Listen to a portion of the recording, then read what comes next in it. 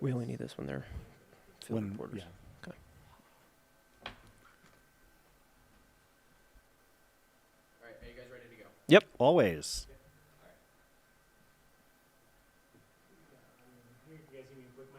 Check one. Check two. Oh, fuck, they're on you. Make some coffee with me while I show.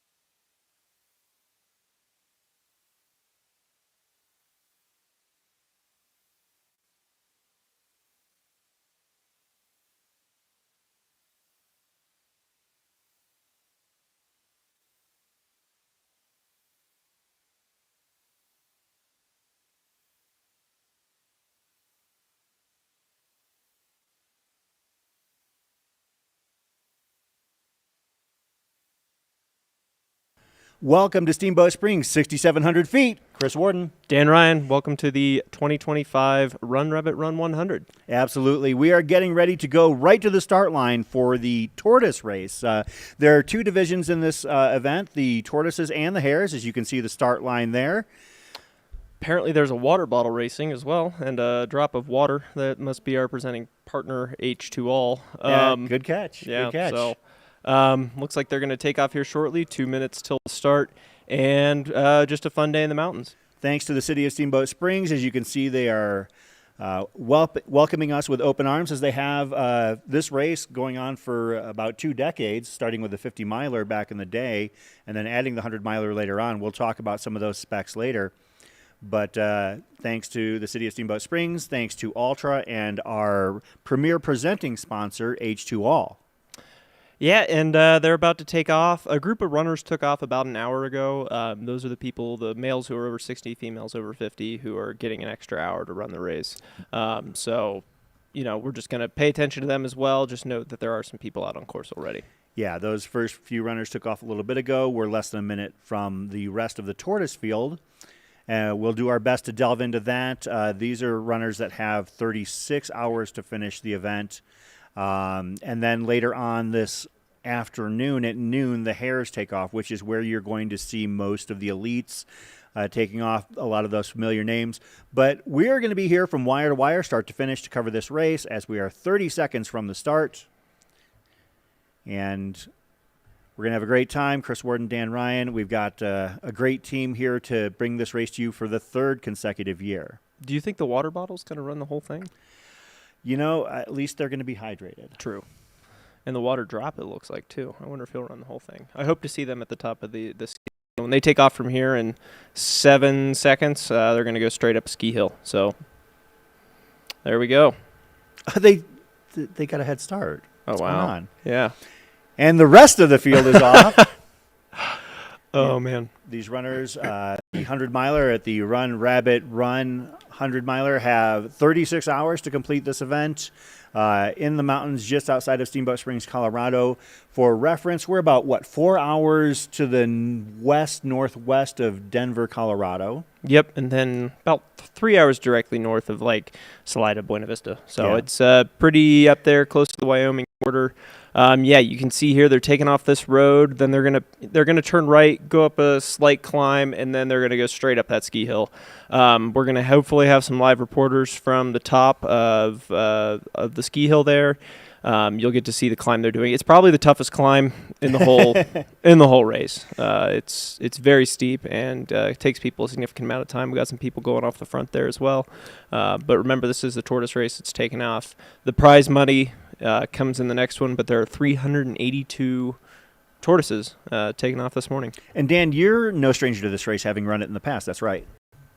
Yeah, I do have one finish here in 2022. I finished the Run Rabbit Run 100. It was a great event. Things got pretty dark out there. The climb from Olympian Hall back up to the aid station on top of the mountain was long and dark. I remember that vividly. And we've got plenty of time, obviously, to work through some of this information. We will be giving you details on the course. Of course, this very first stretch, as Dan alluded to, is basically straight up the side of the hill. And one thing that's interesting to me is that when we've covered this run in the past, this race in the past, sometimes we underestimate the grit and grind of the back of the pack.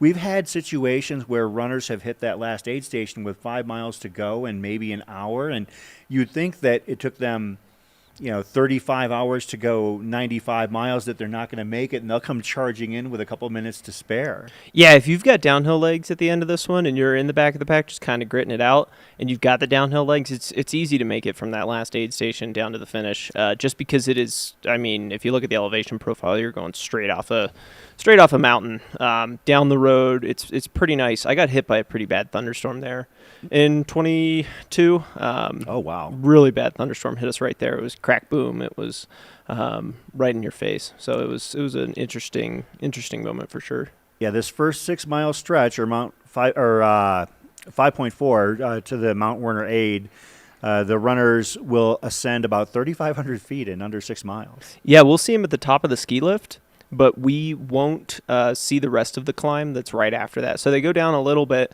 and then it's right back up for another like 1,500 feet up to the top of the Mount Werner aid station. Then they're going to pivot onto some single track back there that is absolutely phenomenal. It's a beautiful section of single track that just goes across. It's at like 10,100, 10,200, and it is just pristine, cruising. Should still be nice and cool. It looks like we've got a bunch of weather in the forecast, so they're going to be experiencing that out there as well. But that piece of single track is buttery smooth. Then they'll take a left and go down to Fish Creek Falls before they climb back out, and they go see Carl Meltzer at his aid station, which is the Long Lake aid station. There's a pretty long lake there.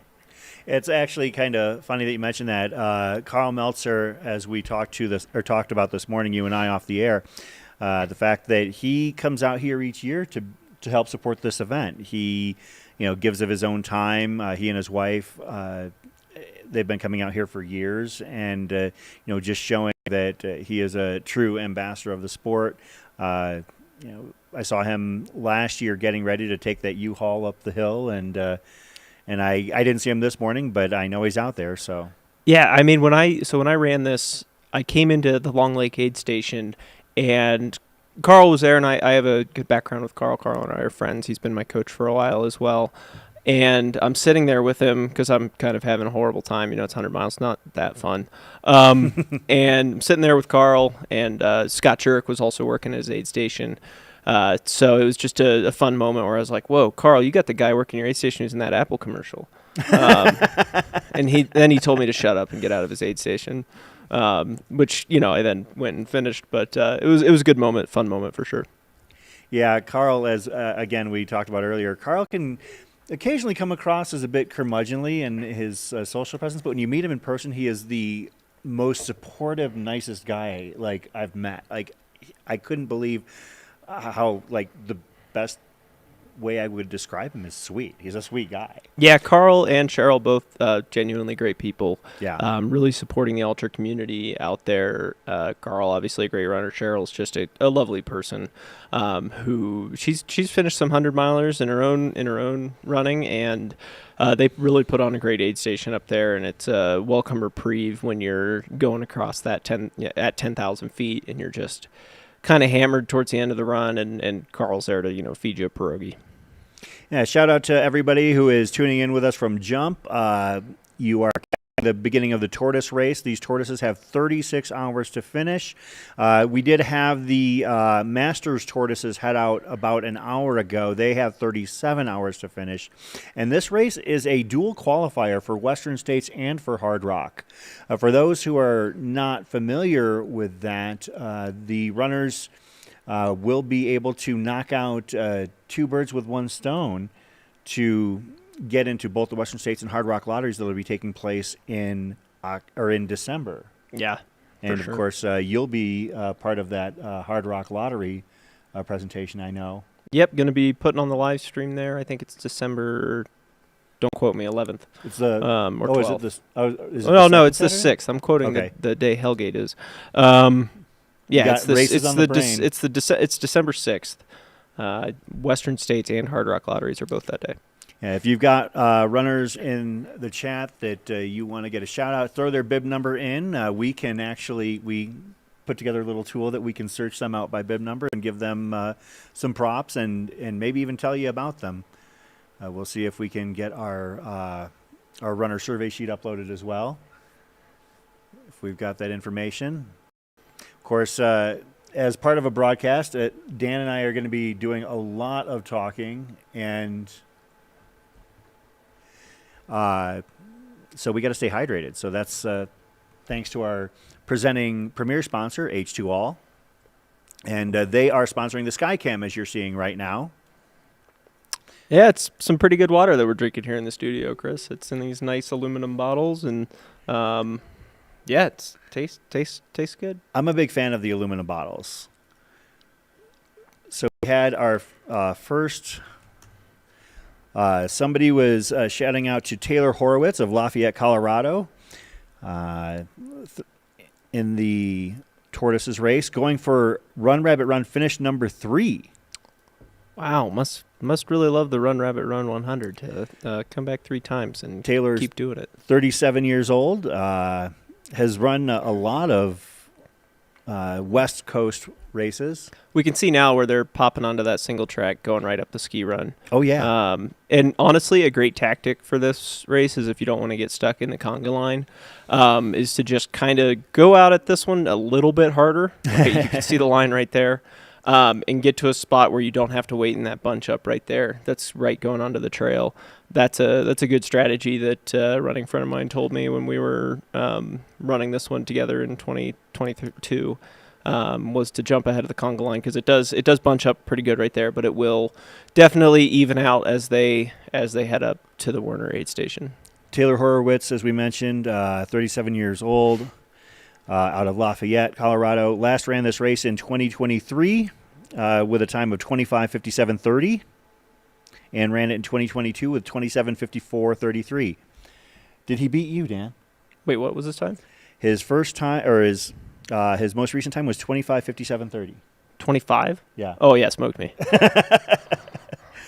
Yeah, as we will be frank to let you know that once the Hares start, they are going to be the focus of the race, but we would like to give the Tortoises their shout out, at least in these early hours. And the Hares are actually going to be competing for the largest prize purse in American ultra running. Yeah, it's $20,000 To first. That's first. Just to first. That's insane. Yeah. I think there's, $100,000 in prize money that goes $100,000 on the line out in this today. one. And then I'm not sure if they're having it this year, but the first person up Mount Werner from the Hares. Oh, they're not doing that this time No, around. there's no preem this year. At least that's what Zach said. So. Well, in past years, they've done a contest to see who can get to the top of Mount Werner the fastest, and you get $1,000. Yeah, I guess that's a kind of a European thing, the preem. Oh, okay. So last year, I believe it was Joey DeFeo out of Flagstaff, Arizona, who had captured the preem, but unfortunately his race went sideways later on and was not, because you can be the first person up, but you still have to complete the race. So Okay. 581, Eric Kinsel from Lincoln, California, running in the Tortoise division. Looks like it's potentially their first Run Rabbit Run. Yep. Lots of great finishes on their Ultra sign up here. A lot of 100Ks. Is this their first 100-miler? Looks like it might be. Oh, all right. Well, that'll be fun. That's definitely an experience for that person. How old? They're 43, going out for their first 100, hoping to get that Western States and Hard Rock qualifier. Run some classic races here in their ultra sign up. They've run Miwok, American River, California Fall Classic, 100K at Lake Sonoma, Tahoe Rim, Canyons. Definitely running a lot of those NorCal races that kind of helped with the growth and birth of the sport in the Western Hemisphere. But shout out to Eric running Run Rabbit for the first time. I think we also need to give a shout out to something that people are going to be using a lot out there, which is shoes. Altra, that's another presenting sponsor for the live stream. So shout out to them for helping put on this great event and helping put on this great live stream. I just did a hike down in my home area of Phoenix, Arizona, in my Lone Peaks just on Wednesday. Were you alone? I was not. I was part of our group run. I'll be here all day, folks. And all night Yeah. and tomorrow. Shout out. I see a running royalty in the chat, Kim Gaylord. Very closely associated with the Western states and that California running scene. Shout out to Kim. And, of course, her husband, Topher, a very recognizable name in the sport as well. Nice. Look at these guys climbing on up. Oh, one thing we haven't mentioned yet, fall colors. We're going to be getting some pops of color out there on the course, which is just – I remember coming down into – I think it was Dry Lake. Let me look at a map here.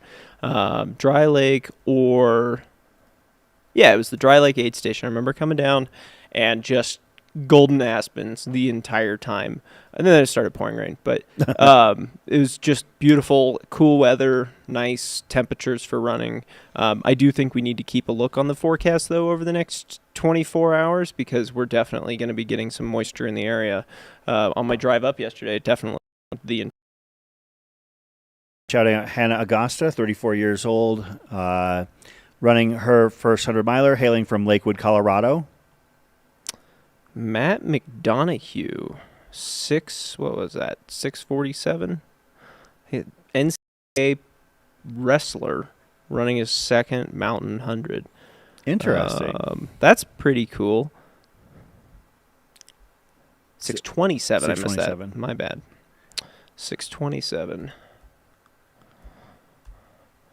Marion, Iowa. Iowa's got some great wrestlers as well. I mean, they have a great wrestling program. So that's awesome. It looks like we've got some more info on him in the chat here. Two-time NCAA champion Matt McDonough. Oh my gosh. Okay, this is a pretty story cool. here. Thank you so much. This is an Iowa guy, like an Iowa wrestler, Yeah. not like some. No, this is big time. He's got his own. Check out his Wikipedia, dude. He's a two-time NCAA wrestling champion who attended the University of Iowa and is running Run Rabbit. Wow. And his father wrestled for Iowa back in the 70s. Wow. That's awesome. Cool. Thanks for that Yeah, bit thank there, you Mountain so Flatlander. much. That's awesome.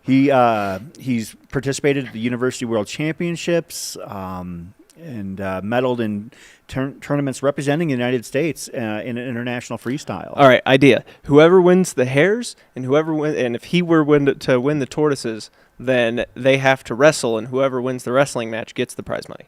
I would bet on Matt McDonough. That is actually really cool. Yeah. That's great information. I mean, it just shows people come from all different types of backgrounds to get into ultra running. I've seen, if you think about runners who have slid over into ultra running from other sports, I can think of a few off the top of my head. Eric Burns, former outfielder for the Arizona Diamondbacks, Orioles, A's. He ran Western States, I know. That's a pretty notable result.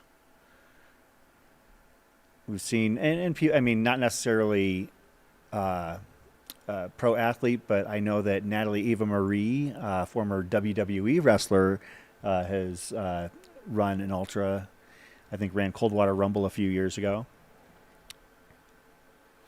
And another note for people is we're about via road. We're about 6-7 miles away from the start line. We're at Olympian Hall, which will get hopping later at night here in downtown Steamboat Springs. One thing I know, the race director Fred Abramowitz, he wants to kind of make this as like it's a good community race where they can. You can take part in all the downtown things going on. If you're a part of the crew, you can go get food. It's a good place to pick up a cup of coffee. And then also the runners will come through there in the late evening, early morning, right as the sun's kind of going down. We'll start to see runners trickle into Olympian Hall. We might see a hare here by nightfall, but I doubt it. We'll probably see most of the runners coming through at dark. I remember when I ran this, I think the first hare passed me right as it was getting dark, headed down towards Olympian Hall. So if that tells you how slow I am. it's a great marker for that. But they'll come down into Olympian Hall and then they'll go out to the other end. But Another item about Matt McDonough, who we were talking about, two-time NCAA wrestling champion running in the Tortoise race. Finished second at Midwestern States just a couple weeks ago. So this is his second 100-miler in the last I thought you said 3 weeks. I thought you said Western States. Midwest States. That Put was- on by Michelle Hartwig at Ornery Mule Racing. Midwest States. That's wild. How long's that race been around? Several years, since 2022. Okay, cool. The name threw me off. We a have lot. Everybody at the aid Eastern station states, says Western states, Midwest states, Southern states. Southern States 200 mile. Yeah. Okay. But they're all states. Yeah, all states. So if you run them all, can you just be the champion of the United States? Do you have to win them all, or do you just have to run them all? I think you just have to run them all because what psychopath is going to run 500s in a year? Has anybody ever won both Eastern and Western states in the same year? No. That would be like the cross-country champion?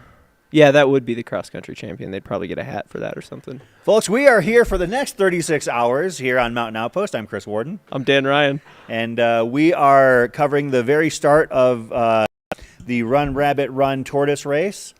The first runners are heading up the mountain, up to the very first aid station. Still, it's going to take them, what would you say the lead pack here is going to finish or get there maybe about 60, 65 minutes in maybe? I would say that would be a safe estimate. I mean, people are probably going to be cranking out 20, 22-minute miles up this climb. It's a steep climb. It's on nice, smooth, single track. Hopefully there's not a moose out there that's going to disrupt the flow of things. But they are going to climb to the top of Mount Warner. We can see the lower tram there in the shot right now. Great drone shots, thanks to the guys out there who are flying the drones around for us. Hopefully we get some field. This is Dakota flying the drone. Hopefully we get some commentary going shortly, so that way we can check in with our field reporters, who I believe are live on the scene at the top of the gondola. Potentially we'll get some Luke J time. He'll be flying in like a blue jay, and giving us some great commentary from the top of the lift. Yeah, Luke J's going to be everywhere. He's going to be out on a course. He's going to be in here in studio with us as well. Yeah. So we'll be getting our fix of Luke J, who is an accomplished runner, actually has competed here very well in recent years too. So one of the things I love about this coverage is having partners who have a lot more experience on the course than I do. My course experience at this particular race extends to basically what you can see here from this studio. So we're going to sign him up for it. That way he can get some course experience out here and get himself a Hard Rock qualifier. He comes out to Silverton every year, so just saying, why don't you do a loop in the San Juans? Oh, I mean, I love the San Juans, but I like to digest it in smaller bites. Yeah. 5 miles here, 10 miles there, that's all I need. Okay. Gotcha. It's a great course. Lots of different loops. Like if you kind of look at the course map, it's definitely laid out a bit differently than a lot of races. You've got an out and back section down to Fish Creek. You've got a few loops in there. You got to go to Billy's Rabbit Hole. Shout out to Billy Grimes and Amanda Grimes who put on that aid station every year. It's a great little spot that kind of has some good healing energy after a real steep climb out of the Dry Lake aid station, or at least it was really steep for me. I don't really remember much of it. I remember sleeping under a tree.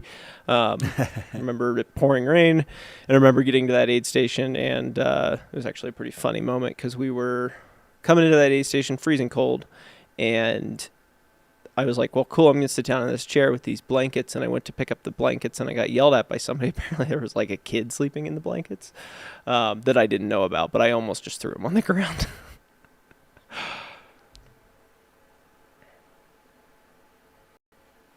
Beautiful shot here from Dakota, our drone pilot. You can see that's about a little bit less than halfway up, I believe. Yeah, a little bit less than halfway up. People are still just going to be climbing for days on this first climb. And people can actually, I've seen people up there in past years actually take the gondolas up to cheer on the runners as they make their way further up the hill, which is, again, a cool aspect of a lot of events. Whenever you can have the opportunity, whether it be, here by taking this gondola up, or Hard Rock, when they head up to Grant Swamp Pass, or Western States when they're heading up the escarpment. It's one of those things that is growing in popularity in the American ultra running scene. You don't have it to the level that you see it in Europe. You see some of those fields at Hares and or UTMB where the entirety of the race there, being flanked on both sides by people straddling the path, straddling the trail, but here, you get your little doses of it, and it's really cool to see. Yeah, it definitely feels a little bit European at the top of this gondola here. You'll have people with, big cowbells yelling, "Allay, allay, allay." It'll just be a party up there. It's definitely something that you don't see as often in U.S. races as you do at, Sierras and or UTMB or something like that. But definitely a great experience for everybody coming up the hill. You'll see your family, your friends, if they take the gondola up to cheer you on. It's a lovely place. Look at that. They're just going, see those switchbacks there, but no. We're going to take that trail that's right through the middle. This is definitely a hurt of a climb, and they want it to feel that way. Shout out to Todd Hlasny. Somebody in the chat was giving him some love. Bib number 542. Returning to the Run Rabbit Run race, as he ran it last year as part of the Tortoise event. Ran it in 32, 42, 43. Has some finishes all over the country. Multiple bighorn finishes. Bandera. Definitely not sticking to one area. Ran Western States back in 2019 and in 2018 and in 2016. Man, that's some luck right there. Yeah, and right there we've had a couple zoom out drone shots of that entire climb that people have up to the gondola there. It's not the Werner aid station. I keep wanting to say that's the Werner aid station, but there's still a significant amount of climbing after they get to the top there. There's a reprieve, and it's definitely easier climbing after they get to the top. Mm-hmm. But, well, I guess that would always make sense. It's always easier climbing after you get to the top. They're going to get up there, have a little bit of a downhill road, and then a nice gradual climb up to the Werner aid station.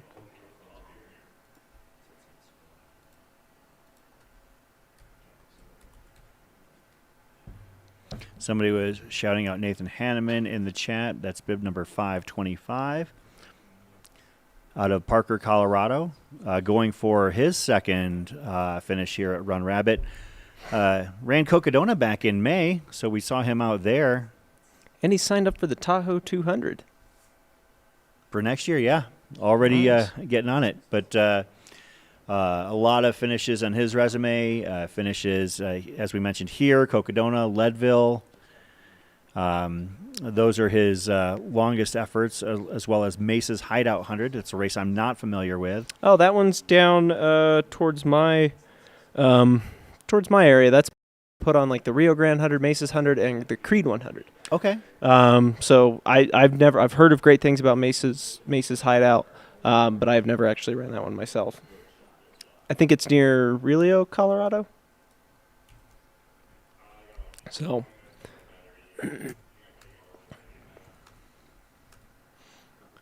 Looks like, looking at the Mesa's Hideout 100, the current course record holder is somebody we're going to be seeing later today, Anthony Lee. Okay, Anthony's running He's in the Hares race? He's in the Hares race. Great. He's from Boulder, right? I think so. I know he's from somewhere near Denver. Yep, Boulder. Nice.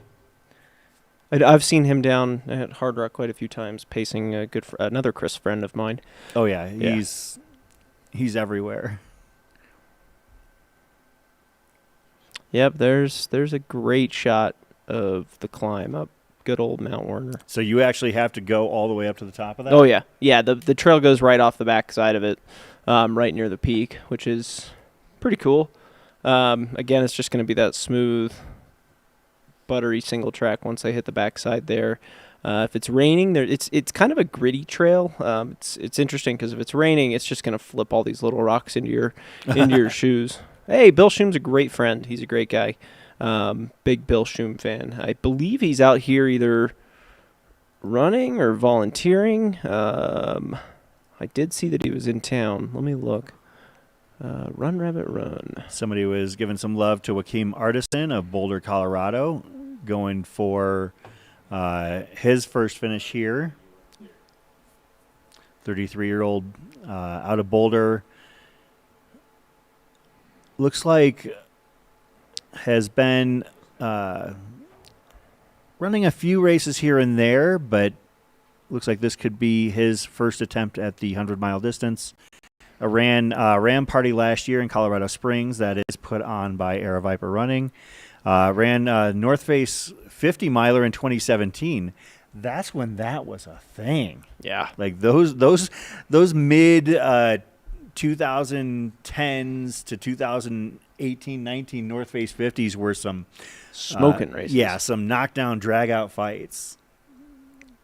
And also run the Golden Gate Dirty 30 as well in Blackhawk, Colorado. So shout out to Joaquim.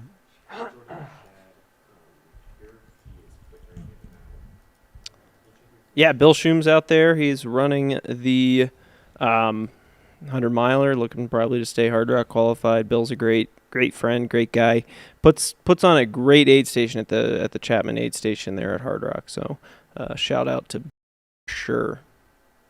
Yeah, Bill's been around the scene for many years. It's a name that I'm very familiar with, having seen him out at Black Canyon. He's run Dead Horse, Ultra. Never Summer is another race in Colorado that's got a reputation as being tough as nails. But if he's out here today, shout out to Bill, and hopefully we will see him across the finish line in the next 35 and a half hours.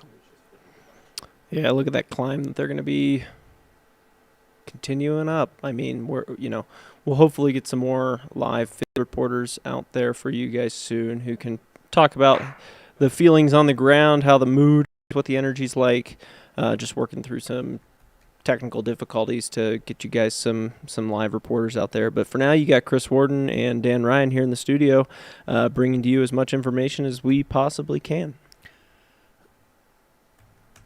Saw somebody shouting out Brandon Cruz out of Asheville, North Carolina. Brandon running this race for the first time, 42 years old. Ran Western States last year, so you don't get into Western States without having extensive distance experience or being very well connected. Yeah, or luck. Or luck, that's true. But you still have to have run something. True. Ran UTMB in 2022, Cruel Jewel in 21 with a top 10 finish there, 6th place. So, he's run the Bear, Uray 50. Wow. Some very familiar names. Yeah, those are some tough races. Yeah. 42 years old, but has a very stout ultra running resume to this point. I think right there we can see in frame right now is the Werner aid station. Okay. You can see it's right up there at the top of the mountain. There it is. You can see it on. So they're going to go right through there. There's a single track that kind of goes through if you look directly past the white tent, just goes right off the back there. Okay. And you get some great views back there. You can see the storms rolling on your way up, but you can, it's just a nice section of the course. It's I would say after the chaos that is the start and the first climb and the gondola ride and all of that, it's a reprieve, and you're finally in the backcountry and out there to experience the wild experience that you're looking for here at these 100-mile ultras. Of course, we are currently at 6,700 feet or thereabouts here in Steamboat Springs, Colorado. Steamboat Springs is a big-time ski town. As you can tell, if you look around from where we're sitting at Olympian Hall, at the base of a couple of the ski jumps, I know that Olympians have trained here for skiing events and ski jumping events, and not just Americans, but as we're witness to, you can see flags from all over the world representing athletes who have put in their time here. Yeah, there's a lot of Norwegian flags and a lot of countries hanging up here in Olympian Hall. Great Olympic history here. Great place to come train if you're a summer athlete or a winter athlete. You've got some altitude. You've got some good places to recover. Pretty cool place to come with some great running and great single track for sure. Of course, we are going to be starting the Hares race here this afternoon. As you can see at the bottom of the screen, gives you a heads up on that. And that's where things are going to get pretty competitive. There are some very well-established names in that race, and we'll be talking about that as the morning progresses. We're trying to keep things focused on background of this race, Steamboat Springs, and the Tortoise field for the time being. But I know that one of the things that we will be talking about is the fact that there are a couple of names that are returning back to competitive ultra running after some years of or months of injuries, and on both the men's and women's side, and that'll be something we'll be talking about later. Brittany Peterson and Arlen Glick come immediately to mind on those. That's a beautiful visual right there. See, the tricky part about doing a hill like this to start out is that you don't want to stop and turn around and take it all in just yet. Not yet. Once you get to the top, you'll get a chance to stop, take it all in. We've seen those three guys there right at the front the whole time, this whole climb. So it's the Tortoises race, but I think that's a bit of a misnomer because they are still like racing each other. Oh, yeah. The first finisher of the Tortoise race will be probably 20, 25, 26 hours. Yeah, they typically are pushing 24 hours, and in some cases, some years, some of them will have broken 24 hours. I know, what is it? For the Tortoises? That's impressive. Thank you. Shout out to Zach Marion, the man in charge behind the scenes here, giving us the heads up that the course record for the Tortoises is 21:38. And 22:24 for the women. Thank you. That's pretty amazing because, I mean, that might be, is that before the first hare finisher? It's right after the first hare finishers. Yeah. So they're out there pushing it. So these guys in the front here, and these ladies in the front here, they could definitely be, running right there with the hares towards the end of it. So, no negativity meant towards running in the Tortoises at all. You get more time, you get pacers, you get to kind of have a more pleasant 100-mile experience versus, a more pleasant 100-mile experience versus the hares where you're going to be, if you can run it under 30 hours, great, but you don't get the benefit of the pacers. You don't get the benefit of, it's more quote unquote Euro style, right? Where you don't get pacers and limited support and things like that. And of course, one of the things that the Hares race has as a feature is the team challenge, and we'll be talking about the team challenge, where in addition to prizes ranging from $20,000 to first down to $1,000 for seventh, we will be having the team challenge, which enables runners to come away with even more money, and we'll talk about that as the morning progresses as well.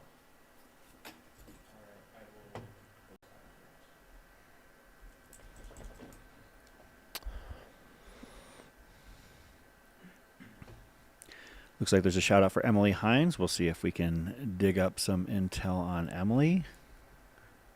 Do we have our first guests on the couch, or are they just hanging out? We got a furry guest and a dog. Well, two furry guests. Two dogs on the couch. two dogs on the couch.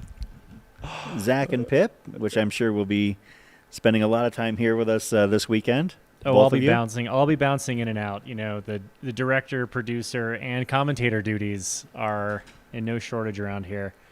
First, we've got such an incredible race today. Like, I'm really excited to see what happens out there and be a part of it. And, looking on the back end, being one of those, putting it all together, it is a lot of fun to see this come together. We're grateful for everybody who is tuning in and watching. Super grateful to Altra as Altra and H2L as our two presenting sponsors for this, and Ultraspire, and obviously all the sponsors of the race that help bring this together. But I mean, look at these views, though. Look where you get to go to. Shout out to the HUL Skycam for giving us these views.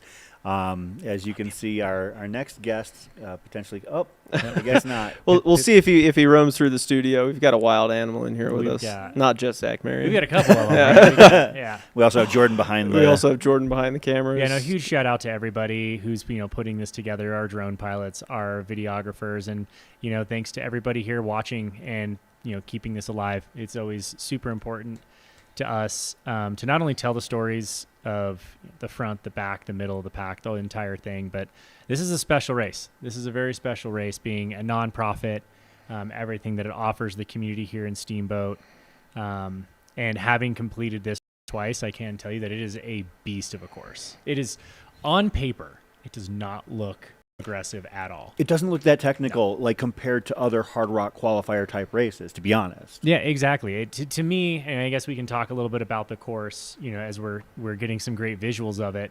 But to me, this is one of those courses that it's not like hard rock. It's the course itself. The course itself is the difficult part. Mm-hmm. It's being at the elevation. It's the inclines. It's the technical terrain. Western States is hard because of the course itself and the competition. This is a culmination of so many things. That 1 o'clock start, like come 5 o'clock at night when you're normally 12 hours into the race, you're 4 hours into your race, but you're still just as tired as you are at 5 o'clock at night anyway. Right. So it's one of those things where that adds into it. You're going through if you're one of the front runners trying to win the race, you're going through, a lot of these guys and gals, first time going through the entire night. So that to them is a new, different experience. That's an interesting point, Zach, because a lot of American runners who are, virtuosos at the 100-miler, if they're starting a race at 5 a.m., like such as a Western States or something like that, they might not have run like beyond midnight or something like that. They're going to have to do that here. Yeah. You run 24 hours at Leadville. You run 25 hours at Leadville. You're still beating the light the next morning because of that wonderful 4 a.m. start. Mm-hmm. You are, 24 hours is still 4 a.m. You don't ever have to run through the entire night to be a sub 24-hour finisher at Leadville. So courses like that, they don't have that experience of running through the entirety of the night. And in fact, that was something I talked to a couple of the interviews last night. Go check them out, and we'll give those a watch.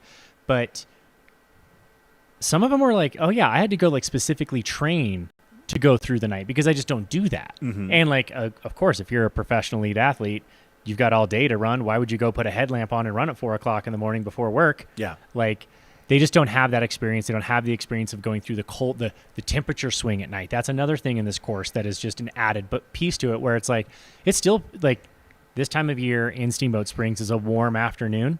The sun is warm. Evening up high at, 10,000 feet is cold. Mm. Very cold. Oh, yeah. Yeah, absolutely. For those of you, the two of you to my left and right who have run this race before, we're seeing the front of the Tortoise pack. Any surprise was leveraging poles at this point in the race? No, I don't think so. I mean, some of these, this is really the only part of this course that I think requires, or doesn't require, but necessitates poles. Exactly. The rest of it, I mean, the descent into Fish Creek, if it's wet, it can get a little bit hairy, so it'd be nice to have a set of poles. But for the most part, I don't think that they're necessitated in the rest of this course, right?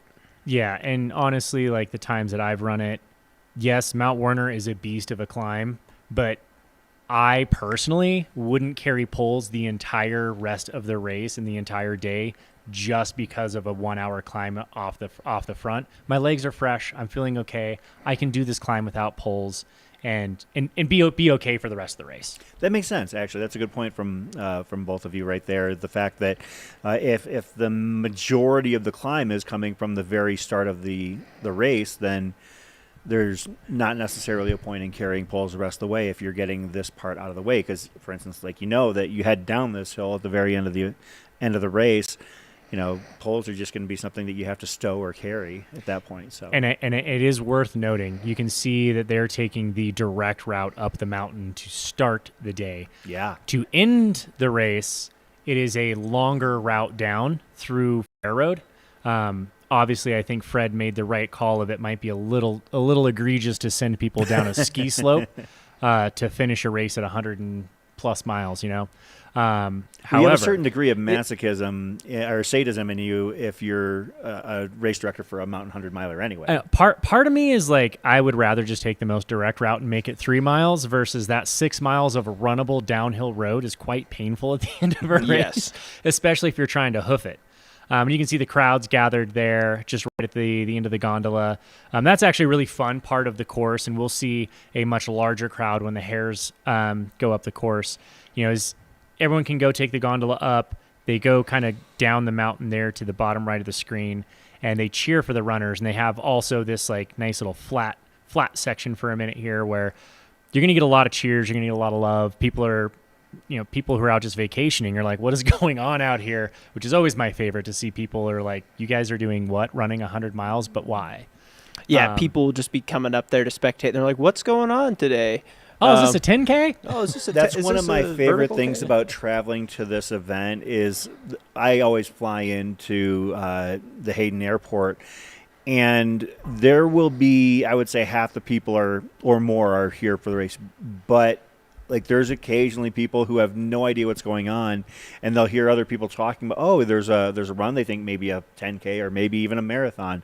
When they hear, oh yeah, there's a 100-mile race where runners are heading up and down mountains for 35, 36 hours, the casual observer or the non-follower really has a hard time wrapping their head around it when they hear it for the first time. And sometimes you get a bit of a kick out of it when you see it for the first time in their faces, and they're like, wow, people do that? Yeah, we're an odd bunch, I'm not going to lie. And when we congregate together, it's a bunch of weirdos in a small group.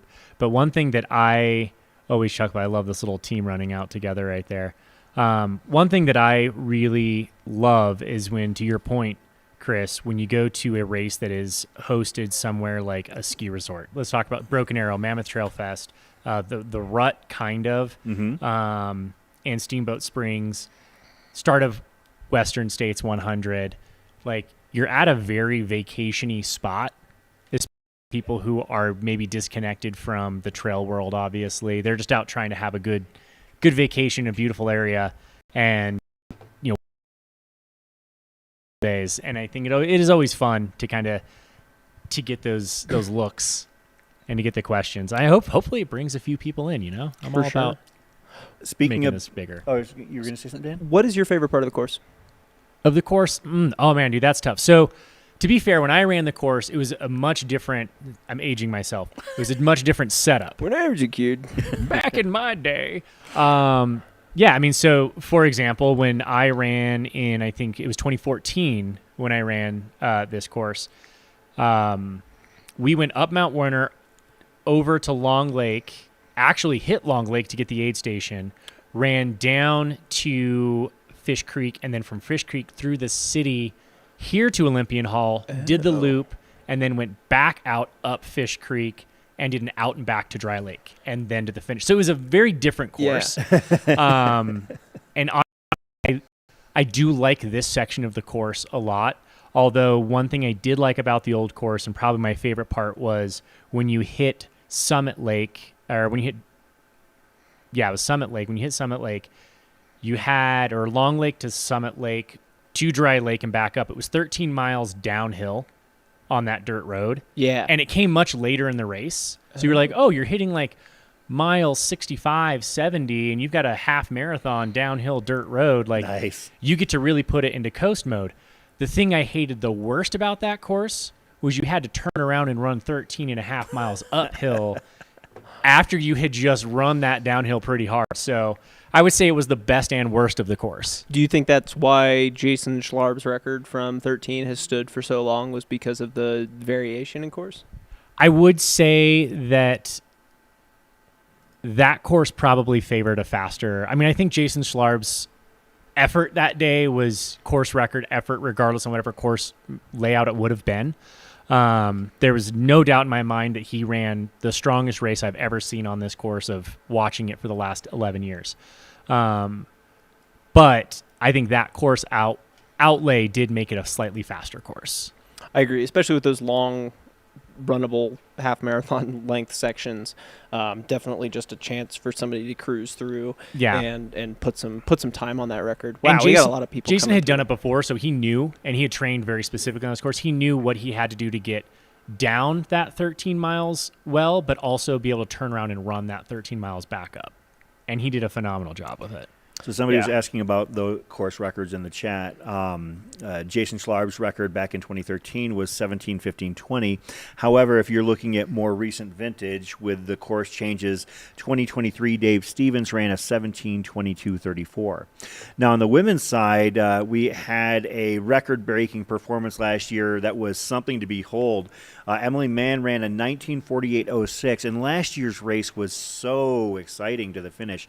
I know that's hard for some people to grasp in the concept of a 100-miler, but we had a neck-and-neck women's race towards the end because Leah Yingling had been leading for most of the run and was on pace for, potentially 19 hours or even under that, and had a serious case of trail blindness and had to basically hike it into the finish to push through and finish second. But I don't want to take anything away from Emily Mann's run last year at 19:48:06. Yeah, it was an incredible time on this course. You know what makes it even more incredible? It was her first 100. Oh, wow. I didn't realize that. So coming into, she's got some great results in the 50-mile, 100K, like shorter distances. Very, very great short distance, like 50K to 50-mile runner. Mm-hmm. Literally signed up for this because one of her really good friends had signed up for it a couple of years beforehand, Arden Young, who was a competitor. Yeah. And she was like, that sounds great. I want to go do it. Signed up for it. Didn't have a ton of expectations, and she's just one of those Canadian beasts that just blew it out of the water.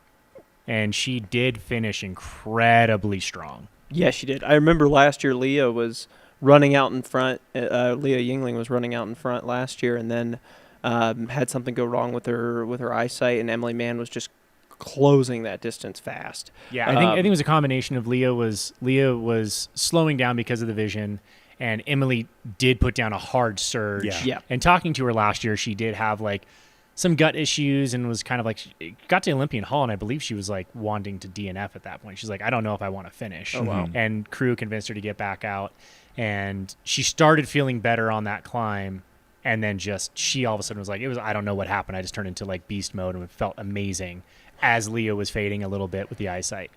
It was definitely the soup at Olympian Hall that fixed her.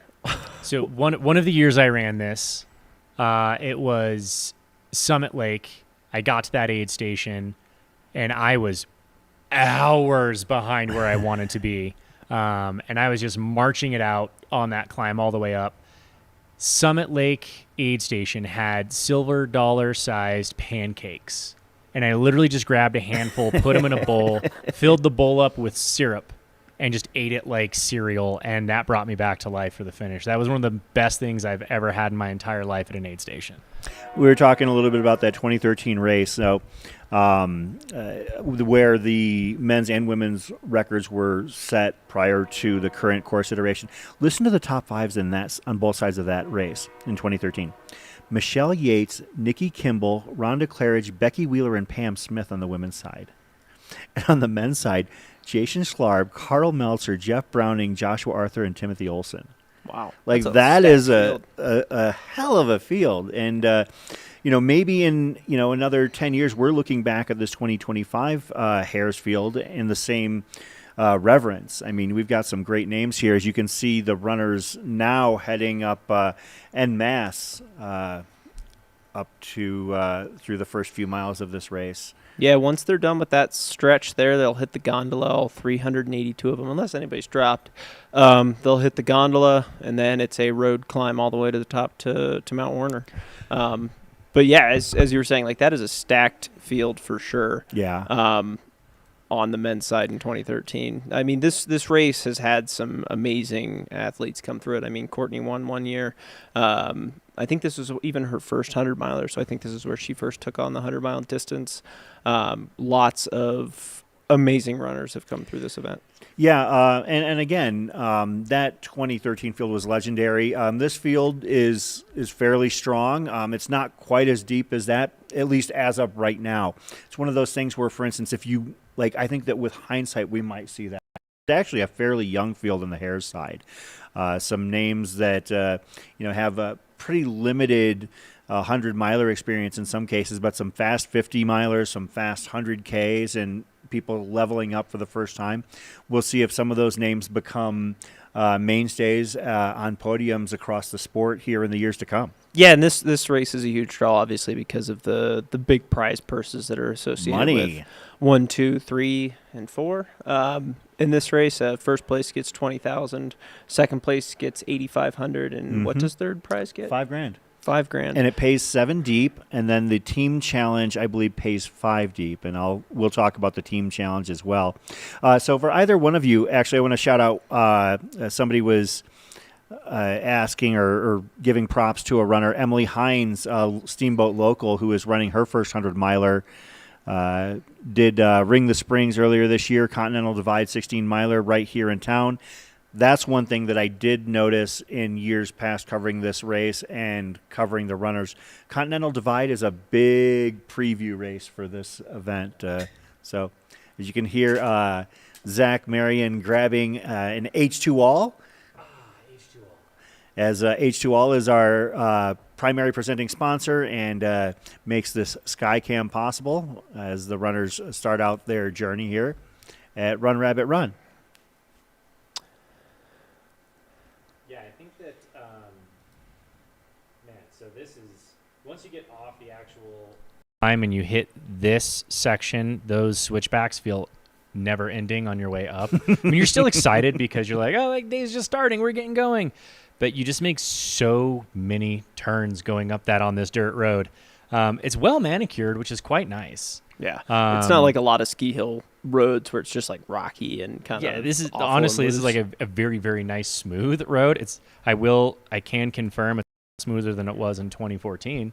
But yeah, it's a very nice climb, and I think this really kind of gets you. This is the first part when I ran the race where I felt like I was getting out of the ski village, and I was kind of, once you crest Mount Werner and you get over the pass there and you make your way on the back end of the course, it really does feel like you just jumped off into the mountains. Yep. You're no longer around anything, and it becomes a really fun big adventure after that.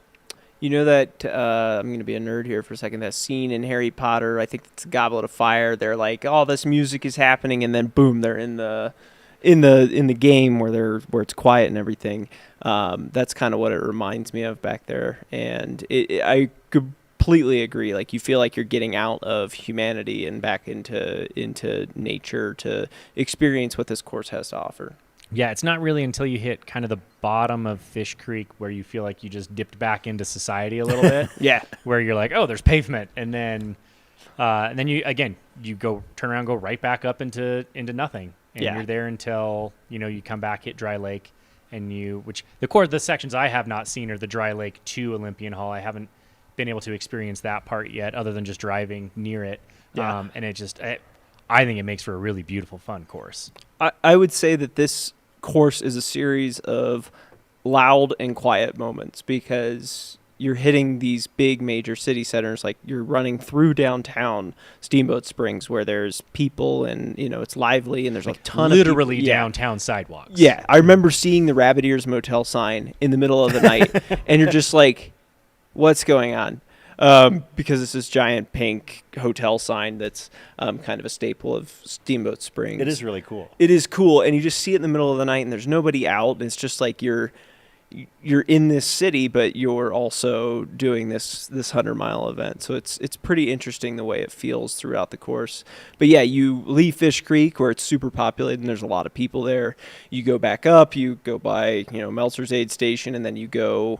You make your way over to Olympian Hall, and then you go out on the Lane of Pain out of Olympian Hall and experience everything that over there. It's a very different section of the course. It feels different than the rest of the course.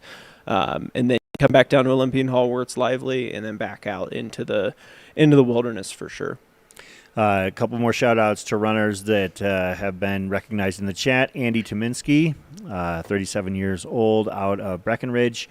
Looks like going for his first 100-miler finish. Has some races that we will be familiar talking about over the course of recognizing these runners.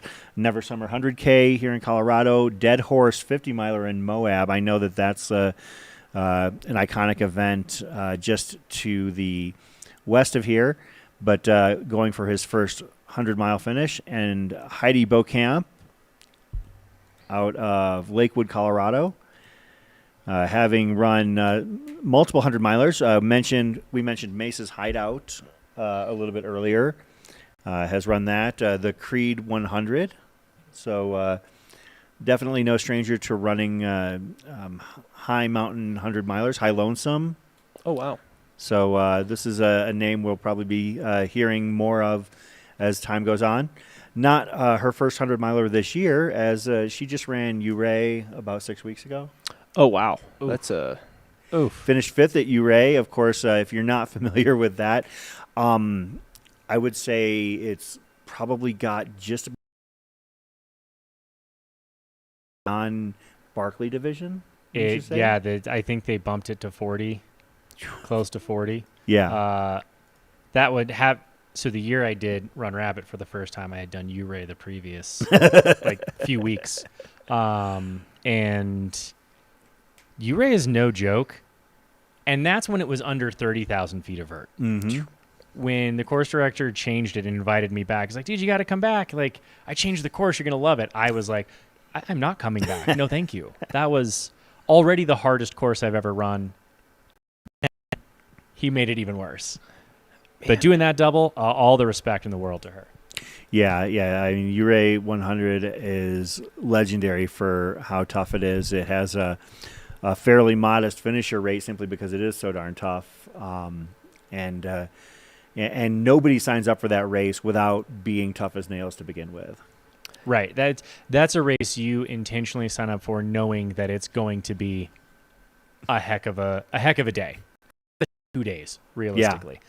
I think I ran it 26 hours, and Courtney DeWalter was like 25 minutes behind me. We did not escape the second day. We had that second sunrise. Yeah, Pip's over here. Looks like we're live back in the studio. Now we've got a couple dogs on the couch. Yeah, we've got Zach and Pip. Zach is on your right. Apparently, if you can tell. Apparently, Pip thinks I stink because he turned the opposite direction. He just has no tolerance for media. He just kind of... Yeah, he doesn't. He's just keeping an eye out. Of course, that's one feature of Mountain Outpost we've kind of discovered that people like is the doggy cams. Oh man, Rosie's out there this weekend, so we'll definitely get some eyes on her. That'll be a lot of fun. Yeah, and we've got some activity, coming through Olympian Hall here as well, because there's another event associated with this, which is the 50 mile that'll take off. Yes. Tomorrow.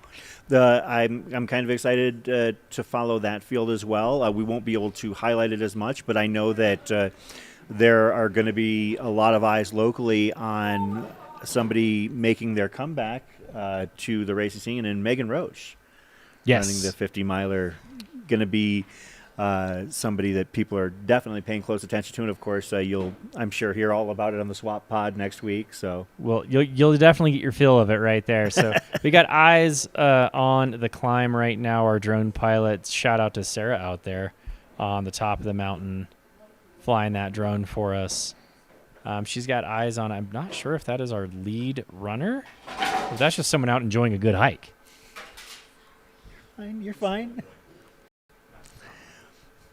Oh, we are here. That is not a runner. That is just someone enjoying a good hike. Somebody way ahead of the field. I was going to say, did someone make a breakaway up there? Because that's a mighty good good gap there. It's probably not one of the 50 to 60-year-olds either, because they're probably way past this point as well. They'd be way past there by this time, not to mention that person's moving fairly well to have been this far behind. And then maybe it's a middle start. Maybe they just walked up and they started whenever they wanted to. They're like, I feel like doing 100 miles today. Is it? Yeah. How far up? An 8:30 start. That'll be almost 6 miles to the top of Warner. Yep. I was going to say, well, I mean, do we have eyes on the pre-starters? Hey, it could be one of our. Of course, the Masters runners who are taking on this race. The men in the 60-plus category and the women in the 50-plus category actually were allotted an additional hour, and they actually started 1 hour or 2 hours and 30 seconds ago. You can see the time elapsed in the upper right-hand corner of your screen. This is the Run Rabbit Run 100-miler presented by H2O and Altra. And we've got a great team to help bring this broadcast to you. Right now in the studio, we've got Dan Ryan, Pip Ryan, and Zach Marion, along with me, Chris Warden. Let's shout out some of the people who are going to be joining us later this weekend. Some big names. We got some fun names. So that's another thing I wanted to talk to you guys about. Really excited about. Today we're going to have a handful of commentators. You know, these things don't come together without using without a team. And you know, like obviously, Mr. Chris Warden, always a favorite here on the live streams. We also, you know, Dan Ryan, thank you for joining us. Again, he's a favorite too. Another favorite. Definitely Chris's favorite. My favorite for sure. Later today, we are going to have Mr. Luke J. and Tara Dower take over the mics here at 12:30, just right after that, or right before that 100-mile hare start. Wait, you said who? Tara Dower? Yeah, just a small local. I hear she is a fairly up-and-coming athlete. Yeah, I would say up and coming. In fact, I would say up and coming race happened here a couple of years ago. Yeah, that was her a breakout. huge performance. Amanda Basham will also be joining us here on the mic. And she'll have the brightest hair of everybody. Yes, she'll be definitely the most noticeable out of the crew. So, yeah, we've got a couple fun names here. I obviously will be here for the next 48 hours, jumping in and out as needs be. And we also have a phenomenal team behind the scenes. I definitely want to shout out Jordan Schmidt, Connor Dyer, and Trevor Linton, our producers who are making all of this happen. They are the tech wizards behind the screens that keep everything going and fix all the troubleshoot all the problems that pop up. We also have David Yausling, Shad Burkholz. That's going to be the team out there. They're going to be the ones bringing us all the shots out on the field. And then our wonderful drone team, Dakota, Sarah, and Mike, bringing us some of what you can see, these incredible Skycam shots.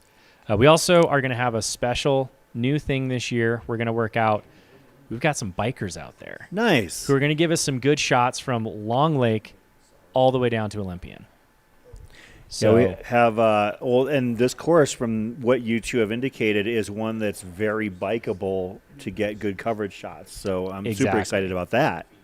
Yeah, it'll be a lot of fun to have them out there, and you know, shout out to Callie Cooper for putting that together and supporting this. Yeah, it's gonna be a lot of fun. I'm excited for this. I'm excited for what's to come. Looks like weather's rolling in a little bit. I was just gonna say the weather is rolling, which is weird because it's rolling in over there, and I'm not seeing it out the windows here yet. That's not far from us, and it's sunny right here. Yeah, so like that's less than an 8-minute drive. I was gonna say, yeah, like as the crow flies, that's less than 5 miles. So, and that again, another weird test of this race that you're almost guaranteed every year to get some sprinkles that are going to pop in. It might not be a full downpour, but you know, I've had snow on the course up high. It's definitely it's an interesting race. Well, any race that you're running at these elevations, I mean, we're at one of the low points of the course. It's at 6,700 feet.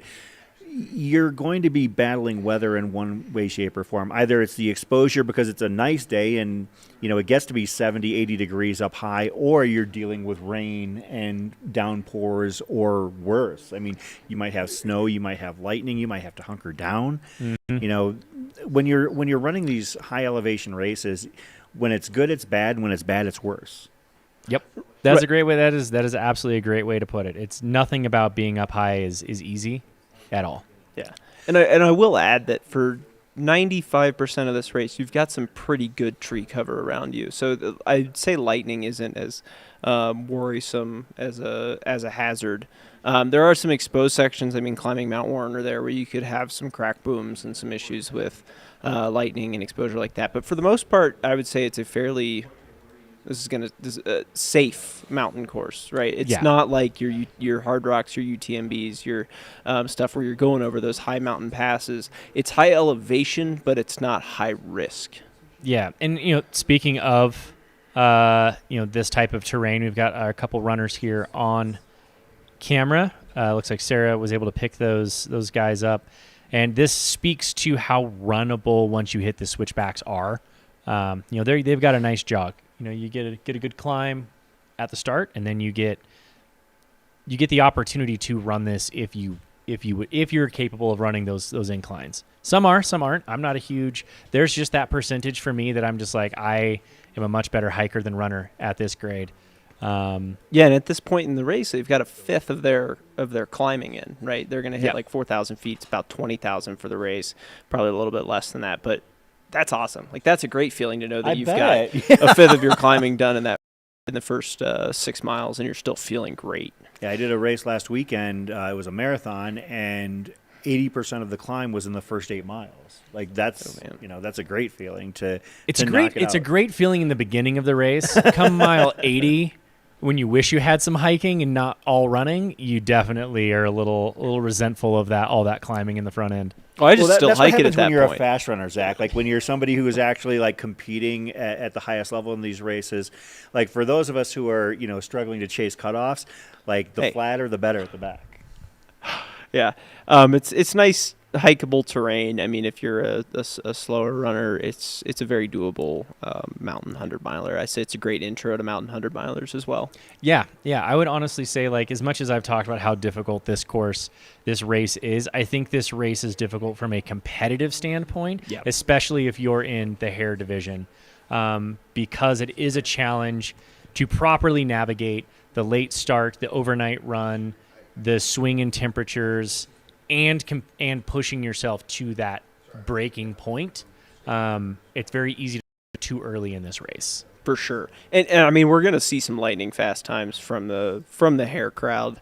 The tortoises are just probably trying to get it done, trying to get either a qualifier for Western or for Hard Rock, and just make sure that they're solidifying that qualifier earlier, in the year that they need to get it. I did talk to Fred about the potential of me coming. He's like, asked me when I'm coming back.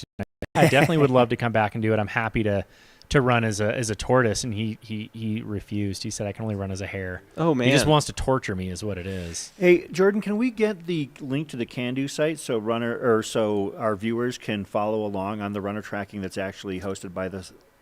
Yeah, we'll post that in there. Awesome, perfect. Yeah, because I want to shout out those first few runners who have actually hit those initial checkpoints here in the tortoise race. Mostly seniors to this point. Actually, it's all seniors to this point. I have it Mount Werner at 5.4. William Luter leading the men's race. Kay Brown in the lead of the women's race.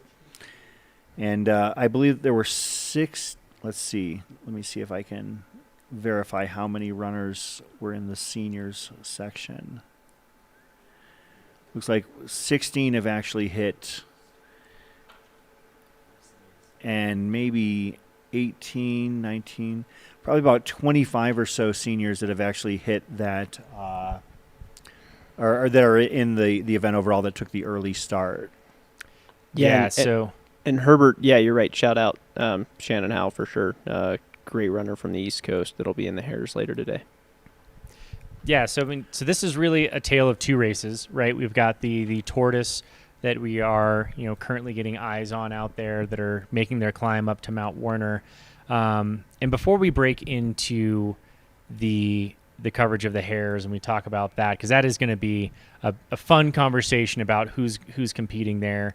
There were some really fun interviews that we had yesterday with a couple of the tortoises.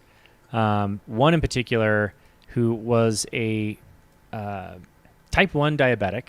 Yeah. Out here running.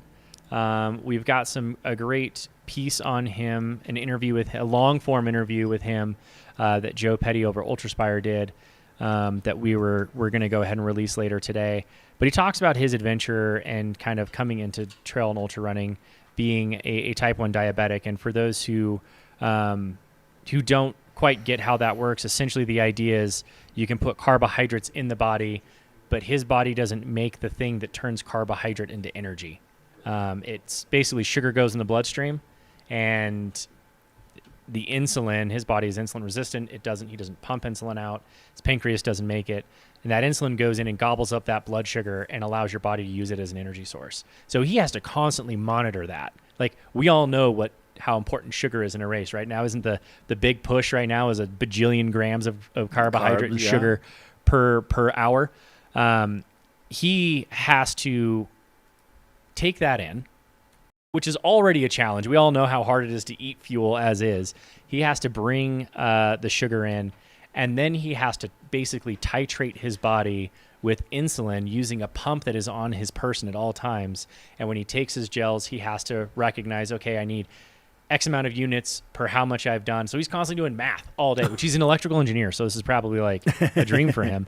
But he has to constantly monitor that. And he also, because he's doing that, he can't let his blood sugars get too high. So he has to make sure that he's running at roughly 200 calories per hour. So he's always at kind of like a deficit, really, when it comes to how much sugar he should be bringing in. And he's having to constantly monitor it and adjust to it so his body can actually utilize it. Through all of that, he's gone the last handful of years, not a single DNF in his record, a 48-hour finish at Jigger Johnson. I mean, so he's pushed himself through it.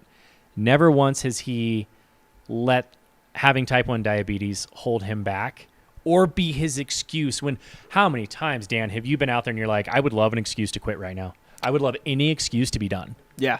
And if I had a good excuse, if I was like, my blood sugars are off, my pancreas is doing its thing, I should probably quit. This is a life or death thing.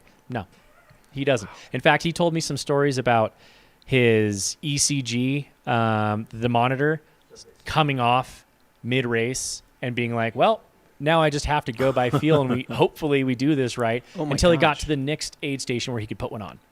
And then that one didn't work. So he had to use a finger prick test for the rest of the race. I mean, imagine running 100 miles and having to prick your finger and draw blood. Like, yeah, it just I definitely think that these are the runners that I have so much respect for. And I'm like, wow, I think what we do is awesome at the front of the pack and racing. That's cool. But like, you're done in 20 hours. Like, we're all pushing the same effort. One effort just happens to be faster than another. Yeah, some of the stories in this Tortoise race, and we're going to get to know these runners. We've got ample time to do it. As we mentioned a name a little bit ago, Heidi Bokamp, who has a pretty impressive running resume. But real quick, Chris, we got eyes on our front tortoises coming up the climb here. Throwing gang signs up. That's 462 on the right-hand side. I didn't catch the one on the left. But looks cold up there on Werner. Look at all those. But Ari Cohn of Westminster, Colorado is the individual in the neon green on the right-hand side. Ari, going for that first 100-miler finish, has finishes at Quad Rock and the Bear Chase in recent years. But it looks like Ari is one of the two men leading out. That looks like bib number 516 as well. And we can pull that up. That would be Adam Goss of Broomfield, Colorado. Adam Goss, ran the Run Rabbit 50-miler in 2022. Also looking like he's doing his first 100. And that's kind of interesting if you think about it, because it makes you wonder if these guys are just feeling the flow, or maybe they're going out a little bit too hot because they don't know what they don't know. Yeah, I can say this is a very tricky course because you do get this big climb done so relatively easy. And here's the trick. It's not this. It's that downhill push that you are feeling good. You're like, I'm on top of the world. I got done with this big climb. I'm going to go tear down to Fish Creek. And then you got to turn around and go back up that. And that's when the day tells you kind of what it's going to look like. Yeah, I think once they hit the Long Lake aid station, then we'll kind of know how they're really feeling, and we can judge if they're going out too hot or if they're going out at the right pace. Because that downhill into Fish Creek, while technical, is pretty easy grade, I would say, down into Fish Creek. You do have to dodge the tourists, but it's a great downhill. You get to Fish Creek, you hit that pavement. It's very runnable once you turn around and start heading back up. There's some technical bits that are steep, but then it's smooth single track all the way to Long Lake. So it'll be a real tell of have they gone out too hard. It looks like they're hanging out at this aid station for a little bit of time, getting some water. Sure, yeah. Yeah, and before headed off the backside. I think. I mean, we are an hour 15 minutes in. Right. Theoretically, you should have gone through one water bottle by now. So hopefully they're doing what they need to do. It looks like they are kind of having a little bit of a more of a jovial time up there, which is great. I love it. I love savor the course. Yeah. Enjoy it. We were talking about runners in the Tortoise race of interest. We mentioned Heidi Beaucamp, who is actually also running to honor her mother, who passed away 5 weeks ago after a 24-year battle with Parkinson's. Another name, I don't know if you caught this, Zach, but Matt McDonough. Did you catch that? I was talking about that earlier. So Matt McDonough is running this race. He's a 2-time NCAA wrestling champion who attended the University of Iowa. Oh, wow. Like, you're talking like that's Olympic no small trials wrestling level. college. Yeah, he a 2-time champ. He is actually running his second 100-miler this year. He ran Midwest States a few weeks ago in Wisconsin. So, he has this amazing, and somebody was saying in the chat, he might be the best American collegiate 125-pounder of all time. And this guy is running as a tortoise in this race today. I love it. I absolutely love it. Definitely going to want to keep tabs on that. You know, I think you and I have both been in this sport for quite some time, Chris. We've had eyes on it for a while. And to your point earlier where we had mentioned the names of 2013 in this course, and I'm like, oh, hey, those are my friends. I've run with some of those. Like, I actually on this course had a phenomenal experience with Nikki Kimball. Mm-hmm. Her and I shared so many miles out there, and in 2014, and she's such an inspiration to me. And now we've got this new list of names who we're kind of like, have you heard of this person? Yeah. Or there's going to be a breakout. You know, there's always a good breakout, like Emily Mann last year. I think it is fun to see the sport of ultra running and to kind of bring it back to the point, having someone like a collegiate wrestler show up to do these, 100-milers. You've got Cam Hanes out there. Yeah. You've got all sorts of athletes. Cam Hanes is not here. I just want to make that clear. But you've got runners like Cam Hanes entering the sport. Former... We mentioned Eric Burns, yes. Baseball player. Yeah, 200-meter Olympians. Mm-hmm.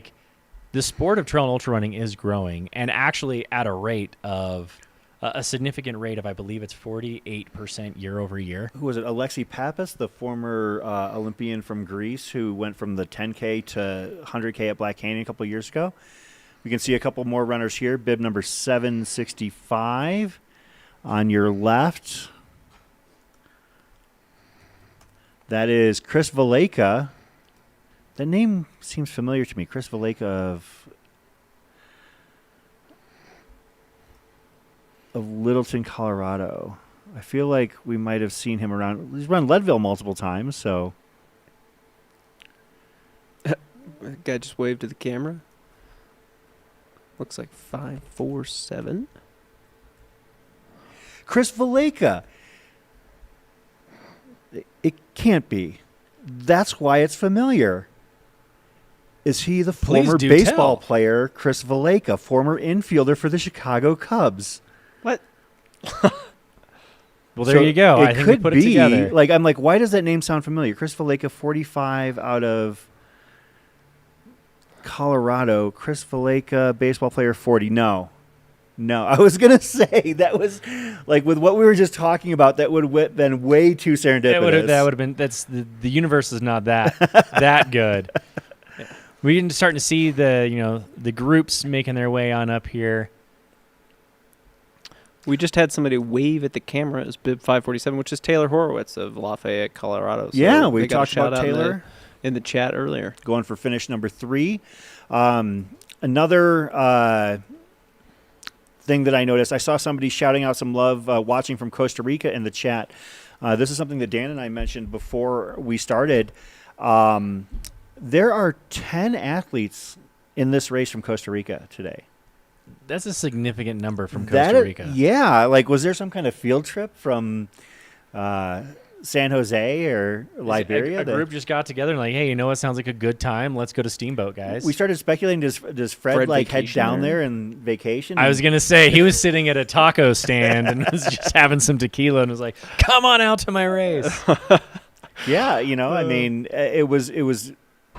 Oh, there, right there in the orange shirt is Mr. Michael Aubert. That is our type 1 diabetic. Oh, wow. Wow. I mean, it's an amazing story, what you're saying. He doesn't have a DNF to his record. I can't say that. And I Definitely can't say that. And he's out here just, I'm going to knock on some wood real quick. He's out here just crushing. Like, that's truly amazing. And like so like not only we did mention is like he's got a 48 hour at Jigger Johnson. He's got some, obviously he's been slowed down at some races because of what he's gone through. But Chris, to your point earlier, you looked up his history. Mike has like some pretty decent finishes, some top 10 finishes. Rocky Raccoon. He said that he chooses races now. He's trying to get all the East Coast races down, and now he's choosing races based on family vacations. So that's why they went down to Texas. That's why they've done some other races.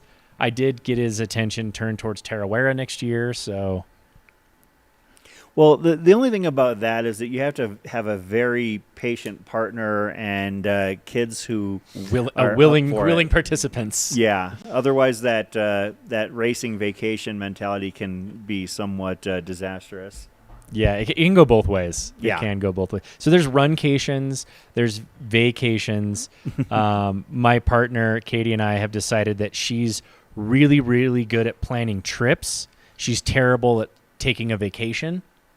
And I didn't realize those were two different things until I mistakenly said, yeah, I would love to go on a trip with you.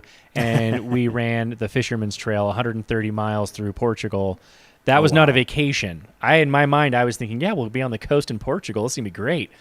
We were running 130 miles over the course of a week. So she's a great trip planner, not a great vacationer. Yeah, I did a trip in Iberia last year where I did a couple of 10Ks, but that's the extent of the running I want to do when I'm traveling across the world. I asked her, I was like, hey, like, what about like an all-inclusive Cabo resort she's like, no.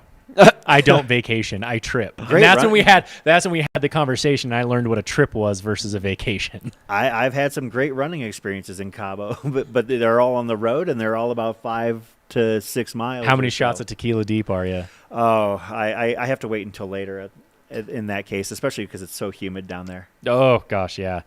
No, it's a very big difference between a trip and a vacation. This race today is definitely going to be a wonderful trip. Once we get a bulk of these runners over here, I'm really looking forward to kind of overviewing the course a little bit and showing exactly what the day is going to look like and what's coming up. Great bird's eye view here of all of our tortoises making their way up to Warner.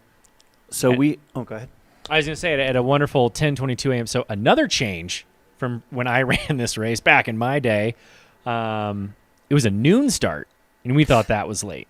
I thought that it was a noon start last year, to be honest. It's been pushed to 1 o'clock. Okay. Because people are Fred gets upset that everyone's finishing in the dark and he wants people to run into the next sunrise.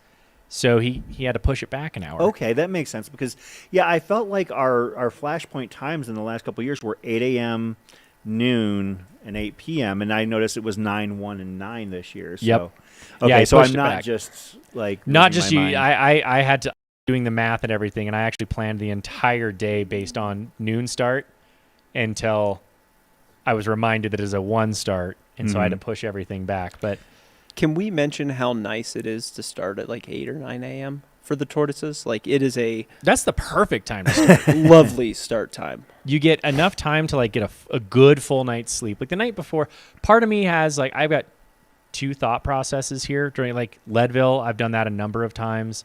That 4 a.m. start is like egregious, but also by the time the sun comes up, you're 15, 20 miles into your day. And like you just feel like you're just starting, right? So there is that. But there's also something to be said about getting a good full night's sleep, about having enough time to like eat your food, not wake up too early, take your time getting over to the start line. It's not this crazy like half awake panic. Yeah, panic of like, I just fell asleep like 2 hours ago. In the way too early runner tracking, you can actually track your own runners at the link pinned to the top of the chat. We've had our first 10 men hit the Mount Werner Aid on their way out. Ari Cohn, Adam Goss, Scott Hollister, Chris Valeka, Taylor Horowitz, Hayden Burge, Blake Colton, Nate Pham, Andy Chrysler, and Igor Gavilrov. And we are awaiting the first few women to hit the aid station there. Our first woman in the seniors category to hit there was Kay Brown at 141. We're currently at 125 elapsed, as you can see. The first senior male to hit it was William Luter at 138. These runners, Ari and Adam, initially hit it at about 113.57, 114 flat. And the top 10 were through by about 121. Whole crowd of people coming through Werner now, so we're going to have a lot of movement through that aid station. A lot of people. A lot of updates here soon. Yeah, absolutely. And we're still about 2 hours from our swap out of commentators, but we're about 3 hours away from our start of the Hares race. There's a lot of activity up there at Mount Werner right now. There's a cow serving people. Fresh milk. Looks like fresh milk raw milk. Right at mile It's all the 6. thing, right? Yeah. Out there serving people. I saw like a... shout out to a good friend there in the yellow shirt, really, really, really skinny legs and compression shorts on, long hair. That is Eric Wright out of Denver, Colorado. Good training buddy. Runs with me. Good friends with Kyle Pietari as well, who is no stranger to this course. Unfortunate non-start for tomorrow, Kyle Pietari. Didn't quite feel like he was ready to come back at it, so... I'm going to shout out to the runners who are actually here at Run Rabbit for the fifth or greater time. These runners leading the way, Doug Kamen out of Clarksboro, New Jersey, has 9 finishes. We just mentioned William Luter leading the men's seniors race, going for finish number 9 out of Illinois. Jeremy Hedges of Salida going for finish number 8. Peter Sargent and Kevin Flannery of Colorado going for finish number 7. Mike Wilkinson going for finish number 6, as is Celinda Heinel. But Celinda is in the Hares race, so has several finishes here, including top 5 finishes in the Hares race. So Celinda Heinel is going to be somebody we're watching for later on. And those that are going for finish number 5 include Conan Blakemore, Michael Chavez, Scott Howell, Ryan Larson, Travis Mattern, Shoban Pritchard, and Jake Wyatt. To answer somebody's question in the comments, so the Hares race is going to start at 1 o'clock today. The Hares can't have pacers. There's a 30-hour cutoff. And they also, it used to be they couldn't use poles, but there's been a rule change. They can use poles. The Hares also are eligible for the prize purses in both the male and the female side of the races, as well as the team challenge that we'll get into more later today. Whereas the Tortoises, they can have pacers after mile 50 or 47, something around there. They can have pacers. They can have... they're non-eligible for the prize money. They have 36 hours, 37 if you start in the hour early start for the 60-plus males, 50-plus females. So those are the main differences between the Tortoises and the Hares. Of course, the prizes pay 7 deep in the Hares race. There are actually... Let's see, we've got also prizes for Masters Premium and a Seniors Premium. First place in each of the men's and the women's races, $20,000. Yeah, $20,000 to first in each of the races. Second place, $8,500. Third, $5,000. Fourth, $3,500. Fifth, $1,500. Sixth, $1,000. And seventh, $500. In the Masters divisions, on each side, over 40 years of age, $1,000, and in the seniors, over 50, $500 to the winners. Yeah, which is the largest prize purses given out by any race in the United States by far. Yeah, for ultras. There's a lot of for ultras. There's a lot of money given out at this race, and there's also a lot of giving back to the community in the area through this event. So it's a Western States qualifier. It's a Hard Rock qualifier. So it's a very popular event for people to come to get both their qualifiers done in a year, as well as experience a tough mountain ultra. I want to offer you an apology, Dan. I am seeing now in the rules that the preem is still available. So there's $1,000 preem. So preem is when we're watching the Hares race, we're going to look to see who the number one up to the gondola is, and if the first person there is, as long as they finish the race, they will get $1,000. But they have to be the first one up to that gondola. Last year it was. Who was it? It was Joey DeFeo on the men's side, and on the women's side, I think I'd have to double check, but I thought it might have been Leah. Okay. Leah Yingling was the first one up there, and she got the money. The course record for the men, David, is Jason Schlarb in the Hares. He has the course record at 17:15:20, and now that was a different course. The fastest time on a similar course to this year's is Dave Stevens, 17:22:34. For the females, the course record holder was last year a first 100-mile run by Emily Mann at 19:48:06. Truly, that was her first 100-miler. Absolutely crushed it. From the old course, the second fastest time was Michelle Yates at 20:16:54. So last year, Emily was the first person to take it under 20 hours. She took Michelle's course record, and then also last year, running under course record pace was Leah Yingling, who finished in 19:25. Shout out to our premier sponsors, H2All, providing us with the shots of the Skycam. And as Dan can attest, I was looking at Altra shoes here in the studio, just checking to see if any of them were in my size. So afterwards, I could stow them in my bag or something. But unfortunately, those are 9s and 10s, and I'm not a 9 or 10. No? So, no. Of course, we mentioned also the team event, and the team event is another race where there's actually a team prize. So the rules for the team challenge: a team consists of one woman and one man, a competitor in each one of those races. Fastest combined time wins. Both runners must finish. Both team members must run as hares in the 100-miler and follow all the hare rules. And the winning team receives $5,000 or $2,500 per runner. Second place team receives $2,500, and the third place team receives $1,000. And all of the eligible for individual prize money. And that I know has come into play a few years ago. I want to say it was last year. Or yeah, it's actually probably come. It was Tyler Green and yeah. Well, I know, for instance, that I want to say it was in 2023, maybe, or maybe it was 22.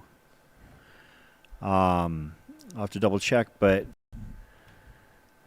I think it was the year Annie Hughes won. Yeah, so Annie Hughes won the race in 2022, and she came away as a double winner because her partner that year was Peter Mortimer, I believe, who I think last year Tyler Green and Leah were running as a team. Okay. And since Tyler won he didn't win, but since Tyler and Leah both finished pretty high up in the field, they walked away with some pretty significant prize money last year. Yeah.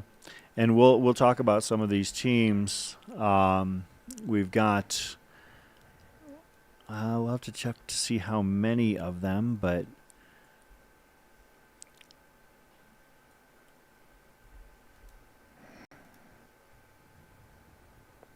there's like the potential to win like $26,000 if you include the fastest time up, the preem and the team challenge. Plus, if you're the first place winner, with your teammate, like there's a potential to win a Yeah, significant if you're a amount of money. Masters runner that happened to do it all and scoop the pot, like you can come away with a lot of money in this run. So, yeah, it's no pun intended. It's a carrot that's put out there. I totally didn't mean for that to happen, but it's a heck of a carrot to dangle for runners that want to try and try their hand at a mountain race with some pretty big prize funding.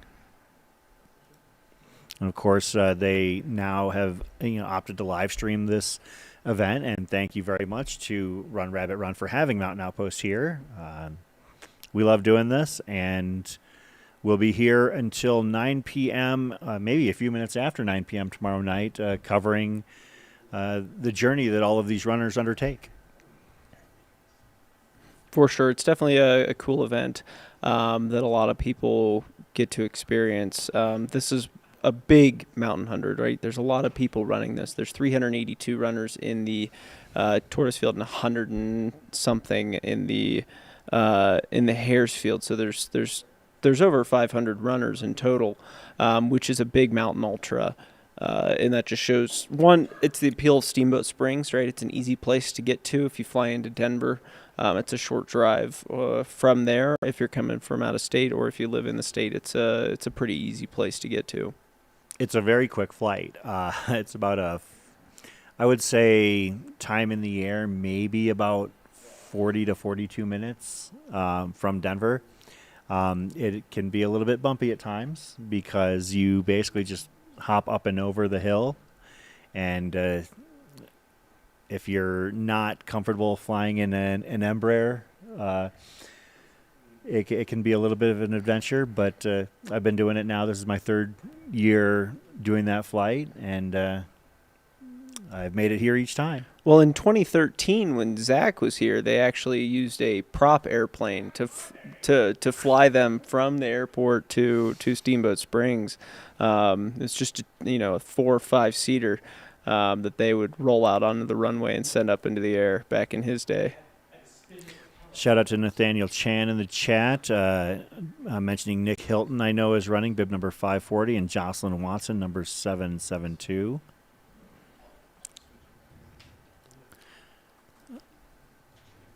I know that Nick is a Flagstaff local, and I believe that he's going for his first 100-miler finish.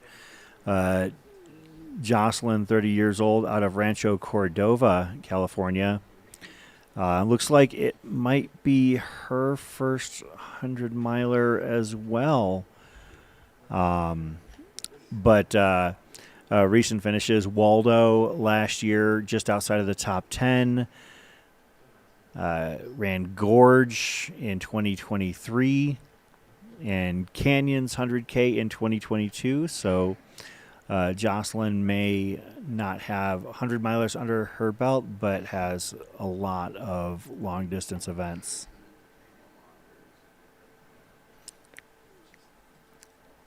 Oh, go ahead. Oh, no, I was just going to say we've got a big crowd here at the Werner aid station before people head out on that backside. There's about a 8-mile stretch that they're going to hit where they won't have any aid down till Fish Creek. Actually, I think it's more like 12 miles, where they're not going to have any aid from Werner to Fish Creek. So if we're going off of the elevation profile map, it's a mostly downhill section down to Fish Creek with a little bit of some technical terrain in there, but mostly pretty runnable terrain that they're going to have down into the aid station, or runnable downhill. The uphill isn't, it depends on your ability levels, but the uphill isn't as runnable coming back out. But the Fish Creek aid station, major aid station, crew can go there. That's the last time you're going to see until Dry Lake, which is going to be at mile 45. Yeah. Fish Creek is at mile 16 or 17. So there's a long stretch. Now there's 3 other aid stations in there, like Billy's Rabbit Hole, Summit Lake, Long Lake, where they're going to get excellent support from the great volunteers here at the Run Rabbit Run. But they're not going to see their crew. They're not going to have they're not going to have any of their gear. There are drop bags, I believe, at Summit Lake. but for the most part, they're not going to get much crew support out there, which is going to be a differentiator, especially if a rainstorm moves in or a snowstorm or a squall or something like that moves in and really puts people at a disadvantage when it comes to being in this high section for this long. It's probably pretty cool up there. And so another thing to mention is when they're coming down into Fish Creek, the temperature is just going to, go up and up and up because they're dropping 3,000 feet from being up on that.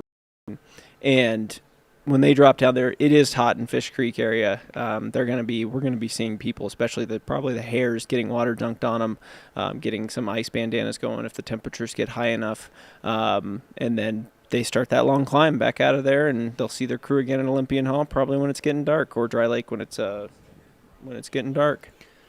So you mentioned runners maybe dunking their heads a little bit later on.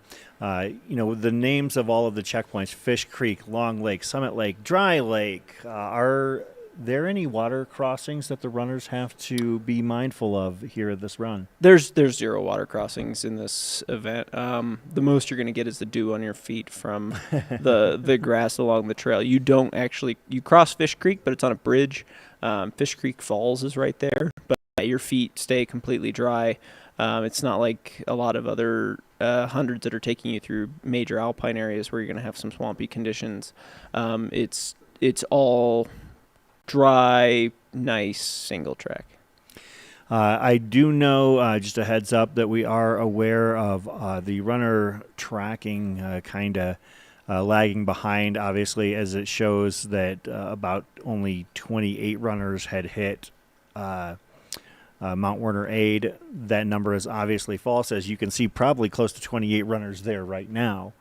But we'll be following as many runners as we can. As soon as we have updated numbers, we will relay and convey those. But these runners here on your screen right now have hit Mount Werner, the first major checkpoint here at the Run Rabbit Run 100-mile race 2025. This is the Tortoise division on the Mountain Outpost YouTube channel, brought to you by H2 All Water and Altra shoes. Speaking of which, I'm going to grab another can of H2 All and crack it open here on stage. Great sponsor, doing great things for people all over the world. Keeping us hydrated. Yeah, if you check out their website, h2all.com, they've got a lot of information on some of their charitable initiatives. It's a water company local here to Steamboat Springs that has several not-for-profit initiatives. So shout out to them for also being a part of the Run Rabbit Run live stream. Yeah, and I like the bottles. They're aluminum bottles, which is pretty nice because it's easy to recycle. Great product, a little bit of electrolytes added. Pretty cool place. Agreed. Of course, we're a few hours away from the start of the Hares race, and maybe this is the point where we can, as we see runners, we'll start to try and dip into talking about the Hares race here a little bit, because we've got some big names, and we know that's a huge reason why many people do tune into the live streams.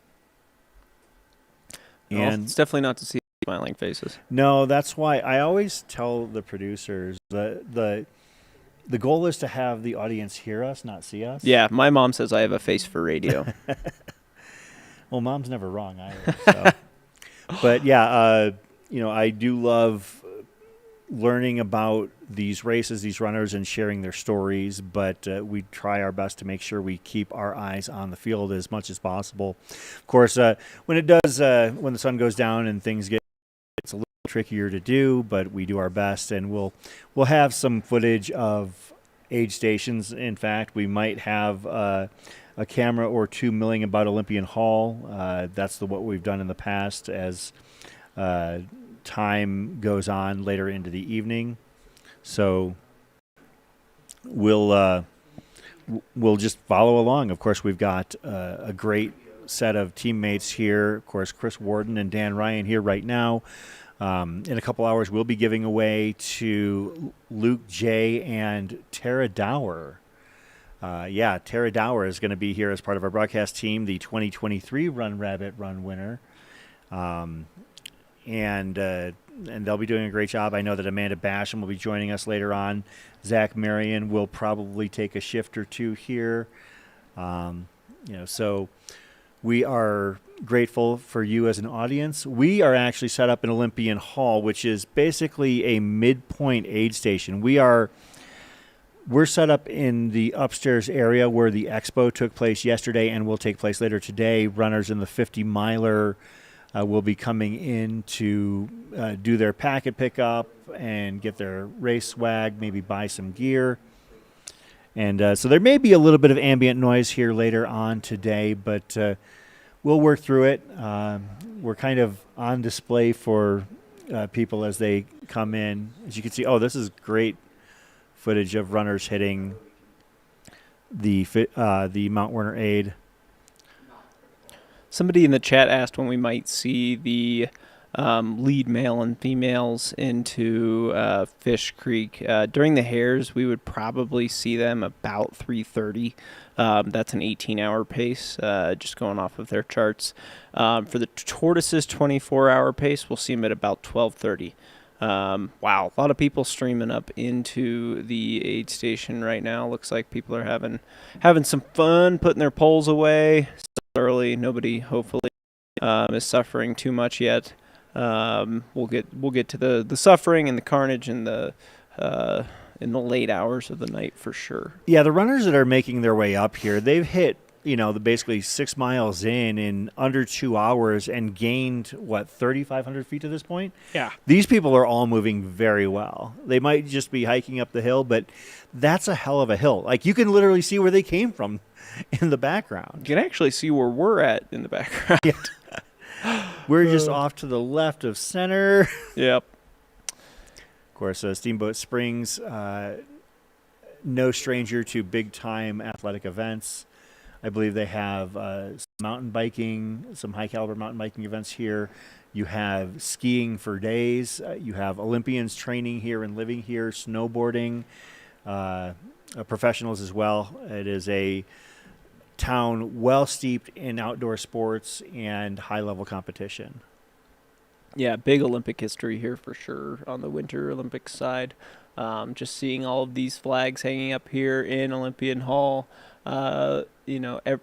Name a country and it's represented, including ones that don't exist anymore. That's actually a fascinating thing to say. Yeah. Yeah, historically, the Soviet Union has collapsed. So their flags hanging up there in Olympian Hall. People have come from all over the world to train and prepare for the Olympics here. And the jumps are right behind us. Yeah, and the jumps are right behind us. The runners actually have to go right up one of the jumps. No, I'm kidding. They have to climb one. No, but they're going to go out on the lane of pain, that's for sure. Describe that. Describe the lane of pain. What are you talking about here? Frankly, it's a blur at night that I don't really remember. But I know that there's a very steep road climb out of Olympian Hall. You loop around, and we can kind of see the road that you go up from here. But you go up that. You climb for a really long time at a steady, steep grade. You hit the aid station up there, which I believe is called the Lane of Pain aid station. Mm-hmm. You do some loops over there in the woods. You'll probably see some moose. I know that I have every time I've paced it and every time I've ran it. I've seen at least 2 moose over there. Plural if that's meese, right? So they're, all around. The animals are definitely all around. Then you loop back down here to Olympian Hall. The length of that section is let me get you the length of that section again. You go from mile 50-ish, you're at Olympian Hall, and then you'll come back to Olympian Hall in about 15 miles. The second time through Olympian is when we see a lot of carnage, right? Because there's a long climb ahead of you where you're headed back up to Dry Lake, and nobody wants to go out there and do that climb to Dry Lake again. It's a long climb. It's a tough climb. It's if you've got decent legs, you can run some of it, but then you hit Dry Lake, it's flat for a second, and then it's right back up to Billy's Rabbit Hole, and there's no opportunities to get out of the race after Dry Lake. You could probably convince a crew member at Summit Lake to let you drop, but it's going to be a long wait out of there. So really the Olympian Hall one is the last time you are truly in civilization until the finish line. But it's just the section off of Olympian is I call it the weirdest part of the race because it's so much different than everything else you've been doing all day. Mm-hmm. There's a very punchy road climb, and then it's smooth switchbacks, and then it's another punchy climb, and then a very smooth downhill back to Olympian Hall. And it's dark. It's that weird time of night where things are potentially going bad, right? It can be a pretty treacherous section if you're not 100% prepared for it. Shout out to Amy in the chat for letting us know all the Steamboat locals who are running this event. There's a handful of them. I'll give them a rundown real quick. Peter Sargent, Travis Mattern, Tim Widmer, David Rhodes, Ryan Larson, Nathan Grivy, Scott Hanshin, Penn Lukens, Zoe Everard, Tony Ubrick, Natalie Larson, Steve Rossi, Sarah Krakow, Carissa Burlett, and Emily Hines are all participating in the Tortoise division, and in the Hares division, you've got a handful too, and some familiar names: Devin Olson, Ben Lefebvre, Tim Hoppin, and McKendry Hickory.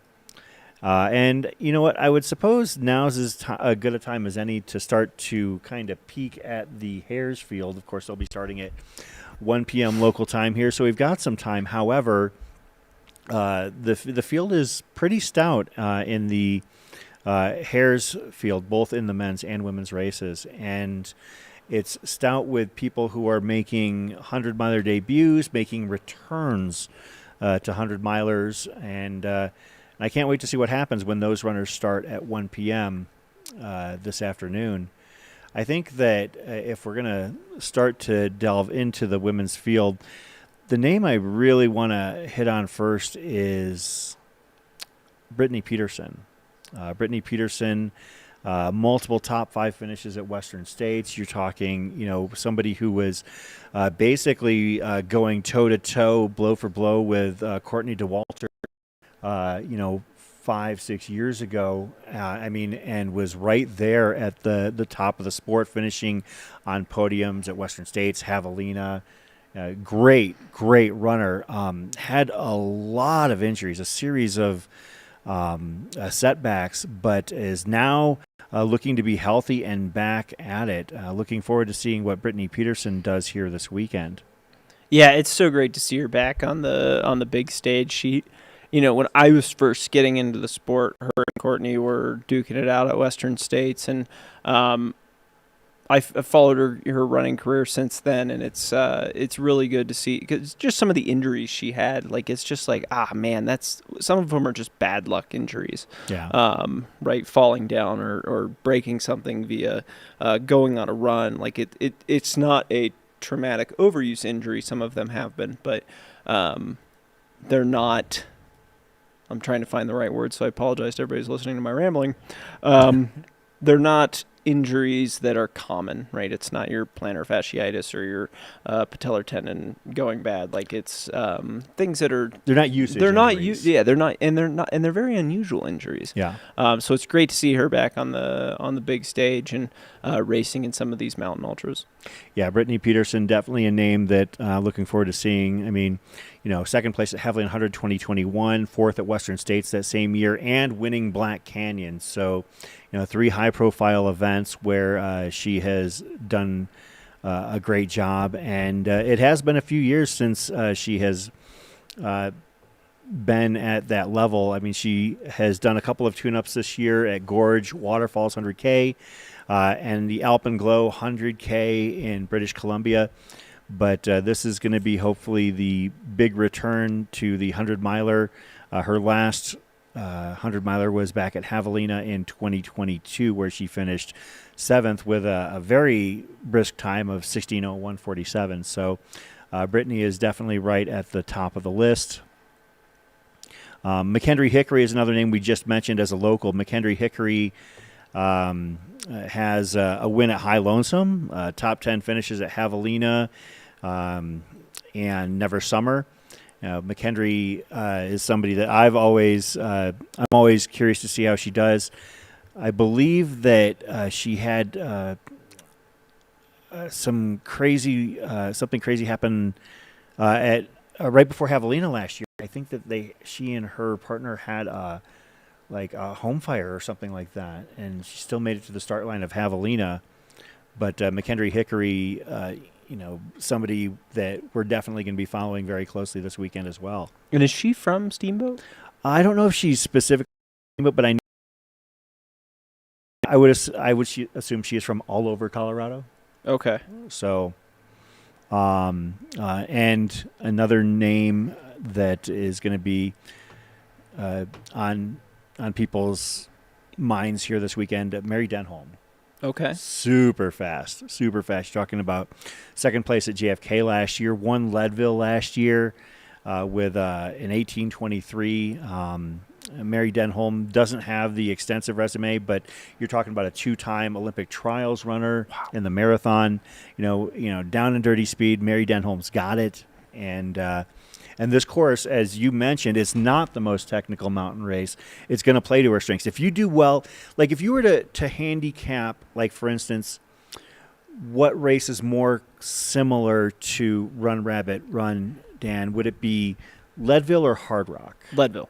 100% Leadville. Not even hesitation. Not even a hesitation on that one. So it's a Hard Rock qualifier, but it's not. One is not the San Juans, so it's not the beast that is those trails. But it's just not as steep. I would say it's absolutely more comparable to Leadville. You've got a long section of high altitude running where you're at 10.5 for significant portions of time with big descents and big long climbs. So I would say definitely more like Leadville. I think heat's more of a factor here. I think that people can absolutely go out way too hard. And then to add to your list of people we're talking about, Becca Bramley, Durango native, I believe. Yeah, tell us about her. She won the Jemez 50K and the San Juan Solstice 50 miler. So two classic races. Still, she's very familiar with mountain running, and I think that she'll do quite well. I think she's in my probably my top 5 to finish this one. We've got Zoe Rom, who is running as well. Her and I believe Kylie Van Horn are hosts of a pretty successful nutrition podcast. So excited to see what she's done. She's also won Leadville. So we'll see if she's able to bust out and win this one. It could be a tell for us whether it's closer to Leadville or closer to Hard Rock. We also got Shannon Howell. I'm going to throw her out there because she's a good friend of mine from the East Coast. Absolute beast of a runner. Has won many things, including Hellgate multiple times. She won Hellbender. Really names with hell in the race. Hell in the race name. Are ones that she's had great success at. So if it was like the Hell Rabbit Run 100, then she'd probably run it. She'd probably win it. But I think she's definitely there in my top 10 for sure. Ashley Paulson, I believe she won Badwater twice. Has the course record. So if it's a hot day out there, then I think that she'll definitely have the edge on a lot of people, just being able to deal with a lot of that heat. Yeah, Ashley has wins at a lot of events. You're talking, Zion 100 miler, Bigfoot 200, Jackpot, been all over the place. Top 10 finish at Cocodona. Her PR at 100 miler is 14:04. Very, very fast runner. Another very, very fast runner to segue is Riley Brady. Riley Brady recently signed with Nike on a sponsorship deal, and they are somebody whose career I've been honored to follow, as they had extreme success, a first, a second, and a third at Javelina 100 in the past few years, having taken it down this past year with a time of 14:19, and then came back to our neck of the woods down in Arizona and won the Black Canyon 100K in February as well. Riley Brady, I believe, is running out of Durango right now, or Boulder, sorry, my mistake, but has also run at elevation with finishes at Bear Chase and Quad Rock. You're talking somebody who Most notably, have you ever run out on the Black Canyon Trail in Arizona? A little bit, yeah. They ran that race and won it in vapor flies. Ugh. So I would venture to guess that Riley is going to be wearing road shoes today. I would venture to guess if you as can well. wear vapor flies on the Black Canyon Trail, you can probably run this in anything you want. True. What about the men's side of the race? Who are your favorites? Obviously, we've got Arlen Glick coming out from Ohio. This is his comeback race. Talking about Brittany Peterson having injuries, Arlen had surgeries. I think plural surgeries. Yes. And is coming back. Obviously, he had strong finishes at Western States. He had strong finishes at Hard Rock. He's had strong finishes here, obviously. So just excited to see what Arlen can do out there as well. Yeah, Arlen Glick, one of the true gentlemen of the sport, sponsored by Kraft, does things his own way. Arlen had been, I remember when Arlen first came into our view, it was, who's this guy from Ohio who is winning all of these East Coast races? And then it was, oh, well, Arlen is going to come out to the West Coast and see what happens. And then he comes out and he wins Javelin 100. And it's like, oh, well, we'll see what happens when Arlen runs a big mountain race. And then he, then he finishes on the podium here. And then he finishes on, like, top 5 at Hard Rock. And then he finishes top 5 at Cocodona. Like, Arlen Glick's ascent in this sport has been so much fun to watch. And because he is such a nice guy, such a wonderful person, you can't help but root for him. He's always got a smile and a hug for you. Once you get to know him, you're just amazed at how enthusiastic he is. And the cool thing about Arlen is that when he's not running these races, he's lurking, volunteering at aid stations. Like, he'll volunteer at a random aid station at Cocodona or at Hard Rock or at Western States. He's just out there because he loves the sport and loves being around, and you can't help but root for somebody like that. Yeah. And it's cool to see his crew out here with him. He makes it a family event. Yeah. Brings both his sisters, his mom, his dad out here. Really friendly people to sit down and kind of have a conversation with. Another thing I like about Arlen, he has basically zero social media presence. No. And I remember when he's very active on Strava. Yeah, that's his social media. That's his social media presence. But major respect to that, especially with the importance of social media in athlete sponsorships.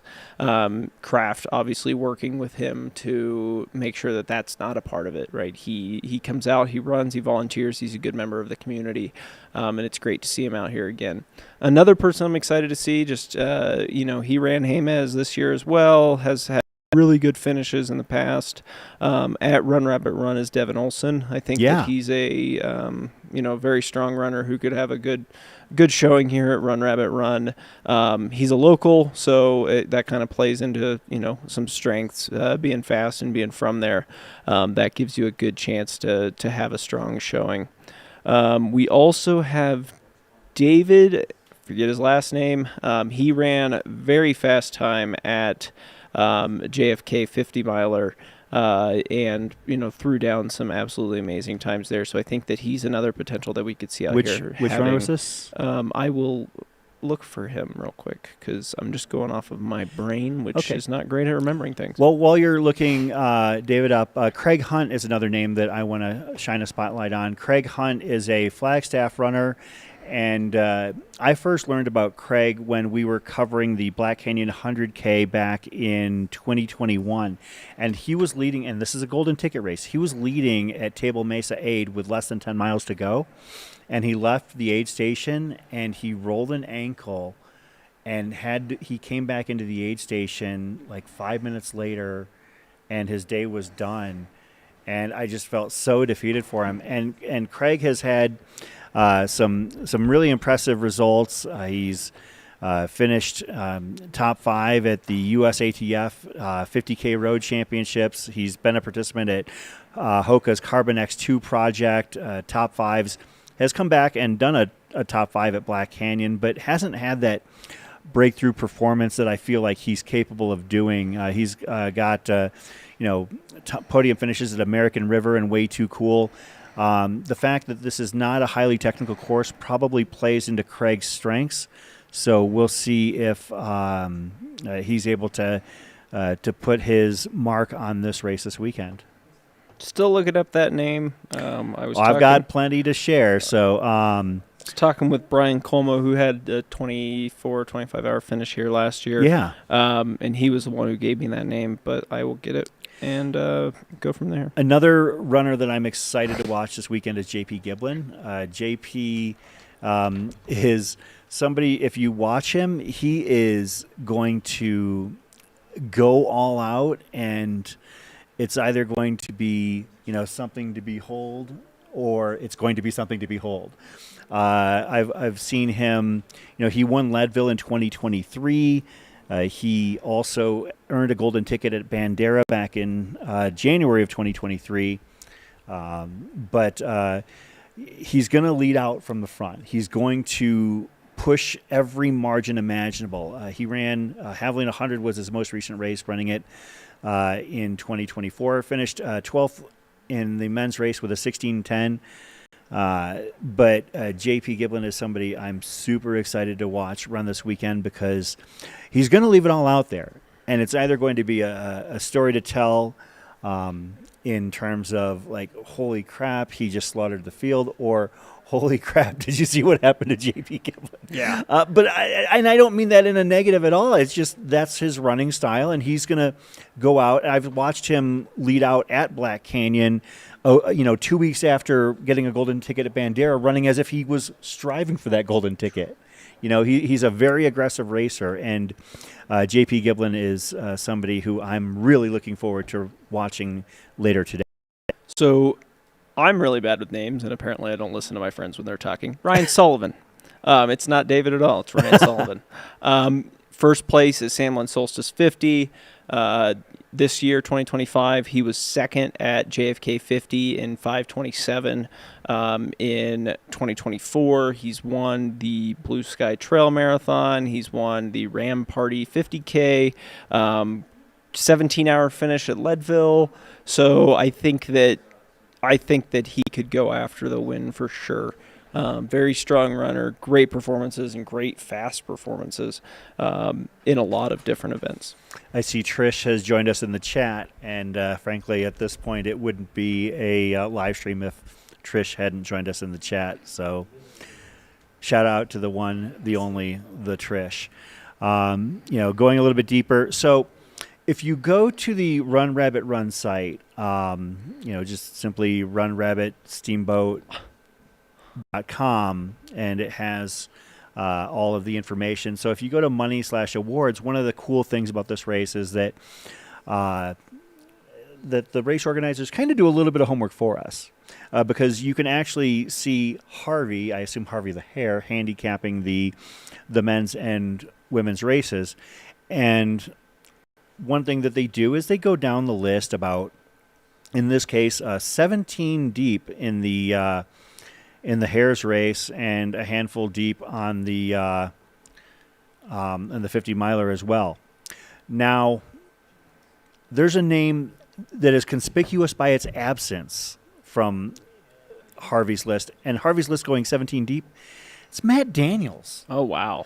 Matt Daniels, who I'll be honest, I'm shocked, and this is the kind of thing that I could see him looking at, and just you got to put some respect on his name. You're talking about a guy who, his top 5 finishes at Western States, and in 2019 had an amazing run. 2022 ran JFK 50 to a top 10 finish.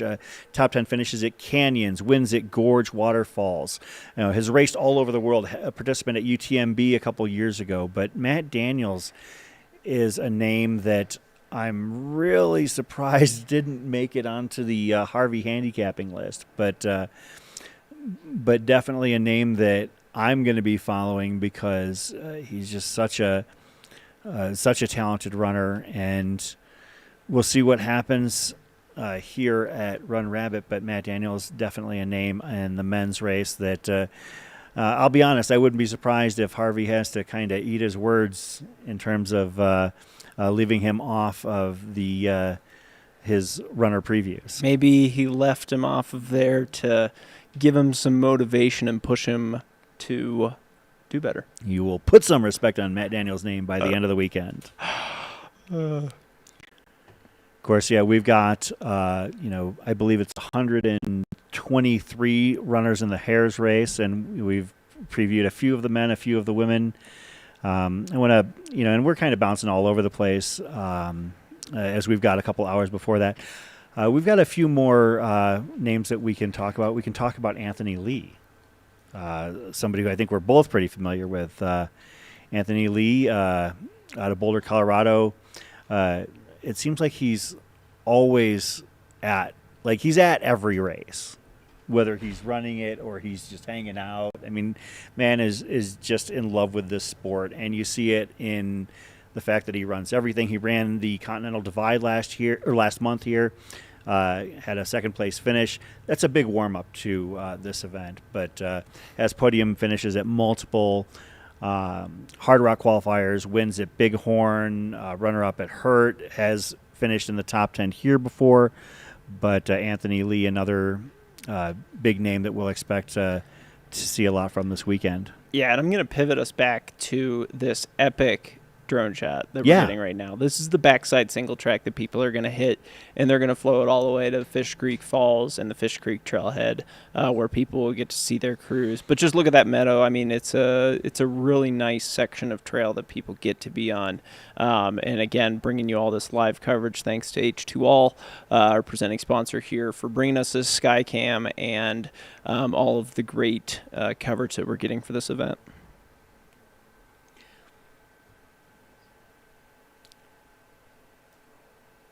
But bouncing back over to the women's side of the Hares field, a couple of names I want to spotlight on, and we're just going to pop off on these names as they inspire us. Alyssa Saint Laurent out of Canada. I actually met Alyssa a few years ago in Silverton. She was just up there hanging out, wasn't racing or anything, but Alyssa has had huge success here, finishing in second place back in 2021 and in 2016 as well. So a two-time podium finisher here, won Grindstone in 2023, Kodiak 100K in 2022. Somebody who is finished in, has Western States finishes, finishing fifth at TDS in Chamonix back in 2018. Alyssa top fives at Western States. Somebody who has been a huge part of the ultra running scene in North America for many years. Her career goes back over a decade and has all sorts of podium finishes at high-profile events, wins at things like Cascade Crest as well. But Alyssa Saint Laurent is another runner that I expect to see in our conversation for much of the weekend.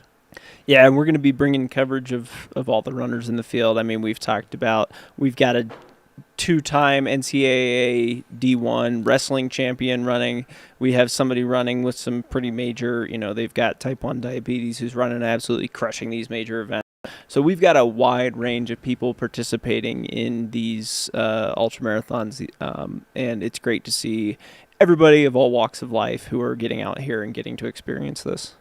Yeah, and obviously we're going to be bouncing around from, between the tortoises and the hares. We're going to do our best to talk about what we see. What we see is what you see right there on the screen. Of course, that is the first aid station on the course at mile 5.5. That is the Mount Werner. Yeah, we're going to see most of the tortoises have gone through Mount Werner by now. Probably still a couple little crowds out there. Looks like the tracker is having a few issues there. As you can see, a runner looks like that's bib number 418. We'll see if we can give them some shine. That looks like that might be Mackenzie Bartholomew of Brigham City, Utah. Is this her first 100-miler? Looks like it. Looks like using this maybe as a testing the waters for a 200-miler next year, as she's registered for Bigfoot. Ran Snow Peaks earlier this year 50 miler in Provo. So I would assume that involves a lot of mountain traversing. Yeah, and here she's coming up to the aid station, and looks like she has a DNF here in 2023. So probably looking for a little bit of redemption, coming back to Run Rabbit Run in 2025. Looks like she's hitting the aid station, and will start moving across the backside of the course. So nice work to Mackenzie on getting up there and starting this epic event. One of the other runners that I was looking at as I was doing my research, Andrew Allen was a name that came up, and Andrew Allen, bib number 101, out of St. George, Utah, is running the Hares race this year and going for his first 100-mile finish. And one of the things that I noticed about Andrew's Ultra sign-up is that there are just as many snowshoe events as there are running events. So in the 2023 U.S. National Snowshoe Championship, 5K and 10K, he finished 4th overall. He won the Bigfoot Snowshoe Festival earlier this year in Midway, Utah. Has multiple finishes at Tamalpa Headlands 50K in California. But a name that I'm really curious to see, having done a lot of snowshoe running, Andrew Allen in the Hares race. And now with the weather, Dan Ryan. So a couple people in the chat have asked us, what is the weather going to look like over the next day and overnight? Honestly, it's not looking great for them. They've already had a little bit of weather out there today on the course, a little bit of rain up there on Mount Warner, but I think that they are going to get absolutely hammered with the weather tonight. Starting at 4 o'clock, starting at 2 o'clock, there's an 80% chance of precipitation, with thunderstorms moving into heavy thunderstorms, as well as that for the rest of the day. There's going to be scattered and isolated thunderstorms throughout the rest of the day. Overnight, it looks like they're going to have decent temperatures. 53 down here, probably in the 40s up on the mountain. Probably lower than that, actually. It's probably going to be in the mid to upper 30s up on the mountain. So hopefully people have good gear out there to get them through the night, because I think that there's going to be some pretty decent chances of significant weather over the next 24 hours for sure. Tomorrow afternoon, there's again pretty big chances of thunderstorms, but I think they are going to get absolutely hammered this afternoon. Simon Kearns is a name in the Hares race out of Leadville, Colorado, that I wanted to spotlight as well. Simon Kearns started running ultras in 2014, near as I can tell, and he's 25 years old now. Wow. So you're talking about a guy who started his ultra career at the age of 13. And I don't mean so my son ran ultras when he was, in elementary and middle school, but they were fixed time, controlled environment type things, like looped races. I wanted to keep it, where I could keep an eye on him. So Simon, at the age of 13, ran Antelope Canyon 50K. Wow. And at age 14, ran the Telluride Mountain Run 38-miler and the North Face 50K in 2014, which, as we alluded to earlier, when North Face was in its heyday at about 10 years ago, those were some stout races and fields. Sure you're not looking at Zach Miller's ultra sign-up? You'd think, right? Yeah, so North Face 50K at the age of 14 ran a 5:23:18. Oh, my God. So at age 14, he was torching my PRs. And has done a lot of ultras over the year. It looks like he took a break maybe between the ages of 18 and 22, as you sometimes do, But is back in the sport. Simon Kearns has run a few races in recent years: Box Canyon 30K, Sings Canyon out in Wyoming, and the Telluride Mountain Run last year as well. And Simon Kearns going for his first 100-mile finish. Wow, that's amazing, being able to run these things at 13 years of age and younger. I mean, that's incredible. I can't remember what I was doing at 13, but Yeah, the idea of discovering this sport so early, number one, and number two, wanting to do it. Right. Yeah, I don't think I liked even being physically active at 13. And then, thinking about running 31 miles. I thought a marathon was silly at that point in time. Oh, it still is. Yeah. Make no mistake. But it's way less silly than we would have thought when we were 13. That's true. But one thing to mention about this course, and we'll definitely do an overview of it here in a moment. So once we do this overview, we'll get back and we'll tell you more about how these aid stations are laid out. Yeah.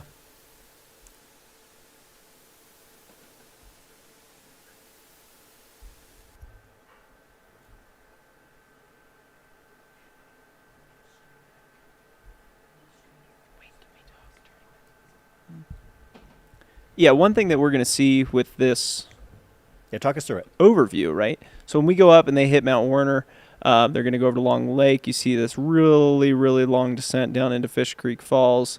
Fairly technical at places, but otherwise pretty runnable.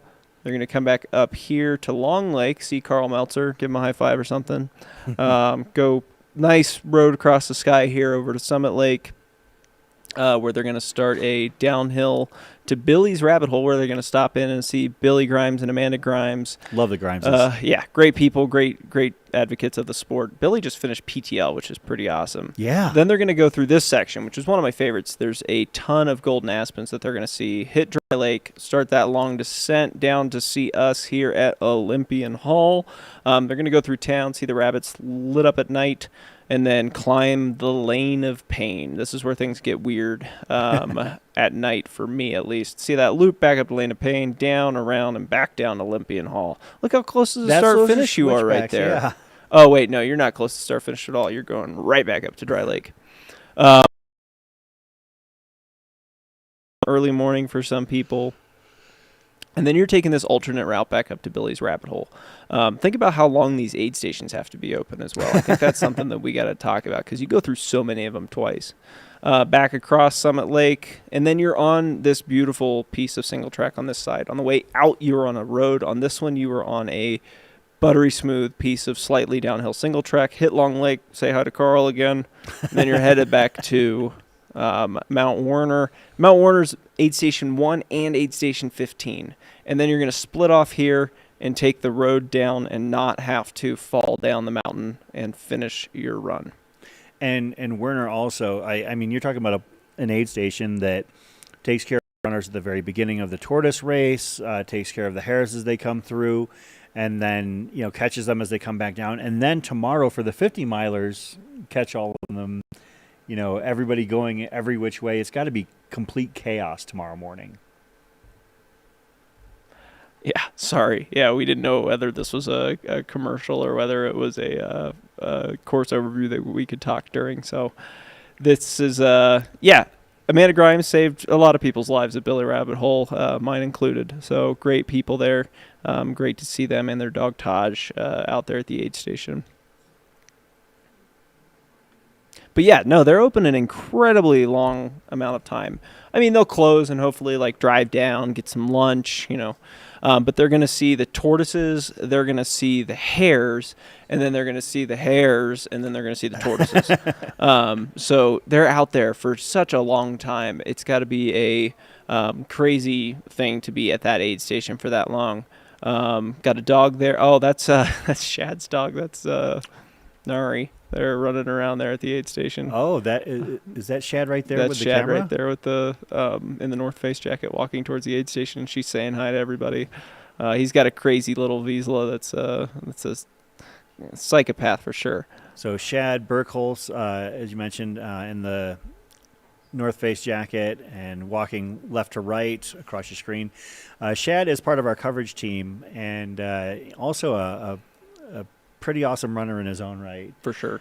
And Shad has been a part of our broadcasts for many years. I know that the first time I became aware of him and his amazing willingness to get things done was our first Cocodona live stream back in 2021, where he logged 80 miles going from across a 2-mile stretch of road in Flagstaff to cover runners as they hit the final 2 miles. Oh man, he's done that at a few races. At Hard Rock, he was running back and forth to the river a ton. Oh yeah. Absolutely great camera guy. Yeah, absolutely. Are you coming on to join us, or? I would love to. Absolutely, have a seat. How you been, brother? Good. Good. Good to see you again. How are you? Good. We're going to have a guest in the studio as we're covering the aid station at Mount Werner. Special guest, tell us about yourself and tell the crowd out there on the internet what you're here for. So Nick Cornwell was here last year. Excited to be back with H2O. And we are the premier sponsor of the race this year. Tell us about H2O. I'd love to. So, as we talk about the idea of ultra running, you run for purpose. Yeah, everybody has a why, right? And which we think is super powerful. And this is water with a purpose, and it's really purpose disguised as a bottle of water. And so we've done a lot of work bringing a lot of aid to people in a water crisis around the world. And the idea around this is that you buy a bottle of water and you will fund a gallon to somebody who lives in an area where water is a scarcity. And so we're very proud of that. And so every time you scan that QR code, you can see directly exactly where that water went. You get credit for it. It's not as if it lives in some fund somewhere or on the back of some website that you got to go find. It lives right here on the front of the label. And this is our very first event where we're bringing our bottle of water to the rest of the world. Yeah, I was looking at your website and checking out some of the work you do. Can you talk about some of the specific initiatives that your organization has been involved with so far? Yeah, we actually just hit water on our very first well and bringing water to a village called Kodima. I was there actually this week out in Africa, right on the border between Kenya and Uganda. And so that was really, very powerful, but you get to go to Africa, you get to see it. It's the moment you scan that QR code, it'll show you the village in which you're supporting and give you credit back to say, wow, I've given water to, X amount of people. So it's really cool. Nice. That's an amazing effort. Thank you for putting together that great initiative. And it's some great tasting stuff up here for us as well. What inspired you to start this initiative to begin with? Thank you for that. So as you know, last year I was here as Generation U. Yeah. Right. And so we started a few years ago in the idea of really tackling the water crisis. And so as that nonprofit, it's a charity, we were very successful in bringing water to over 300,000 people. And it's an amazing project that we've been going on, but it was more about how can we involve everyone? How can we really reach out and make sure that everybody has a chance to be involved and do something good and live with purpose? And so it really came to, a bottle of water. Everybody drinks water. We're all humans. Whether you buy it on a regular basis or even out of just convenience, you actually have the opportunity to really be a hero. So it was really about involving as many people as we possibly could, getting outside of just really the charity space.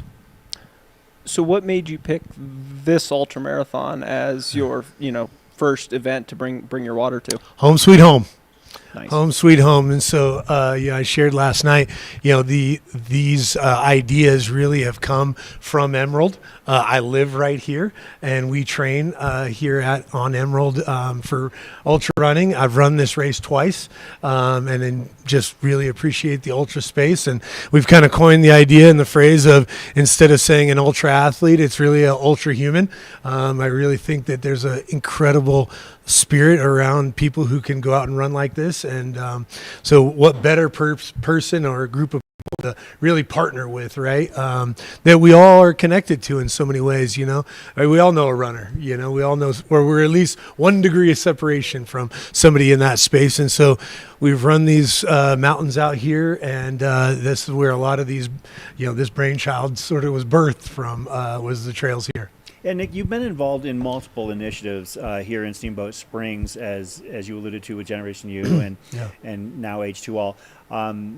Do you find the community to be one that is quick to jump in and help assist things, or do you have to kind of show them and kind of walk them through it initially? Like you obviously are finding success to some degree, but how did you get to where you're at now with it? So the community is great. This community of Steamboat is fantastic. I do believe, and the reason why we're launching in this space is because I believe the community, the running community, is very strong and very powerful. And so I'm very excited to see where the running community really will take this. So I'm very excited with really partnering with the right type of people who look at challenges in the world that other people think are impossible or crazy, as to say that's exactly the direction you want to run and go towards. And so, as Steamboat Springs being a fantastic community that's very supportive of really cool initiatives and things like this, I really think the running community can be equally or even more, just because of the type of person that's going to go run, for 30 hours in the mountains, Are your products available out at some of the aid stations at all, or looks like the runners got samples as they were coming in? That's correct. So as H2All, we did buy all the water for the race that'll go inside the jugs. There's about 1,500 gallons that we purchased. That's what all those 5-gallon jugs are that will fill up those aid station spaces. Which is interesting because there's about 1,500 gallons in order to execute this race, right, from an aid station. These bottles of water that we intend on distributing. And so if every one of those gets claimed, that'll be 1,500 gallons that we will actually be able to fund somewhere else, which I think is really incredible. That is incredible. Thank you so much for doing that. Are you involved in any of the, I know you mentioned this is the inaugural event for H2All to be tied into. Are there other events coming up that H2All is looking at being a part of, or that are actually, have ink to paper? At this point right now, we launched the campaign that we've got going as sort of a contest for any athlete that scans a QR code, claims their bottle, and follows us and likes us on social media. We actually will purchase or pay their way for their entry fee for their next 3 races this year. So what we'd love to be is the launch pad to the next race, or the next 9 races. We'll do that for 3 racers that are racing in this event, and so hopefully from those we'll get line of sight of where we're going next. So for all of you that are probably watching right now, getting ready to start the Hares, scan the QR code and follow us on Instagram or Facebook, and we'll reach out to you and pay your next 3 races. So. And the 50 milers as well? And the 50 milers as well, yep. See you tomorrow. Do you personally have any experience running these, either of the distances here at Run? Yeah, so I've run both, I've run the 100 twice as a Hares division. Not last year, but the year before and the year before that. So know this race and know this course very well. I gave my bit of advice out there last night. This is Olympian Hall where we're headquartered now. But as a runner and somebody who's been here, best advice I can share on that front is don't find this to be your headquarters. Get out of here. Make your way here, say hi to your friends and family, get your gear, and go. For those that aren't familiar, Nick, one of the cool things about this event is Fred getting hyped up before this race. Definitely. And I love the fact that just outside of our door where we're at right now, Fred basically holds court standing on a balcony overlooking the racers and everything like that. A few years ago you were here as a competitor, but now you're here. I wasn't here for the race briefing yesterday. I assume, from the way you were talking about it, you were basically up there alongside him. What was it like to pivot from being down below to up top and being a part of the I guess, the presentation. Yeah, great question. So, been involved with this race as a contestant for a couple of years, and then last year really focused on the aid station and running our nonprofit, allowing to really build up that volunteer base to be able to contribute. And so I didn't run last year, and this year I felt a little bit of I wasn't in the club. I wasn't I wasn't in the club. I wasn't down there in the, got the jitters and drinking your, electrolytes and getting ready to kind of get ready for that race. So I felt a little bit out of touch in terms of I wasn't in the club, but I felt very, very honored to be standing next to those guys because I think of them as, they're very powerful people in the world of ultra running in my mind, and this race speaks for itself. And I think of those two guys as being, pioneers and guys that have really helped, build this sport to where it is right now, where we have, incredible numbers that continue to grow. Amazing. Yeah. Yeah. How long are you going to be out? You're going to be here all weekend, or are you we will be here all weekend. We'll be here all day, all night. Are we looking at the aid station right there? So that's the Mount Werner. So if I'm not here, I'm there. Wait. So I remember last year you had like a bunch of local high school runners football out players. there. High school football players. Yeah, that's right. Okay. Yes. So talk about that last year. I don't think we ever followed up. Yeah. It's now coming back to me that the runners, or not the runners, the people working the aid station last year were football players. Yes. Locally. Yeah. Who it was homecoming weekend. That's for right. them. That's right. And these kids took time out of their homecoming weekend to work up at the aid station. So they've got the games. They're giving time of themselves. Can you talk about that experience? Last year was an incredible time for that experience. So those athletes have been a part of a Generation U nonprofit that we actually have taken many Steamboat Springs high school students out to Africa. Mm-hmm. And they've seen the work and the things that they've helped fund and be a part of. And last year, the idea of ultra running, for somebody who in a lot of realms, ultra running is not in their normal sphere. They don't know people run 100 miles. They don't know, that these things even exist. And so giving them line of sight was one of the most powerful things that, from guiding and mentoring people, just showing them and giving them exposure to that. And so last year, we had homecoming weekend here. Many of the racers ran by that game going on that night. We were playing against Aspen. Bitter rival? And it is a rivalry for sure. Two ski towns who definitely collide, and it's a really fun rivalry. So those young men played that game last year as homecoming night, and then that morning, the following morning, we had them up at that aid station all day through the night. We actually even through till the night, we even brought the trailer down. And so they were so, exhausted from that game. We had kids like Tanner Cobb, who's the quarterback of the team, was up there. We had guys who were playing linebacker. So it wasn't as if they were on the sidelines. These guys were, role players within that game, and they were right back up there manning that aid station and watching Richard Lockwood come through first, even in the dark. And so it was really cool and really powerful. And they still think about that, and they will be there again tomorrow night as well, as they're playing tonight at Aspen. So they'll get on the bus and they'll drive home. It's about 4.5 hour drive on a bus to get back home, and they'll wake up tomorrow, and then they'll be at the aid station tomorrow supporting this race. So, if I remember correctly, the game did not go great last year. No, we did. Yeah, it was a tight game, but we did win. Oh, okay. Yeah. How are things looking for this year's team? This year's team is as good of a program or organization that we've had for a while. A lot of seniors. So, this is a ski town. This is called Ski Town, USA. So you got to take that with a little bit of a appropriate expectation. But we have a pretty good team this year with a lot of seniors that have returned back to the scene, and so they should be doing very well. And so I'd put my money on the Sailors this year or this week too. And if people are interested in finding out more information about your product and the causes behind it. How can they find out more information about H2all? The bottle.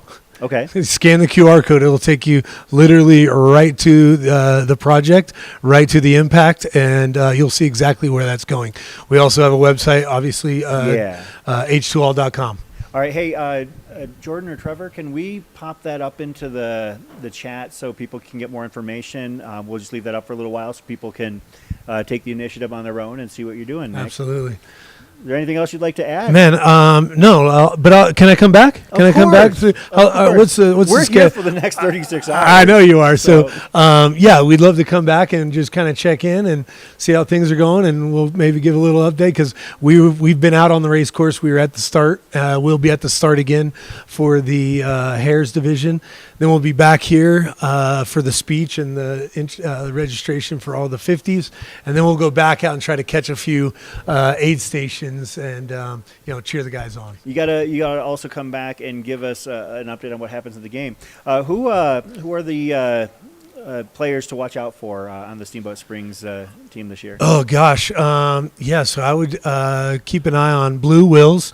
He's playing defense in some linebacker spot. Cohen Vanderbosch. I'd keep an eye on Tanner Cobb, who's right now pretty highly ranked as a quarterback in the state. So he's an exciting kid to watch as well. Couple of good running backs that they're gonna shake and bake back there. So yeah, a lot of good football being played. So we're excited to hear back from them. We won't be at the game, obviously. We'll be here supporting the race. Awesome. Well, Nick, thank you very much for joining us, and we'll love to have you back on later on whenever you feel like coming Awesome. by. I appreciate it. Thanks, Thank guys. you so much. Yeah, thanks so much for coming And on. we just posted a link to H2all on at the top of the live stream chat. We'll keep that up for a while so you can check it out at your discretion. We'll also bring back the tracker a little bit later as well. So, but thanks to Nick and for not only being out here and having a chat with us, but also for everything that he does to help make this race succeed. As we mentioned, I completely spaced the fact that they had all the kids during their homecoming weekend out here working an aid station. That is, I mean, you want to talk about a coach that can inspire kids. If you're talking about getting high school football players to come out to an ultra marathon to help out, in the middle of homecoming weekend, it's pretty inspiring. Yeah, for sure.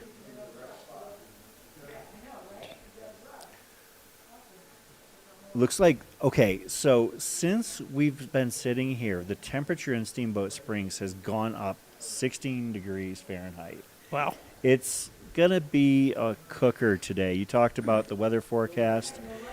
You want to kind of run that down again for us? For Yeah, those sure. that just tuned in? I can give everybody a weather update again. And now Dan with the weather. All right, so they're going to get absolutely poured on this afternoon. They're so screwed coming into the afternoon.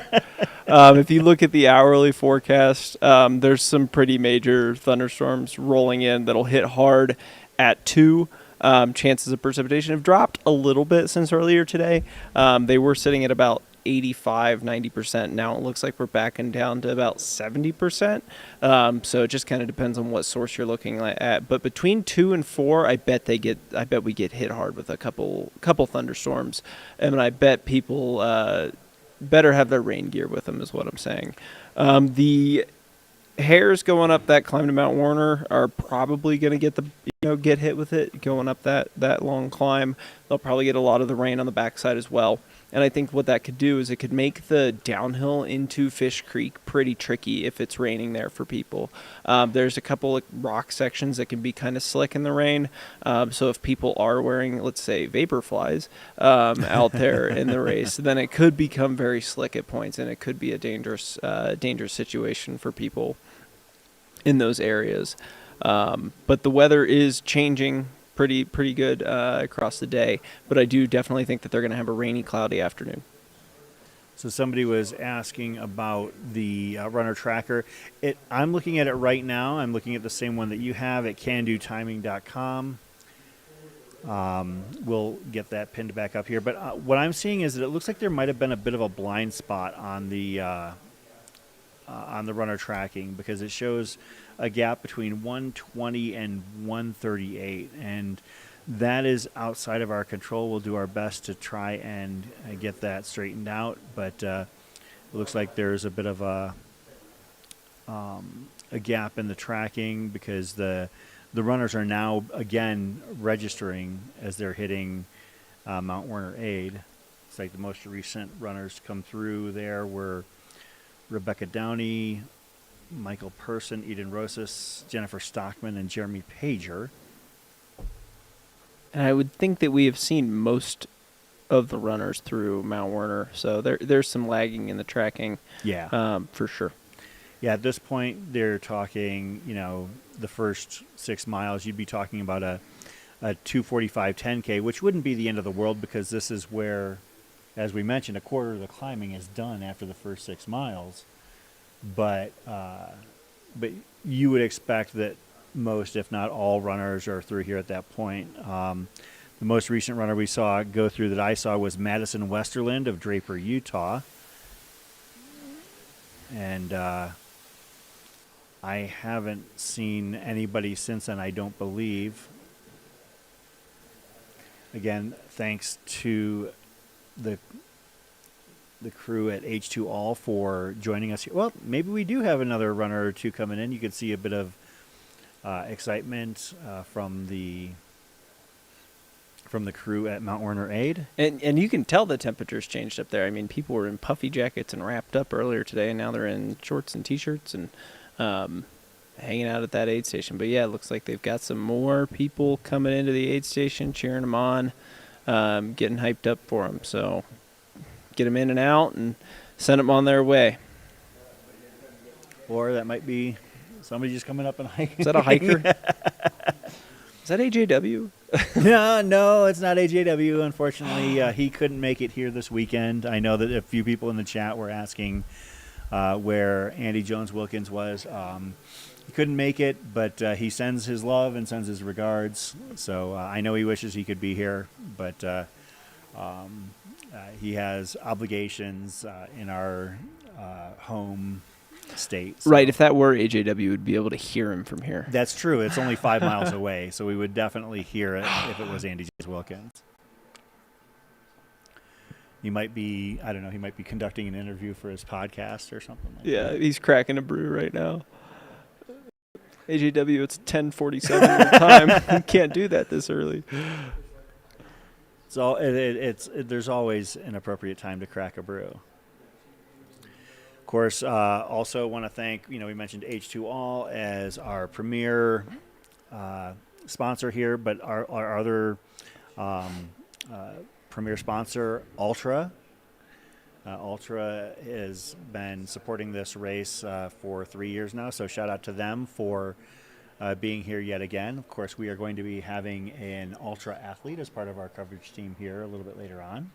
I did see her hanging out. I think she's actually over there as we speak, and it is none other than Tara Dower. Yeah, her and Luke J will be coming on at about 12:30 to cover the start of the Hares race, and they'll be staying on with you while Chris and I go take a break and take a. I gotta go to work. Oh, you gotta go to work? Yeah, I gotta work. I only took a half day today. Oh man. So I gotta work. I'm doing the studio here at Run Rabbit Run, and then I will be working remotely this afternoon, and then I will be coming back into the studio later on. Wow, look at you. It's usually how I roll. Yeah, pulling all the overtime. I don't work Fridays. Well, I just recently started with a new organization, so I figure I gotta not take a bunch of time off, right? Yeah. Right. So be like, I have this other thing I do. I explained it to them. They respected it. I didn't explain to them how insane it was. I said I just happened to do some live streaming on YouTube for events, for running events. I left it at that. Now, who knows? Maybe my new boss is tuning in and he's like, "Oh, these guys are covering a 100-mile race." Who knows? But shout out to Fred and the crew here at Run Rabbit for bringing Mountain Outpost out here. It's a blast to come up to Steamboat. I will have to get my Colorado-style pizza a little bit later. That's a thing? Oh, yes. They are very particular about their Colorado style pizza here, and I think New York and Denver would like to have a fist fight with you. well, no, the Not- Colorado style pizza. Like, did you not know that for real? No, I didn't. Okay, so Colorado style pizza is actually a thing. As we're hanging out here at the aid station at Mount Werner, I am. It is Okay, you know how it's not a thing is when you type in Colorado style and the first thing that pops up is furniture. So Colorado style pizza, and this is like ripped straight from AI. Also also known as mountain pie, is a style of pizza made with a characteristically thick braided crust topped with heavy amounts of sauce and cheese, served by the pound with a side of honey as a condiment. Huh. And yeah, so it's a little bit different. And of course, there are a couple places in town that serve it. Adam B with some straight fire so, regarding Bujo's Colorado. is like the big Colorado pizza place. Like, it's the one that's known for it. I've never had them, so I cannot testify as to whether or not Adam is correct or incorrect. But it is a very popular place. Like, in town, on the main road here in Steamboat Springs, there is a Bujo's location. Oh, wow. So, and it's pretty packed most of the time during the afternoon when I go by Okay. there. So, All right. and yeah, for those just tuning in, the Hares, I guess, not necessarily all of the elites, but the Hares are where most of the elites are racing. They have not started yet. They'll be starting at 1 p.m. local time. So we've got just over an hour before that. There's some pizza debate happening now. You know what? Colorado. So when I was in, I don't know. One of the best pizza places I've ever been is in Phoenix, Arizona. Which one? Bianco? Bianco's, correct. Yeah, Bianco is considered worldwide to be, like, by some people, to be the best pizza in the world. Fantastic.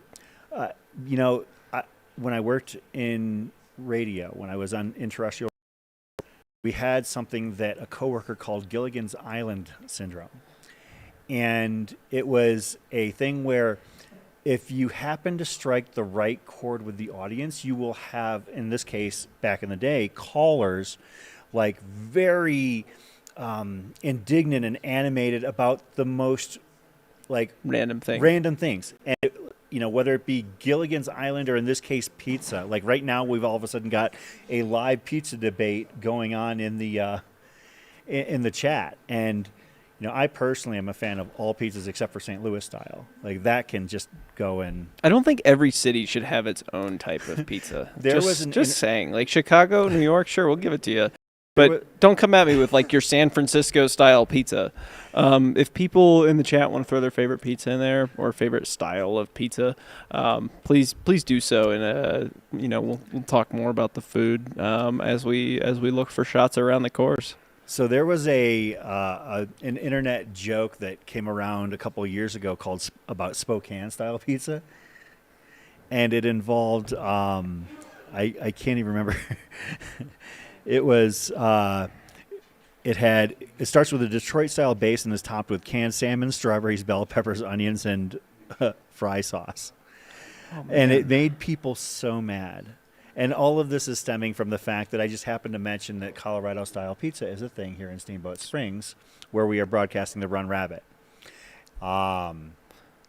Yeah, people get very passionate about it. their pizza. And you know where one place on this course you can get passionate about pizza is Billy's Rabbit Hole. Yes. Nice segue.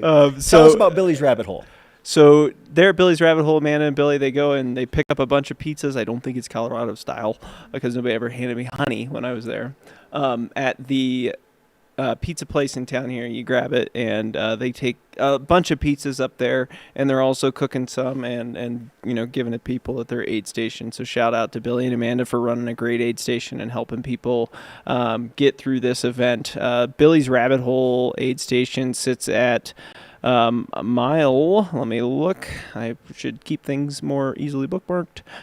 Billy's Rabbit Hole is going to sit at roughly mile 37, and roughly at mile 75. So, they're going to get both sides of things. They're going to get people at mile 37 who aren't feeling good, and they're going to get people at mile 75 who aren't feeling good, and then vice versa, right? See, now all of a sudden you have people mad about drivers from various states and talking about Massachusetts having the worst drivers or Connecticut having the worst drivers and best pizza. It's very interesting to see how people can be suddenly brought into action. Of course, we are here at the Run Rabbit Run 100-miler and 50-miler presented by Mountain Outpost, Chris Warden, Dan Ryan. Here, bringing things to you to start the race. We are about just under 3 hours in for the Tortoise race. So there's the Tortoise and the Tortoise Masters. The Tortoise Masters started an hour ahead of the rest of the field. And we're about an hour and change away from the start of the Hares, which is where the elites will be taking off. And you can see the start line right there. Thank you very much to our awesome producers for giving us these shots. Of course, this is Steamboat Springs, Colorado. The runners will be heading right up a hill. The first thing that they do, the very first part of their race, they're heading about 3,600 feet straight up the hill, and they just keep on going, and we will see most of these runners back here between 24 and 35 hours. We're joined now by our executive producer, Zach Marion. Zach, what do you have for us? Oh, nothing exciting. I just wanted to come and have a chat with you. You seemed a little lonely over here since Dan took a little step out. Dan was partaking of our title sponsor, H2All, and partook a little too much of the H2All. Yes, as H2All has given us the Skycam here. We totally ratted him out. But where this right here, so this little grassy knoll right in front of you, that's going to be the finish line. You see him kind of setting up. Fred is such a he's got a little streak of masochism in him, and he does force you to run down the dirt road that we just saw the bike on, and then cross the creek. Yeah.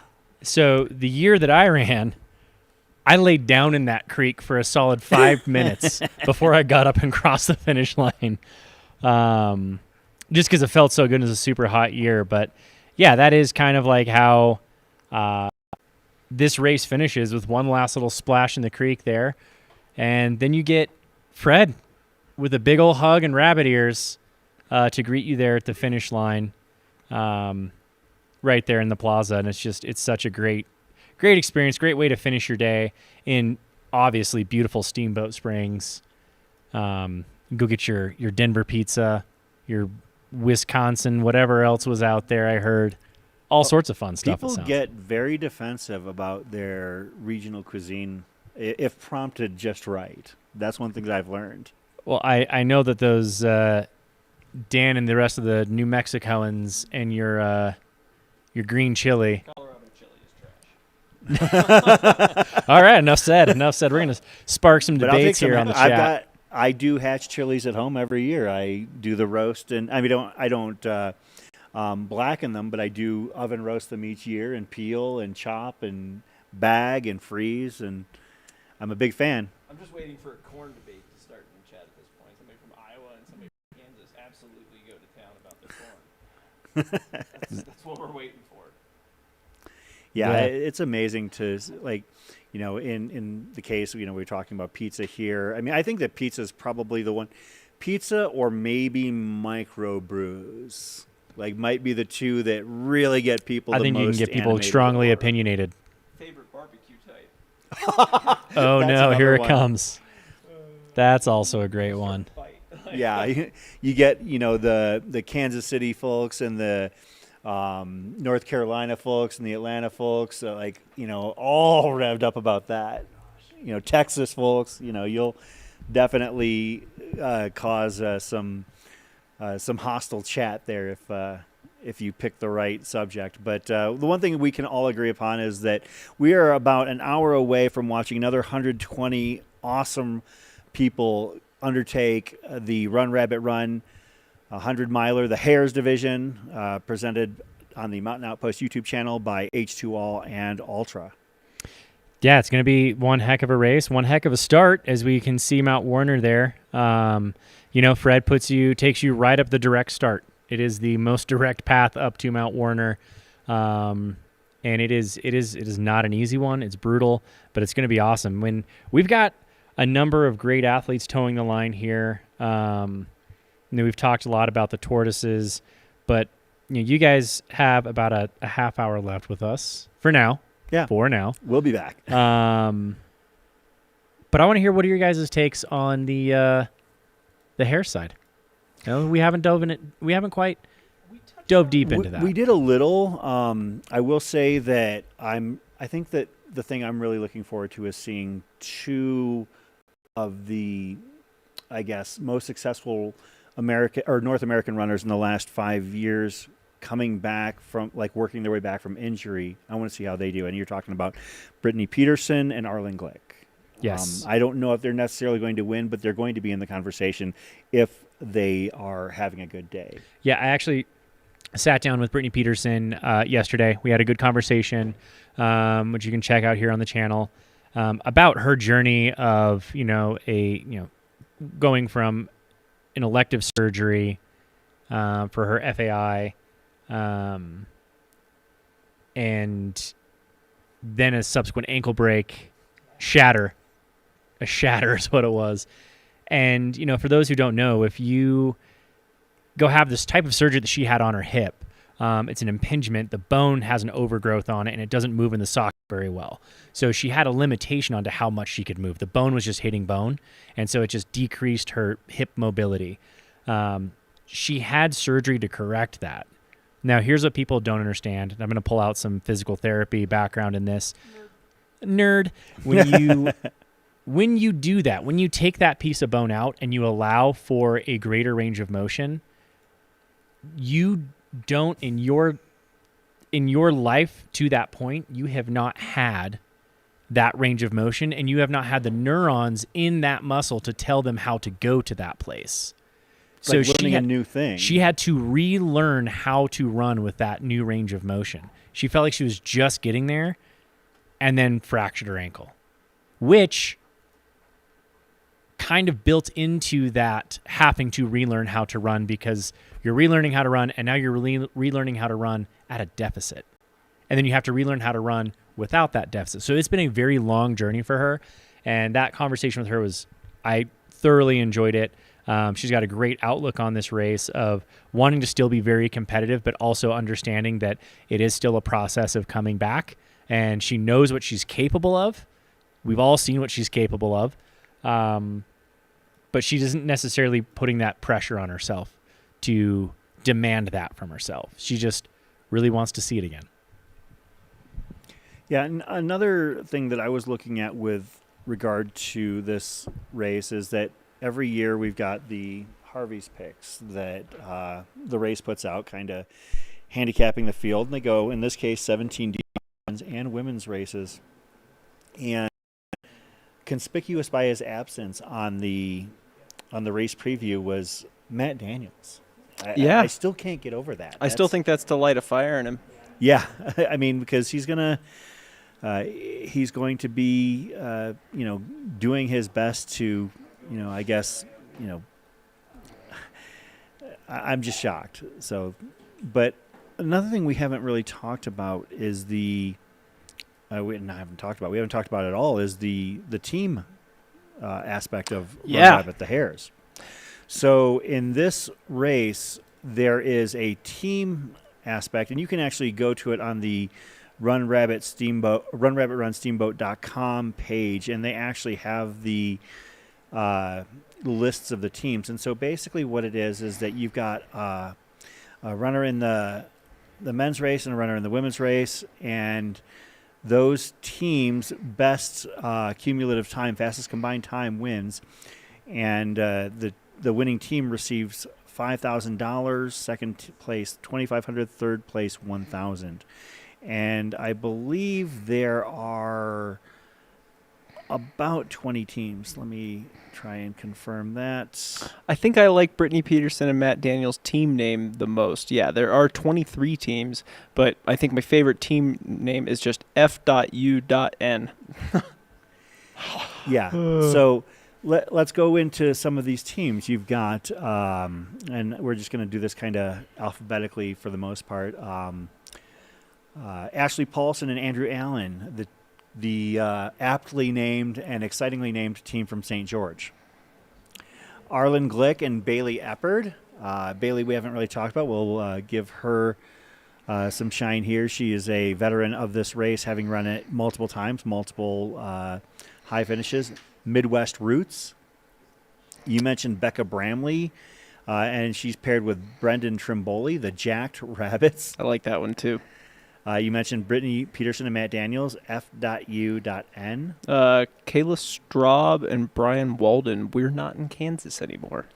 I like that one. Well, I know that I did some research on Kayla Straub, and she is a flatlander, so this might be a bit of a climb. Emma Wood and Simon Kearns. Jog Bunny Jog. I think that's a great play on the name. Charissa Kenny and Adam Reintz, the Mediocre Mates.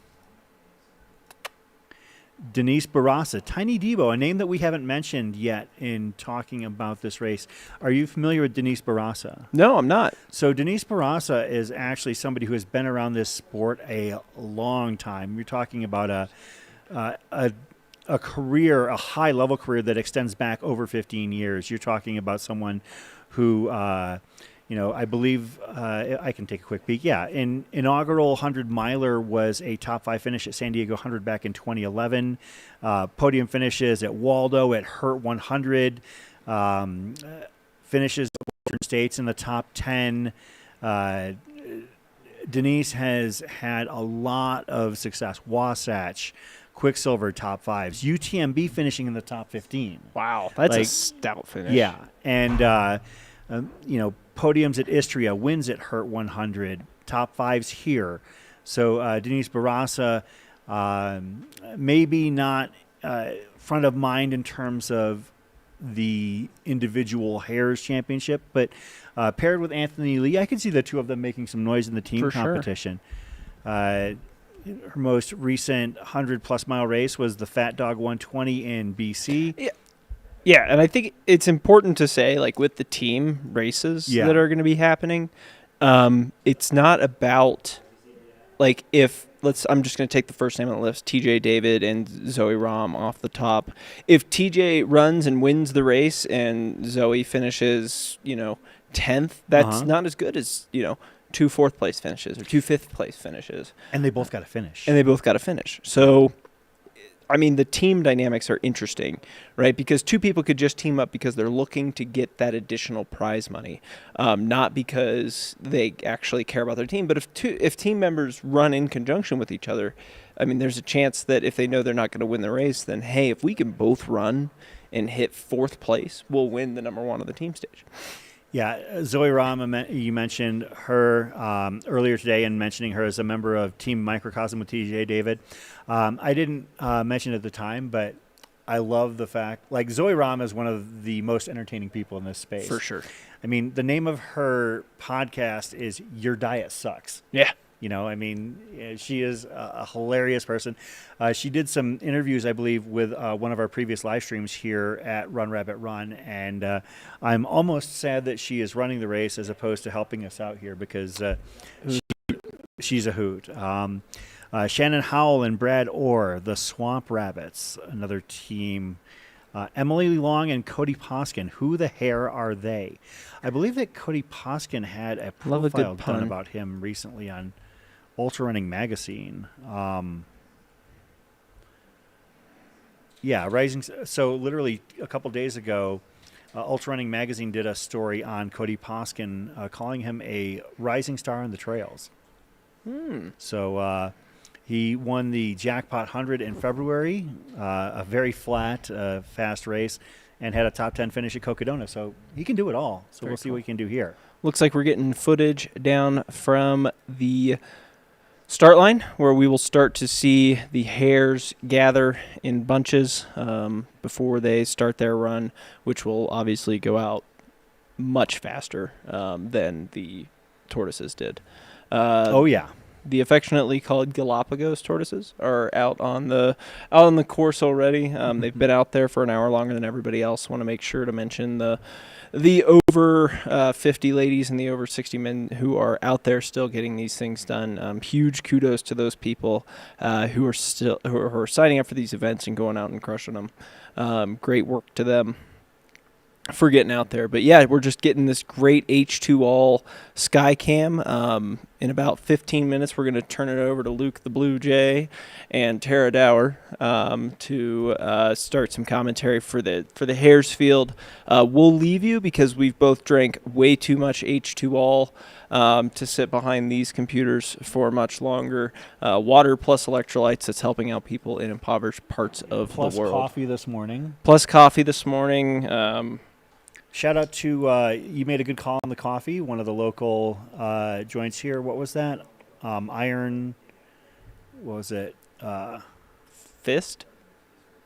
No. No, I don't think. Well, it could have been. Iron Gate. Iron Coffee Place Steamboat.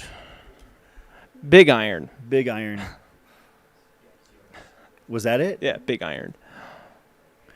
Yeah, no. It's after the song Big Iron on his hip. It is excellent coffee. So shout out to them for helping us wake up. As we'll. Mine was decaf. Really? Yeah. Oh, yeah. I don't decaf. Mine. I'm taking the coffee out of the equation until my race later this month. So. Oh, that's smart. I should have thought of that. Spinning back to the team competition, we'll name the rest of them. Erica Rackley and Grant Barnett, the Killer Rabbits. Ooh. If you have any thoughts on the names, feel free to jump in. Elena Jesse and Ted Schultz, Vertically Unstable. Jesse Yeeman and Tommy Sullivan, the Speed Hogs. Sarah Gage and Matt Zupan, the Last Hairbenders. That's clever. I like a good pun. Celinda Heinel and Ryan Sullivan, No Name, No Money. Riley Brady and Brian Condon, Team Condor. Piper Gray and Drew Antonise, Taylor Swift and Steady. You seem unimpressed by that one. McHenry Hickory and Devin Olson, the Dream Goats. Mary Denholm and Jeff Stern, Two Hares from 40. Kendra Joseph and Sean Green, Chafing the Dream. I like that one. That one's good. That one's good. Casey Duvall and Zachary Ricks, Call Me By Your Team Name. And Kelly Brophy and Luke Sparks, Out of Left Field. Anything on which teams to watch out for? I think Brittany Peterson's team is going to be a good one to watch. The F.U.N. Brittany Peterson, Matt Daniels, yep. Absolutely. I'm trying to look for good combos. Brad Orr has some great results, and Shannon Howell has some great results. So I think that they could have a potential chance at some of the prize money. Arlen and Bailey, Midwest Roots, I think that we could see some sparks there. I need to look up a little bit more about TJ David to understand that side of things, but I think that could be a good one, as well as I would also want to point out the team of Riley. I'm not Riley, but I was going to say No Name, No Money, Ryan Sullivan and Celinda Heinel. Ooh. Yeah, that team's definitely got a lot of experience. That's a good shot of a mountain biker coming down into the finish line area. Steamboat Springs is also a popular destination for downhill mountain biking. Oh, absolutely. Absolutely. That was something that AJW told me about last year. The Mary Denholm Jeff Stern team, Two Hares from 40. Mary Denholm, extremely fast runner. As we mentioned, a Olympic trials marathoner twice. Wow. And Jeffrey Stern last year had top 5 finishes at both Angeles Crest and Cascade Crest. So you're talking a couple of people with some very impressive resumes. Also has some speed with an 11th place finish at JFK 50 a couple years ago. So, I could see that team making some noise in the team competition. Yeah, just checking to see if we had any tortoises down into Fish Creek, but it does not look like we have yet. We could about potentially the 3.5 hour mark is yeah. typically. Yeah, if the tortoise 24-hour pace would be 12:30. I don't think the tracking is updating very well. Yeah. So that will be a developing story to see if any of them have come in under the 24-hour mark, which I'm sure some of them have. Right. Last year, only a couple runners came in under 3:30 into Fish Creek. Nick Kuhnman was the first runner there last year at 3:14.13. And Dustin Johnson was second at 3:17.16 from the looks of things. But there was a pretty sizable gap in the Tortoise race. I guess Ben Fields came in early as well. But as far as the lead runners from last year, about 3:15, there were a handful of them. And we might get notification that they hit it. Maybe their tracking doesn't quite ping immediately. But like, for instance, Ari Cohn and Adam Goss were your first 2 runners here at the Mount Werner aid station last year, and your first runners, or this year rather, and the first runners last year hit Werner at about a 1:11, 1:13 pace. So should be pretty quick. It's probably a little bit cooler this year than last year, because last year we didn't have any inclement weather, but it seems like things might be swirling and brewing here, as you mentioned. Yeah, I think that the weather's going to get pretty spicy this afternoon for people.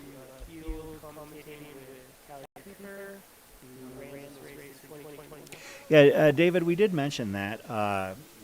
Speculating on the absence of Matt Daniels from the feature runners section, I said, you know what, and I think we're in agreement there, Dan, that we fully expect him to come out and force people to put some respect on his name. You will respect my name. That's what Matt Daniels is thinking right now. I could totally see that. Yeah, he's at that finish line. He's looking for Fred. He wants to fight him at Olympian Hall.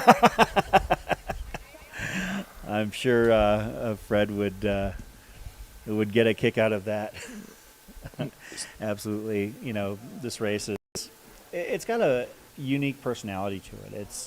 It's a highly competitive race, but Fred really seems to be about the fun, and yeah, for sure. They do lean into the theme. Like, every race has, it's like, Western States is highly competitive, and it features, North California in all its glory, and Hard Rock is kind of a, like, it captures the community like no other American race does, and this is more of a, it's fun. There just happens to be a big prize purse involved too. Yeah, and somebody asked, they're like, what's the max prize money if a runner sweep the win, team bonus, and CR? So let's assume that a runner over the age of 45 wins the race and their teammate wins the race. So they would get $2,500 from the $5,000 team kicker, from $2,500 each person. They would get the $20,000 grand prize, which would be $22,500, and then they would also get $1,000 for being over the age of 45, which is $23,500. So the maximum amount of money, if you swept everything, would be $23,500. Think about all the improvements you could do. Oh, to your and if you were and if you were the first person, if you got the preem, you got another $1,000, so you'd have $24,500. Yeah, all of the cool little things you could buy for your Sprinter van on that. Oh my God! Finally finished the build. And if you come see Chris Warden, he'll also give you a $500 kicker for winning the race. So that would be an even $25,000. I cannot confirm that last kicker. You have to find Chris Warden. I'll be hiding the rest of the weekend. Olympian Hall, and I know the address to the Airbnbs if you guys need it.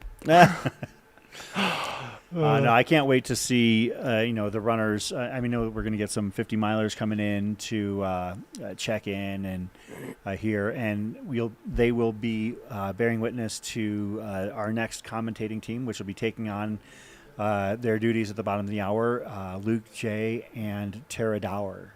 I actually had a blast commentating with Tara at Cocodona this year. We were having a lot of fun, and she was also an ace field reporter this year at Cocodona. It made me very nervous as she was coming up very close to cows to get their opinions on things, as there were cows that were like right next to aid stations.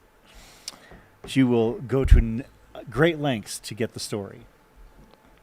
Awesome. Yeah, looking at the climb that people are going to be going up for the first part of the race, and just the beautiful scenery here around Steamboat Springs, Colorado. We're really excited to bring you guys coverage over the next, 30 hours, as soon as the Hares starts at 31-ish hours now. So that's, we're really excited to bring you all the way through the end of the race, the 36 hours that the Tortoises get and the 30 hours that the Hares get. So I'm really excited to keep bringing the coverage to you guys, especially if it won't be with Chris and I. Hey, Dan, tell us about a tortoise that you know in the race that you want people to know about and that you're excited about following here for the next day and change. I'm really excited to follow one of the guys that Zach mentioned earlier with the type 1 diabetes and how he's just managing his race and all of that he's doing. Like it's really inspiring to see that. Michael O'Bara, that was it. I think that's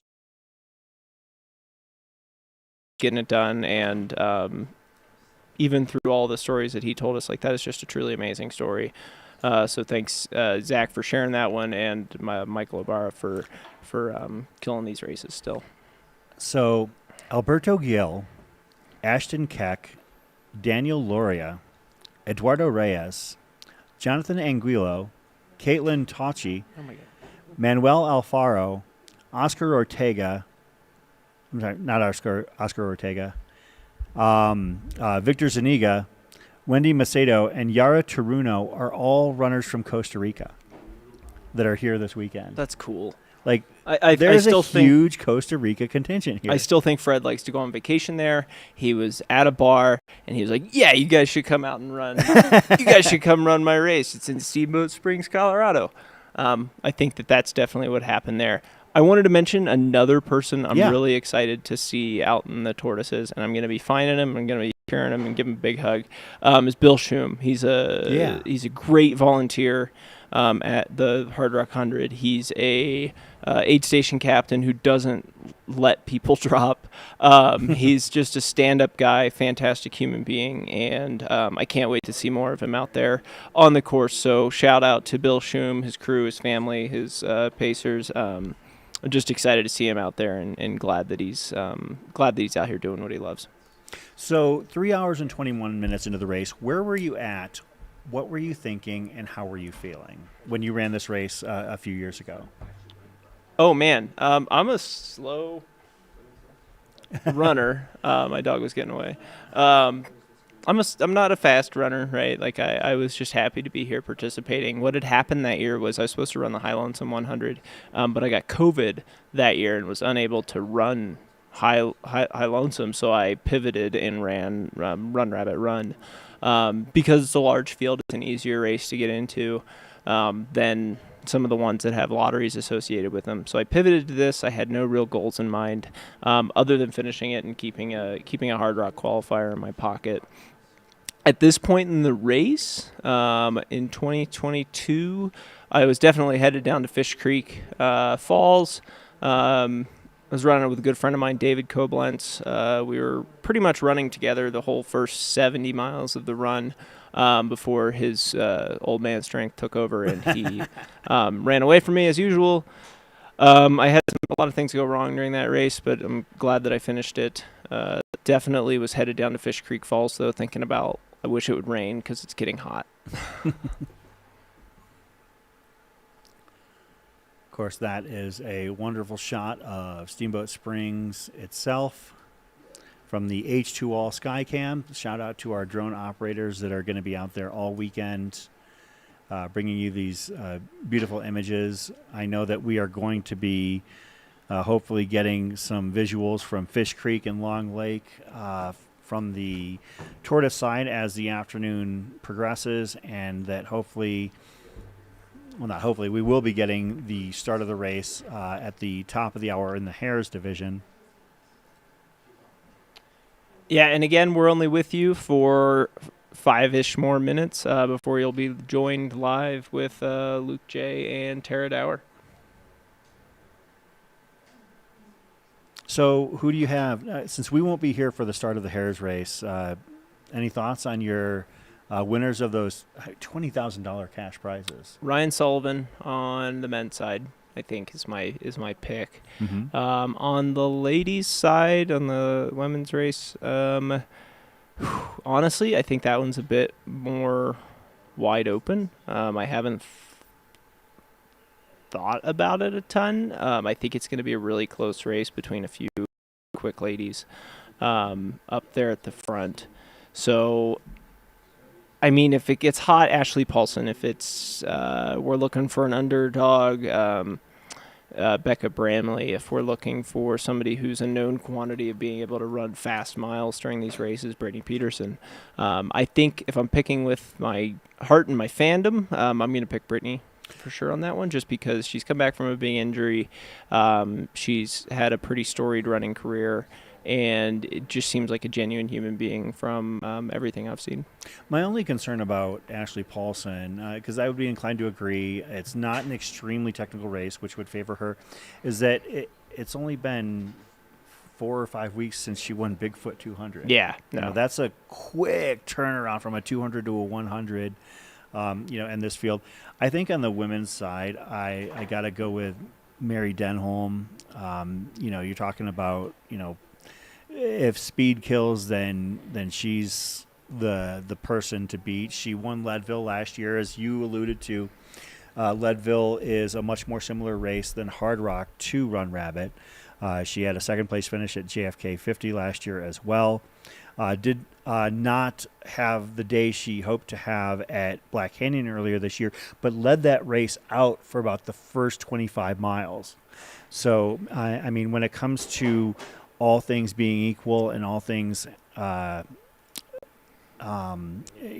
down to simply who's got the speed, Mary Denholm. The only other caveat I would provide is that Riley Brady has just been crushing. They've had the last 12 months, you're talking about wins at Javelina, Black Canyon, gaining a huge sponsorship in Nike, enabling them to concentrate on running full time. I could see Riley, but I really think that I'm going to have to pick Mary Denholm. Actually, at Black Canyon, there was kind of a dramatic moment that was caught on camera of Riley passing Mary at Gloriana Mine Aid Station. It was captured on camera. And it had Brett Hornig in the background, but it can't be a perfect shot. Yeah. So something's always got to ruin it. Exactly. Shout out, Brett. We love you. I would say on the men's side, I'm going to go with a bit of an outside the box pick, and I'm going to pick Craig Hunt. We're talking about fast runners. Craig is a guy with a lot of faster, shorter runs. Wins at Way Too Cool. Second place at American River a couple years ago. Fourth place finish at Black Canyon last year. Just, I want to say it was a minute or two off of a golden ticket. And Craig is really simply waiting for that breakout performance. And as we've seen here in live streaming this race in the past, this has been a race where people can have that breakout performance. I mean, one of our next hosts had a truly breakout performance here in 2023, and since then, the arrow has been pointing up just constantly for Tara Dower. So it would be great to see, I think, Craig have the same kind of breakout performance that Tara had here a couple years ago. Of course, from there, she went on to, successful races at Hard Rock, the Appalachian Trail, and also becoming a vital member of the title sponsor Altra's racing representation. So we'll see what happens. But yeah, those are my picks. I would say Mary Denholm and Craig Hunt. I am also rooting on a personal level for Arlen Glick because I would love to see him come back. Of course, thanks to Zach Marion for joining us for a few minutes to talk about exactly what Arlen has gone through in terms of his injury recovery, as well as explaining in depth. Brittany Peterson, of course, Zach trained in PT, so it's good to have his perspective and his knowledge rain down upon us. So For sure. that's one of the things I love about this sport is that so many people are so smart and so well educated. I mean, I'm sitting here, and there's doctors around us, there's engineers to my left, and all of your intelligence to make me sound halfway smart, because all I have to do is ask you the questions that you know the answers to very well. Yeah, and now that we've had too much H2all, and we have to go take a break, you're going to be joined by H2all to H2 none. H2all to H2 none. Yeah, you'll be joined by Luke and Tara, who are going to take the coverage into the evening, and then you'll get Chris and I back. And shout out to Nick from H2all for coming in and talking to us. I mean, we had a great conversation with him where he gets so excited talking about some of their charitable initiatives at H2all, and talked about how he basically recruits kids from the Steamboat Springs High School football team to work the aid station, and that's pretty impressive. So shout out to him. Thanks to our sponsors, H2all, the Skycam, and Altra. And we are going to do a commentator swap here. Chris Warden, Dan Ryan will join you later on. This is Run Rabbit Run, the 100-miler, presented by Altra and H2all. Thanks, everyone, and see you later. Focus. Exhilaration. Euphoria.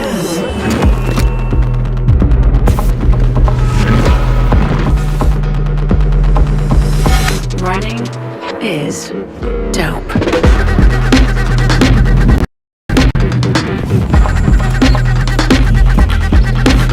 Experience a new high.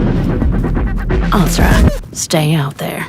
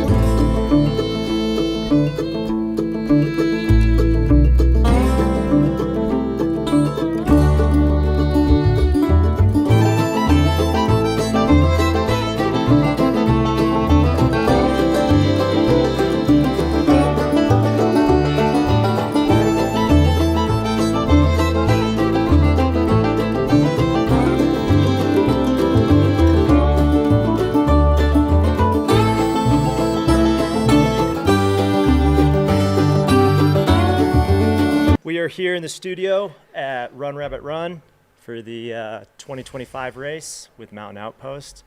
My name is Luke J.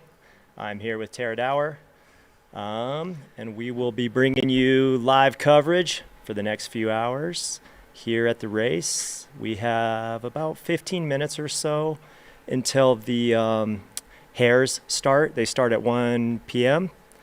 And so we have a solid elite field on the men's and the women's side.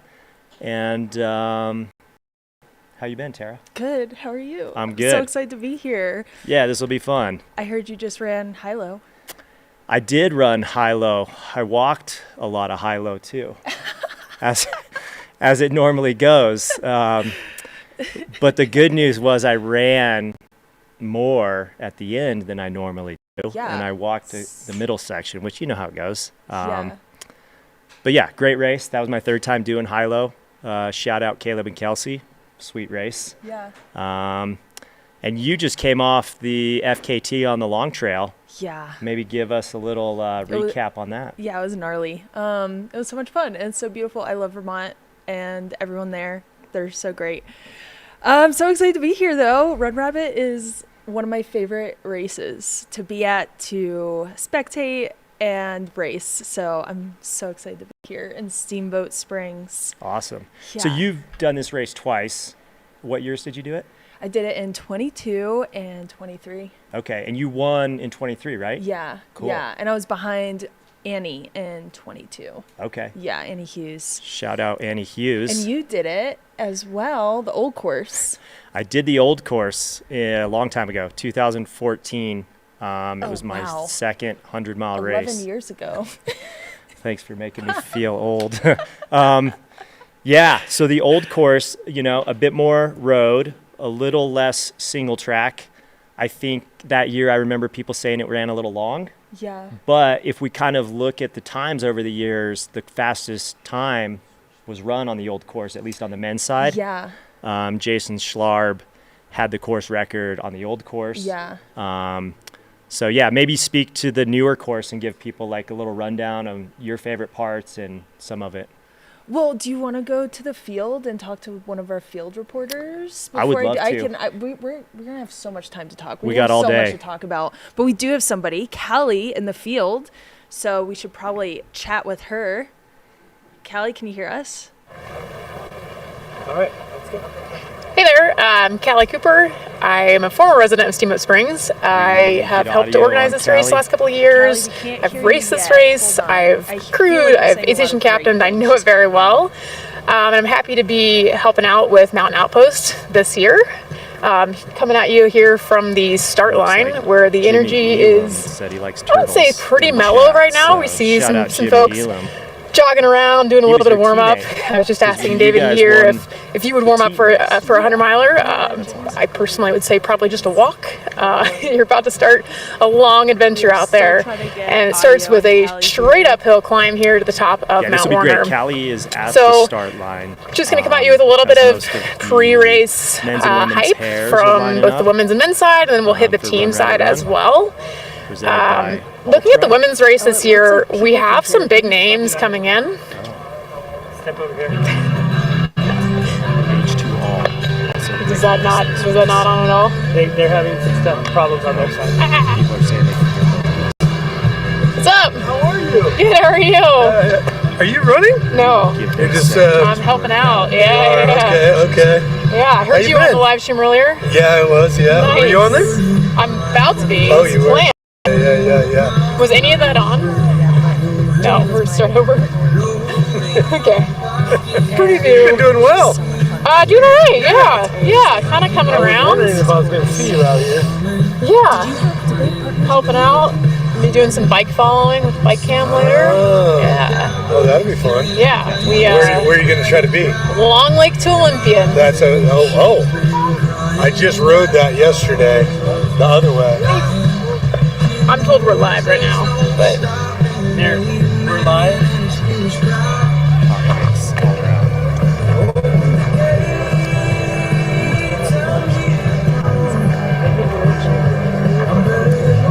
Yeah, you guys are stuck with us for hours. So.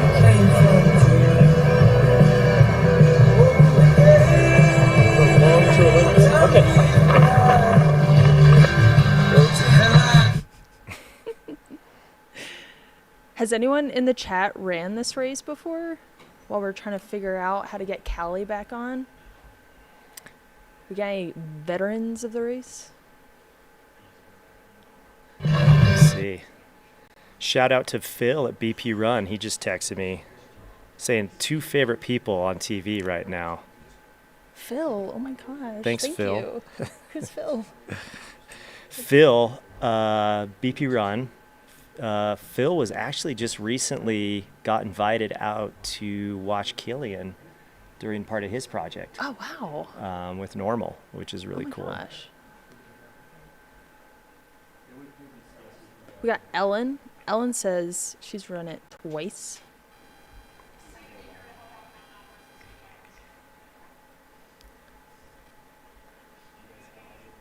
We got her.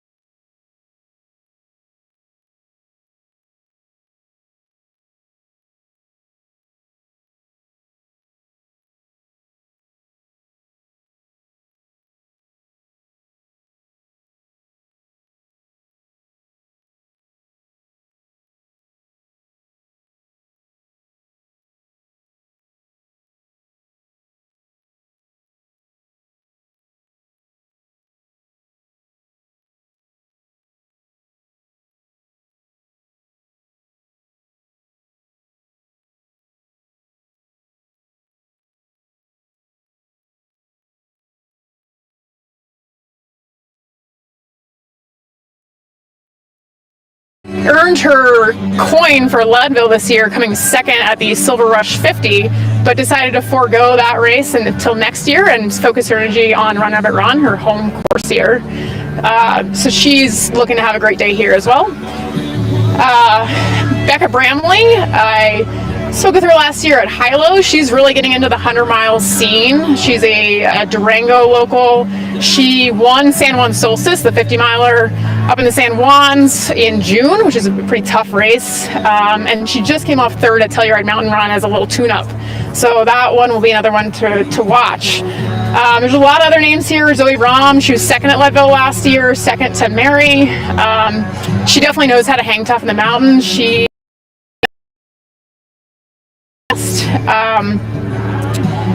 Jenny Yeeman won Kindle Mountain Run, which is sub-ultra distance, but definitely has some great mountain experience. Finishes at Broken Arrow Sky Race. Piper Gray, she has won a lot of fast flat races, so Tunnel Hill, Lean Horse, hasn't done a lot of mountainous stuff, but she will be one to watch as well. She has run a 17-hour 100. That is nothing to laugh at. Switching gears to the men's side, the field this year is kind of wide open. We have a few veteran mountain runners. We're about 15 minutes. Okay, you can hear the start line is getting hyped here. We'll keep going through this now, just to keep you all rolling on who to watch for. Arlen Glick is probably the biggest veteran to the race that is returning. He has been third here in the past. He was third at Cocodona this year. He's been fifth at Hard Rock, but I heard that he is coming off of, I think, an ACL surgery, so maybe is looking to rebound a little bit. There are lots of names in this field that have not had experience at the 100-mile distance, but have been very successful at 50K, 50-mile distance, that are looking to have their 100-mile debut or their mountainous 100-mile debut. Two of the people that I am kind of interested in seeing are two youngsters, being Mitchell Day, who is a 26-year-old from Iowa. He ran for Iowa State, had a pretty fast 10K, I think just sub 29 and 10K, so he's pretty young, coming off of college running, but this is his first 100. I ran into him earlier this year. He's been living out of a Subaru on Buff Pass since June, so really learning the course, and it's always fun to see people really dedicate themselves to a race. I think there's going to be a good standoff between him and another youngster, Cody Poskin, who's super excited. He was 7th at Cocodona. I actually paced him there. He has this youthful ignorance that really serves him well. He's been able to pop out some good runs, and he's looking to race fast here. I think in the pre-race interviews, he's one of the only ones that's been talking about the money, and that's something that we've been talking about here on the finish line. 1 second. Sorry, guys. Really looking for that youngster face-off between Mitchell Day and Cody Poskin. Looking through the list here, there are so many other names, though, that have great finishes that are going to be ones to watch. We have Tommy Sullivan, who is second at Canyons, third at Way Too Cool, first at Silver State. Like, that's a pretty big resume. We have, Zach Boyle, who's kind of a Midwest crusher. He's got lots of wins at 50K and 50 miles, but again, untested at altitude and on mountainous courses. One other person I do want to shout out a little bit to, there's a Steamboat Springs local, Luke Sparks, who was 15th last year. Hopefully he has a great day out there.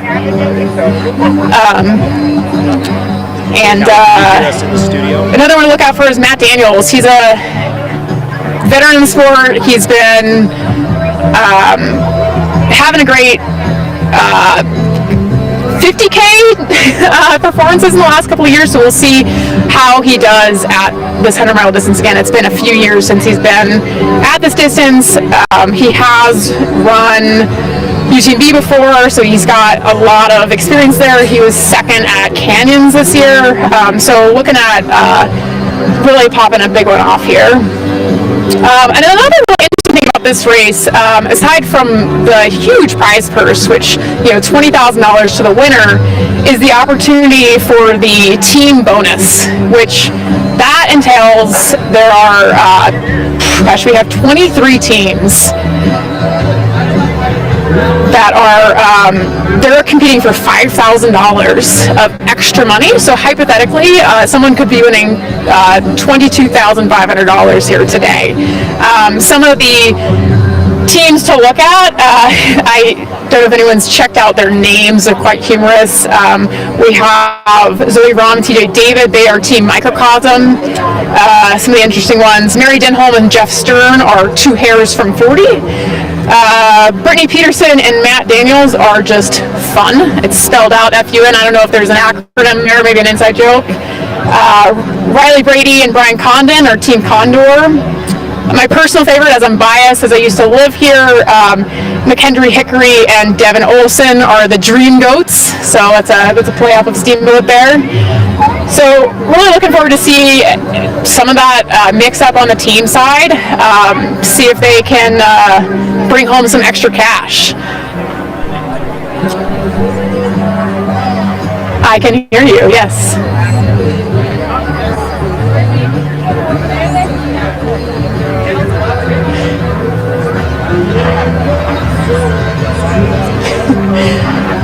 Yes, the energy I still think is a little subdued. I think that in general you see more energy at the Tortoise start just by sheer numbers. This looks like a small 5K start, It's a little different than 300 runners that started in the morning.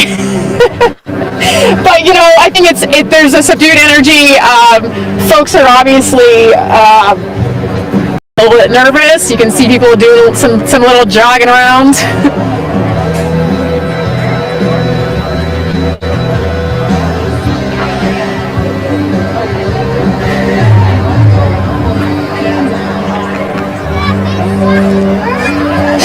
Yeah, so it's dropping from Long Lake down to Fish Creek is about a 6-mile section of downhill. That probably 3 miles of it goes through some waterfall sections that are exposed rock, not exposed in a sense of like hard rock exposure like you've experienced, but probably the most exposed area that we have in Steamboat. And the biggest difficulty is that you get, because it's out and back, you have people coming in both directions, and that can make some of those sections really tricky, especially if the rock is wet. We want to thank again our major sponsors, H2O, who stepped it up this year. How long did you brief here? And then if you can give us just like a little bit of local information. They've really helped us support our charities and support you. Remember, there is a $1,000 premium for the first male and the first female. Sure. To get up to the... Sure, yeah. So I lived here about 4 years. I just moved to Salida last year, just looking for more dirt. It's a real snow place up here, hard to train year round. But when I lived here, I helped organize the race, and I ran the race, and I've crewed the race. So I do know it very well. I would say some of the biggest or interesting takeaways are like the year I ran a race at a time, but I would say coming up Fish Creek Falls, mile 20, I saw 6 hares walking back down to drop, and that's so early in the race, and they were already completely spent, and I even saw 2 runners curled up on the side of the trail. So it's a kind of race that you can be broken from the very beginning, and I think a lot of people just come in with the notion that they're racing for the money, and once the money is out of reach, they just fall apart. And so you can probably expect to see this race go out fast, and the people that are going to find success here are the ones that can be patient and really be able to run in the last 20 miles, because from Summit Lake to the finish is very runnable, and oftentimes you see people having to just death march it in like I did the year I ran this race. It's terrible, but that's where the race is won. And what's really challenging about this race is that there's no pacers and there's no crew. New this year, there is crew available at Summit Lake, which is new this year. I think it could be really a game changer for hares, because that's mile 80. Previously, you didn't have any aid from about 68 on with crew. So to have your crew at mile 80, if you're a hare and you have a crew that's able to go there, it's about a 2-hour drive, so it's pretty tough to get there. But if you can have crew there, that could be a really nice morale boost. And it's going to be in the night. It's going to be cold. At times, there's been like snow and slush on the trail up there. It doesn't drain well. So having fresh shoes, fresh clothes at mile 80 could really help some people out.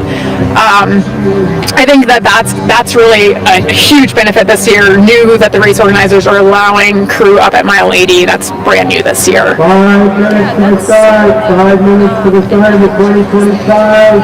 One red, one hare. Again, you line up to the left of the arch and you'll be headed up the hill. Yeah, and also the other big crux is that the middle, the little half marathon you do on Emerald Mountain is super challenging. It's kind of a mind warp because you enter Olympian Hall, which is this warm, comforting aid station, and the key is to not enter it at all and to get yourself out of there as fast as you can, because that's mile 50 and 63 roughly, and that aid station just sucks people in, and there are more drops at Olympian than I think anywhere else, and it's just so easy to drop. Your hotel room is super close by, your car is right there, it just sucks you in. Kelly, I see some racers lining up behind you. About 4 minutes to the start, about 4 minutes. Welcome to the Steamboat. I think energy is definitely building here. Yeah, we've got some people building up here. We're going to get people lined up on the start line here. Definitely a little bit more energy than there was just 5 minutes ago. I think people have been smart and just kind of staying out of the fray until go time, which we are about, four minutes out from go time right now. So really close to it. Yep.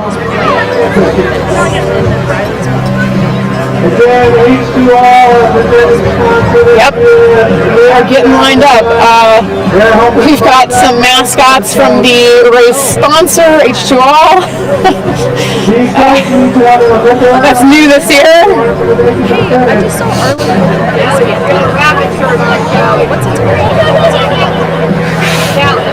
I think that's a little overkill myself.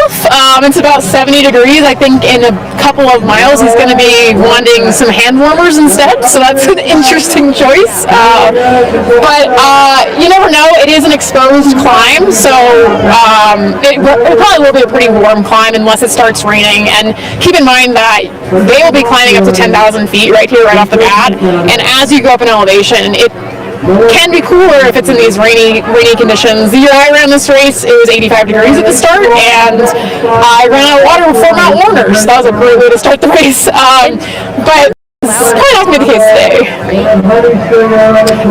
No crews allowed at top of Warner.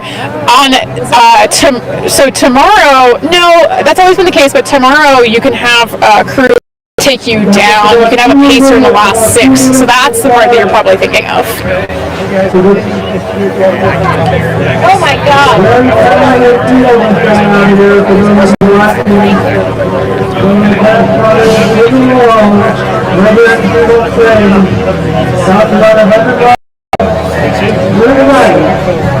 Ice in the hats right today seems like quite a bit. I think this game is really and a fast. Absolutely. Yeah, about a 45-minute ride straight up into the Steamboat to the top of the hill. And so, folks, right out of the gate, you got a big climb where you're going to kind of settle in. And I do think Callie brought up a pretty cool prize money, kind of changing the dynamic in this race. 100 miles. About a minute left.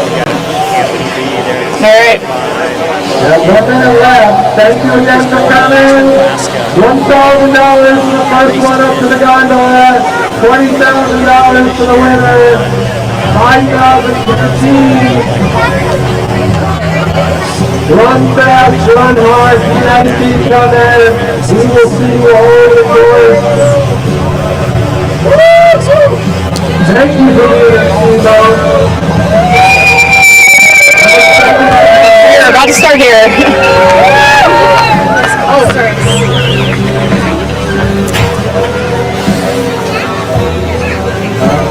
I don't know. they've got vapor flies on. Maybe not the best shoe choice for this race, but we'll see. 10, 9, 8, 7, 6, 5, 4, 3, 2, 1, go!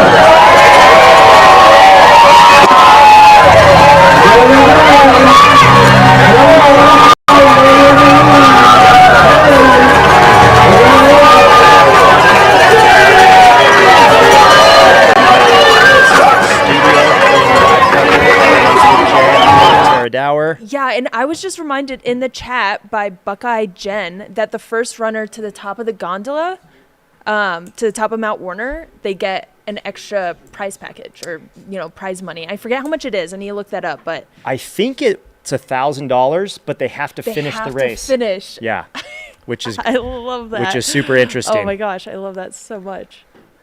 Because otherwise you just have somebody sprinting to the top and they get an easy grand. Easy K.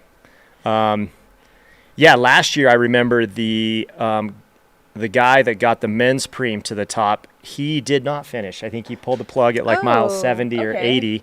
But whoever won for the women last year did finish, so that she got the extra $1,000, and I don't recall off the top of my head who that was.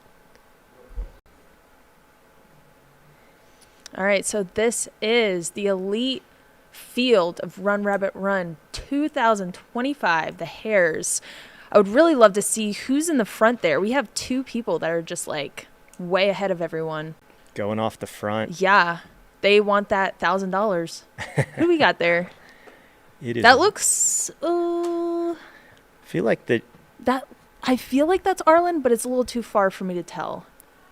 Yeah, you can count on the chat coming through with some of that hot intel. They're so great. They're like the third commentator. Yeah, so there was a question as far as prize money goes. And, this race is pretty unprecedented with the prize money that Run Rabbit Run puts up. So first place on the male and the female side both win $20,000.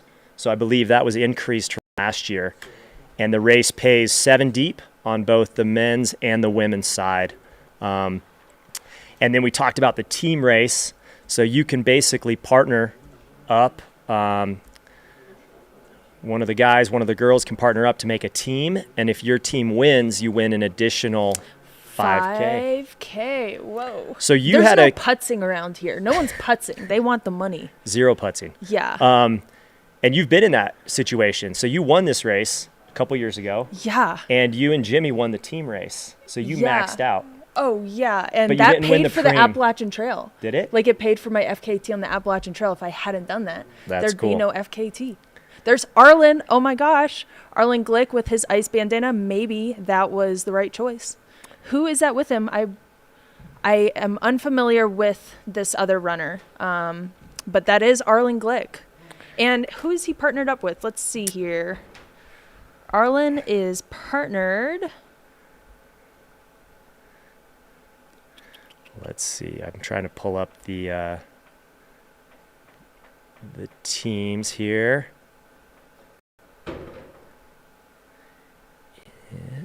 Saw him earlier. Yeah, here we go. So just a few of the team names we have here. Team Condor, Riley Brady and Brian Condon. Question mark, Becca Bramley and Brendan Trimboli.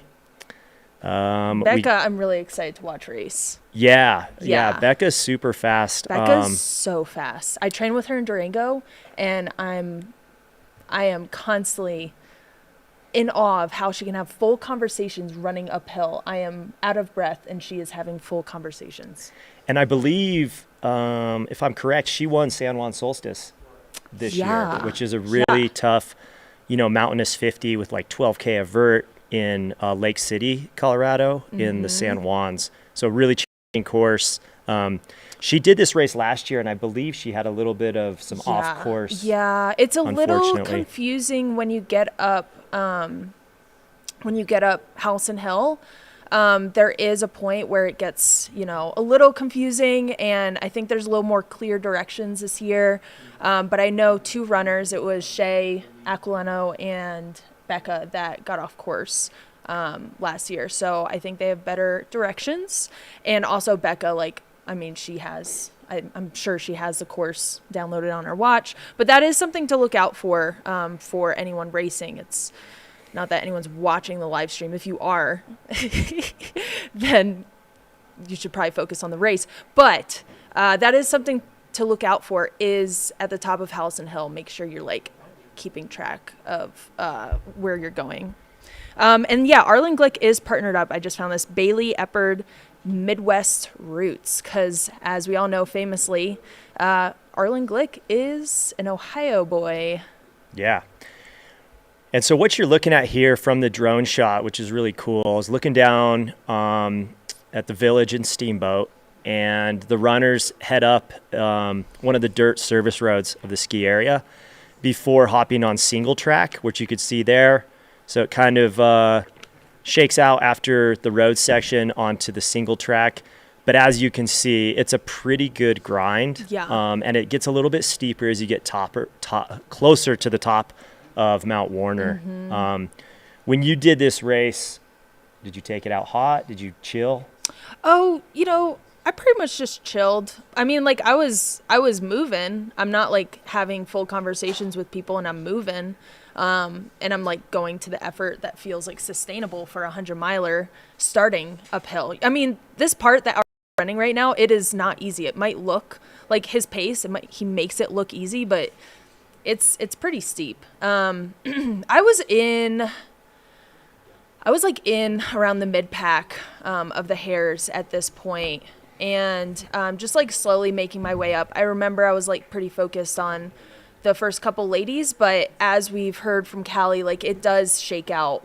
And there's people, a lot of people finish this race, but it gets a little weird halfway through. Mm-hmm. So you have a lot of time. You don't need to be the first one up Mount Warner. That's not super sustainable in my eyes. But I mean, Arlen's going for it. I'm respecting it. He is somebody who's a baller. He's gonna go all out. I've talked to him about strategy, and he was yeah, it's super respectful when people just go out. Yeah. No matter what, you're going to be tired in a 100-miler, so might as well just get there sooner. Yeah. Yeah, I mean, there is something to be said for, kind of taking a flyer and crossing your fingers. But, Arlen has a pretty long list of results. The guy's, done really well on the podium at Cocodona, has had some fast races at Javelina, but then is also finished in the top finishers at Hard Rock. Yeah. And so I think he was 5th. Was he 5th that I believe year? he was top 5. Yeah.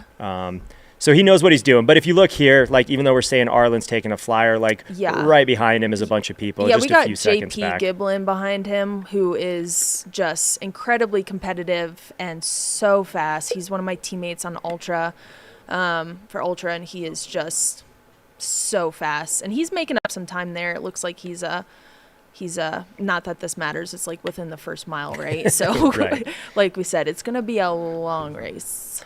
Yeah, long race. Long All race. speculation right now, Yeah. but still fun. So and much we have fun. to talk about something as we're on the live stream. We have so much to talk about. Oh, good question in the chat from Jay Smith. Arlen could get the 1K and finish on the podium. So Maybe.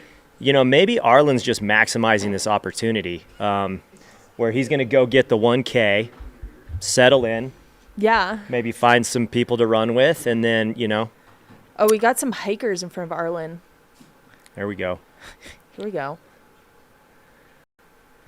Yeah, I mean, this race, is it the biggest prize purse for races? Is it the biggest? Somebody in the chat, let me know. I believe so. I'm not going to search it, but I'm sure somebody will let me know in the chat. You guys always do. You keep me honest. But, I mean...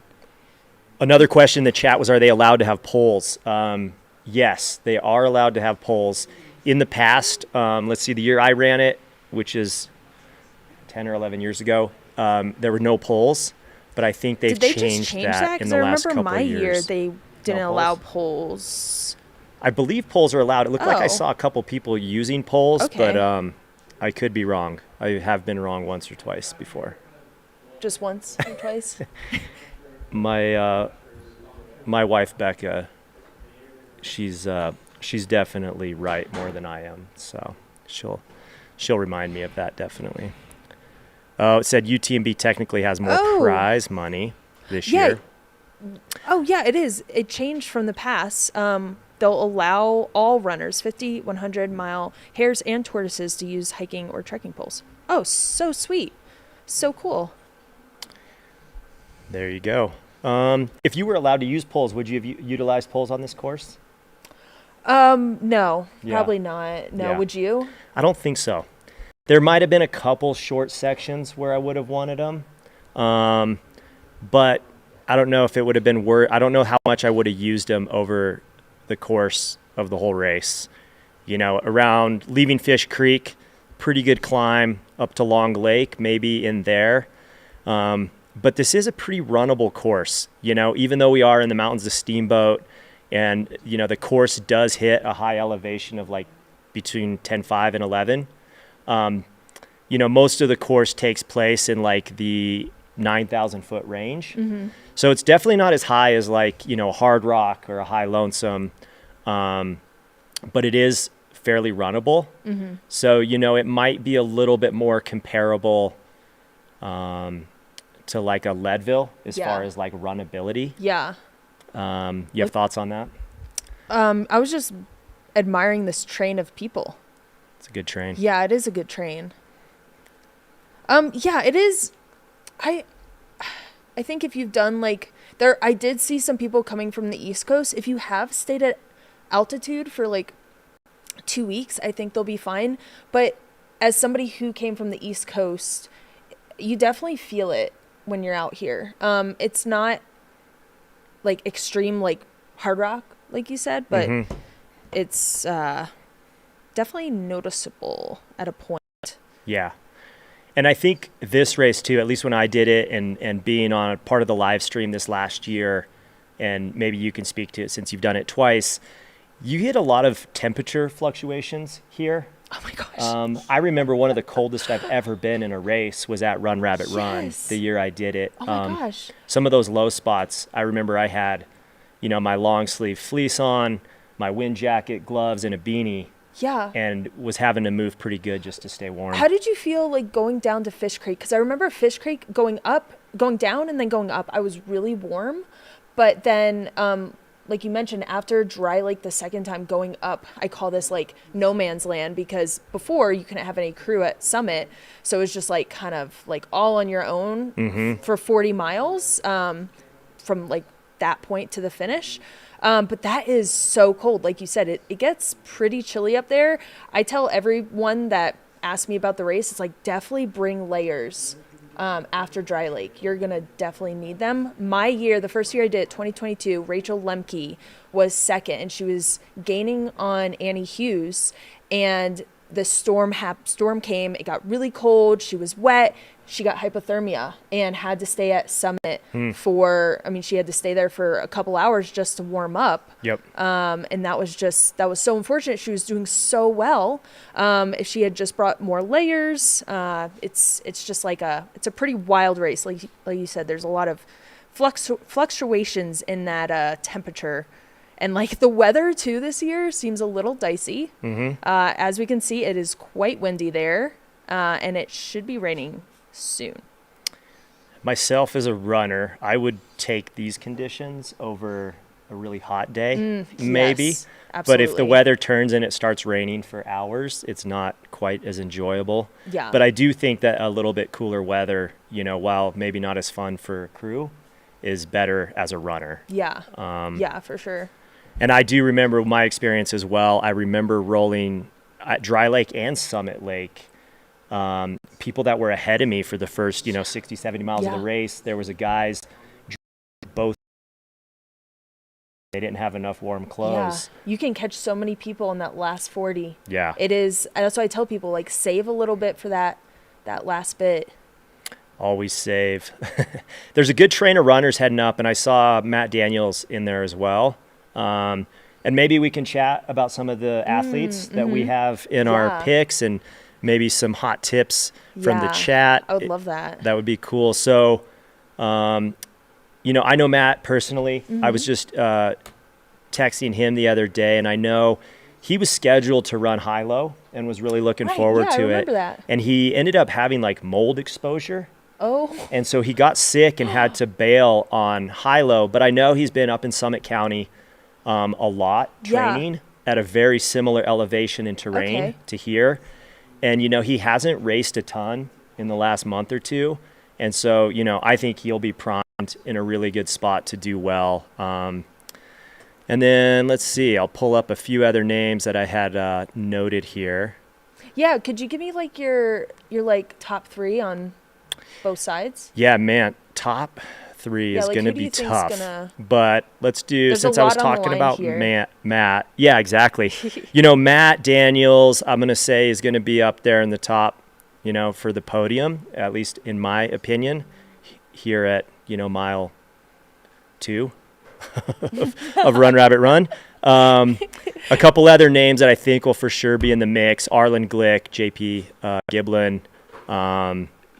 I do think that Jeff Stern, and then what was the other one I had listed here? You know, You've got quite the spreadsheet. For those, I can see the spreadsheet, but we've got some serious spreadsheet action going on right now.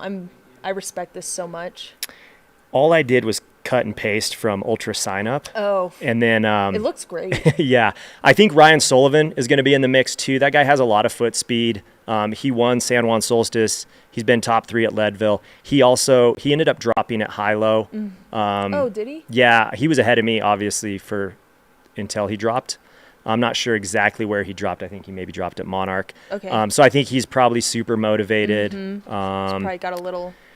And then Well, Arlen's driving. probably really motivated. I believe he's coming off knee surgery. Yeah, he's been out since. I mean, his doctor told him to run Cocodona. Like, you'd probably be fine for Cocodona. He had, I forget what it was. Was it ACL? He hasn't had an ACL or whatever for like 9 years. Yeah. And his doctor was like, yeah, you'd probably be fine. Like, you can run Cocodona, but then after that, we have to do the surgery. And so since then, he's just been recovering in Ohio, doing his thing. We love to see it. I think he's got a lot of drive, though. Yeah. And then I'll just give you a couple other names. Anthony Lee out of Boulder. I think he could be in the mix for a podium or at least, for sure a top 10. Tyler Fox, he's another. That guy's super fast. And then I think Callie mentioned Cody, I think it's Poskins or Poskins. Yeah. So He ran Cocodona. yeah. Yeah. And he's a young doing dude. some young guy, kind of a goofball. What's super interesting. Oh, we got JP and Arlen. JP's gaining on Arlen. I would love to see the women's field, but this is a pretty sweet shot here as they're going up Mount Warner. We got a race to the top for this 1K. We've got a race to the top. This is so great. Sorry, go on. Oh, yeah. So I was just saying, Ben Blankenship was telling me that Cody is running the Gobi Desert 400 in a couple weeks after this. No, he's wild. Yeah. That's so wild. So I thought that was a crazy combo, but good for Cody. And, he's got foot speed because he ended up winning the Jackpot Ultra, which is like one of the road ultras. Yeah, I remember that. In a quick time. Yeah. So just for reference, as Luke's going through these top men, this is a shot of the racers going up Mount Warner, and it is 5.4 miles. And I'm not sure the exact elevation or the exact gain on this, but they get up to 10,003. So they're climbing for the first 5 miles. They're literally just climbing for the first 5. Yeah. And then I think the last couple names, Devin Olson, Steamboat local, super fast. He's, had some solid results, been in the sport a while, so he's a veteran. But knowing, local course knowledge goes a long way. And then I know Callie also mentioned Mitchell Day, which he apparently has been camping out in Steamboat prepping for this. But, No way. He's like a 28, 29-minute 10K.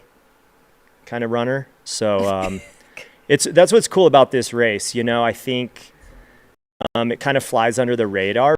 You look at just kind of how deep the men's and the women's field is. Yeah. There's so many wild cards and so many of those random ballers, as we like to say. You got some ladies here. So I'll throw it to you. I would love to hear your rundown on the women's field and see where you think who's going to be in the mix, who to watch for. Yeah, and then after we've gone through women and men, we got to give our like definite men-women picks. We have to stick to it to the end. Okay. We should put money on it. Just kidding. That was a joke. Okay, so for the women, I love the women's field this year. It's so competitive. But I'm obviously like Riley Brady, so fast and just good at a variety of races. And new to the Nike team, so they're able to focus more on training, which I think is awesome. There was a time that Riley was just like doing this all on their own, and I'm just so stoked that somebody's backed them. It took forever. It took way too long. Becca Bramley, of course. Becca, I train with Becca in Durango, and she's so fast, can have full conversations going uphill, and is always a good time to run with. But is just like, I think she runs under the radar, but is a very great runner. Mary Denholm, of course, we all know Mary. She has raced, JFK. She got second. She unfortunately DNF'd at Black Canyon, but has had some pretty great races in the last year. Sarah Gage, McKendra, we had talked about her before we got on. Oh, yeah, McKendry Hickory. What was it? What was the race that she did? So last year, she won high-low and set a new women's course record. So she went like 22 hours at High Lonesome, which is really impressive on that course. Yeah, we've got 6 at Javelina, which with a time of 17 hours. So, that just shows like a variety in the types of terrain and races that she does. Silver Rush 50, she got second. I'm also looking at Shannon Howell as well. We have a lot of veterans like Bailey Eppard, who is partnered up with Arlene Glick, and Salida. I actually ran with her. Yes, I remember. 23 and 22. She's done this race so many times, and she's a veteran. Brittany Peterson, of course, she's coming off Celinda. Celinda. Yeah. Brittany Peterson is coming off an injury, but has been working so hard to get back to training and racing. Zoe Rom, of course, and Alyssa St. Laurent as well. She is a veteran. As far as my top 3 on the men's and the women's, I feel very confident about this. All right. Somebody hold me to this. But I want everyone to put your top 3s, men and women, in the chat too. I want to see it. I want to see the chat light up with top 3s on both sides. But my top 3, I'll start with the men. I'm thinking JP Giblin. He's so fast. Arlen Glick as number 2. And then Ryan Sullivan as number 3. And for the women, I think Riley Brady is going to rock this race. They have a lot of fire. If it's how, Western States didn't go my way, and I have so much fire to like get out there and race. If Riley feels like any part of that, I know that they are just going to like be so aggressive at this race. So I think Riley's going to come out on top, number 1. Then we got Mary Denholm. It's going to be second. And then Becca Bramley is going to be number 3 because she is ready to go as well. How about you? All right. This is hard to do. I changed mine up a little bit. So let's start on the women's side. I also have Riley Brady. Nice. Number 1. I think they are just so fast, but also they seem to just have such a good mindset. Mm-hmm. Like watching Black Canyon, watching Javelina, they just run with seems like to me as an outsider watching, a lot of joy, mentally really strong, just like that calm, kind of confident demeanor. And so I think with people racing for all this prize money, yeah, I got Riley at 1.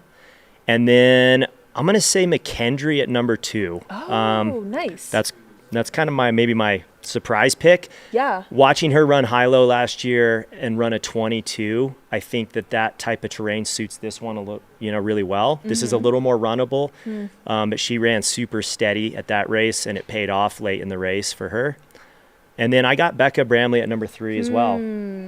Nice. What do you think? So you don't have Mary in your top 3. Is there a reason for that? No reason. I have her at number 4. Okay. And her and McKendry, I couldn't decide who was second and who was fourth. So, it's just a roll of the dice. And then on the men's side, I got to go with my boy Matt Daniels for number 1, Arlen at number 2, and Ryan Sullivan number 3. Okay. And I had JP in that mix too. So we'll see. It'll be cool to see what people say in the chat. Yeah, we've got Kelly Newland has Matt Daniels, Arlen, and Anthony. Kelly. Hey, Kelly. Shout out, Kelly. Hey. So we got a nice shot of Mount Warner here. A beautiful view of the mountains around Steamboat. We're going to see some runners coming up here soon. As you can see, the weather looks a little dicey. And Kelly was talking about this, how if it does rain and they're going down Fish Creek, it can get a little technical, and when those rocks are slick, anything could happen. Really, this race, anything could happen. You could have somebody at number 1 through mile 75, and then they blow up and walk it in. Anything could happen. This is such a fun race to watch. So we've got some weather here. I'm gonna look up the weather and see what we got coming. Yeah, while you look up the weather, it's cool to see some of the people's picks here. Let's see. You've got a question in the chat from David. He says, we need some backstory. Why so much love for Matt, Mr. Commentator? Obviously, I'm a little biased because I know him and we run together sometimes. But, Matt is super talented. He was, as far as I know, and I'm pretty sure, he was the first person in the world to ever run a sub 4-minute mile and 100 miles. Wow. So he ran a sub 4-minute mile. That's great.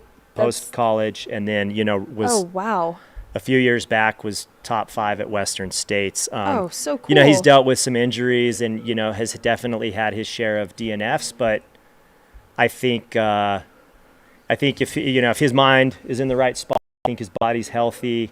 I just think that if he's on and puts things together, I think he could knock it out of the park. Sure. So that's my backstory on Matt. So the weather, like I said, looks a little dicey. We've got definite cloud cover, and we've got maybe some rain coming, but scattered thunderstorms. And these guys are going to be running up and then down to Fish Creek, but then back up again. So there is some exposure, not a lot, but there is some exposure, and there once they go back up from Fish Creek. And there is heavy in my weather. Everyone has their different weather website they love to look at. And, I don't really have any, strong loyalty to any one, but the one I'm on right now says there is heavy thunderstorms at 4:00, which does line up kind of with Fish Creek. And then through 6:00, and then showers and more thunderstorms, and then at 10 it looks like it's just going to get a little cloudy, but then there's going to be some sun at 7 a.m. From what I see. So we're looking at a fun race here with the possibility of thunderstorms. Have you ever raced with thunderstorms? You do a lot in Colorado. Have you had a race among the storms? Oh, let's see. A few thunderstorms. One year, I think the first year I did high-low, we had a few thunderstorms, but nothing major. Mm-hmm. I've been pretty lucky. The year I did UTMB, I had a little bit of weather and had the rain jacket on for a bit. There seems to be a lot of weather at UTMB. Am I correct saying that? It seems like it, yeah. Never been. The year I did it, people said it was very mellow. and I think that like there's probably some similarities. Like yesterday, or when I rolled into town last night, it was thundering and raining. Yeah. But as what happens in Colorado is it comes and goes pretty quickly. Yeah. And true. so sometimes you can be in the middle of a gnarly thunderstorm with rain, and then 30 minutes later, it's clear again. So We've got a chat. Somebody says, Run Rabbit Run over UTMB as a U.S. fan experience. How do you feel about that? let's see. So much different. Yeah, I think Run Rabbit Run is cool. It feels definitely more like your smaller kind of grassroots race. And I think what's interesting about Run Rabbit Run is the prize purse. You know what I mean? Right. I mean, Yes. UTMB's turned into like the epicenter of ultras. I didn't go, but I watched like social media coverage. I was like, this is It's wild. wild. Yeah. So it looks like Arlen is way in front. So I believe that's JP behind him, kind of on the right side of your screen, making his way up. Arlen seems to have pulled a little forward. He really wants that $1,000 if he finishes. For those that don't know, if you make it to the top, $1,000 to the top, get an extra $1,000. If you finish the race, you have to finish the race. You can't get to the top and be like, oh, I'm done. Yeah. So it looks like Arlen's in the money. Arlen's- Who's your pick for women to the top first? Oh, that's such a good question. I really wish we could like see what's going on in the women's race at this point. Yeah, I know it's a little difficult just because they're in and out of the trees, and our drone pilots are doing a great job as always. But as far as the first one to the top, I think just because I train with her and she's so good at the uphills, Becca, of course I she think is. that's a good pick. She is so fast on the uphills. Yeah, and we mentioned San Juan Solstice. Like that race has a ton of climbing and pretty steep, and so that could be a good one. My take here is JP gapped up to him and then just didn't want to go that hard. Yeah, I mean to the top and then backed off. He's right there. So this is a top. Wait, no, sorry, this is not the top. I don't know what I'm saying. He still has some way to go. This is not the top. They still have to climb quite a bit. So you see, we got some spectators here cheering Arlen on. He is a craft athlete. And what's interesting about Arlen is he's had impressive results at some big mountain ultras. Oh, look at this. He's running. And he lives and trains in Ohio. Yeah. Which is pretty impressive. Yeah. All right, I think. If any of the drone, once we lose shot of Arlen, it'd be great if the drone operators, if they can hear us, would love to get eyes on the women's race. Yeah, I really want to see who's at the tops. We got the That's a race good comment. directors up there figuring out who's at the top. I'm so stoked on this race. It is one of my favorite racing experiences. Not just because I did well, but because it is so much fun. The course is so beautiful. It's not like super technical, but it's just an adventure. Okay, so we've got a train after JP. So we've got Arlen to the top there, not quite to the very top. Then we got JP, and I'm trying to decipher who these followers are. Yeah, it looks like I can see Galen because he's wearing. It always helps when runners wear bright stuff. And my wife, Becca, always tells me to wear something bright, but I never do because I like to keep it as neutral. You're very muted. Muted as neutral as possible. But as a crew, if your runner can wear something bright, like this guy in the orange shorts, I'm not sure who that is, but that would help. So far, I think comment of the day was from Jay Smith, saying Arlen is running this hill like he has some doctor's bills to pay off. So maybe Arlen's got to pay for that knee surgery and he's just going for max payday. Okay, so I'm not sure if we got top women here. I'm trying to. I feel it. Do you think that's Becca? You see? Yeah. That looks like Becca. That might be her. In the blue shoes. Yes. Yeah. It's hard to tell. We're not sure where we're at in the field. But these are our hares going up Mount Warner. So you might think, where Arlen was, that was the top. It's not. you still have a ways to go. This is a 5.3 mile climb, and I believe someone in the chat kept me honest. I think it's about 3,500 feet. Somebody correct me if I'm wrong. Yeah. It's quite the trek, but we love it. We love mountains. This is why we do it. We love it. Do you know, remind me, I just totally spaced, what's the total elevation gain on this course? Yeah. Oh, man. Did I stump you? Yeah. That does look like Becca. Yeah? She is... yes, that look like her. That's an osprey pack. Somebody give her... Yeah, so that is Becca. We got confirmation that is Becca in that osprey pack. Just looking so strong. Yeah. Oh, I've got the biggest smile Somebody on my face needs right to now. give her one of the power hiker hats. And we did get word that it's drizzling at the top of Mount Warner. So, you know, honestly, that could be good and just kind of cool people off a little bit. Yeah. But you do end up spending a bit of time up high after you hit Mount Warner. So you don't want to get cold. But, you know, I think most of these...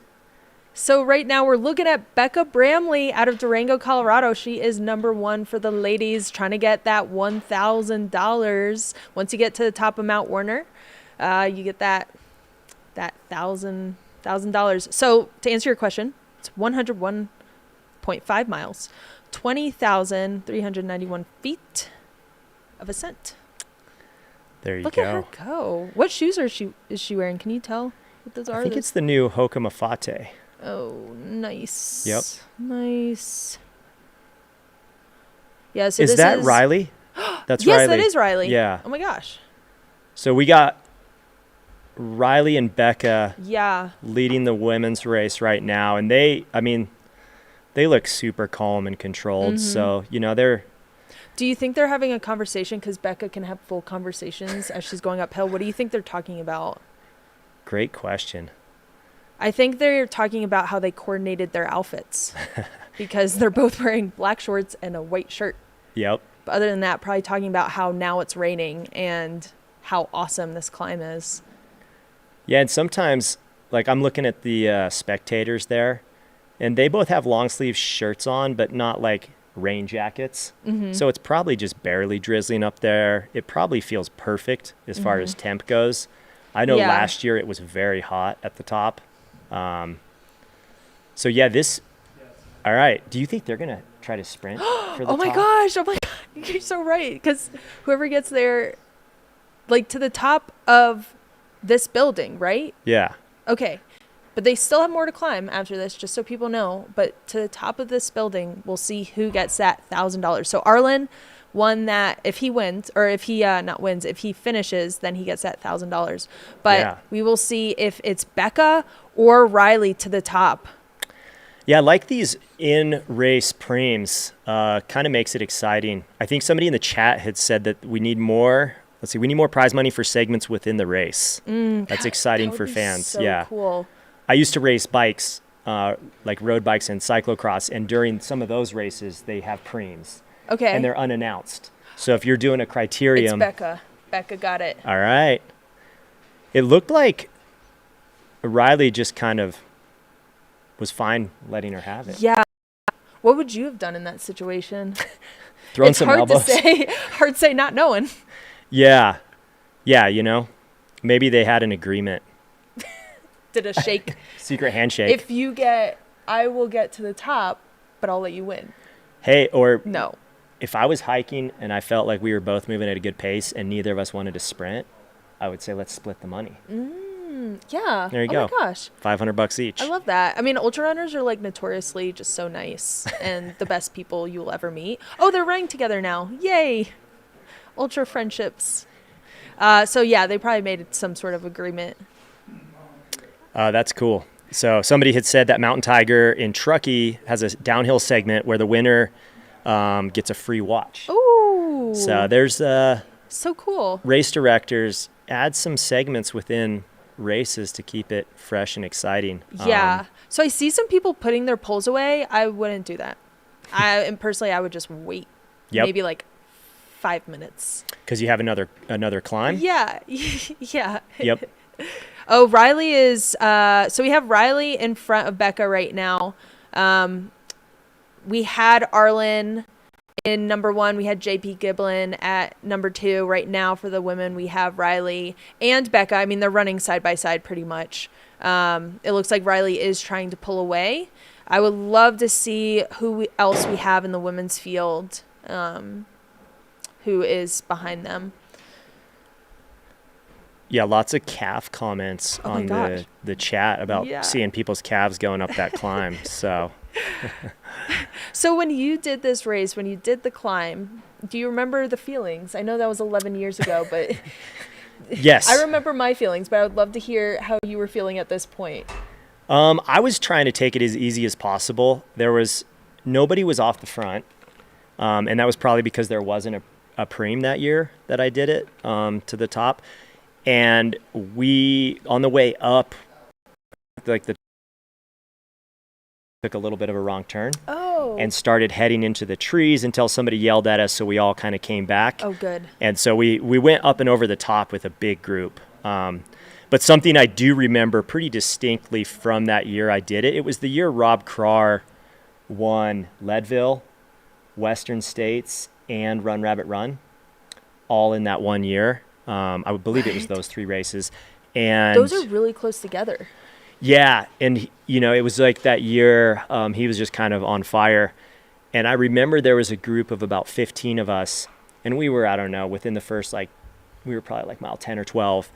And there was a punchy little climb, and I was towards the back of the group, and Rob was only like maybe a couple people in front of me.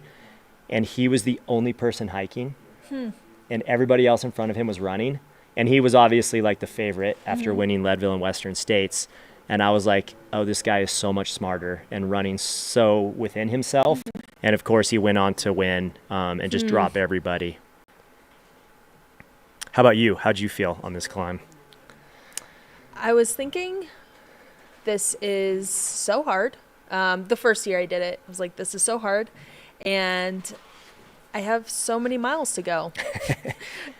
But stoked otherwise. What was your time the first year you ran and the second time you ran? Yeah, that's a good question. Let me look that up. So it's funny because I think when we were chatting right before we went on air, you and me both did Hard Rock last year, our first go around at Hard Rock, and we were chatting. We had similar experiences about having a really rough night. And you finished pretty close behind me at Hard Rock, and then I was looking at the Run Rabbit results, and it was a different course, so take us with a grain of salt, but it looked like when you won, you ran a 20:32, and I think the year I ran it, which was, in 2014, I was like at 20:12. So I think we've been running very similar times. I think we have very similar paces. I'm going to chase the ghost of Tara Dower at my next race. The first year I ran it was 23:08, and that was a really cold, rough year for me. Okay. I think on the screen right now we have, I believe that's Zoe Rom, and I'm not sure who the other lady is there, but I'm pretty sure that's Zoe Rom, who is, if you know, hilarious. Yeah, she's had some great results. A lot of people know her for her work as an editor, podcaster, general jokester. And then maybe quickly talk about the course record on the women's side. So Emily Mann last year set the course record on the women's side, which is super impressive because the general kind of thought is that the course, once it changed, that it got slightly slower because there's more single track.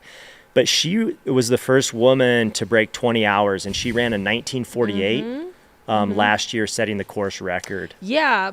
Before her was 2013 Michelle Yates, 2016, and like you said, that was on the older course.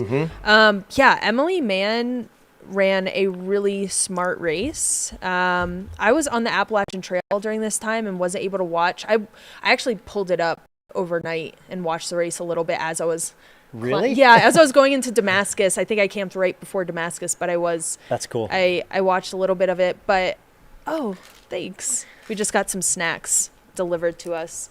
But yeah, so like I know, I think at that point Leah was in front.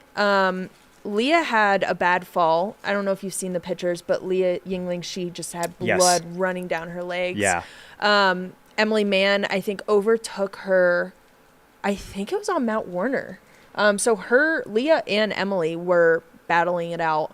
It's an incredibly impressive record. I mean, I did 20:32, and it was a good weather year in 2023. And I felt like I gave it all I had, especially going down Mount Warner. So for Emily Mann to pretty much just knock off, 50 minutes on that is very impressive. Yeah. And then a couple other names that everybody will recognize that are on some of the fastest times on the women's side. Leah ran a 2019 last year. So last year, we had the 2 fastest times on the new course. And then Addie Bracey has run a 2023 and 21. And then you're right there with your time from 2023. Yeah. I was pretty stoked to have run that time and, in front of Courtney. But that was the year Courtney lost her eyesight. Right. Yeah, my buddy. So that's another thing you have to watch out for on this race. What? That was is losing your 2017? eyes, or losing your eyesight.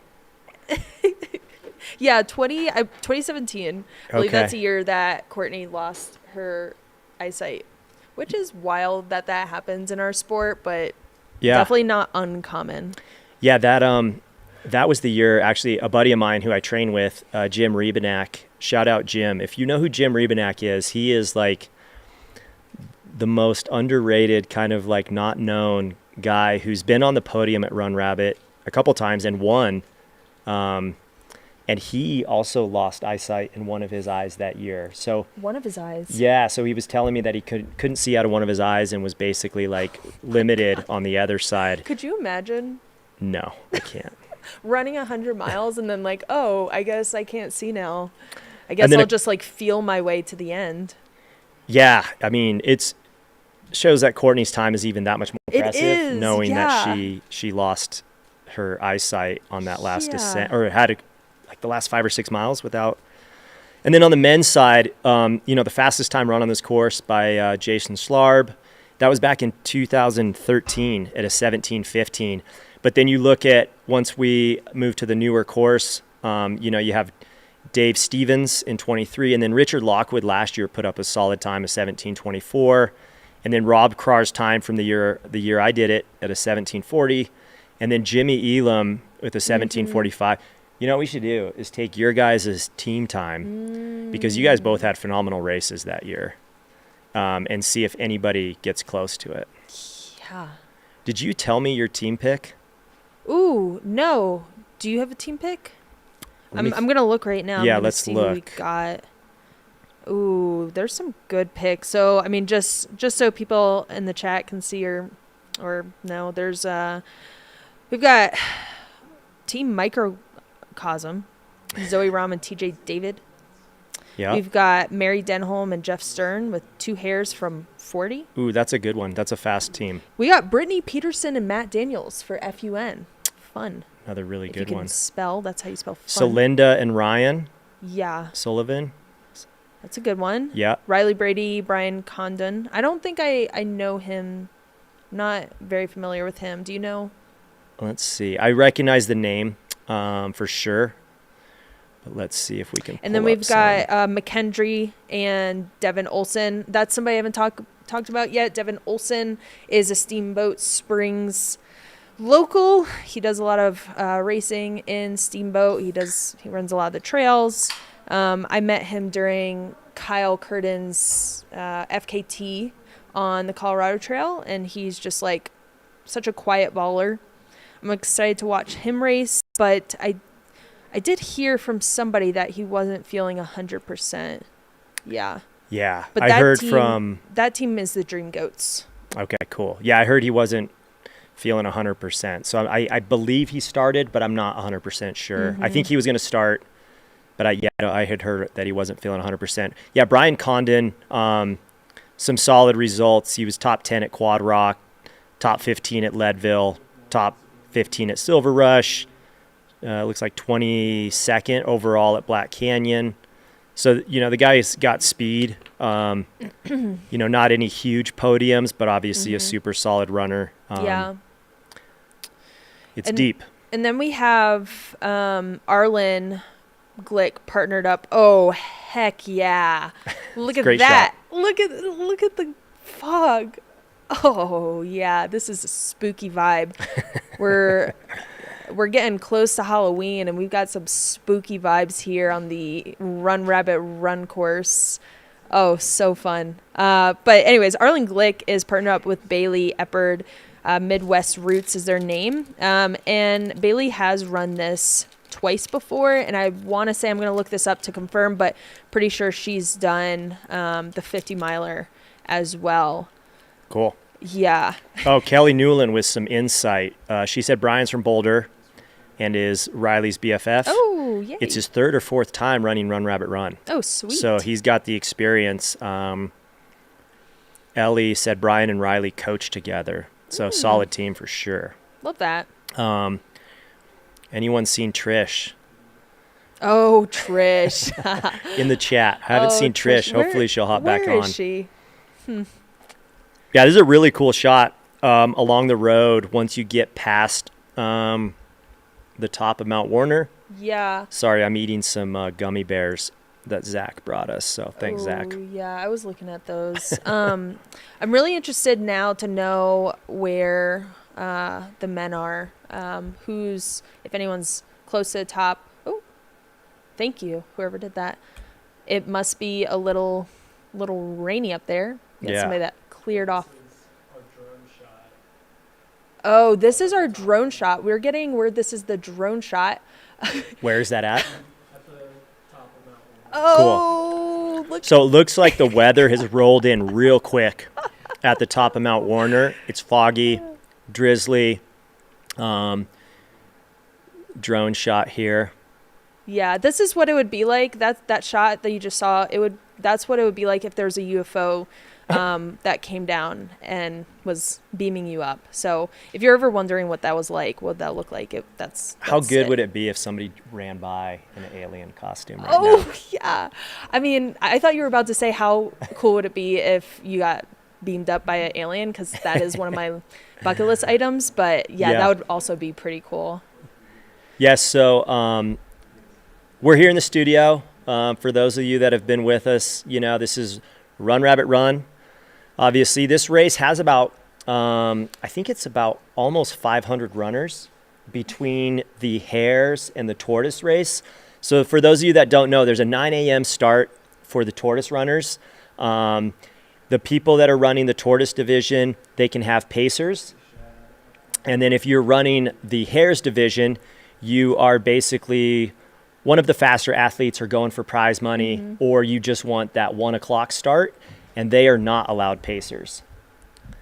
But, has this changed too? I haven't been here since 2023, but from my year, they did allow, for the Hares, they allowed pacers through town, like the mile and change through town. Yes. That has always been the case. They've always allowed it just through town. Okay. And is that's allowed?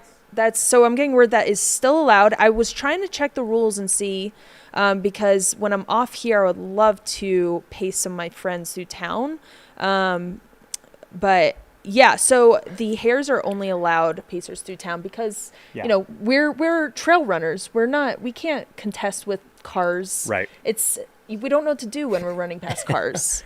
So we so have as to you have run somebody through town, guiding us. it's kind of nice if you're not thinking straight. Yeah. You're not eating well. Yeah. Having a buddy through town. Yeah. And I do remember that because the year I ran it, my wife ran with me for that section, which was kind of cool to catch up for a few miles. So we are coming to you from Mountain Outpost. My name is Luke J, and I am with Tara Dower, and we are with you guys for the next few hours. Oh, somebody said Tara knowing what alien abduction looks like explains a lot. when I was a kid, I was so afraid of aliens and Bigfoot and ghosts, but now I'm like, I want the experience. Yeah. I really want the experience. I feel like that would make me a more well-rounded person if I was abducted. I like that. Yeah. So you've done some really long FKTs. Appalachian Trail, Long Trail, which you recently. Haven't seen a Bigfoot, if that's what you're about to ask. No, okay. So no Bigfoot. Yeah, no Bigfoots yet. But I was going to ask, what are Big some of the feets. most interesting things you've seen out there? Yeah, I mean, this is kind of like tame, but there's a day out there on trail called Hike Naked Day. That's the summer solstice, and everyone hikes naked, and you see a lot of butts and a lot of things, other things, Yep. and it's always fun. It's like, oh, this is great. Yep. I love this. Do I hike naked? You're gonna have to see on summer solstice. I mean, I've seen so many things. I've seen this year on the Long Trail, I saw a 15-foot tall baby clown. That was David beat me to it, but yeah, that was terrifying. It wasn't real, if you're wondering. Yeah. Baby clowns they're not 15 feet tall. They're usually like a foot tall. Yeah. For your I'm information. fascinated by hallucinations. Yeah. And what we see. And sometimes they're goofy. Sometimes they're not goofy. And so I'm always very, very curious. Like, have you had any? I have, let's see, 2018 or 19, I did Nolan's 14. Mm-hmm. And Cool. it was 58 hours. And I was hallucinating for like a solid 10 or 12 hours, because to break 60 hours at Nolan's, you really can't sleep that much. So I think I took a couple dirt naps, and my longest nap was maybe like 15 minutes. So I saw a lot of stuff for sure. And it was interesting it was like a lot of miners and cowboys. And Are you sure that wasn't like a ghost? Like those were, 'cause maybe they were probably like, yeah, there are ghosts in those parts. And a lot of the stuff I saw, whether it was like cowboys or even Native Americans, like would have existed in those mountains and in the Sawatch range. So who knows? Wouldn't that be cool? I'm curious. I would love to see a ghost out on trail. Somebody said you're an alien. I'm an alien. Well, yeah. Don't tell anyone. So do you know, it looks like, so we will be expecting the leaders, we should be seeing Arlen in the next 15 minutes, which I believe the camera is probably in like the Long Lake area. Yeah. So after you climb Mount Warner, you have a couple like punchy climbs, but it's pretty rolling and runnable. Yeah, it's a beautiful trail up there. Once you get up and over, it's like really flowy. And like you think when you're like climbing Mount Warner, let me know how you felt during this time, but you climb it and like I was feeling like, oh my gosh, when is this going to end? And then you get to the top and you crest it. And then all of a sudden your legs like come back and you're able to like do these fun rollers through Long Lake. And then you see our buddy Carl Meltzer. Yeah. Sweet Carl Meltzer, who was my coach when I won here at 2023. Was so excited to see him coming back through.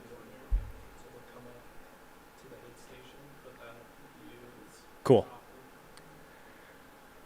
Yeah, so the shot that we're seeing here is at the top of Mount Warner, is what we're being told.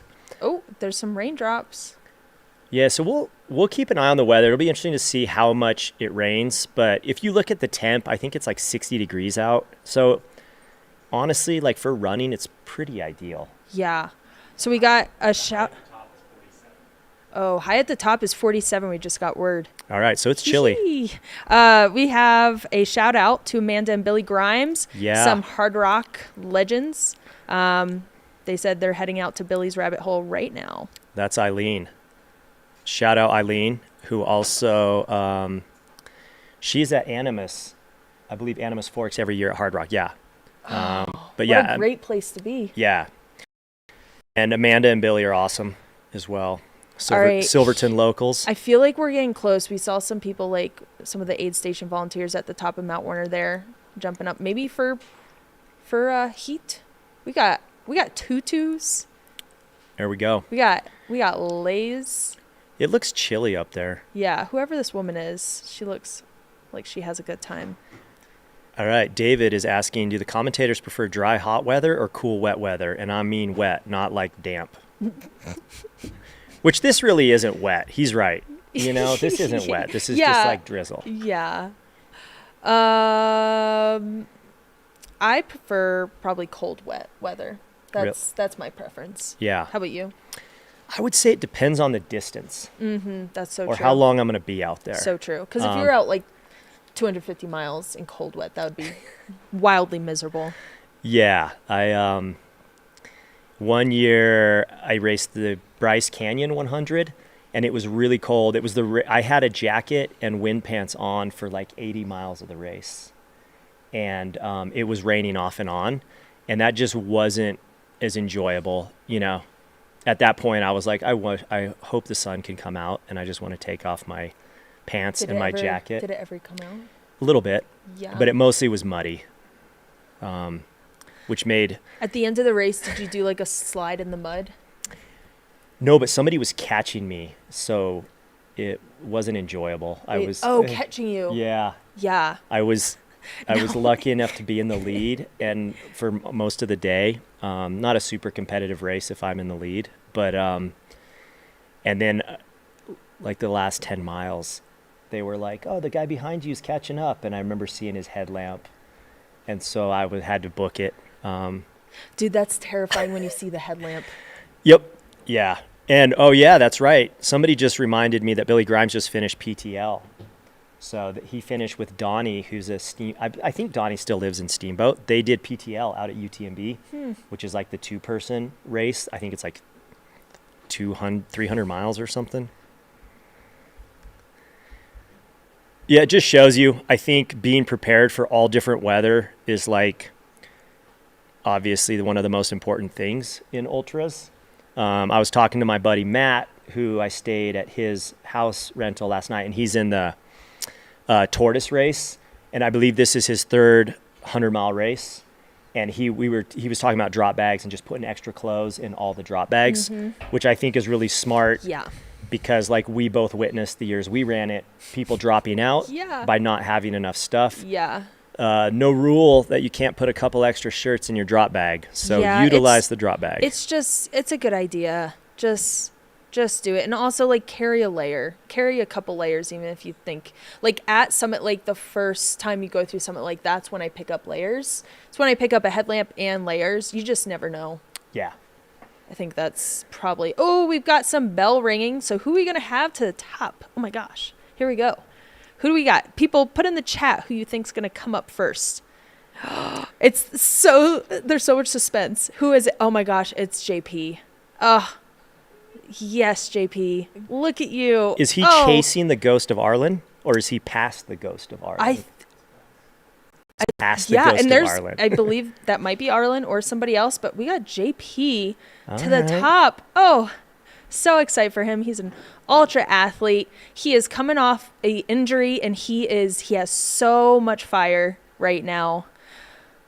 So we were talking about this. JP's motivated. He hasn't raced in a while.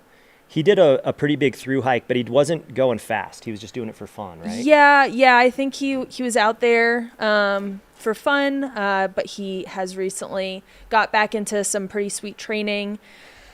He's just so competitive. He's so good. He had like an injury. His and that's Ryan. Is that Ryan Sullivan? It is. And I know, so good. Based on high-low, Ryan likes to take it out fast. So we got JP, who came in first. Arlen came in second. And Ryan Sullivan here. They're all within a few seconds of each other here up at Mount Warner. Okay, we've got him coming in now. All right, that's Anthony. Is that Anthony? That's Anthony Lee. All right, Anthony. We got Anthony in fourth. I believe that's Scott Schrader. Okay. He's actually a neighbor of mine. Oh, so cool. So I see him out running quite a bit. I think this is his second 100-mile race. Maybe it's his first or second. I believe it's his second. Okay. All right, so we've got Craig Hunt. Okay. Yeah, we got a slew of runners coming in. Yeah, so that was JP Giblin. We had Arlen Glick. We had Ryan Sullivan. Anthony, and then we had Craig Hunt, and now it's getting a little mixed up here. I think that's Grant. Oh yeah, Grant. Grant's fast. He's Scott Schrader. Scott Schrader. Yep. And then Grant had some really good, like 50K, 50-mile results. So it'd be interesting to see how he ends up panning out. Wow, look at all these. Oh, and there's Guy, Matt so Daniels. we got Galen Hetch out of Alaska. There's Matt Daniels. Is that oh, let's see here. Is that Tommy Sullivan right there? I think you might be right. It's really testing our yeah. Who's that? Goodness gracious. people in the chat. If you know who some of these people are, shout out. Shout out your friends. Oh, so stoked for JP though, being up there first. He is ready to compete. If everything goes well with his SOAS, I see him having a really great day. Cool. He will go to the well. He loves to compete. All right, so here we are at the top. So this is the top of that $3,500. $500. That's Mary. Oh, what? Isn't that? Yeah, that's Mary. Wait, was Mary in front of Becca and Riley? Do you think she was in front? If she was, the drone completely missed her. Because it did seem like, I did think it was a little strange that Riley and Becca weren't like racing up to top there. So I wonder if Mary was in the lead. And she goes fast, right? Yeah. She has some serious speed. I believe she's a Olympic trials qualifier in the marathon. You know, she won Leadville with like an 18:20 something. And so, you know, I believe that's one of the fastest times at Leadville. I think it's the second, or no, now it would be the third fastest time since Ann set the course record. She's not super far off the top men. Not at all. Is that Cody Poskin? Let's see. That is not. I think that's Tyler Fox. Do you know a lot about Tyler? I know I've raced Tyler a little bit. Oh, that is Tyler. Yeah. From Loveland, Colorado. Yep. And I believe he's got family. Somebody told me it's either his parents or his in-laws live up here. But I think him and his wife, Ellie, are both running. They help do one of the aid stations at Hilo every year. Okay. But he's had some great results over the years. And he was one of those people, I think, that started running ultras at a pretty young age. Okay. Like in his early 20s. So we had JP coming up the top of Mount Warner at 1 hour and 2 minutes. And then just for reference, we had Mary coming in, who's top female right now, coming in at 1:05:18. So just 3 minutes back from Mary's just 3 minutes back from the top male. So that top 5 for men was JP Giblin, Arlen Glick, Ryan Sullivan, Anthony Lee, and then Scott Schrader. But again, they just kind of got mixed up there. So it could be different when they come in through Fish Creek at 17.7. Yeah. And if Mary was in the front, we did not know that. So it'll be interesting to see if we were wrong, and that would make sense based on your observation. Yeah. Oh, this is Carlos Rubel. Okay. I believe he's out of Colorado Springs. He's been top 3 or top 5 at Leadville. He's a solid runner. You know, it just shows you how much this sport is growing every year. The field just gets deeper and deeper. Yeah, we have the Run Rabbit Run Steamboat channel. They're saying we did get word that Mary was in front up the Prim. All right. So she was at the top. And then we have David who says, will JP want to run with other people this early? So there we go. Yep, here comes Riley and Becca. I believe that's Very Becca cool. Bramley. Yeah. She's got that gait. I mean, it's just like that. She just grinds up these uphills. She has that like very distinct gait that just sends it up the uphills. Yeah. So they aren't too far off Mary. Not at all. So we'll get their time in just a minute, and we'll update you where they are. I know people were talking about Riley and if they were going to be wearing the carbon-plated road shoes that they wore at Javelina. But it looked like they had on a Nike trail shoe. So yeah, I'm a little worried that Riley knows what they're doing. Obviously, Riley's a professional runner, but me and Riley both had trouble at Western States, and Riley got severely dehydrated. And I'm a little worried that they skipped the water station here. obviously like Long Lake isn't too far away. Right. But again, just with that hydration, again, it's not like conditions like Western. Obviously, you see some water droplets on the camera. So it's different, but you can pretty much see everyone getting a little sip of water at the top here. Right. Yeah, so just a quick little recap for everybody. It's 2 o'clock here, 2:08. This the Hares race started at 1 o'clock, and the Tortoise race started at 9 a.m. And so I just pulled up the 100-mile Tortoise, and it looks like we've had 4 runners come through Long Lake. So the runners will hit Long Lake at mile 24.3. So it looks like Scott Hollister is leading this is for the Tortoise. Scott Hollister, Patrick Hubble, Andy Chrysler, and William Luter. So that's your top 5 Tortoises through Long Lake. And so what's interesting about having 2 starts is a lot of the faster hares will start catching the Tortoises throughout the race. That makes the race so much fun. Yeah, Do you I like agree. that? Did you like that when you raced this? I did. It was nice to always have headlamps to kind of catch Yeah. and give people like some encouragement. Yeah. And so many of the Tortoises were super cool as you're passing. they were so encouraging whenever you'd pass them. Yeah. How about you? What was your experience? Oh, with I had the best time. Yeah. The Tortoises were so much fun. Some of them like tried to run with me for like a little bit. The 2023 year where I was like stoked and like sprinting down Howson Hill. Yeah. Like I had one guy who I've seen at several races trying to like run with me, and it was so encouraging. I had like a bunch of people cheering me on. I think we should do this more often. We should have like a Hares and Tortoise start. I think it's fun for everyone. It does, let me know how you feel about this, but like it does get a little awkward when you are leaving Long Lake and you're going down Fish Creek and going back up Fish Creek. There is like some, there's like some positioning there that can be a little awkward. The trail's not super wide. Yep. Did you experience that?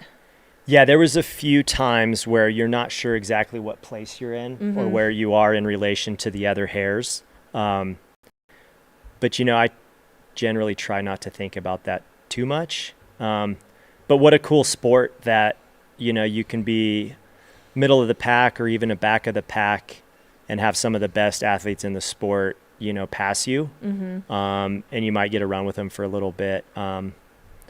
The great thing about a lot of the Tortoises too is they're having a blast out there. Maybe a little less serious than some of the pros, so a little more of a party pace.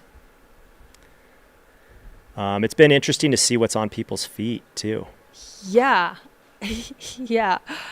So just for the women's race, we had Mary Denholm at the top. She did get to the top of that lift first, so she got the $1,000. We got confirmation about that, and as far as time goes, she was up there at 105.18 at the top of Mount Warner, and we had number 2 and number 3, which was Riley Brady, number 2, and Becca Bramley up there around 108. Like Riley was 23 seconds and then Becca was 36, so there is quite a gap there at the start of this race between number 1, 2, and 3. Yeah. So we'll give you guys just a quick rundown. They went through Fish Creek, which is at 17.7 miles. That's wrong. That is. Yeah, it should be on Mount Warner. So if you're looking, those times Mount Warner should be on Mount Warner. Yep. Yeah, so Fish Creek is their next checkpoint. They would not be at Fish Creek that fast. No, that would be so cool, but wildly impossible. World records. They would have to get a lift from a UFO. There you go. So just a real quick rundown then. Top 5 through Mount Warner, or I'll just read a few names. JP first, Arlen second, Ryan Sullivan third, Anthony Lee, Scott Schrader, Craig Hunt, Jesse Rich, Grant Barnett, Tommy Sullivan, Matt Daniels. And then, as Tara said, Mary Denholm. And she came through 16th overall and first Hell yeah, girl. first women. And just to give you guys an idea, And let's see, first play, JP came through in 102, and Mary came through in 105. So top 16 athletes within 3 minutes of each other. Oh, so cool. So, take that for what it's worth. We're still early. Okay, I will like to say, though it's not like the placements aren't right, my top 3 women are kind of in that mix there. We haven't had the 4th place woman. This must be her, 4th place and maybe 5th place woman. That looks like Zoe Rom. And then bib 31, it looks like. I'm trying to see who. Yeah. If I can pull up our. Bib 31 is Jenny Yeeman. Jenny Yeeman? Yeah, Yeeman. So cool. We love to see it. Yeah, and women working together. Yeah, they're just chilling, hiking, Yeah. having a good time. And it's so early in the race, so so much happens, especially after the first half. Jenny this year ran Broken Arrow, 5:28. Also ran, the 46K, and then ran the Ascent, which is wild. If you've ever done that, that's a wild race, in 33 minutes. She did Gorge Waterfall. She got 9th with a time of 10:41. She did the Telluride Mountain Run, got 5th with a time of 3 hours and 8 minutes, doing the 13 mile over there. She's got quite the resume with 27 races in her ultra. And she is out of, I wish I could see where she's out of. But yeah, that was Zoe Rom and Jenny Yeeman. Just working together, having fun. When you're watching these live streams, do you wish you were out there racing? No, not right now. Not no, right I love commentating. I love watching my friends race. Yep. Sometimes like Cocodona live stream, I did really want to be out there. Here's Brittany Peterson. We've got Brittany. She's utilizing the poles. She is. I think that's smart. Yeah, take those off. Get them off there. She knows what's coming. Yeah, so Brittany again, she's coming off quite the injury. Yeah, she's got some KT tape there on both of her hamstrings, it looks like. Not getting water. So that's your 6th place woman at the top of Mount Warner here. Again, they just did 5.3 miles and about 3,500 feet of climbing. So wild. More women coming in here, more men. So let's see, talking about shoes, I've seen quite a few of the new On trail shoe. I'm seeing Hoka Mafates. It looked like Brittany was wearing the Mount to Coast T1, which is getting more popular. I'm a fan of the shoe. Definitely some Altras. Shout out Altra, who sponsors the live stream here. Yeah, we should. I just realized that we should probably shout out the sponsors. Go for it. Altra, thanks for sponsoring. You guys are great. Thank you so much for all you do. And then H2 All as well, out of Steamboat Springs. It's a purified water and electrolyte drink in a really cool can. Looks like an aluminum can, which is much more recyclable than a plastic can. You can see your face in it too. It doubles as a mirror. There you go. Yeah, you can't see it, but I was looking at myself in the can. Okay, so somebody said Cody Poskins, who we chatted about, is filling up his water, somebody said. Or maybe that was a little bit ago. Ooh, we got some donut shorts. We got some donut shorts. I want to know who this person is. Got some donut shorts. Quite the outfit. I wonder, that kind of looks like Drew. Looks like Drew. That might be. Yeah, he's out of Telluride. Anthony's? Yeah, Anthony. He's out of Telluride. He is. Yeah. Yeah, it's a quick note about Drew. I met him at the Hames 50K earlier this year. So I was saying Galen won that, and he's racing. And Drew was second, and he's also racing today. And I ended up third at that race. But quick note about Drew, 4 miles to the finish, he passed me. And I was running a 7-minute mile and feeling like I was moving pretty good. Wow. And Drew That's so fast. went by me running like 6:20s at the end of a hard 50K. So shout out Drew. Drew and I ran together 2023 here. And I fell so much with him. I was going down from Dry Lake to town, and I could not stop falling. And he was like, Tara, it's fine. He was so supportive. He's like, you're doing so great. You can do this. I was like, I know, but I can't stop falling, and I'm bleeding everywhere. He's a super nice dude. Yeah, very sweet person. Do you have anybody running that you want to shout out? Any friends that are running the Tortoise race? Or let's take a moment to shout out some tortoises in the chat if you guys have any friends running. Yeah, let's give us a...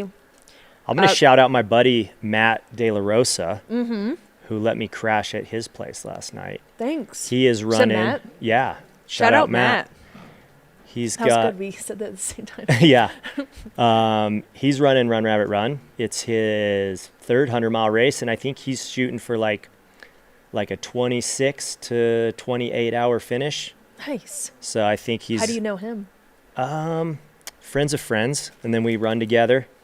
He's probably... If there was a contest for who ran the fastest and could bench press the most, he would win.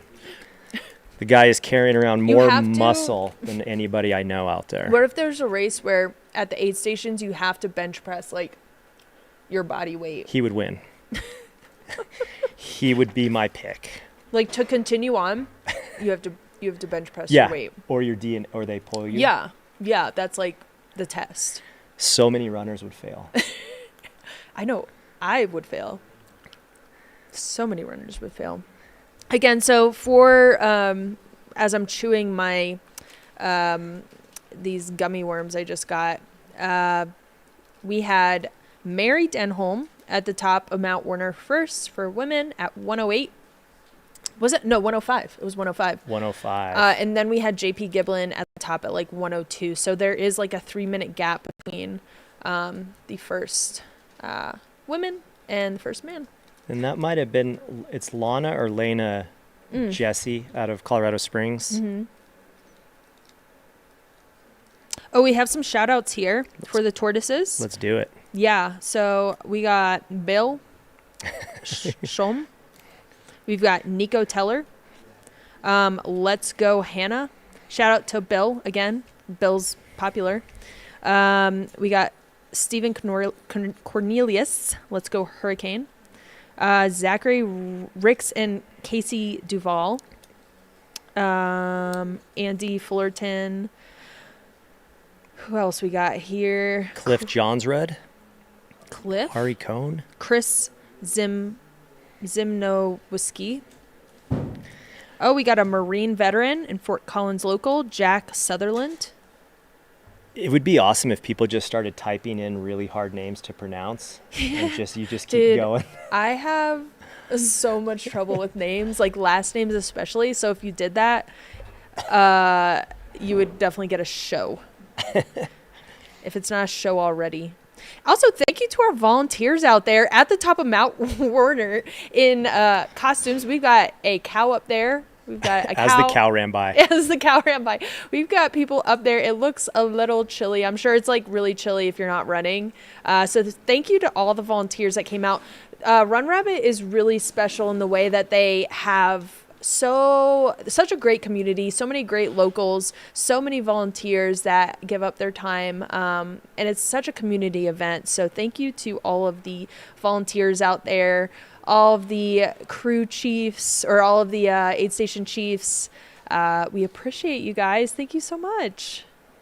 Yeah, huge shout out to the volunteers. We love you so much. Volunteering at a race is very fun. You will have a good time.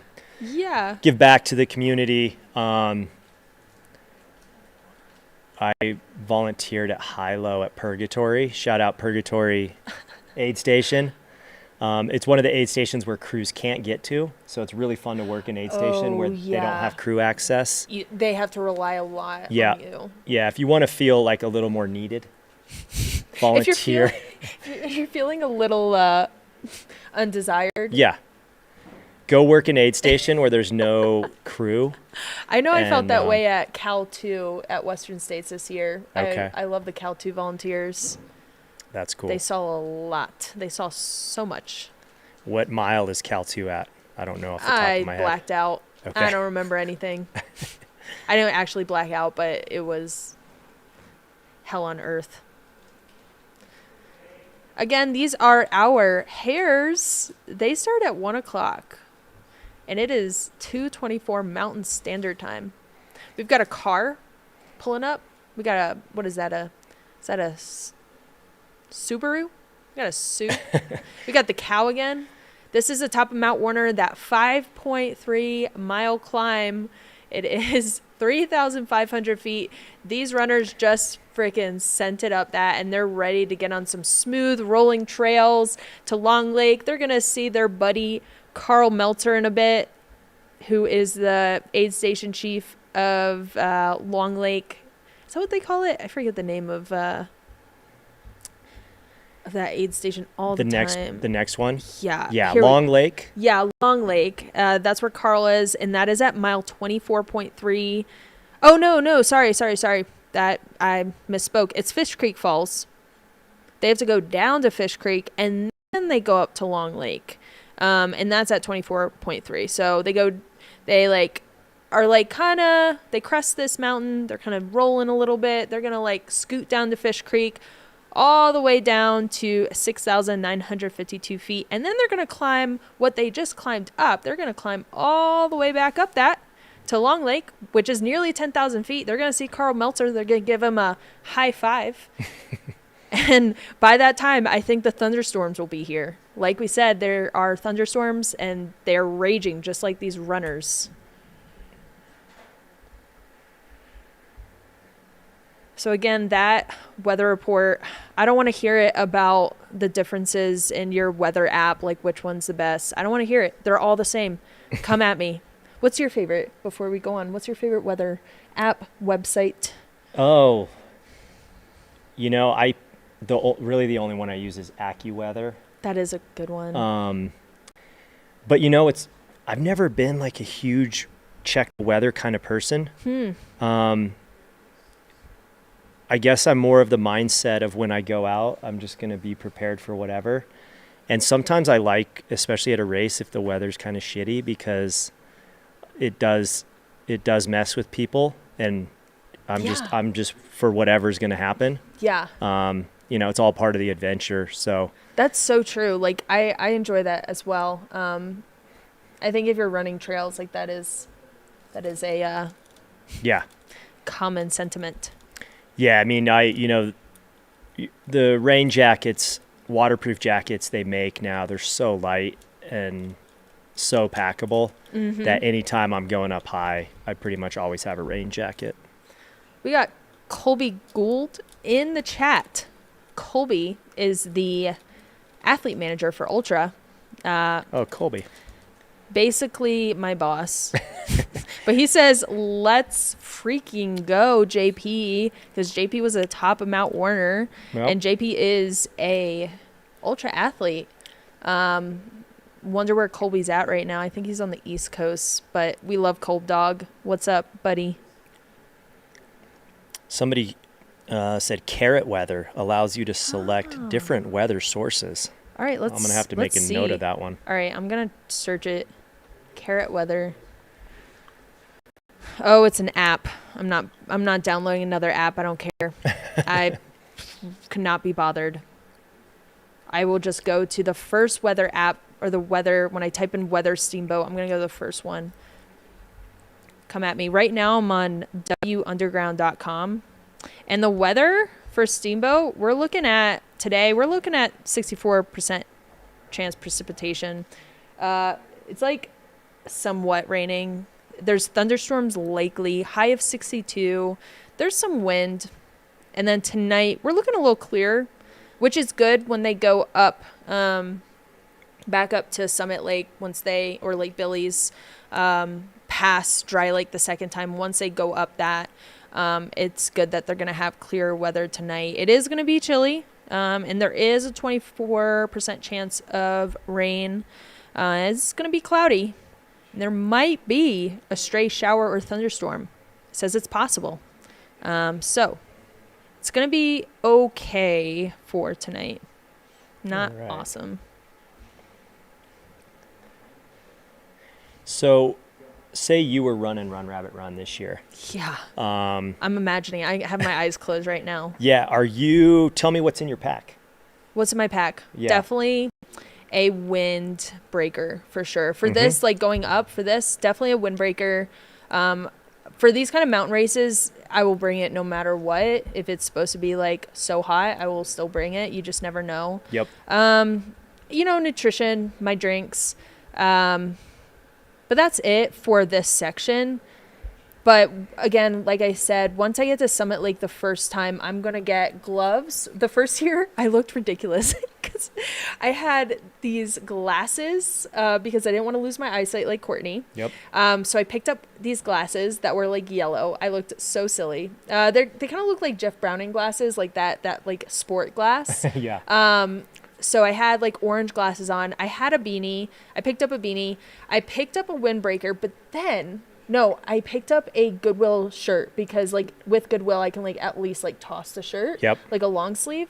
I can not in nature. I toss it like at an aid station. Yeah, just so everybody knows, Tara does not litter clothes on the trail. And then I had some gloves that I got from Walmart. And I also brought a trash bag that I cut holes in to keep the heat in. I looked so silly. But that's the stuff I picked up at Summit Lake. For this first section, before Summit Lake, I mean, it's like okay, even with some sketchy weather. Yep. It's not super dicey. Once you get to Summit Lake, that's 30 miles in. And then by that time, it's going to be like 6, between 6 and 7, 6 and 8. Like it could be anywhere in there. So it will be getting cold, but you will be descending at this point to Dry Lake. And then from Dry Lake, you're going to descend even more to town, which is at like 6,600 feet. So you're going to warm up. So honestly, like for Summit Lake, you really just want those layers for when you're high up, and then you're probably going to strip it off after that. But you're going to do like Lane of Pain, you're going to do Howelson Hill, and then go through Olympian Hall again and go ascend back up to Dry Lake and ascend back up to Summit Lake, Billy's and Summit Lake. And at Dry Lake the second time is absolutely where you want to pick up layers. Yeah. I know your question was what was in my pack, but that was a more involved answer. What is in your pack?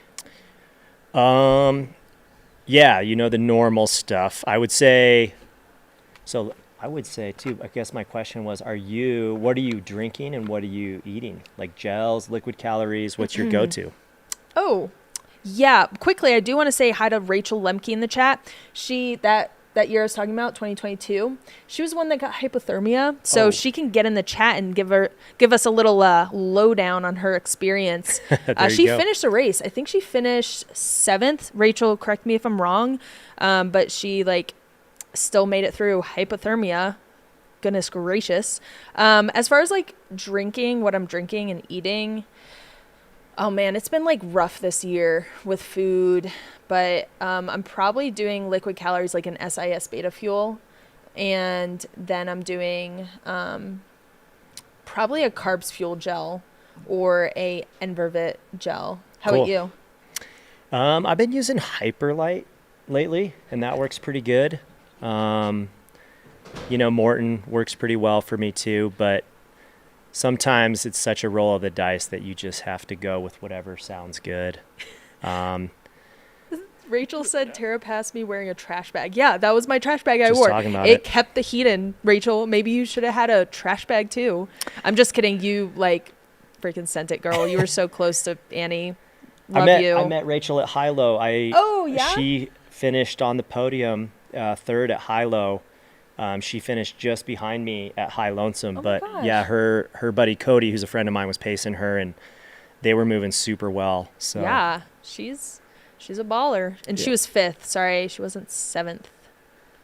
Sorry, Rachel. Yeah, and then I saw Jimmy Elam said windy is the best. So If you know Jimmy, he's probably joking and not fond of the wind.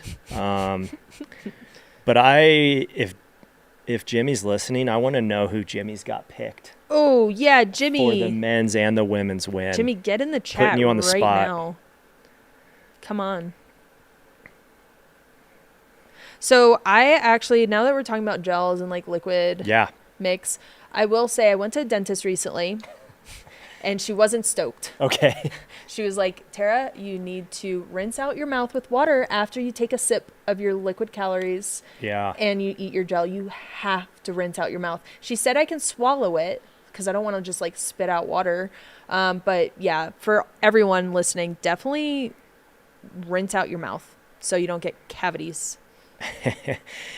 Finn at Single Track calling out Jimmy Wayne as well. So pressure's on, Jimmy. The chat wants to know. Did the dentist say any? Because when I came in here and we were chatting right before we went on air, you had like 2 or 3 bags of candy open. Maybe the dentist. She might be listening. Maybe the dentist No, doesn't know that you that, consume candy. no, it's definitely the gels. It's just the gels. The gels and the liquid calories, Sam. It definitely wasn't candy. And I did just eat a bag of those gummy worms. Yeah. I did resist for a little bit, but goodness gracious. Are you okay? So when going back to the pack one, I do like music during races. I don't train a lot with music, but I Yeah. do really like to like throw some tunes on Yeah. during a race. But I do try to wait as long as possible Yes. before. We're very similar in that Okay, way. cool. Yeah. What do you listen to? I'm all over the place. Let's see. Not a ton of hip hop or country. Lots of indie rock. A fair amount of like electronic or like ambient. Okay, like music. what kind of artists we got? So let's see. I'll give you a couple that I've been listening to lately, or I like high-low. I was listening to like Max Cooper, John Hopkins. I love some LCD Sound System. Let's see. TV on the radio. Let's see. What else? How about you? Let's start listening some. Well, I got my what do they? I almost call this Strava. Spotify, goodness gracious. Yeah, I got my Spotify up right now. I've made some pretty good soundtracks, I like to say. I mean, I like to think I have. But on my long trail one, I had like some Tame Impala, I had some ABBA, Michael Jackson, I had some Doechii, Azalea Banks. Yeah. Megan Thee Stallion. I got some Azalea Banks on the playlist. Oh, Yeah. what kind of song? Let me pull it up real quick. What's your top? Azalea Banks, my top one from her.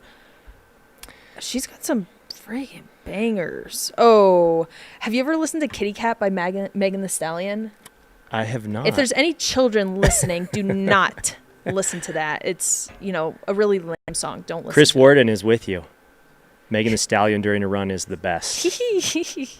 And then David is warning you of type 2 diabetes. Okay, well, I'm trying to enjoy We're life all over the too. place. And then Jimmy said Run Rabbit Run was harder than UTMB, I Oh, yeah. think, or something like that. Yeah.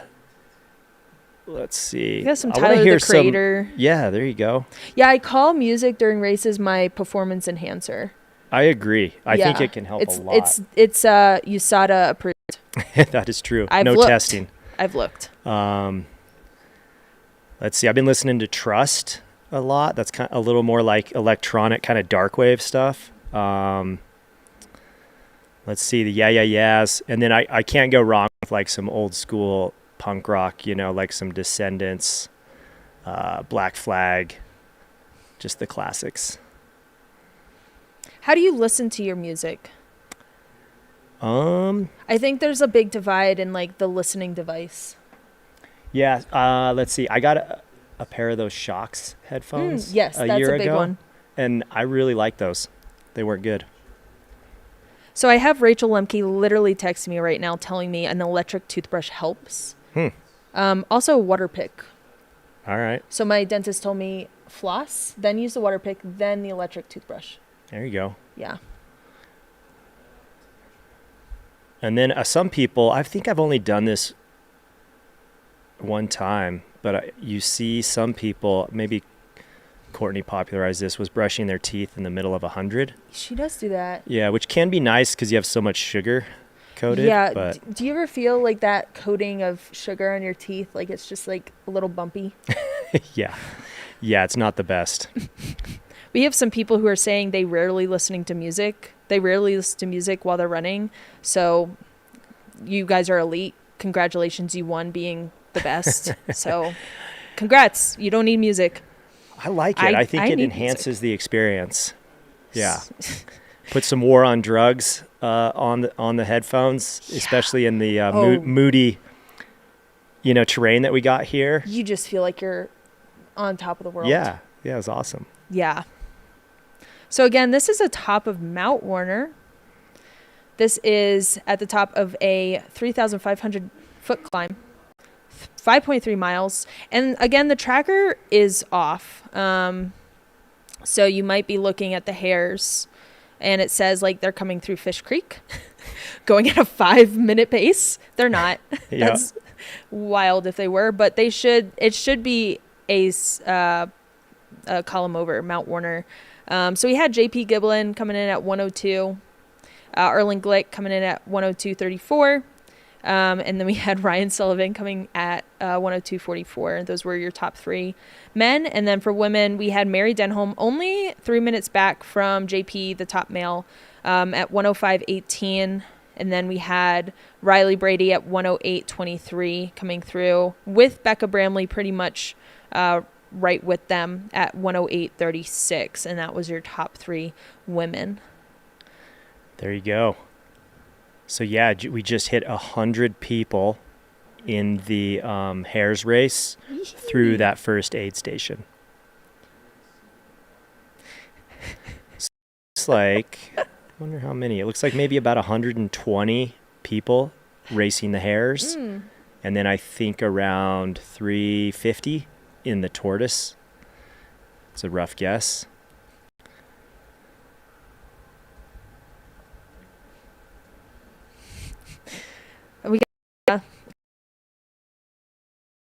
We got The Good Way, which is my friend Matador.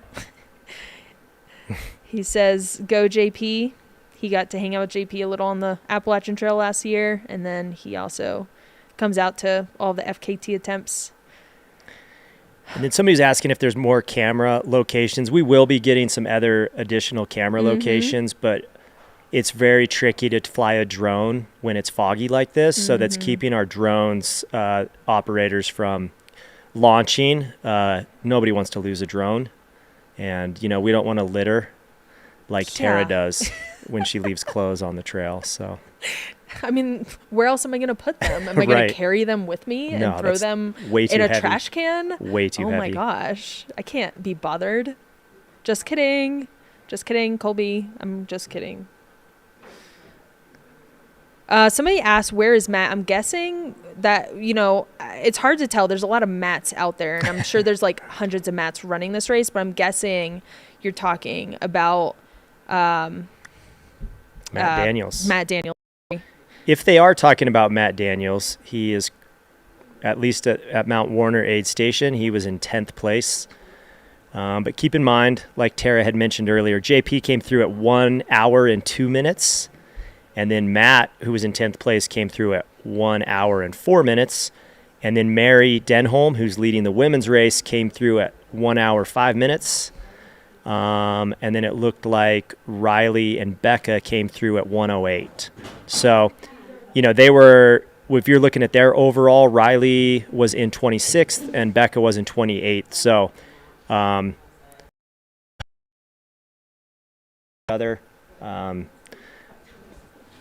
don't worry too much about placing yet. Yeah, like we've said time again, this is a race that can get a little weird. We have a cow, for instance. We have a cow down there. So here's a good question. David Cowles, he's had a few good ones. What distance would we need to equal out the male-female advantage? We saw Courtney in the lead at Cocodona. Would 250 miles have been enough? Well, considering she's won, there have been women who have won 100-mile races and 200-plus mile outright, it does seem like the further the distance, the less it matters. You got any hot takes on that? I'm not a scientist. I don't know. I don't know a lot about that, but I believe in women. I think more men race ultra marathons. It's starting to get better, but like just by sheer numbers, I think like that's also a factor we have to consider. Again, I'm not a scientist, but I think like after like 200 miles starts to even out a bit. Yeah. I do, just from my personal observation, after racing for a while and racing a lot, and being at I guess my pace, I've been at front row seats to a lot of women top female races, and I just see most women race so much smarter than guys in general. Much more within themselves. They tend to take care of themselves a little bit better. They tend to pace themselves a little better. We also can withstand more pain. I'm going to say it. I'm not a man. I've never experienced man pain. Yeah. But I've never given birth either. But I've experienced a period and period cramps, and that's every month. So, and also it's just my friends, they tend to be a little more tough than my friends. I'm going to say I know more tough women than I know tough guys. I'm going to agree with you on that one. Yes. Yep. For Man sure. pain. Have you seen the t-shirt that says tummy ache survivor? Yeah. I saw like a big gnarly dude wearing one day, and I was like, that's pretty fitting, right? So. Oh my gosh, it was a unicorn. So we have a cow and a unicorn at Mount Warner. So going back to the course, after this point, after Mount Warner, what are we looking at? Like down to Fish Creek Falls. Can you give us a little glance at that? With words? With descriptive words? Let's see. What section were you talking about? Yeah, so after Mount Warner, we have like that little bumpy section. We've got some rollers, and you're nearly at the like highest point. Summit Lake is the highest little point bit in the higher. race. Yeah, but Not you are much. like nearly there at this like high point. And then after that, what are we looking like? So yeah, like kind of rolly with a couple little punchy climbs, and then you hit Long Lake, which is at like 24 miles. And then you have a kind of a long, fun descent into the Fish Creek aid station. And then back to Long Lake, which is at 24, right? Sorry, I said that for the first time. So Long Lake 2.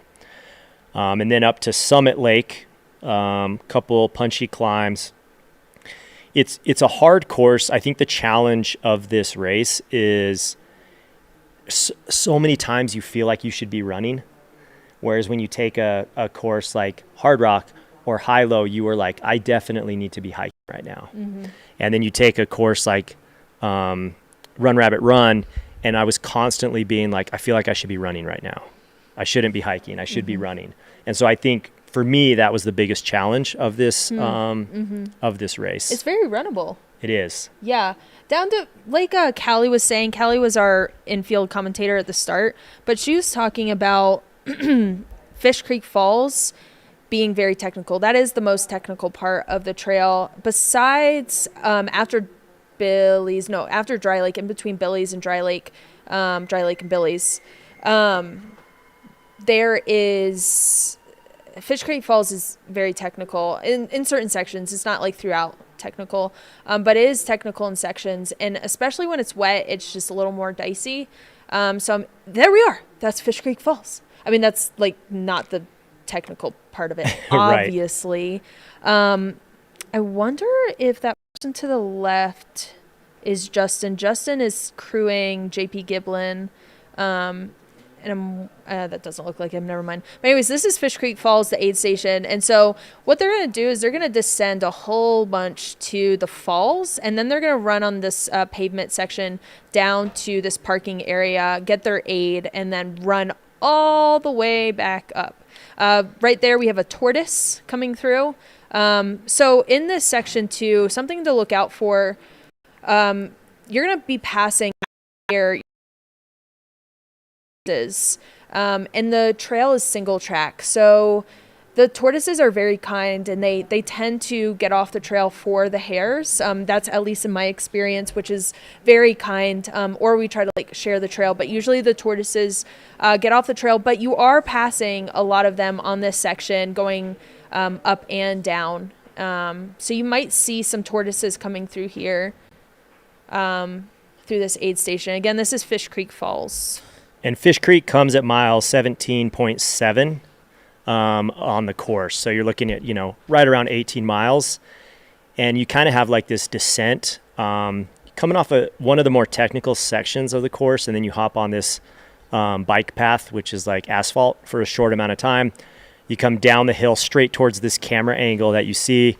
You can see your crew right here. Some people have crew meeting them there, and some people don't. And then off to your left, if you're looking at the screen, that's where the aid station is. So if people need to hit aid, they can. But last year when I was reporting, I was at this aid station, and it was really hot. And so basically, we're looking at, 3, 4 p.m. So really hot part of the day. Mm-hmm. People were taking their time to ice up here. So it's interesting to see like how much it's changed, because like right now I think it's in the mid 50s in Steamboat. So Fish Creek is not at a high point, so it's probably almost identical temp-wise to what you see in Steamboat Springs. Yeah, and I'm guessing we're going to see top men through here around in like 40 to 45 minutes. That is my guess. If they're on pace. Another shout out to the runner, Renee Caird. Favorite Kiwi American. Somebody is tuning in from New Zealand for their first 100-miler. Let's go, Renee. From Teagan. Woohoo. That's cool. Yeah, so there's a couple of changes here. I don't know if it's from last year. But there is a change. You do get a crew at Summit Lake, which is different. Summit Lake, it looks like definitely the second time you get crew. And yeah, the first time too. So you get a crew through Summit Lake, which is mile 30, and then also through mile 80. And that is a huge change because it used to be where the runners would leave their crew for the last time at Dry Lake in the middle of the night and not see them until either the top of Mount Warner or the finish. And it is quite disorienting. It's the middle of the night and you are tired, probably cold. You don't have, you're running against these people. And you have no crew for 40 miles. Yep. It's pretty disorienting. Yeah, what's your take on pacer or no pacer? Oh, yeah, that's a huge change. Like, hares don't get pacers. Right. Tortoises do. Right. If you have the choice, are you going pacer anytime you can have one? Okay, so or it's do you like running without a pacer sometimes? I find that it's an advantage for racers to have a pacer, obviously. Yeah. If I will choose to have a pacer no matter what, if it's allowed, because I find that it makes me feel like I'm taken care of. I don't have to my pacer can be like, hey, have you eaten or drank? Like, I don't have to think about that. That's an additional thing for me to think of. Right.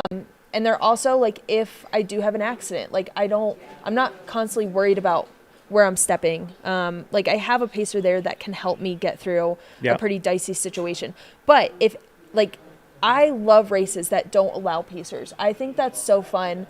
I want to do more races like Run Rabbit where there isn't an option for a pacer. Like there's an option for a pacer for 2 miles through town, and that's it. I think more races should do that. We should go pacerless. I agree. I think it's cool. As you guys are watching the live stream here, you see some of the tortoise runners coming through. So if you recognize people, throw it in the chat so we can shout out the runners, or if we can see a bib number, we'll try to pull them up. Yeah. Yeah, again, we have the Tortoises coming through here. This is Fish Creek Falls. This is at mile 17.7. They have descended from almost a high point, not quite, but nearly at 10,000 feet. They've descended to 6,900 feet. Right. And if there's any Europeans listening or anyone not in America, I don't know what that is in meters. Sorry, I'm in America. You're going feet always? Always feet. Always feet. You know, I haven't been to UTMB once. Haven't been to Europe since I went to Germany this year. I don't know. Any? Do you want to do UTMB? I don't know. To be decided. I don't want to say like no, because then, you know, I don't want to like look back and be like, oh, Yeah. you're. Somebody be like, oh, you said you weren't going to do it. No, I can see myself doing it one day, but right now I'm happy not doing it. Yeah. It's too many people. I like doing these solo adventures. I like exploring I like exploring nature. Cool. Like during the FKTs, that's a lot of fun. Doing these like smaller races, not smaller. I mean, this, what would we say, 500 people doing this race? Like it is so much smaller than UTMB. Right. And you get a lot of alone time in nature, and I just enjoy that a whole lot more right now. But, you know, who knows? I might feel like I want to run with like 10 people. Yeah. So say you had to do one of the UTMB races, which one would you pick? Okay. Is Tour de Jaunt, is that UTMB? That's like a week or two after UTMB. That's a But different race. Is that a UTMB race? Like, no. Okay. Tour de Jaunt does look amazing though. Okay. Probably just UTMB. All right. That's just so many people to run with. It's a lot. Which one have you done UTMB? I did UTMB in 2021. And it was really cool. But I will say, you know, this was like post-COVID. So it was busy. There was just as many runners that year as there is now, but there might not have been as many spectators on the course, and it still felt like a ton to me. But watching some of the live stream from UTMB this year, it looked like way more crowds than even the year I did it just a few years ago. There was a shot, an aerial shot of the lineup at the start line of UTMB, and it got my heart racing, and I was like safe in my house alone. Yeah, I feel like it could be stressful for some people, depending on, you know, being around a big crowd of people or a lot of noise. I just saw a runner come through with a sun shirt on. All right. How do you feel about that? You know, they're getting more and more popular. Yeah, I've raced it. The first year I had a sun shirt. Okay. With the hood? Yeah. Yeah. But it's an interesting choice for this weather. Yeah, I think like a lot of those sun shirts are so light that they do add a little bit of extra warmth if it gets cold, because they are long sleeve and they dry so quick that they're probably a good versatile choice. I have this weird thing where I don't like my arms covered unless it's cold. Oh, do you wear arm sleeves? No. Like, would an arm sleeve be better than a long sleeve? Probably, because then you could tuck ice in it if it was hot. But and you can also take just the arm sleeves off. Yeah, that's true. Is that whole Hulk Hogan action? There you go. Yeah, so somebody in the chat said UTMB looks fun with all the crowd support. So I think it like different flavors for different people, right? Like some people might thrive on that, and some people would rather be, you know, out in the woods by themselves looking for giant clowns. Christina, you seem so positive. You know, that was really negative of me to be just yucking on maybe some people's yum. So I'm so sorry. Yeah, crowd support looks awesome. What up, Moises, in the chat? One of the Boulder boys shouting out the other Boulder boy. Oh, Matt. We have a Boulder boy? Yeah. Oh, sweet. So cool. I forgot Matt was a Boulder boy. Yeah, there you go. Tara should do the PTL at UTMB. Oh yeah, that'd 'Cause be that- fun. That'd be fun to do. You know, I think it's like a solid 100-hour race. Ooh, If you're yeah. fast. That sounds like a good time. Oh, we got here. So we might be getting a field reporter here. I'm not sure, or we're just going to get a live shot. Let me look at the sheet real quick and see when and if we know roughly when. Mm-hmm. So I would love to get the chat going a little bit more. So just to get a little more engagement, like let's wake up a little bit. What's everyone's favorite holiday? Let's name favorite holidays. Mine is Halloween. There you go. What's yours? You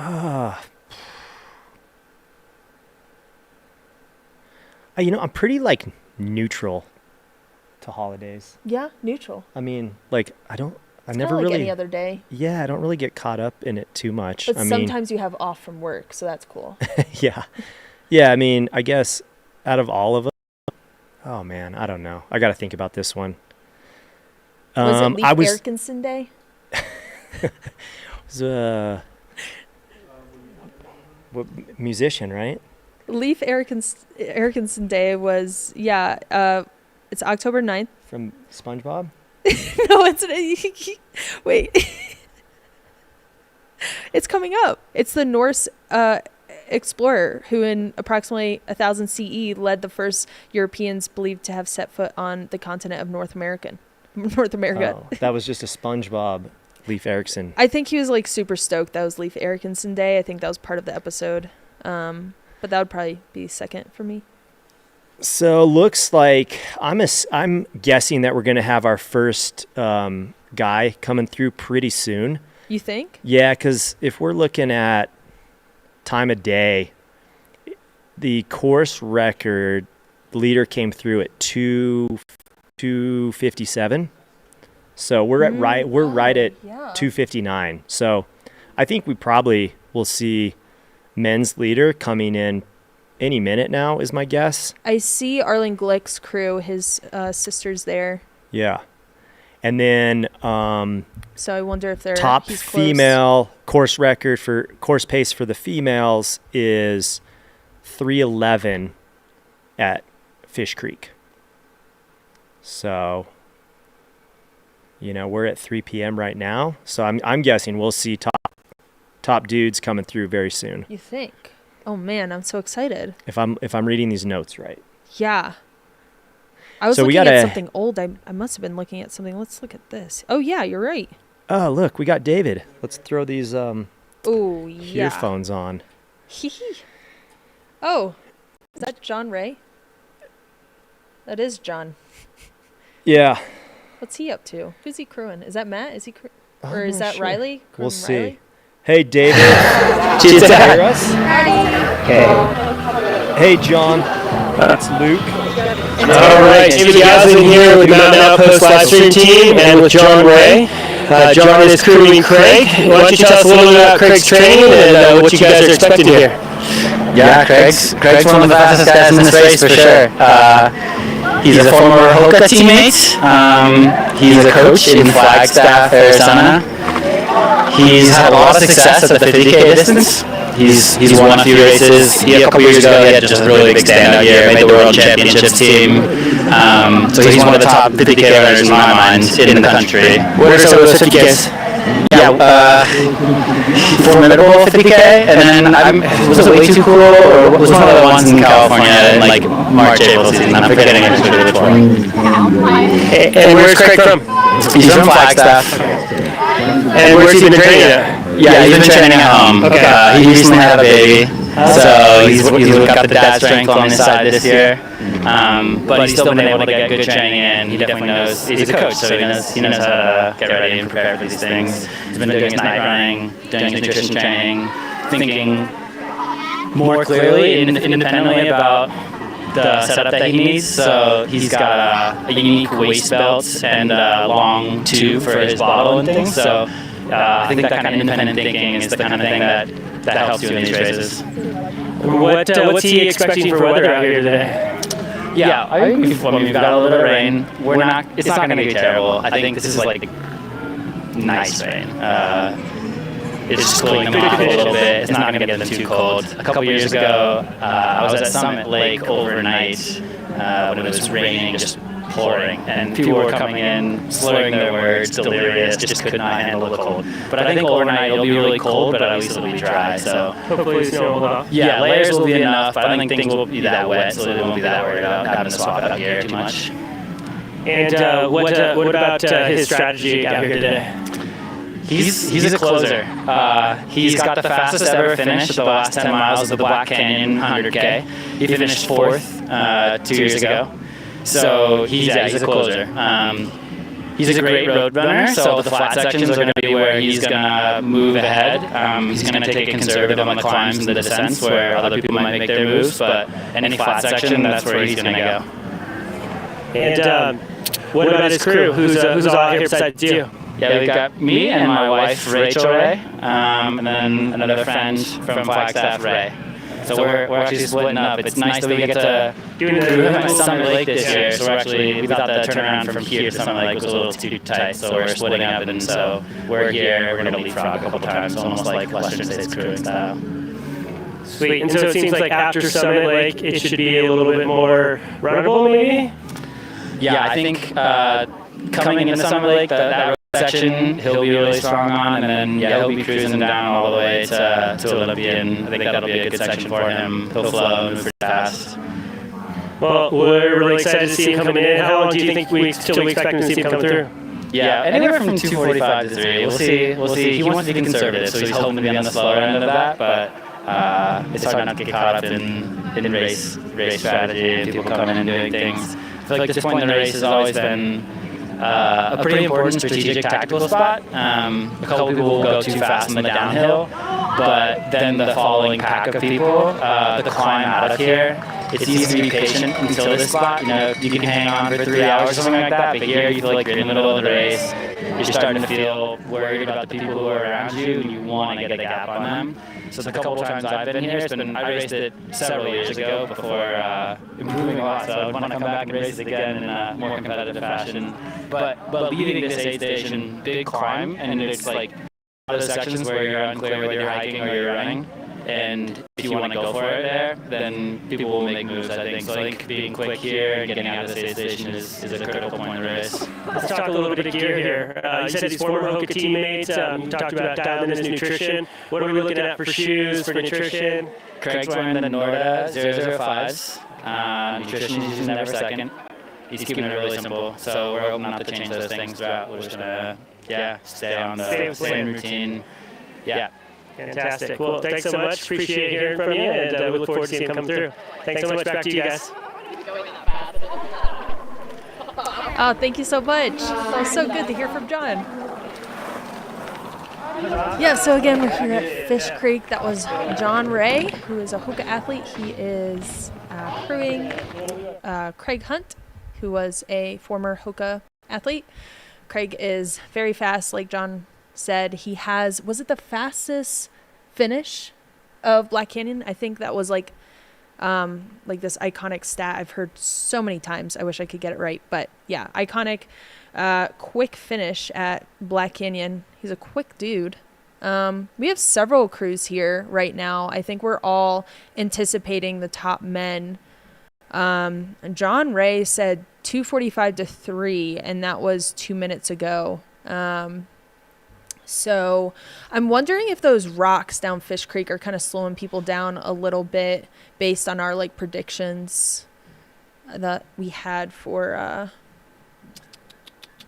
and I'm not Fish sure Creek. if potentially could have been elapsed time.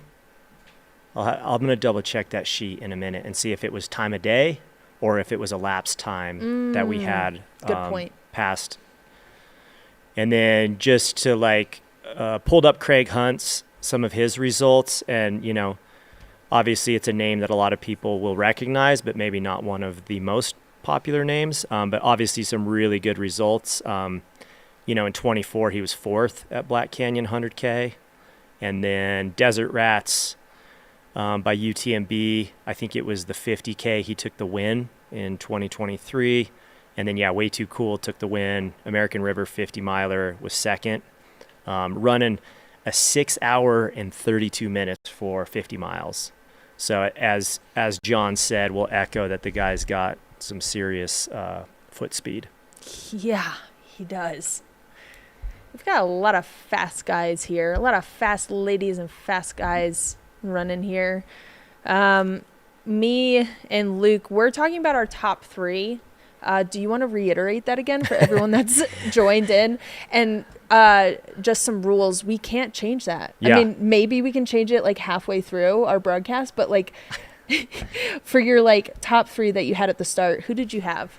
So I'll start. My top 3, I got Riley Brady, McKendry, and Becca Bramley. Mm-hmm. And then I got Mary at 4th. Yeah. And then on the men's side, I got Matt Daniels in 1, Mm-hmm. Arlen 2, Ryan Sullivan 3rd, Mm-hmm. and I put JP at 4th. Okay. How about you? Yeah, I had Riley come in at number 1, Becca Bramley, Mary at number 2. Mary at 2. I don't know if I said that wrong, but then Becca at number 3. And then for the dudes, I had JP coming in at number 1, Arlen Glick coming in at number 2, and then Ryan Sullivan coming in at number 3. I think this race, it could go any way, honestly. I mean, any ultra marathon, like anything could happen. So who knows? But in the chat, let's see who you guys think will come out. 1, 2, 3, men and women.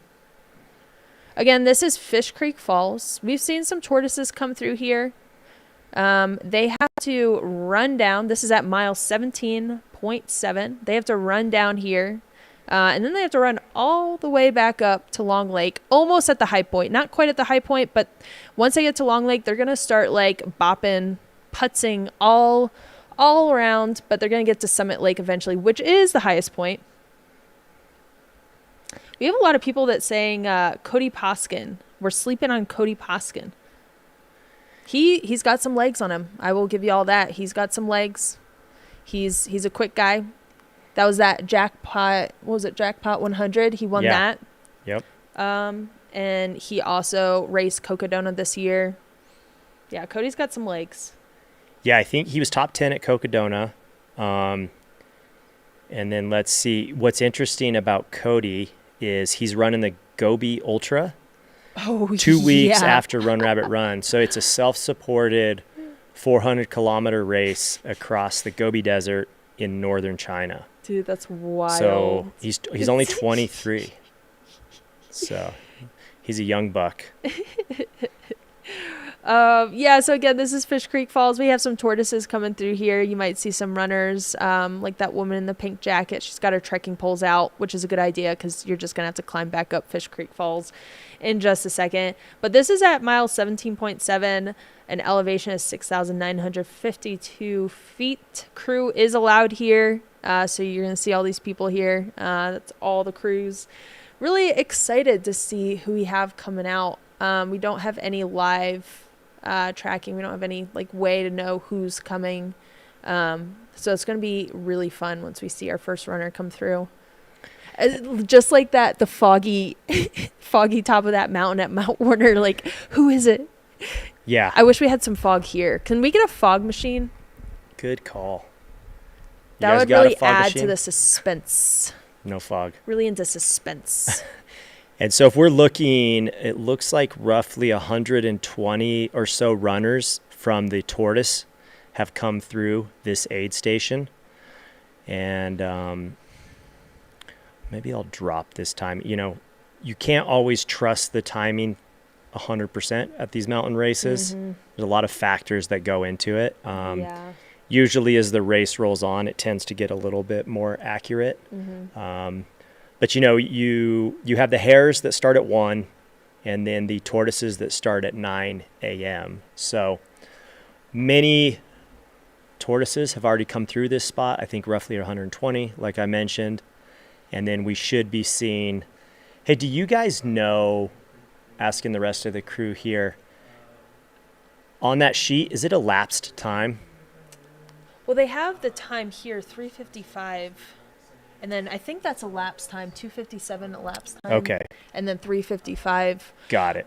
But So I apologize. I was looking at elapsed time and thinking it was time of day. So first, if the male course record pace at Fish Creek Falls, which is the aid station you're looking at here on the live stream, the leaders came through at 3:55 p.m. Last year or whenever the course record was set, that's kind of when we expect first place guys to come through. And then first place women, we're expecting the top females to come through around like 4:10, 4:15. yeah. Yeah, and after descending this much, I know when you did it, the course was different, so you kept going down to town, correct? Yes. Yeah. Yep. So you never got a chance to go back up Fish Creek. I did not. Yeah. So the course has changed. I'm not sure exactly what year it changed. But instead of like continuing down this road, that's how the old course was, you're going to run back up Fish Creek. And honestly, like once you've descended that much, you're kind of like excited to climb. I don't know if that's how you feel in races, but I know I'm pretty stoked to start climbing again. Yeah, there are definitely many races where I'm looking forward to the climb. Yeah. Especially if I'm not feeling great running. And I know I can just buckle down and hike for a while. There are definitely many times I'm looking forward to the hike. Yeah. And then on the flip side of that, there's been times where I'm dreading the climb. So, just take it as it comes. So I know there's some issues going on with the checkpoint times table or the tracking. Yeah. Us on the live stream, we have nothing to do with that, so we can't fix it. Yeah. And we're not sure what's going on, but I'm assuming people are well aware on the timing side of things and hoping that gets, fixed ASAP. Because I did see that some of the elapsed times are off on a lot of the tortoises. Mm-hmm. So people are aware of it.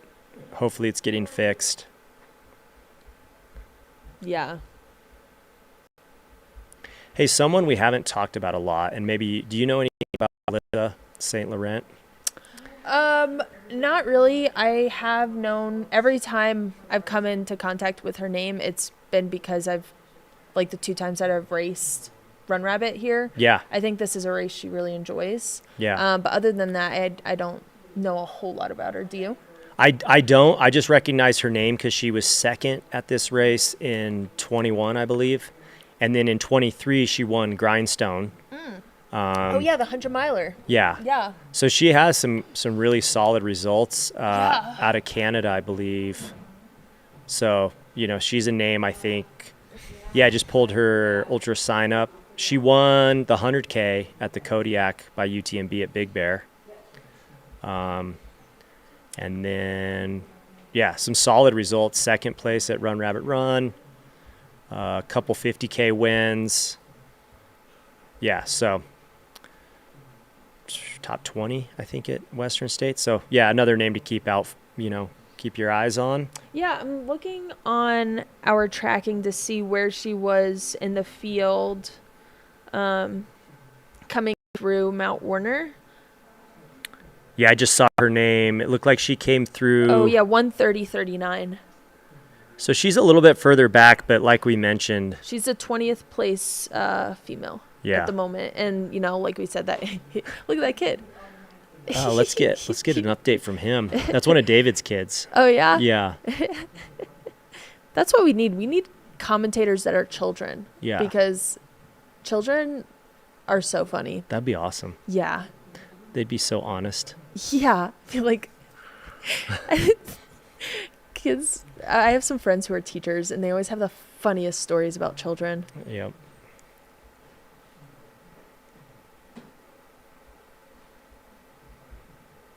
Yeah, again, this is a broadcast sponsored by Altra.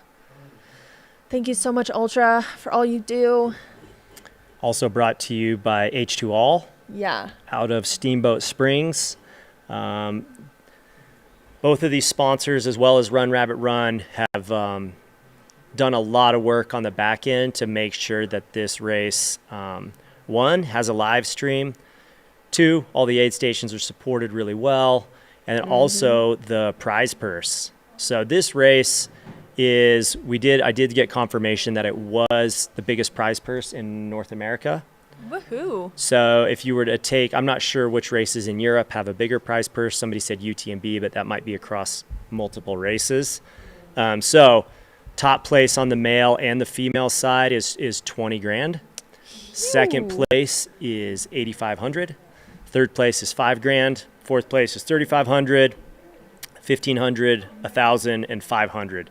So it pays 7 deep on the male and the female side. And then if your team wins, your team gets an additional 5 grand in prize money. So you get to split that with your teammate. That's a lot of clams. And then if you win that first climb preem, you get another $1,000. What? So, somebody that's quick with math, you could do the quick math that your payday That's at this race could 26. be 23 if you had to split the team. Oh, right? so true. 23.50. So true. Yeah. Yep. Yeah. That's so solid. much.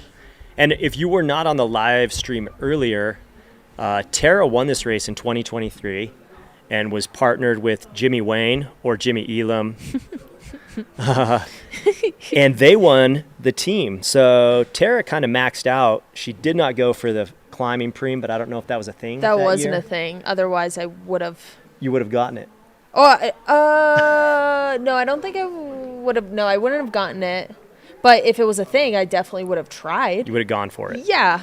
And she had mentioned that she used that prize money to pay for your FKT on, was it the Appalachian Trail? Yeah, the Appalachian Trail. If it wasn't for Run Rabbit, I wouldn't have had an Appalachian Trail FKT or even tried for it because I don't make a lot of money. Or I didn't make a lot of money. There you go. So big shout out to Run Rabbit Run and Fred and the whole crew over here for offering prize money for the elites. Something that, as the sport grows, I think this race has done a good job incentivizing people. And it is interesting to see who lines up at this race. I think a lot of elite athletes that are trying to get noticed, trying to get sponsored, looking for a payday are showing up at this type of race, right? They might not have the money to go to UTMB. Yeah. Or they might not have gotten an opportunity to get a golden ticket for Western States. We all know how hard it is to get into Western States. Yeah. Or Hard Rock. Here's a race, great prize money, competitive field, and you do well here, sponsors will notice, right? If you're top 3 here, especially if you're winning. And like Tara said, you're going to walk away with some money. So do you think this is a good race for up-and-coming athletes to target? Yeah, I think it is. I think it's great. It's a great community event. It's a great course. And you get quite the payout. Weird, like, you'd think you'd see more elites here at this race. But you don't. And I think that's because of its close proximity to UTMB. And just several other races like Western States, like people might not be like fully recovered from Western States or Hard Rock. But yeah, UTMB is definitely, it draws like the biggest crowd. So I think it's like the perfect race for like anyone, elites and people who are up and coming. But I think like because of the timing, the time of year, it's just, not a lot of people, not as many people come to it. But I would totally do this race again. It's so much fun. The Hunt just asked, who is first place female? That would be Mary Denholm from what we saw at the top of Mount Warner. Again, we don't have any eyes on her. We don't have any like trackers on the routes. So from what we saw at Mount Warner, which was a lapse time of 1 hour and 2 minutes or 1 hour and 5 minutes, we saw Mary Denholm at the top of the women's race. And then behind her was Riley Brady. And then we had Becca Bramley right there with her.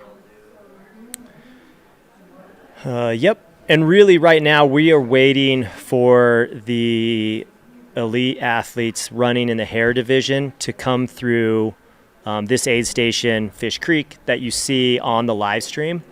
And we're expecting the top guys to come through probably in the next, like, right around 4, maybe a little bit before that. And then the top women, female athletes to come through probably around like 4:10, 4:15. So not too long, but we got a little bit of time before they come through. I know somebody was asking people coming through Long Lake.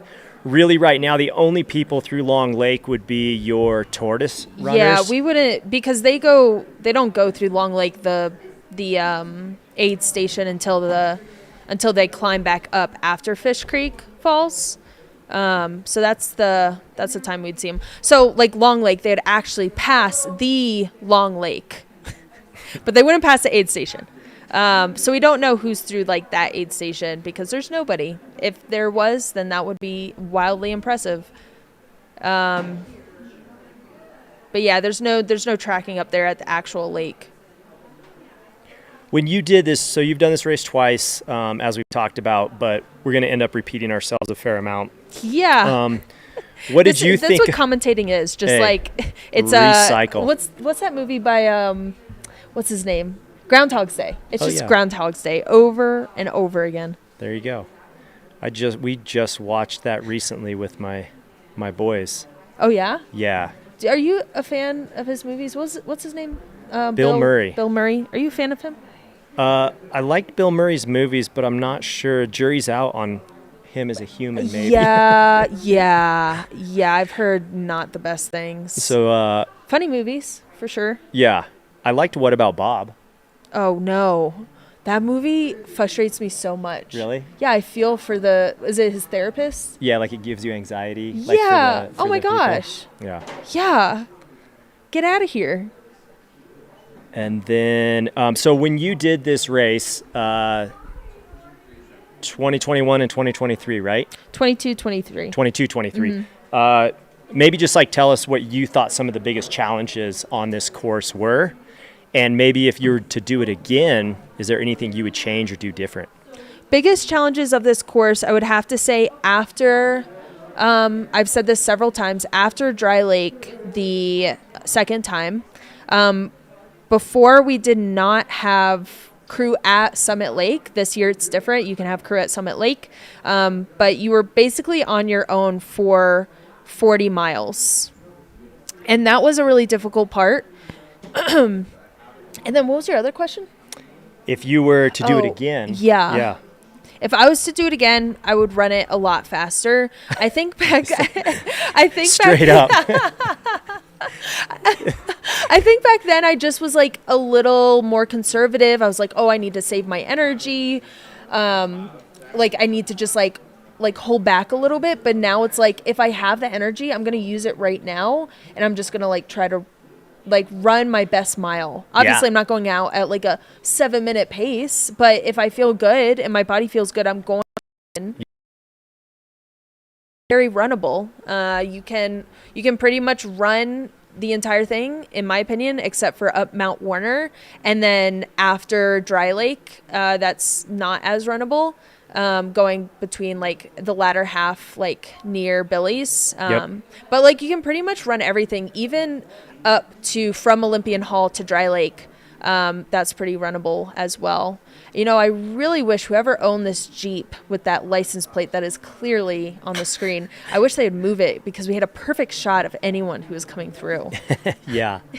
But yeah, what would you have done differently, and what was the challenges for you when you did it on the old course? You know, it was my second 100-mile race, so I was a little greener then. And so a lot's changed with nutrition because I think I was probably in a deficit for a lot of it. So taking more nutrition, especially at some of the lower aid stations. Oh, yeah, that's a good idea. Yep. But as far as pacing goes, I felt like I ran a fairly good race. I did finish wondering if I left some time out there, but honestly, I feel like that happens at every 100 where you're like, oh, I probably could have done this and made up some time here and there. I am curious about it, though, because when I did it years ago, it was on the older course where there was a bit more dirt road and a less single track. So I would be curious to see how much different the new course is. Most people that I knew that had done both courses rave about the new course. And they did this year, a quick note, is they added that aid station at Summit Lake, right? Yeah. So you don't have quite as long of a solo section as you did. I wonder what kind of difference that's going to make for the runners. If we're going to see runners that are able to like push it a little harder because they know that they're going to see their crew in 20 miles. Like, I wonder what that is going to mean for the race. I mean, these things can make a big difference. Yeah.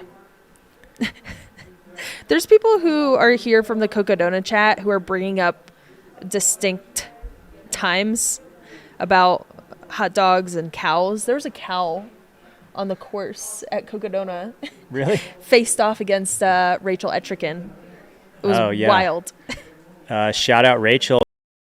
We've mentioned high-low a couple times, but Rachel ran high-low this year and broke the course record, which was held by McKendry, who's a Steamboat local, who is running Run Rabbit Run right now. Who I got McKendry in my top 3. Yeah. I think she's got it. She ran 22 hours at high-low. And then Rachel Entrican this year, you know, people know her from Cocodona. She's had a lot of wins in the 100-mile distance, and then winning Cocodona a couple times. And Rachel went sub 22 at High Lonesome, but so good with the cow too, huh? At Cocodona. Yeah, with the cow. I mean, she won. There was no real like face off, but she won against the cow. There you go. Yeah. I remember I did the Bear 100 one year. Dan, are you doing Bear 100 this year? All right. Dan Ryan, who was on the live stream earlier, is running Bear 100, going back for some redemption. I ran that, and I remember there was cows blocking the trail, and it was kind of like a single-track part of the trail, and me and another guy were slapping them on the butt trying to get them off the trail. Oh, be careful. For probably like a solid 5 or 10 minutes before they finally moved off the trail. But who was that racer, that really fast runner? Yes, I read about that. She got like attacked by cows. On the live stream here, we are Sarah Alonso. We're not recommending you face off against a cow by any means. Absolutely not. Yeah. Interview the young lad wearing the hot dog. We would love to. If we can get audio at this aid station, we'll interview. Oh, look, we're back on the screen. Hey, just slouching because I shout out. We got comfortable, but I am sitting on a hard chair, and Tara's at least got a cushion. Dan gave me this really nice cushion. Yeah. Let me see if I can show you guys. It's heavy, and it's got some gel on it. Do you want to feel it? Just like on the side, because that's where my butt was. There you go. Yeah, it's nice. So maybe we'll start a GoFundMe for some padding here. Yeah, and this race and live stream is sponsored by Altra. Do you wear Ultras? You wear Mount to Coast. I've been wearing Mount to Coast. Big fan. You're a big fan of Altra. Yeah, so this live coverage, there you go, is brought to you by Altra. Yep. And one of Tara's sponsors. And H2All, which is water with electrolytes out of Steamboat. Purified water with electrolytes. And it purified. You can see yourself in the can too. It's mirrored enough. Yeah, it's mirrored. And you can see yourself in the can, so. All right, so let's see. Oh, shout out to Luke Sparks, bib number 189. I know Luke Sparks. He's a friend of mine. Great guy. This is his first 100-mile race, and so I was actually texting him right before the race. So he's a solid runner running in the Hares race. Okay. How's he doing? Last I checked, he was good. I think at the top of Warner, he was like 8 or 10 minutes behind the leaders. So right in the mix, you know. Oh, here's a good question from Cameron Lopez. What do y'all prefer, point-to-point runs or a loop? I like them both for different reasons. I don't think I prefer one over the other, though. How about you? Yeah, I think every race is different. Bear, we just talked about Bear. That's a really cool point-to-point race. There's something really fun psychologically about starting at one point and getting to a destination. But then I also think there's something really special about doing a big loop. Yeah. You know, like closing the circle. Yeah. Because UTMB, for years, people have hiked the TMB trail, which circumnavigates Mount Blanc. And so I think there's something that's been around for many, many years about doing a circumnavigation, right? And so I think that makes a lot of sense. We just had Chris Warden here. He just grabbed one of these H2all waters. And I guess a lot of people know who Tara is. This is Tara Dower, and my name's Luke J., and we are your hosts here at the live stream. Luke J. just did High Lonesome, and Rachel Lemke told me you had a really fast finish. Yeah, apparently if you walk a lot at like mile 50, you can run a lot better at like mile 90. Yeah. So, hot tip for those people looking for advice. I hit a bad patch early. Slowed down a lot. I shared Rachel Entrican, and she kind of dragged my butt into Hancock. And so I think she's a great person to have to run she with. was awesome. Lots of humor. Dude, she was nonstop, which was a good distraction for me. I was just trying to follow her feet. And she is so smooth and efficient. So it's cool to witness. And, being the pace I am, I get to witness a lot of the fastest females, which has been really cool at races. When I did UTMB, I saw Courtney for about 20, 30 miles before she dropped me on a climb. And then she finished a couple hours ahead of me, but there you go. Yeah, she had a rough day this year. All right, so again, we are expecting our first place male possibly within like 20 to 30 minutes is my guess, but depending on the conditions of the course right now. We did have a little bit of rain. It was like spitting. I'm not outside right now. Luckily, I'm inside, but like that could make the technical part of the trail a little difficult. Yeah. So it's dependent on the trail. It's dependent on how it was going down. So really, really excited to see who is gonna come down first. We had a natural fog machine at the top of Mount Warner, and it was like super suspenseful to see who was coming up on top, and it was JP. There you go. So one of your Altra teammates. Yeah. JP's coming off an injury, and you said earlier he was super motivated. Yeah. Pretty fit. He's an aggressive racer. He goes for it. Oh my gosh. Watching him at Javelina, again, he experienced his psoas pain, and he wasn't able, or he finished the race, but he wasn't able to finish in the place he wanted. He finished with, if you've ever had he has a torn labrum. Oh, wow. So, like, if you've ever experienced that, I mean, he was in loads of pain and still finished. But he was, like, racing with David Roach for the first 30 or so miles, and they were neck and neck. He said it was some of the funnest he's had competing. So I know he is really excited to race. He went out, his last race, he had Javelina, and then pretty sure he had, I think it was Javelina, and that might have been his last race. I have to check his ultra sign up. But he's out here at Run Rabbit, giving it a go. He has come back from that injury. He's been working hard to get back to racing shape, and he's been telling me how well his recent runs have been going, and he feels great. And I'm just hoping to see him come through here. I mean, I would be excited for anyone, but like honestly, JP's my boy. Yeah. So really looking forward to seeing where he is in the field. And so if you're hopping on the live stream or new, the shot you're seeing is at Fish Creek Falls, which is at like 17.7 according to our sheet. And if we're looking course record pace, the top guys should come through about 3:55, and the top women around 4:10.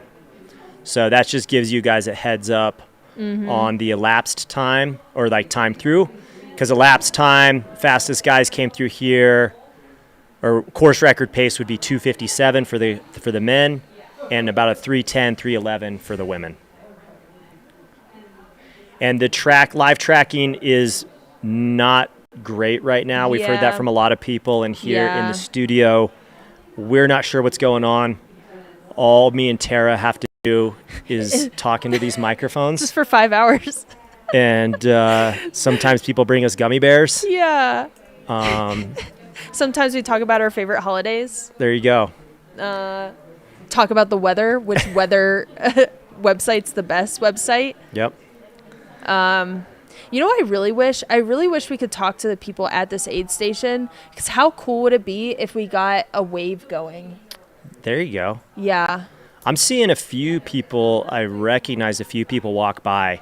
And so for those of you that are not familiar with this course, the sidewalk that you're seeing off to the left of the road, where these people are kind of lining the sidewalk, this is where you can crew your runners. So they come down Fish Creek Falls Trail, which is pretty technical, pretty rocky. Don't you think it's probably the most technical part of this course? Yeah, for sure. It's cool, right? It's beautiful. Oh, yeah. Such a fun descent. Beautiful.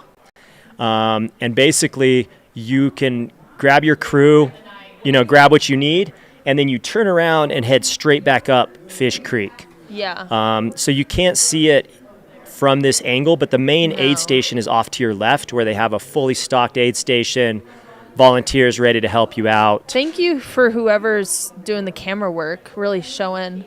It might be David. Yeah? Yeah. Let's see the aid station. We got Oh, I see. Shout out Stephen Hinkle. I see him. He is Luke Sparks' crew, one of his crew. Sweet. So hopefully Stephen doesn't mess up too bad when Luke comes through. All right. So you see more and more people showing up. I think about half of the have come through here, maybe even more than that. Yeah. We're not sure since the tracking isn't updated.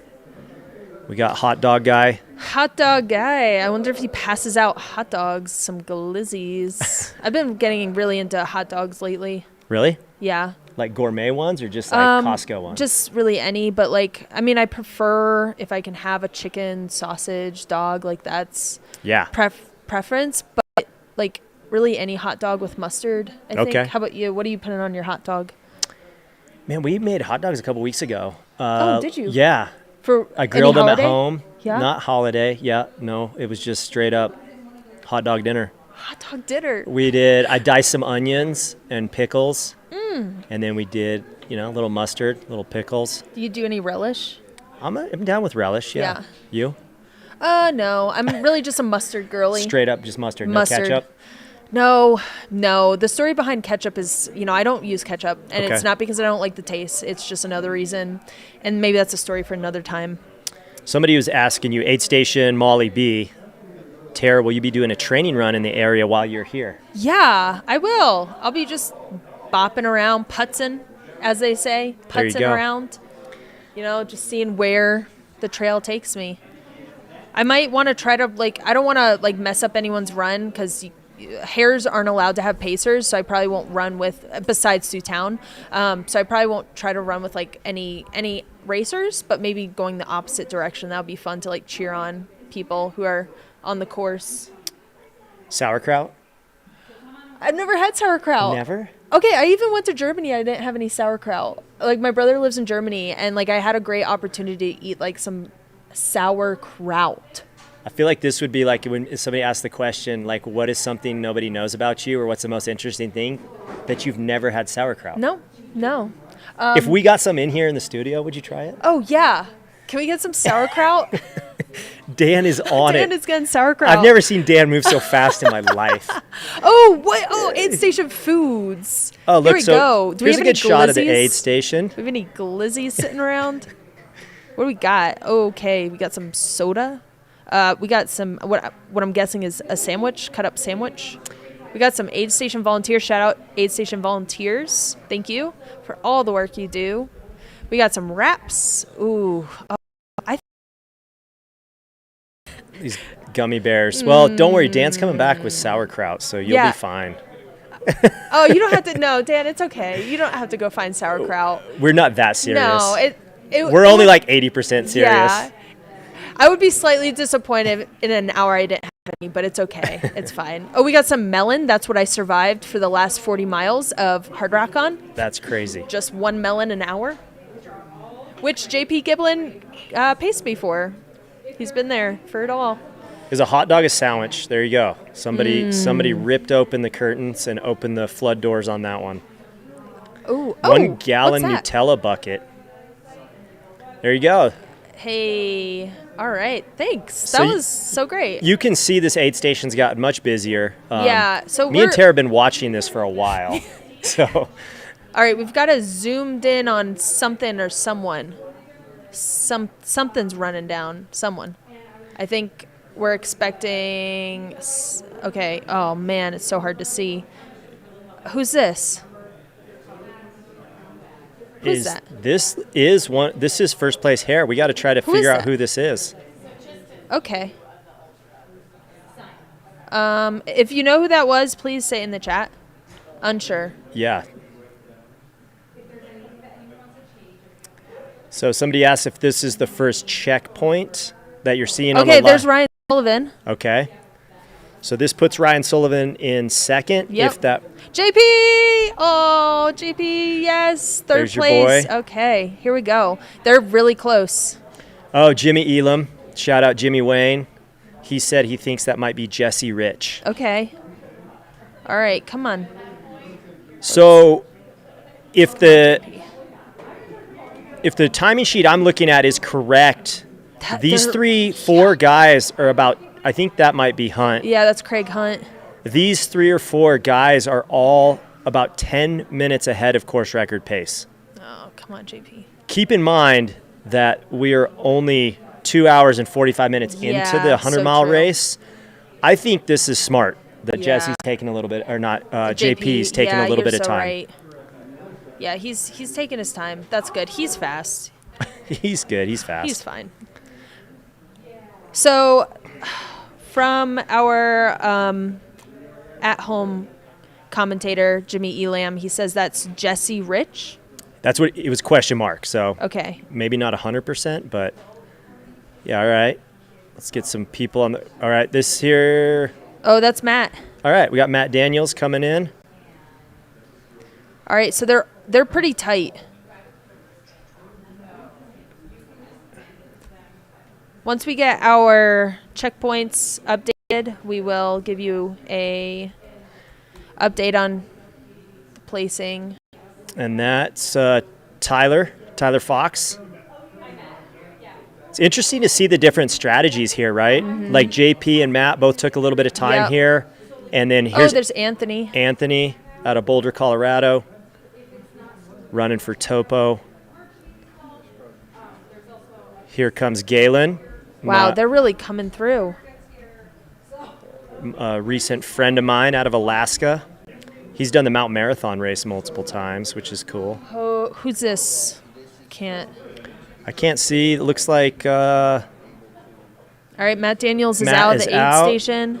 That was Emery from Hyperlight. Here's Arlen. Arlen.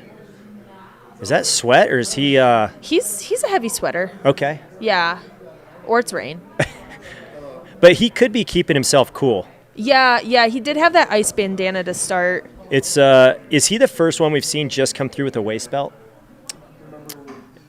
I wasn't super paying attention, but I know this guy doesn't have a vest either, but yeah. You know, that is a strategy. I do remember seeing that last year when I was at this aid station, that 2 or 3 of the top 10 guys that came through had waist belts, but a lot of them grabbed a vest here. Yeah, because you will climb up from Fish Creek to Long Lake, get some aid, non-crewable aid there. There's Grant. We got a tight pack here. There's Scott, one of my Littleton, Colorado neighbors. Shout out Scott. I mean, this is I don't have a tell on any of this. Right. Like, who's looking good? Everyone just came in. In and out. I'm updating the checkpoint times as fast as I can. They fixed it, so Mount Warner is correct now. We're just waiting on Fish Creek 17.7 to update. Again, this is Fish Creek Falls, Cool. the second aid station, first crewable aid station.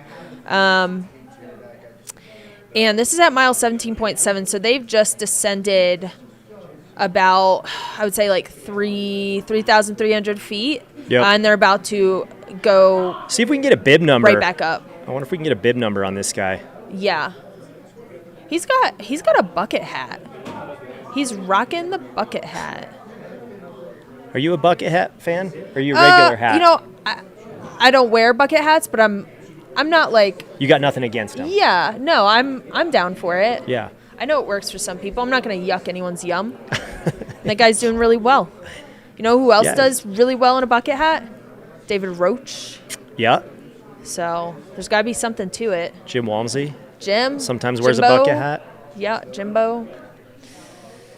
Yeah, so we just had, how many guys do you think just came through? It was Would an you say a onslaught. Dozen? A dozen. I would say yeah. there's about a dozen men Baker's that came dozen. through.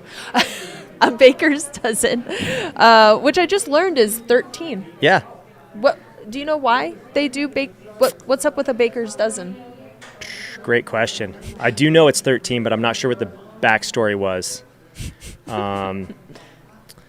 So Charlie was saying, I hope the top women come through soon. You will be in luck at ahead of course record pace. Like a lot of the guys, we will probably see them around 3 hours, 3:05. Okay. And so right now lapse time is 2:50. We are expecting, top women coming through in like probably 10 to 15, Yeah. 20 minutes tops. So I'm interested to know if they had a tracking device further down or further up this trail, because I don't see one, and that looks like Tommy Sullivan, Okay. right? Is that I don't know, Tommy. MK's Got it. husband, partner? Anyways, a baker's dozen. The guy with the hat is Mitchell Day. Okay. Oh, so sweet. Mitchell was somebody we were talking about on pre. He was yeah, the guy's first 100-mile race, and he was a sub 29 collegiate 10K runner. So Ellie Pell said baker's dozen originated in medieval England, whose bakers would add an extra loaf of bread to a dozen order to ensure they wouldn't be punished for short weight, as strict laws regulated bread sales. Don't know what that means. The more you know. Because if people were trying to scrape off the top, they had to just throw an extra piece of bread, because it probably made it a lot easier if the weight wasn't exactly the same. So thanks, Ellie, for the hot tip. The more you know. Yeah. So the crazy thing about this point in the race is that, all those guys just saw each other come through. It's an out and back. So you see your competitors. I do a lot of, math in my head, so I was able to, time where I saw people, how far behind they were or how far ahead they were. So this is a great point in the race to, see where you're at. This is probably the only point where you're gonna get that kind of intel. So you're probably gonna see a lot of fast, all those guys that came through, they probably saw their competitor going back up. Yeah, it's always fun to see, kind of maybe give somebody the eye check and see if they're looking good, if they look like they're struggling. But we're only at miles 17, 18. Yeah. So most people are probably looking pretty good here. Somebody asked if I like running in Roxborough, which is where I live. So Roxborough State Park, if anybody's on the Front Range, south of Littleton near Chatfield Reservoir, is a great place to run. Here's the orange shorts guy. Orange shorts. Oh, I think this is Seth Wheeling. He, at least at the first checkpoint, he was first place Masters. If anybody used to race triathlons, I used to race the Xterra circuit, and Seth Wheeling was one of the top-ranked U.S. athletes in the world for triathlon for a few years. Oh. So obviously the guy has a big engine, and I know Yeah. he's been doing a lot more trail running the last couple years. So shout out Seth. Haven't seen in a while. Nice work. Yeah, Carrie said they likely have crew and are just checking in, going back to crew. Yeah, they can only crew in a certain area, though, so there's no crews really, like, far up on this road. It's probably within eye shot.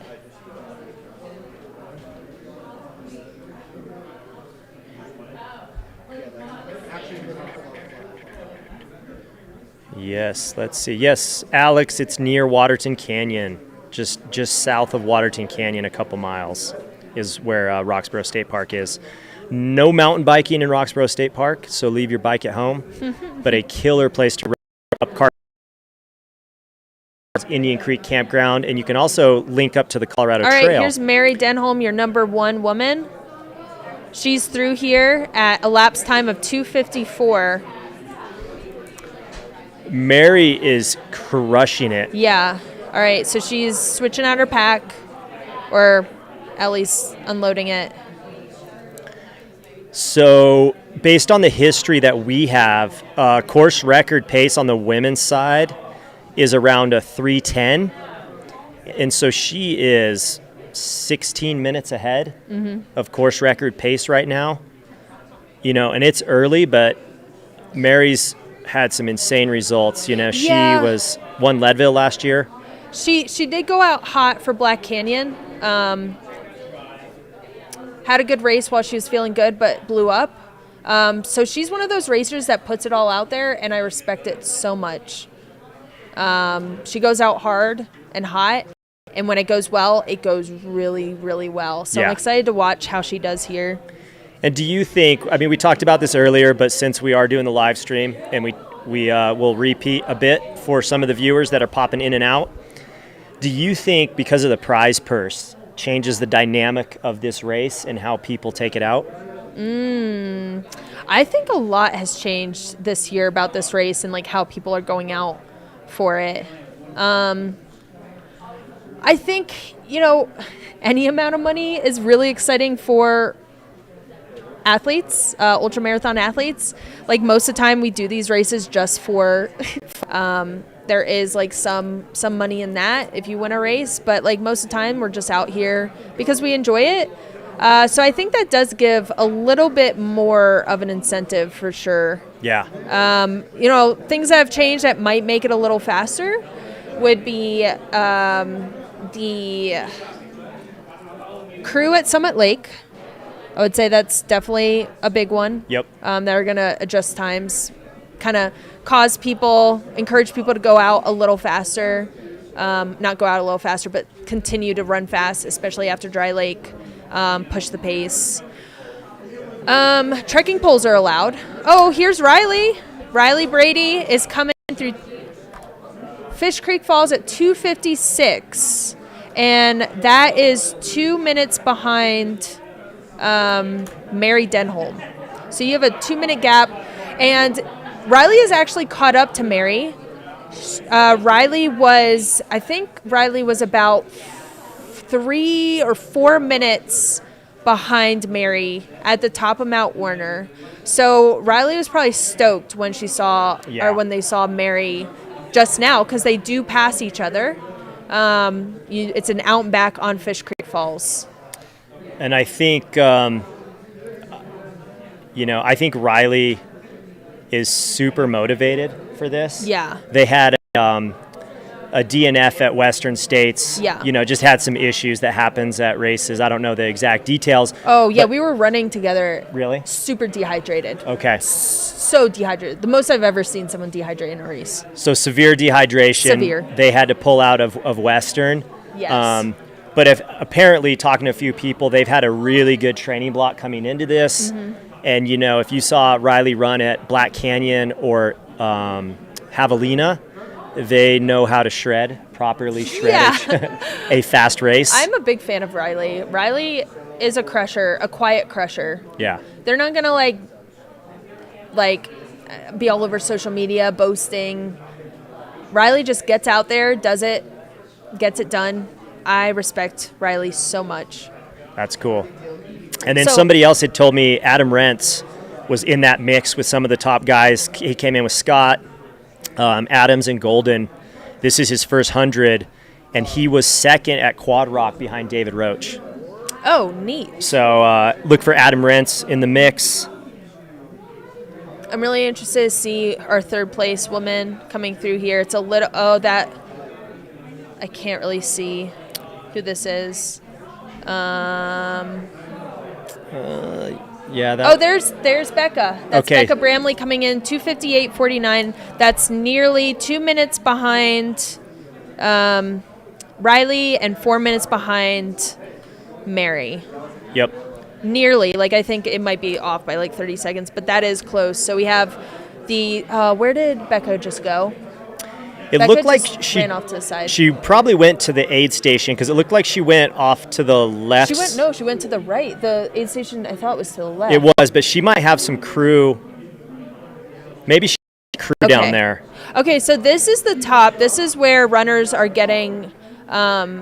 This is most likely you're going to be seeing some tortoises, but this is up near like Long Lake and Summit Lake. Really great drone footage we get to see here. Thank you to our drone pilots. We have the best drone pilots. Yep, in the game. And so you can see, I mean, it's beautiful here. This is up kind of towards one of the high points of the course. You can see the fog's lifted a little bit, which has allowed them to get the drones up. Yeah. Earlier, they couldn't get any drones, and that's why we were kind of locked on one static shot. Yeah. So you'll see runners on this road. So you'll mostly see tortoises, right? Yeah, this is all going to be tortoises. Right. They still have quite a climb up to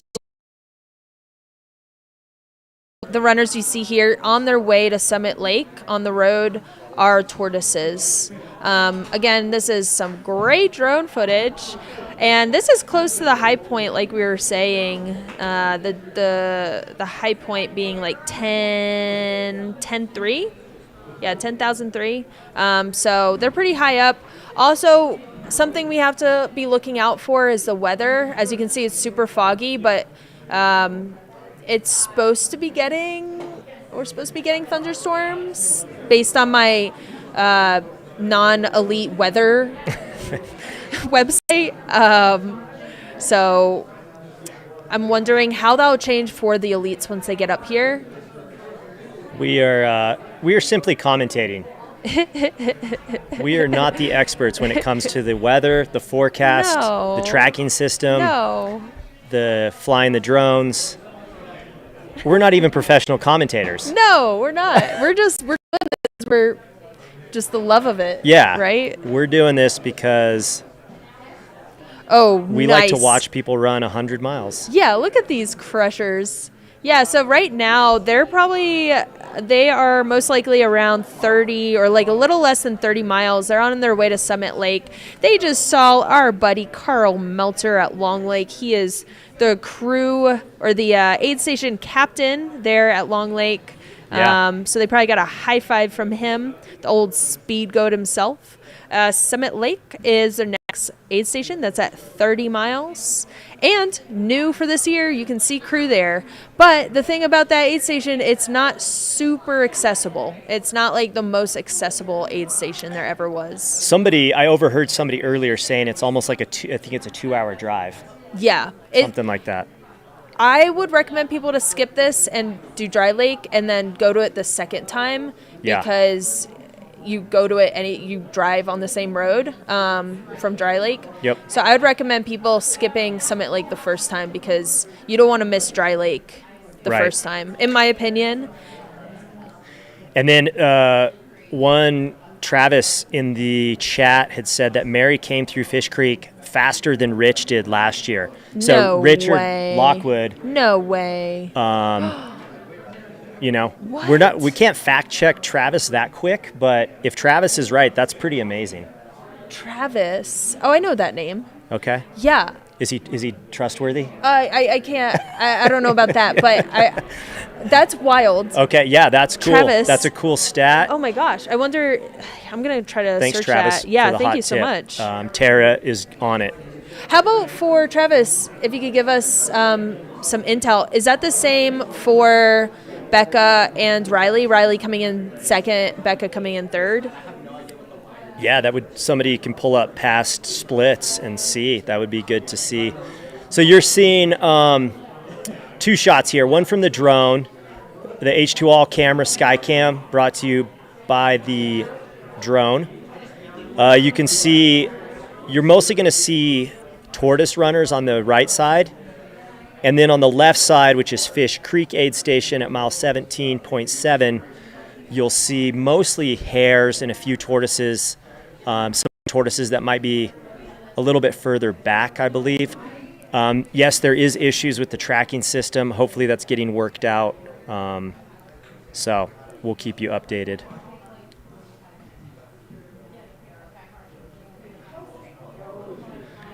Thank you, everyone in the chat. Well, maybe not everyone, but most people in the chat, thank you. Okay, here is our, okay, so Fish Creek for Rich was 257.55. So yeah. She did come through. Yeah, Mary and Riley. Becca was 1 minute off of Rich. And for the top women, Emily Mann came through at 3:11. Leah came in at 3:09. So Becca, Riley, and Mary came through before the top male.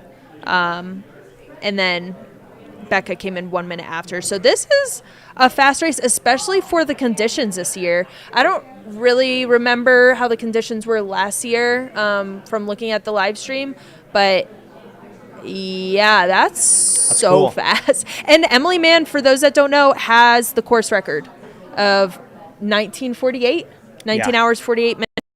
So a lot can change. The weather's going to get worse. A lot can change. But I'm stoked. I am so stoked. What is this bib 142 that we see on the screen here to the left? So this runner is at Fish Creek Falls, one of the tortoises. Let's see if I can find a bib. I can't tell if he's a tortoise or a hare. Looking through the bibs here real quick. Yeah, and we just got an update. We didn't get an update on Fish Creek to see who was all through there, but we have gotten an update on the gondola and Mount Warner, obviously, if you look in the chat, in the can-do timing. But we haven't got an update on Fish Creek Falls, but from what we saw, who was the first male through? I forget his name.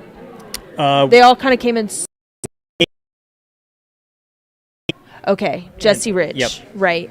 And then we had several men through. The women were a little easier to pinpoint. We had Mary coming through at 2:54, Riley coming through 2 minutes later at 2:56, and Becca through at 2:58. So they're separated by 2 minutes. Again, this means nothing in this stage of the race.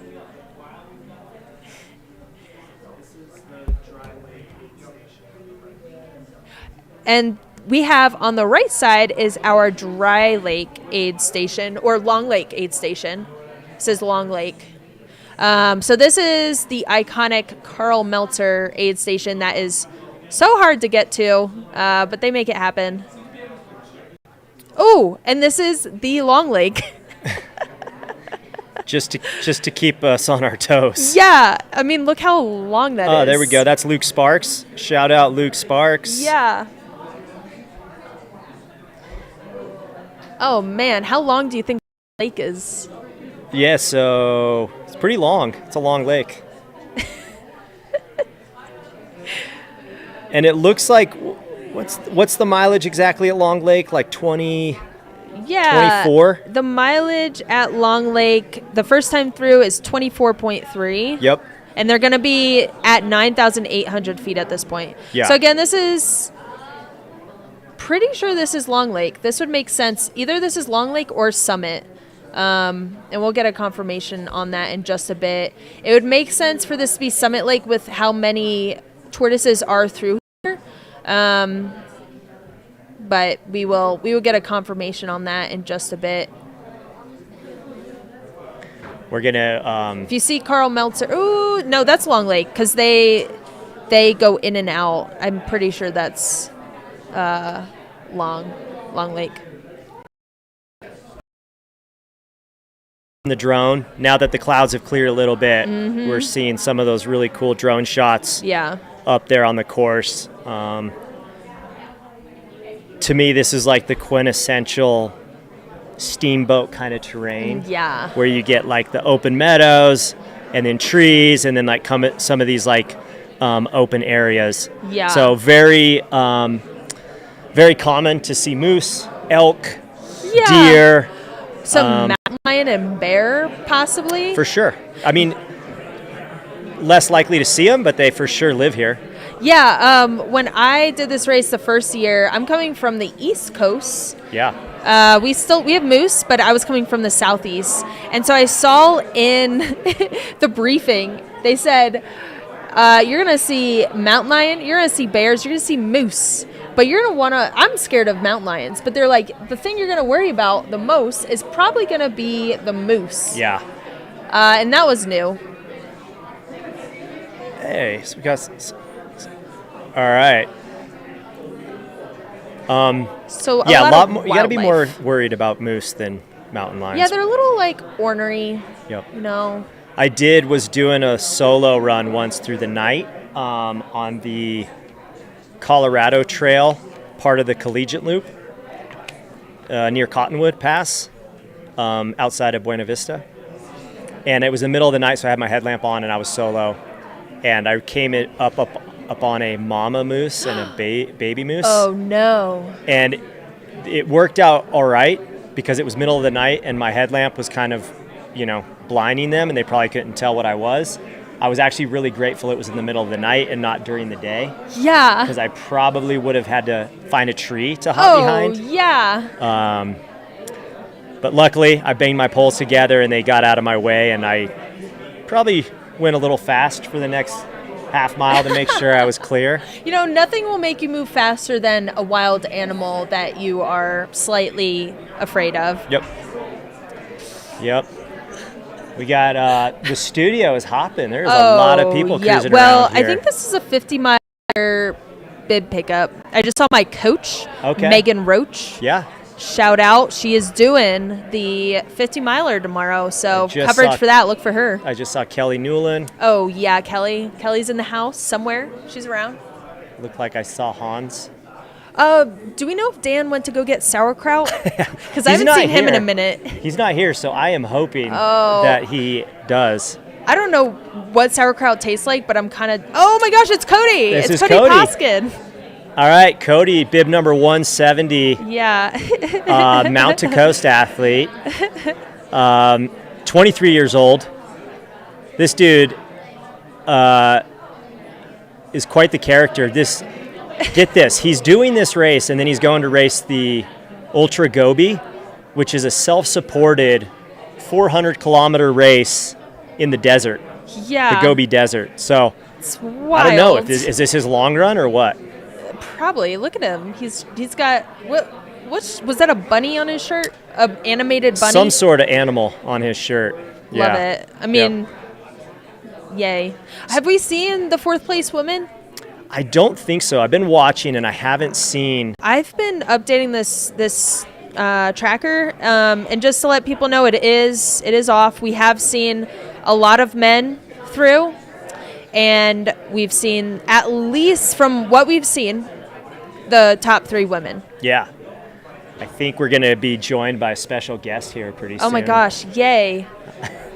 We'll keep it a surprise till we get her on here. Yeah, we've seen a smattering. Is that a word? Smattering of men? Yeah. And we've seen a sprinkle.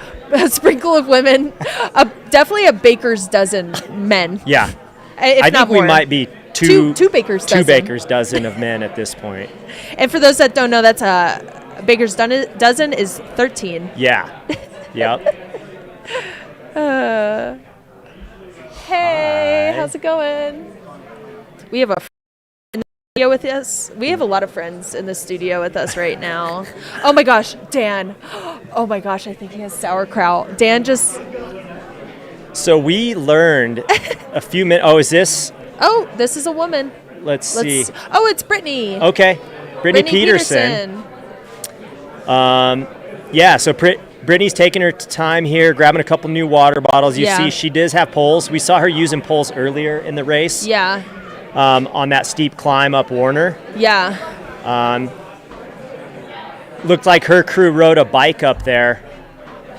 I'm just assuming that because he's wearing a bike helmet. Well, you know, I have a friend who wears a helmet everywhere he goes. Just for safety? Yeah. Oh my gosh. Dan just came back into the studio with... So Brittany Peterson is out. Hell yeah. Oh my gosh. And I believe, do you think she's fourth place? You know, it's hard say not knowing. Yeah. I mean, from what I've seen, yes. Yeah. I would assume that she is. Cool. A lot of people were throwing her name in the mix for a podium finish, coming off an injury, I believe.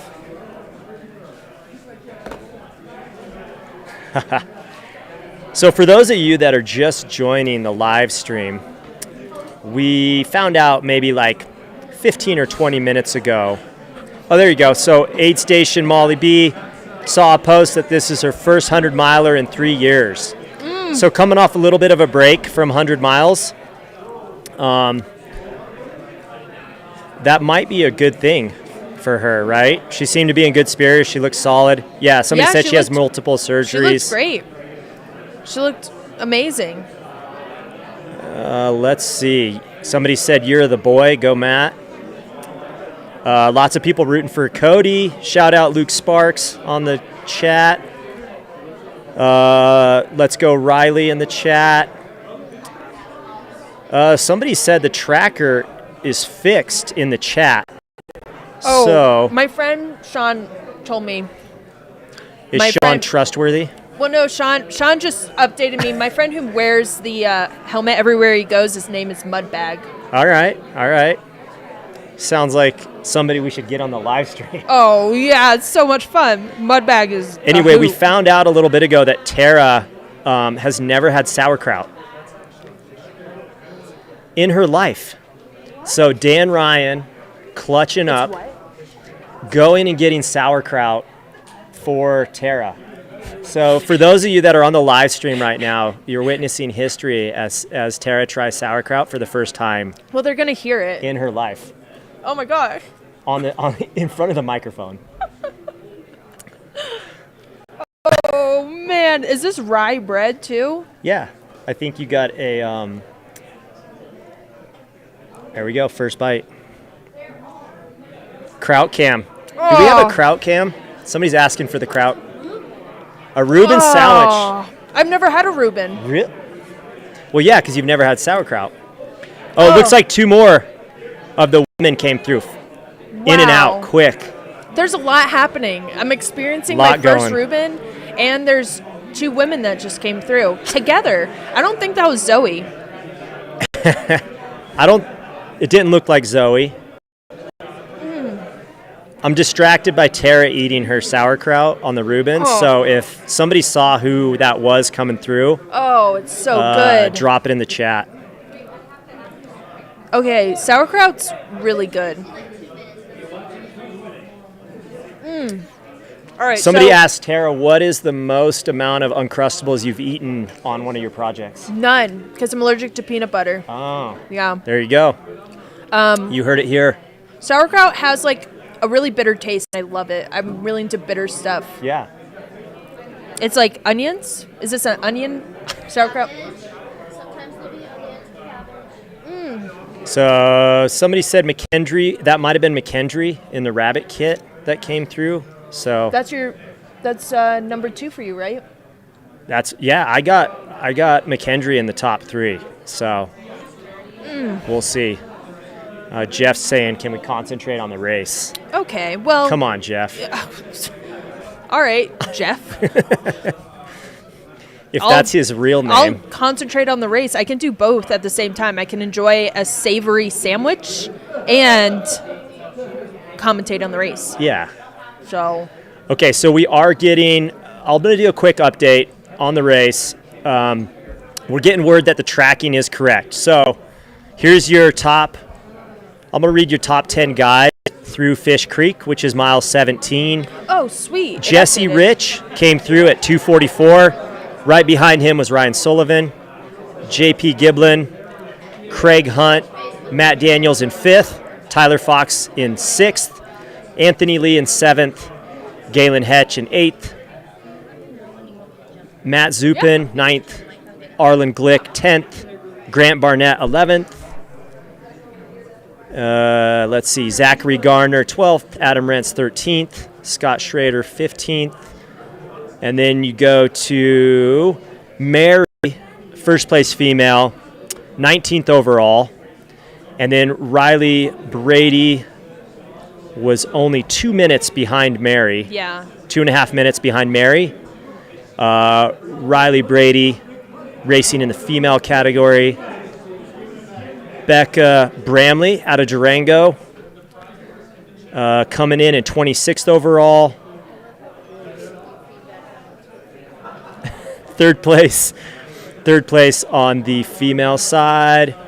Carlos, Jeff Stern behind them, Eric Sandstrom. And we learned that, I confirmed that Mary and Riley came through faster than the man who won last year, Rich. Yeah, so Rich Lockwood, who ran 17-something last year and won for the guys, Mary and Riley came through Fish Creek Falls, mile 17.7, ahead of his splits. So I believe our top 3 females are ahead of the women's course record pace. Granted, it's early, right? But that's makes the women's race super exciting. Yeah, so we have a special guest here in the studio with us. Somebody who I appreciate so much.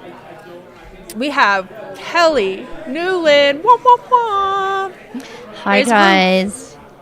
Oh, we're actually on. Yeah, people want to see you. What camera am I looking at? I think you're looking at number 3. Thanks. Thank you for having me. I appreciate it. Super fun to be here. This is my, I think, 4th Run Rabbit. Awesome. I've been fortunate to crew. All of them ended in disaster. No joke. I've had a friend almost go in labor in a gondola, another that did go in labor on the gondola. Lots of great stories. So I'm a big fan of Run Rabbit. I know, it's staggering, What isn't was the it? first year you were here? The year Courtney ran 2017? and won. Was that when she lost her eyesight? Actually, the first year I was here, that was the second year I was here. The first year I was here was when she DNF'd. Yes. So like 2015 or 16 Yes. maybe. So it's been a minute. But yeah, a lot of good stuff. And the year she won, she was just gone. Yeah. Yeah, there's no going back. What's the most recent year you've been here? Besides now, The obviously. most recent year I've been here, I think it was 3 years ago. Okay. Yes. Yeah. Cool. And yeah, a lot of great memories. I love Run Rabbit just for the history of it and the size of it, and that it is local and that it's in the U.S., especially this time of year. I think it's a unique race because it's really cool being in the ski area, right? The resorts are great in the summer for mountain biking, running. It's cool because you have this like central village where the start is. So it's really easy to watch your friends and family start the race. You can see them go up, and then they're going to finish in that same area. So a lot of times in the U.S., we're used to finish lines, outside of a very concentrated area. Mm-hmm. So it's cool to kind of have it in this village area. Oh, yeah. So cool. So Kelly, we've known each other a while. Mm-hmm. This is Kelly Newland in the studio with Tara Dower and myself, Luke J. Kelly, tell people what you do. Well, I think most people right now would probably know me as Tara's agent and / manager. And then I also, my bread and butter that kind of started everything for me was through my company RAD, which is feeding elite endurance athletes. Yep. So that's how I really got into all of this. And decade of just breaking bread with athletes and brand managers and athlete managers, that brought me into the agent world. Cool. So now I just do a little bit of both, because one sort of feeds the other. Yeah. Yeah. So I saw you at the start line. You gave Riley a hug. I You also represent Riley, correct? I represent Riley Brady and Matt Daniels, Okay. those are the two that I represent that are racing today. Okay. How was the energy at the start line? It was very stoic and focused. Really? Yeah, it was great. It was very. It was the Hares. Yeah. It was pro. You could feel like everyone was super stoked, but also like focused. Like there's no messing around out there. And I think the extra respect comes for this race. There's a lot of fun stuff with Run Rabbit, but it was great energy. I love that question, Tara. Matt was very quiet. He said, I feel good and calm, but it's been years since I had nervous energy before a race. That's what he told me, which is good stuff. And then Riley was just like ready to roll quiet. Very Riley at the start, stoic, like super level. And also like there's this quiet confidence about them. Yes. That comes off. It's intimidating. Yes, is it? Well, yeah, as a competitor. I mean, as someone who races them, that's a really great statement. And you are such a different, you are one of the things I love so much about you, Tara, is you are just led by your heart. You are not an emotional person, but you are an emotionally driven person. And when you show up at a race, the energy is different from you at the start. That's such a great conversation. I think with Matt, I've known him for over a decade, and this is the most dialed he has been in a sort of 360 way, which is exciting. Anthony Lee is also in a great spot. Yeah. I know a lot of folks had mentioned Brian Condon.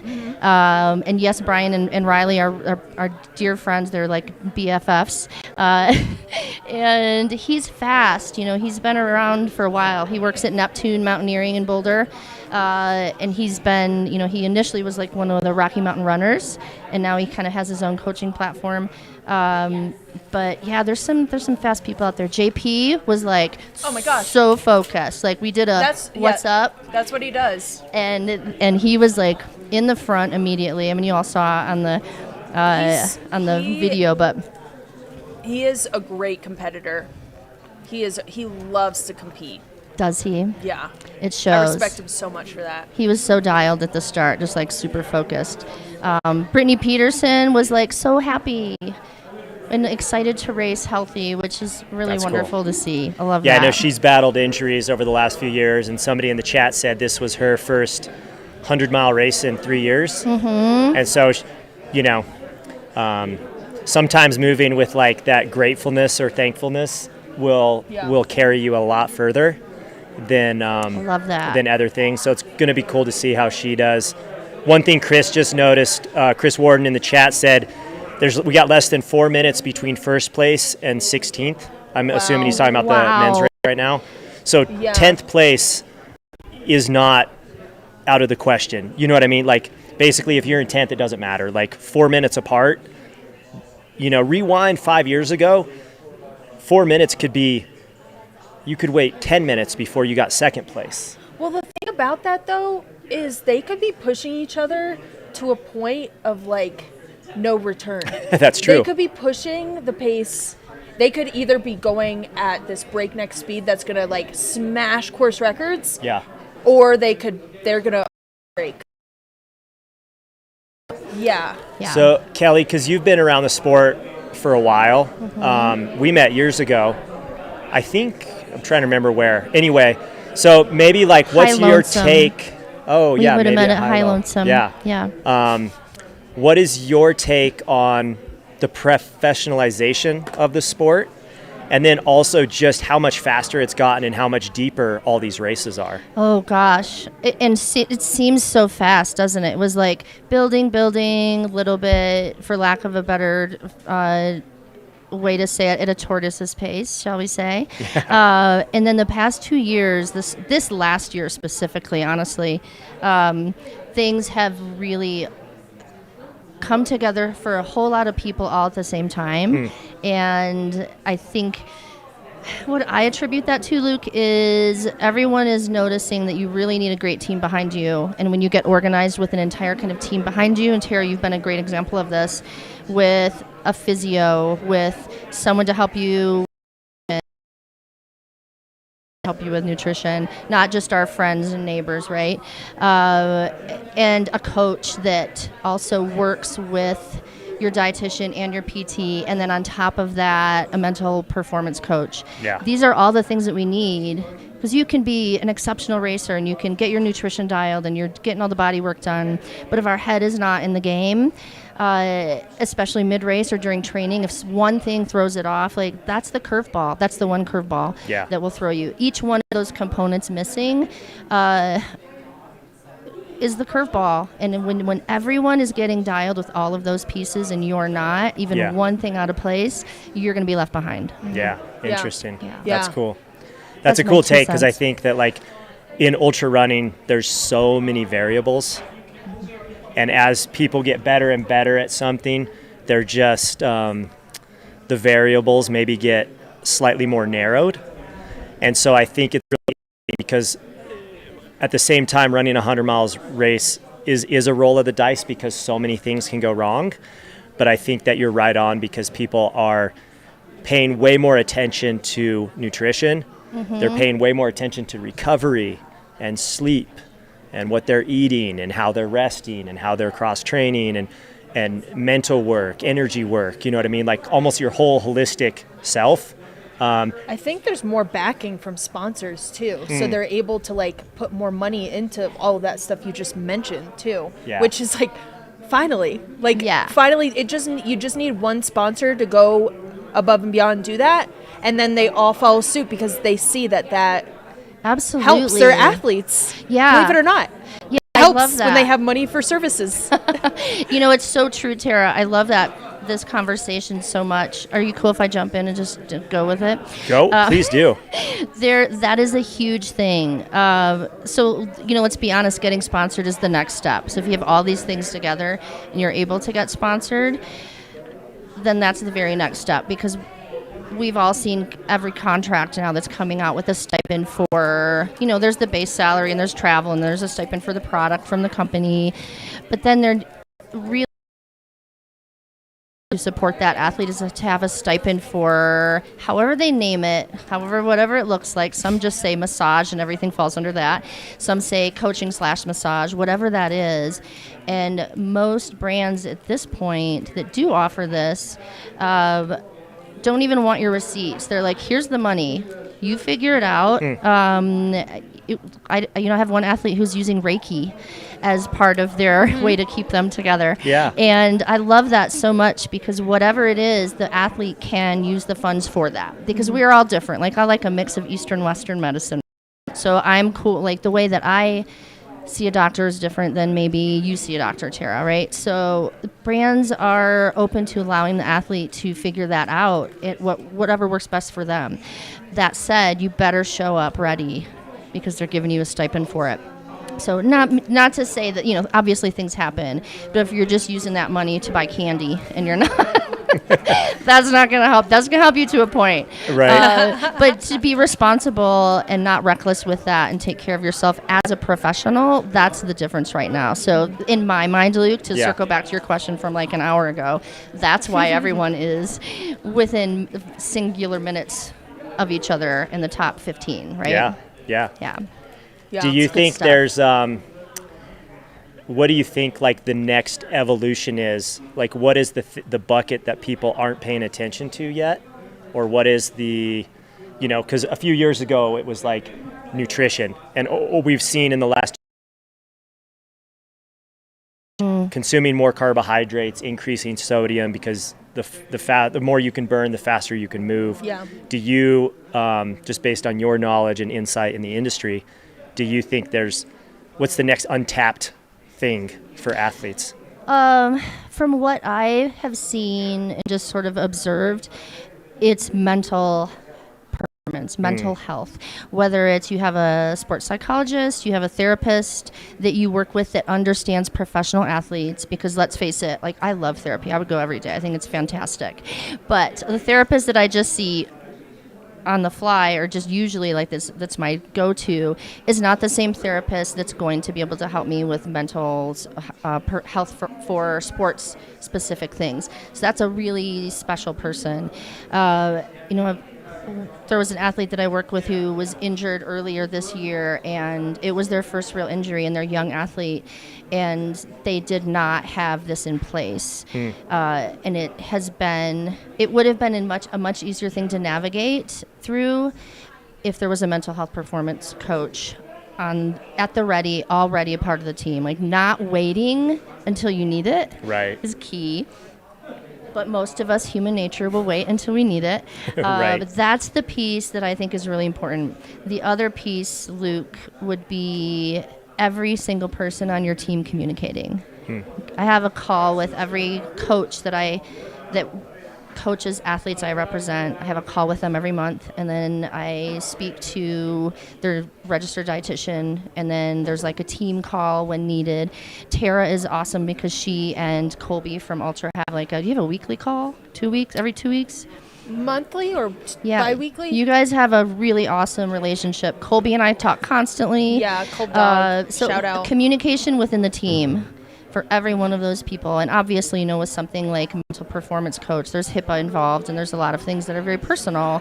But I absolutely touch base with the athlete to make sure that, hey, these are things that if you're able to, can you please speak to your coach about? Yeah. These are things we know that we need to work on. It would be great for you to chat with your mental performance coach.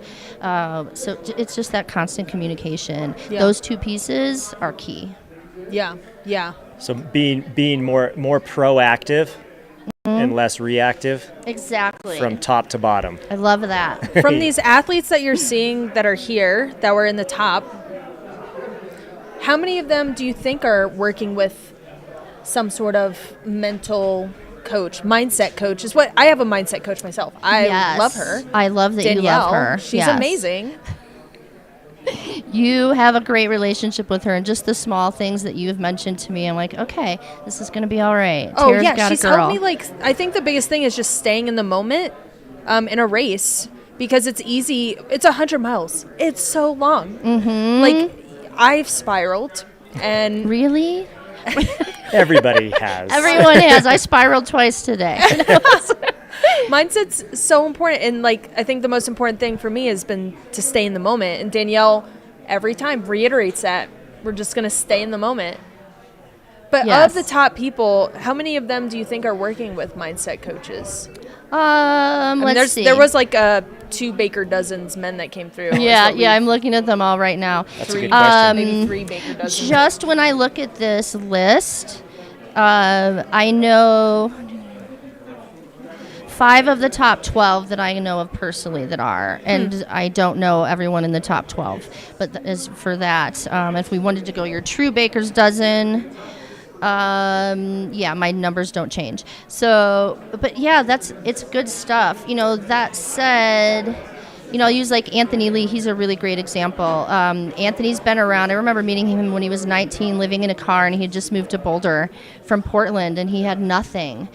And I've seen him save and use his money responsibly and pick a team for his crew, and then he started having exceptional results. He won the first ever High Lonesome, the inaugural High Lonesome. I believe he ran in jorts. Oh my gosh, yes. I love that. Not a good idea, but the kid won. He was probably 20 or 2 or something, and he's since gone on to have really exceptional results at Hurt and a few other races. So Anthony is someone who, in the beginning, we've had public conversations about this outwardly, but it took him a minute. He's like, oh, I love mental health coaches is where it's at. That's the last piece that's missing for me. But it takes us until we get to be a little older, right, to figure that out. And as he's grown, Anthony's got it dialed. Matt Daniels is another one who's definitely sought that out. I think it just takes time before you find it. Yeah, absolutely. Yeah. So we've been talking a lot about our top 3. It's hard because you represent some of these people. Would you want to talk about who you're thinking? It would be unprofessional of me to do so. So true. Obviously, I have my guys and my girls and my, my peeps. And I always cheer for everyone. Like, I'm a big DFL. I love to sponsor the DFL award because there's no one that has more grit than whoever comes in last. Yeah. But yeah, I've got my favorites in my brain, and then there's also the people that I'm really, really hoping they have an exceptional day because everyone in this that starts has put in such extraordinary work, and I would love for everyone to have the day of their dreams. But yeah, I'd be lying if I said I didn't have my fingers crossed for a few. You want everyone to win. I do. So were you here during the year that? One of the years that they switched the course, right? When was that? You ran in 2014? I think it was 2015 or 16. Were you here before that when they ran down from Fish Creek? They just kept going? Yes. Yeah. Oh my gosh. So what was we've been talking about the differences, obviously the course has been changed a lot, or it's been changed for a while, but then there is a lot of changes for at least the last 2 years where crew is allowed at Summit Lake. Mm-hmm. Trekking poles are allowed. Still, pacers are the same. But have you seen, do you think any of these things have make a difference in the result that we're going to see? Especially with Summit Lake, I think it make a big difference. I do. I mean, how can it not, right? It's been really neat to watch the course evolve over the years. I mean, as Steamboat has evolved and just the terrain itself. But yeah, I feel like it's kind of undeniable that has an effect on it. I do love the poles option. I think that's important. Yeah. This is not a flat, buttery, runnable single track course, so a lot of it is runnable. But right out of the gate, they're running just straight up to the top of the gondola there. That's kind of savage. So, but I also love to see. I didn't get to watch a ton of that. I saw a lot of hands on knees. Mm-hmm. How many people had poles? Not as many. I would say only a couple. Yeah. In that top. And not the top, top people. I think I saw a couple behind the baker's dozen. Okay. Yeah, that makes sense. I think Brittany was the first female we saw using poles, and I think I'm trying to remember the first guy. I don't remember. We've got a little bit of a timing update. I'm gonna give you the top women since I gave you the rundown on the men. So top women through Fish Creek a bit ago. Mary Denholm coming through, and then behind her, Riley Brady, Becca Bramley. Then we had, looks like Brittany Peterson. Great. And then we had McKendry Hickory, local Steamboat, Oak Creek, I think, which is close to here. And then close behind McKendry, we had Zoe Rahm, then Jenny Yeeman, and then it looked like Carissa Kenny, Sarah Gage, Emily Long, Celinda Heinel. We just got Lana Jesse. And then we have Erica Rackley as the last female, just came in and out. So. Great. Thank you, Luke. Sorry, I don't know if you guys can all hear this. We're having a little bit of a dance party, and it is not a silent disco. Yeah. I would love to give a shout out to McKendry. Wow, so impressed. I've loved watching McKendry race over the years. Yeah. And it feels like every 6 months there's more and more trajectory there. So I think McKendry's mom was in the chat earlier. Oh, that's cool. Oh, I did see that. Yeah, which is so awesome. Also, Zoe Rahm is someone who doesn't always get props until all of a sudden you're like, oh gosh, there's Zoe. Where did she come from? So she's strategic and not reckless. She's very responsible in her racing and coming up. She's not someone who's going to come flying out of the gate. She is very strategic. She runs her own race, and I've got such respect for that. Jenny also. Savage. That's going to be my word of the day. Tara always has a word, but I'm going to use savage. Savage. That's a good description. Good descriptor. Yes. And then Mary, I'm super stoked on Mary. It's nice to see Mary coming back and just, nailing it. Mary has spent several weeks in Frisco this summer, just training hard and focused on things that matter and not getting just distracted by things. Someone asked earlier, like hours ago, what shoe Riley was racing in. I just want to give a shout out about that. Oh yeah, shoe-wise. Yeah. I would love to talk about shoes, especially if there's this gorgeous pair of Altras here in front of me. Yeah, people are always curious on shoes. So any intel you have for your athletes or any other athletes? I do. Yeah, I've got know. some intel. Nothing different. It's what you'd expect from Riley. It has an exceptional carbon foot plate on it, and it's actually a split foot plate, blah. But that gives the shoe a bit more dexterity, and Riley loves to feel fast. It's kind of, again, that if we feel fast, we're going to run faster, and even if we're not running faster, it helps our psyche. So right. all the good little tricks. So it's the same shoe from Western, but just a different colorway.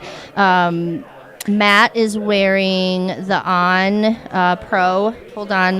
Alyssa Clark. I'm going to shout out to Alyssa Clark from On, who gave me, I was like, just tell me. I want to make sure I've got the right shoe for Mateo here. Matt has been training in Ons, and he's also been training in the Pro combo. So Pro Max, yep. The Pro, as the kids say, and just the OG Pro. Depending on what he's doing. But when I saw him yesterday, I was like, all right, what's your choice? What are you going to do? And he's like, I'm going to do the Cloud Ultra Pro. So that's what Matt is racing in today. Anthony Lee is a topo athlete. He's been with them, I think, 7 years. So Anthony's racing in topos. And Zoe, I do not recall what shoes Zoe's wearing. Bob Bluffing in the chat, you seem like you're a big Zoe fan. Do you know what Zoe's wearing? Yeah. Let's see. What I noticed else? Brittany, who Mount to Coast. she was wearing a Mount to Coast shoe. Yeah. Which is cool to see. She's really digging those. I meant to mention that to you. Yeah.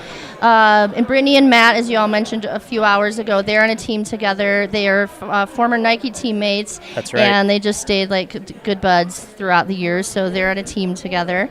And who else? What do y'all want to know about in the chat? I feel like we might be seeing the first male through Long Lake soon. Okay, let's take a because peek. for Rich, he came through at 4:11 last year, and I have a feeling they're going to be way ahead of that. The first male this year was 2:40. That's a lapse time, 2:44. And for a lapse time, Rich came through at 2:57, a lapse time.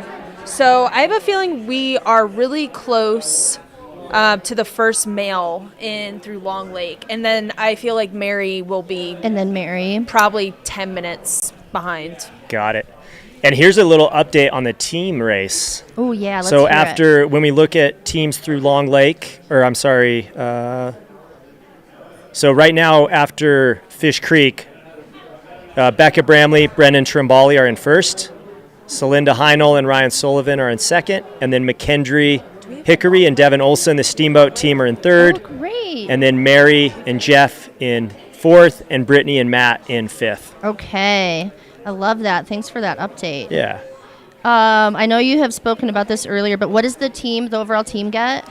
$5,000. Ooh, that doesn't suck. Yeah. I was telling Luke here that money helped pay for the AT. If I hadn't done Run Rabbit, it's all Who thanks would to you Run be? Rabbit. You'd be like, I don't know, selling phone books. I know. I'd still be at REI. Thank goodness you're not. Tara, let's chat about Ultra shoes because they're a sponsor. Oh my gosh, yes. Oh my gosh, I'd love to talk about Ultras. What can you tell me about? This is a really beautiful That's a Lone colorway. Peak. Honestly, I'm not like Lone Peak's not my shoe. Kyle Curtin, if you want to hear about the Lone Peak, you talk to Kyle Curtin. Okay. I am a fan of the Olympus. It's helped me a lot on these long efforts, like the Appalachian Trail, and they just came out with the Olympus 275, which is a whole ounce lighter. Oh, is that what you ran Long Trail? That's what I used in Long Trail, and I could see the difference in the weight between the regular Olympus and the 275s. I think the regular Olympus is great for durability on these long efforts, But the 275 for these like faster attempts on long trails, I think that's a great shoe. It also is great on like trails like this. Okay. That was the shoe Amanda Basham wore at UTMB. I just blanked her name. Liz Canty. Oh, Liz. Is crewing here. Oh, awesome. Yeah, okay. she's crewing this gentleman Fantastic. right here. So the 275s, they just came out with the 275s and love them. Thank you, Altra, for sponsoring the event.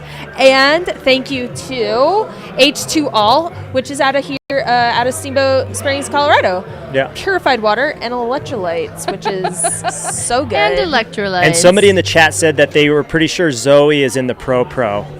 Yes, thank you, Abigail. Shout out Abigail West, extraordinaire artist. Also on pregnant, board. having a baby soon. She's going to have a baby. Yes, you know what, Abs? I agree. I think this morning when I looked at Zoe's feet, she had the Pro on. Yeah. All right. Olympus 275 is the big ultra model I've been just hearing like more and more about. People are stoked on that shoe. Yeah. When I first tried the shoe on, I felt like the material, it was so light that I was like, how is this going to stand up on rugged trail? Like rugged terrain. And it did. I thought it was like a very like minimal material. And I was like, there's no way this will do well on the long trail. It's so rugged. And it did great. And I was stoked. That's awesome. Experience Wilds. Yeah, he's in the. That's our friend Sean. Kenny Powers, Sean Kelly. Kenny Powers is his trail name. Oh, right on. What shoe would you be wearing if you were racing right now? Oh, yeah, that's a great question. I'd be using my typical race shoe, being the. This is the 275, right? Yeah, that is a 275. Yeah. Yeah, I'd be using the, goodness gracious, the Mont Blanc Carbon. Yeah. Awesome. It's a good trail shoe. I'm a zero drop girly. Boa or no? No boa. No boa. No, no boa right now. I have these speed laces I've been really enjoying. And they help with swelling, so my feet can swell because they're elastic lace. The boa, I just feel like, you can adjust it pretty quickly, but just for me, I enjoy my elastic lace a lot better. Okay, right on. I like that. Who is this? Aid Station Molly. Yeah, I super agree with you. It's hard. She says the trail shoes are so expensive these days. She's on a fixed income, and she buys them during holidays. Do you both feel, Luke, this is a good question for you. Yeah. Do you feel that there's longevity with trail shoes now in a way that there hasn't been, like, as the price increase? Does it depend on the model? Yeah. Yeah, I do think that a more recent thing, I've worked in the footwear industry for a long time, 20 years roughly. I do think that in the last couple of years, brands are more and more aware of trying to make things more durable. And depending on the terrain you're running on, you might wear shoes out quicker, obviously. But it does seem that there's an awareness and at least an effort by most shoe brands to make product that's more durable or holds up better. Okay. I mean, I can personally say that I'm currently running in Mount Tocos shoes, and they are much more durable than what I was running in a few years ago. Okay. And new models of shoes, I think, you see brands and Norda and Mount Tocos, brands like Norda are much higher priced, but they're, if that shoe lasts twice as long, then it's okay. Okay. Yeah. And so I do think, too, what you're seeing with a lot of midsole foams now is if you can do a certain type of blended midsoles, that shoe takes a lot longer to break down. And so you're going to wear out your shoe's outsole before the foam breaks down. Because I hated having a pair of shoes that was like a traditional EVA, and it breaks down, and like the uppers are still okay, and I still have tread on the bottom, but they're flat. Yeah, gotcha. And I think that's kind of changing, especially with some of the smaller shoe brands or some of the more pinnacle product, that if you can do a blended foam, you're going to get more durability. And, if you do like Mount Tocos uses like a PIBA EVA blend, and it will last 2 to 3 times longer than just a traditional EVA outsole. Yeah, I love that. And so like, and I, as somebody who's running the shoes, like it's not just advertising or marketing. Like I have 500 miles on a pair of shoes that feel the same as I had 60 Oh, miles on That's it. a statement. That's great. Yeah. Thank you. So Cade Michaels in the chat, he just sort of mentioned the same thing about the foam, which is great. Cade is not sponsored yet, so he has the freedom to wear a whole lot of different shoes and test things out. So I always love to get feedback from someone who's still able to do that. That's good stuff. Yeah. That's kind of an invaluable freedom. I know everyone's trying to get sponsored, but there are some good bonus things if you're not sponsored yet, and you've got some good freedom with that. Who is this at the aid station here? Let's see. Anybody in the chat know who number 18 is? Bob was asking, what kind of miles are you people putting on your shoes to wear out the outsole first? I think it really depends on the terrain. If you're running on a lot of rough terrain, you're going to wear out the rubber on your outsole first. But that doesn't mean you can continue on that roads. So, on the screen, these are the two Hyperlight co-founders together. Oh, Emery and Jeremy. Yeah, Jeremy's Yay. running, and it looks like Emery was crewing for him there.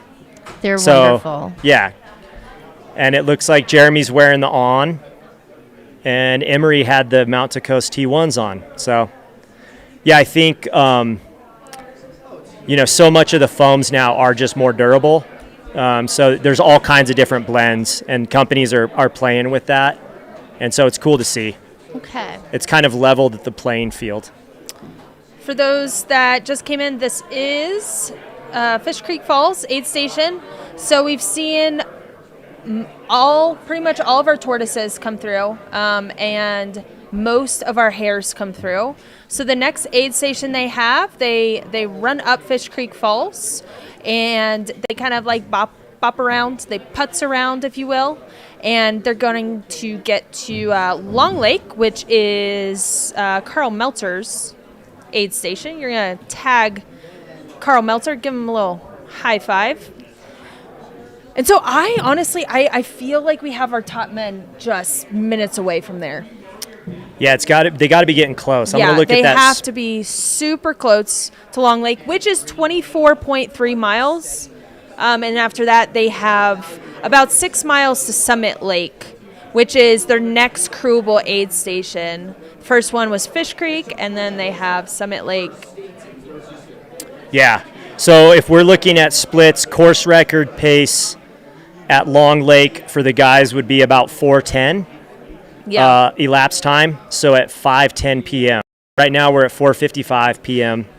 So those guys were ahead of that, so I would expect you're right on, Tara, any minute now. Because, Rich was at 4:11, 4:11 lapse time, and they're way ahead of where he was at Fish Creek. They were about, I'm not good at math, but they were like 12-ish minutes ahead of him. And he's done this race so many times. And he's won it many times as well. That's impressive. So, back to our point, do you guys think this is wise of them to be going out this high? All of them. There's so many of them going out high, including Mary and the top 3 ladies. Including the top 3 ladies, let's be real. Yeah. Yeah. I mean, the honest truth is there's always going to be carnage. So exciting. I love there carnage. is, yeah. It's Tara had mentioned earlier, you guys were chatting about the first person up the hill, and I specifically told anyone that I represent who's running today, which is only 2 people, if you get to the top of the hill and win that $1,000, you are going to have to pay me $1,000, because no one has any business trying to run as fast as they can and blowing out their quads and everything before in the first attempt up there. That's not a good strategy. Yeah, it's a risky move. There was 24 people ahead of Rich. This year, there's people ahead of where he was. Wow. Yeah. Yeah. 3 women. When I was doing the live stream last year, Rich was in the top 3 to 5 the whole race until he kind of took the lead. Yeah. Okay. So it's just showing you how much deeper and how much more competitive it gets. And before you showed up, me and Tara were talking about this has really turned into one of the races to show up and kind of prove yourself. And if you're a young up and coming athlete or, somebody trying to get noticed and, you don't have the funding to get to UTMB or you didn't qualify for Western States and you know how hard it is to get a golden ticket. So this is a race that, people pay attention to, and the field is deep enough that, one, you can win some money, and two, you might be able to get noticed if you are on that podium. Yeah, absolutely. That's a great point. I mean, look at Tara sitting right in front of us. Courtney. Yep. There's a cool trajectory with that I love. That Run Rabbit has stayed its course of weight in the community, in the sport for how many years? How old is the race? I think like 2011 or 12, maybe the first year. That's impressive. It's good stuff. It's a good kind of starting point for a lot of stories. I love that conversation, Luke. I will say this, of the calculated splits for aid stations that I have seen from the athletes who are racing, they send that off to your crew, like I get the same thing. Every one of the people that I have seen paperwork on are on the exact, they're like within a minute of their estimated times at aid stations. Really? So this was their plan. I don't know, I can't speak for everyone, but that's some good, exciting feedback, right? That's amazing. So we have a runner here going to Summit Lake. This is either going to Long Lake or Summit Lake. Could be either of them. Hard to say, not knowing. But yeah, we have great drone pilots. We have great volunteers at this race. Great community event. Look at those trees. It looks beautiful, and it's not storming. I know, that's pretty it looks like it's cleared up. I'm going to not. Yeah. It looking at this drone, but the drone could be flying just below the clouds. So yeah. I think showers are a possibility at this elevation this time of year, pretty much at any given time. We were talking about this earlier too. Like, I would rather run in this weather than the heat that we had last year.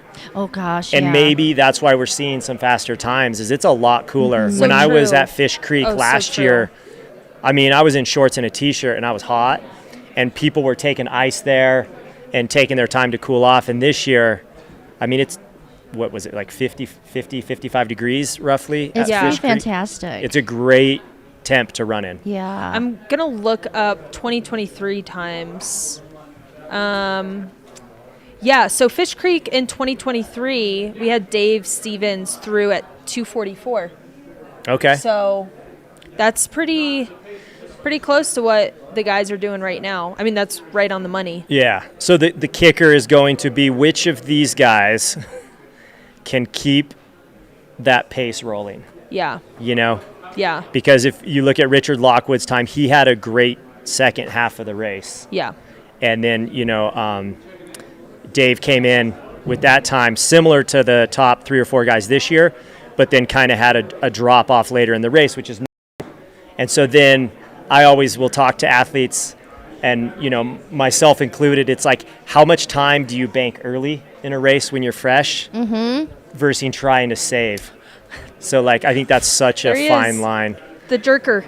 Oh yeah, for Scott those Jerk. that don't know, at Long Lake, there's a very special guest at Carl's aid station. Yeah, where's Carl? Scott and Jenny Jerk are there. JJ and their kiddos, Raven and Evergreen. But yeah, there's Scott.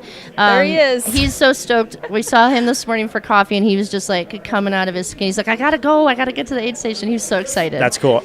I saw Scott and Jenny at Hilo too, because when I ran Hilo a couple months ago, they were working at St. Elmo aid station. So I saw them twice. Always cool seeing them. So cool. Somebody in the chat said Mary's running fast, eh? Yes, she is running You very can say fast on course record pace. Somebody asked Tara, what's your next race? Mammoth 200 miler. Yeah. Much My to her first agent's 200 chagrin. miler. And so somebody in the chat was saying that Rachel Etrican is obviously racing, so Tara and Rachel get a race each other. Here's oh my gosh. Matt Daniels is in. So we definitely had our top men come through. If Matt Daniels first. All right, yeah, let's see. It's hard saying, not knowing. But I agree, aid station Molly. Yes, it's cool to see that Scott and Jenny. So we're getting word that Ryan Sullivan came through first, JP Giblin, and then Craig Hunt. And so Craig, that's 1, 2, and 3. And Jesse, and then Matt. Fantastic. All right, so And a little shake up there. Yeah, so here we are. We have it the tracking has come through. So Ryan Sullivan and JP came through pretty close together, including Craig Hunt too. Jesse Rich, who was first through Fish Creek, came through in fourth. He was first through Fish Creek. And then we had Matt Daniels. So again, that is pretty on par with 2023, the running of that when it was not as fast, or sorry, not as hot. Sorry. What's crazy is those top 5 are within all a minute of each other. Yes. I mean, that's nothing. Yeah. And we're 4 hours into a 100-mile race. Yeah. And we have 5 athletes 1 minute apart. Again, we have like 24 men within like 5 minutes of Baker's each other. dozen. A Baker's dozen. Baker's dozen. Shout out to Ryan Sullivan, man. I mean, he and JP, all of them. But I love to see a little shake up and people like, it's good to see if someone fresh in a different place. Ryan or something. Sullivan. He's impressive. He's very impressive. I got to run with him a little in Grand Junction after a race I did in February. And he's a doctor. I think he's a doctor. That's cool. A medical doctor. Like a real doctor. Not a Dr. Pepper. Not a doctor of philosophy. Nothing against that. But like, he's doing the work. He's a full-time. He works full-time. And he's out here grinding at Run Rabbit Run 2025 edition. He's probably so happy to just be out here. No one can call him on the phone or email him or bother him or ask him to fix them. It's like all about him for a day, and I applaud that. I wonder who's on his crew. It's cool to see. Maybe he can get some redemption. I know he ended up DNFing at High Lonesome. He was running really well. Oh, right, that's what you said. And he ended up pulling the plug. I'm not sure what happened. But Jeff Colt was on one at High-Low, setting the course record, going sub 19, taking Jimmy Elam's record. So that's some good stuff. Cool to see. Super exciting seeing Matt through there.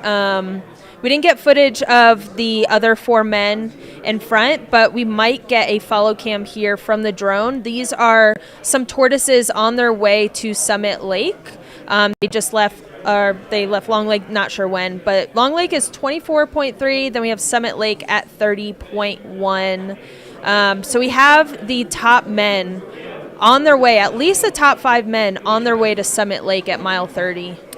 And it'll be really cool to see. I'm assuming Mary will be the first one through there, just kind of based on her heater pace. Yeah, but it could be a toss-up, right? Because we had the top 3 women, they were within, 5-6 minutes of each other? That's true. It's achievable, yeah. And we know Becca as a really, really strong climber. So I wonder what it's going to be like for the women coming through. Yeah, so Mary was 2 minutes ahead of Riley, and Riley was 2.5 minutes ahead of Becca. Yeah. So they're very close. Yeah. Love it. Can we give a shout out to the top tortoises, Patrick Hubble and Scott Hollister? Heck yeah. So we got Patrick Hubble. He has come through Billy's aid station at 7:02, if the tracker's correct, which I think I've heard it's fixed. And it looks like him and Scott Hall 8 seconds apart, so I'm guessing they're sharing some miles. And then Andy Chrysler in third, Corky Patton. He's a friend of a friend. I just met him for the first time this morning, and this is Corky's first 100-mile race. Oh, wow. Shout out Corky. And he's doing great. Apparently, he's like a 2:38 marathoner, so he knows what he's doing. He's got the speed. He doesn't know what he's doing for 100 miles, but I think he's going to be fine. Yeah. And then when we look down at the 100-mile tortoise on the women's side, Victoria Kent is leading the women. She is 31st place overall. 31th. I like 31th better. I like 31th that might a be lot my too. new, Let's do my it. new way of saying it. It's much more clear. 31st. Yeah. Tara and I didn't even get phased by that. No. I should have just kept loved going. it right away. I'm gonna make T-shirts tomorrow. And then Marnie Scalard in 36th place. She's our second female in the Tortoise. And then we got Chalice Pomke in Great third. name. Wait, who was the first female? Did I? Victoria Kent. Sorry. Yeah, no, you're good. And so it looks like we have. What's elapsed time? We went to the elapsed time on the rabbits, no longer, or the hares. These runners we have, they are looking up at our drone. As somebody who has raced with a drone following them, it's as scary as you think it is. The noise is you just know right away. Oh, that's a drone. That's a See, drone. look at him. Yeah, he's waving. I always feel It's just bad. like What if you have to jump in the bushes and Yep. take I've had a to quick do pit that stop, and then you're at like, oh god, Lake there's the Sonoma. drone. We had to tell the drone once during one of these live streams. Oh, they're taking a bathroom break. Pan out, pull Lake away. Sonoma, I had to wait until I was well under the tree cover. Yeah, you gotta hide. At High Lonesome this year, when I was leaving Hancock, which is like the halfway point, is where I hit a really rough spot. And there was a drone flying above me for like a solid 5 or 10 minutes. And I was it was like the slowest walking I had ever been doing. And it was like salt in the wound because there was a drone just flying above me. We're And I was just just gonna like, report on Luke J having a meltdown. For yeah, 5 I was minutes. just like, please go away. Please go It looks away. like Anthony Lee has I saw swooped in that. at 6th place behind Nice. Matt Daniels. Oh, so good. Good job, So Anthony. good. This is great. I'm We'd loving love it. to see it. And then Tyler Fox, what a great guy. Tyler's I'm so awesome. happy to see him out there. He and Ali are just like staples in the community. Luke, I heard you a few hours ago mention that they've been around a long time. And Yeah, Yeah, it was cool at High Lonesome. I rolled into the aid station that they were working, oh, nice. and it was like my stomach was like I wasn't really doing any calories. It just wasn't working, and I was like, I'm gonna try some soup here, and she had homemade soup, like soup that was homemade broth, and it tasted like 100 times better, than like nice. stock broth. And it was like, oh, this is good. And I took a few minutes and was like, oh, thank you for bringing homemade soup. Yeah, it's like and an as somebody IV. who's a chef and a foodie, you can appreciate a good Yes. a good bone broth. I literally brought frozen bone broth with me to Steamboat just in case Matt and Riley needed some aid. My wife Becca's done that multiple times. She makes her own bone broth, and she'll freeze it, and then we'll thaw it sometimes before races. Shout out to Becca J. Check I don't out- know if anyone yeah. in the I'm such a fan. She's the best energy at a race. She's fantastic, and she's helped a whole lot of runners out there. Yeah, so I'm biased, obviously, because I'm married to her. But, Kelly's worked with Becca before, and Becca does body work and energy work and Reiki. And so she works with athletes. She's worked with some of the athletes that are racing today. Mm-hmm.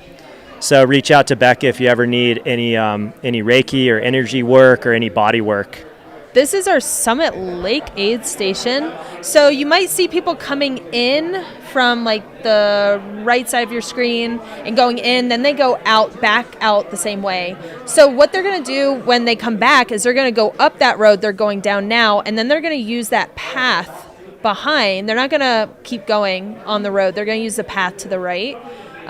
And they're going to enter back into the woods. But that's Summit Lake. So again, this is an aid station your crews can go to. This is a new thing. I don't know if it was new last year or this year, but crews can get there. As you can see, there's also so many drop bags there. And if it was me, I would not have my crew come here. I would have them focus on Dry Lake and go to Dry Lake. Make sure you set up there. That's way more important, in my opinion. It just takes a while to get here, but definitely the second time through, I would recommend them to go to Summit Lake, because that, in my opinion, is going to be a huge advantage if you can have your crew 20 miles into this long 40-mile solo section. Yeah. And based on all the races I've done over the years, something I tell people that might be newer to the sport is utilize drop bags. Yes. At races because we're talking about high-low being the most recent one I did. I had drop bags at high-low that I didn't even touch. Okay. But they're there just in case. Just in case. Because if your crew is not going to meet you, or maybe your crew might miss that aid station, there's no harm in like throwing some extra socks and some Yeah. extra nutrition or extra layer in a drop bag and throwing it at an aid station, even if you don't plan to ever open it. Yeah. It's there because the year I did this race, I had a drop bag with an extra warm layer, and it was literally like 2 people DNF'd at that aid station because they got hypothermia, Yeah. and I was able to put on a dry shirt and a shell Love that. and stay warm. And so I think like, you know, you don't overpack drop bags, but have them ready even if you don't plan to open Your them. just in case bag, right? I do drop bags for every race, even, Yeah. I mean, like you said, even with the crew there. That's something that Carl Meltzer taught me. It's like, just have it. It's just a good backup. Just have Exactly. it. It's not like you have to carry it, right? Yeah. I'll say this. This is, you guys have probably already touched on this, but this is the race that more pros drop at because they think they will get to a certain point before it gets cold and Right, dark. right. They don't bring the right stuff, and then they're hypothermic and have to drop. Yeah. Year after year after year, I see it, and it Yeah. drives me banana cakes. So I would love for everyone to not do that. That's Banana my mom cakes. I advice. love Yes. it. That's a Kelly's love. So quick update. Yeah, Anthony Lee and Matt Daniels were 20 seconds apart. And then behind them was Tyler Fox, 5 minutes behind. Matthew Zupan at 4:07, right behind Tyler. 9th place in Hess, 10. A few people were hyping him up out of Golden. Mitchell Day in 11th. Looks like he's running fairly smart for his first 100. Zachary Garner 12th. And Grant Barnett 13th. So those are the only athletes that we've had come through Long Lake. And Grant Barnett is at 4:08. So we had 4 athletes come through at 4:08, 3 athletes come through at 4:07, 2 athletes at 4:02. So, you know, from Ryan Sullivan, who came through in first place at 3:59, and 13th place is at 4:08. 8 minutes between first and 13th. Yeah, so we're just going to see that, stretch out. Absolutely. And we're going to see people fall off. We're going to see people get faster. I mean, anything could happen. Here we are. This is the top men. So we have Craig, we have Ryan, and we have JP. Great shot. Love it. They look smooth. They look really smooth. So that's Craig Hunt in the lead, right? Yeah, Yep. Craig's getting ahead. So I wonder who has their crew here at Summit Lake. Obviously, I think they have some time before they get there. But that's your top 3 men. So you have Craig Hunt, JP Giblin, and Ryan Sullivan. All JP running in the together. white, Yep. Ryan in the red, and Craig in the, looks like a black top. Craig is looking smooth. I'm not gonna lie. Yeah. He looks fast. He's so fast. Like, look at that. Yeah, the guy's. Yeah, but He's I mean, no Ryan and JP, and like we have so many men behind them too. We That are got a probably race a minute on our behind hands, them. friends. 30 seconds. Yeah, but like you said, let's look at this. What mile are we at here? This race is like 4 hours in. So Right. Yeah. I always kind of laugh when I'm on the live stream if someone's like, Luke J is winning the race at mile 7. Well, Not that yeah. I wouldn't cheer for you, Luke. I but- know, and you probably wouldn't hear that during a live stream either. But let's reel it in, folks. I super love the excitement, but also let's be realistic. Yeah. This Totally. race has not even started. This is such a good drone shot. I mean, we don't get to see this that often. This, you know what I just thought of was when we interviewed John Ray, he talked about Craig capitalizing on the runnable sections, and yes. it looks like this looks like a very runnable, flatter section, and I'm curious to see how much. Ryan Sullivan and JP are obviously very fast. Yeah. But I think if you look at Craig Hunt, and if those guys were to do a road race, I would probably put my money on Craig. I mean, just from the time we've been watching this, Craig has pulled ahead quite a bit. Yeah. He's speedy. Couple feet. Yeah. Yeah.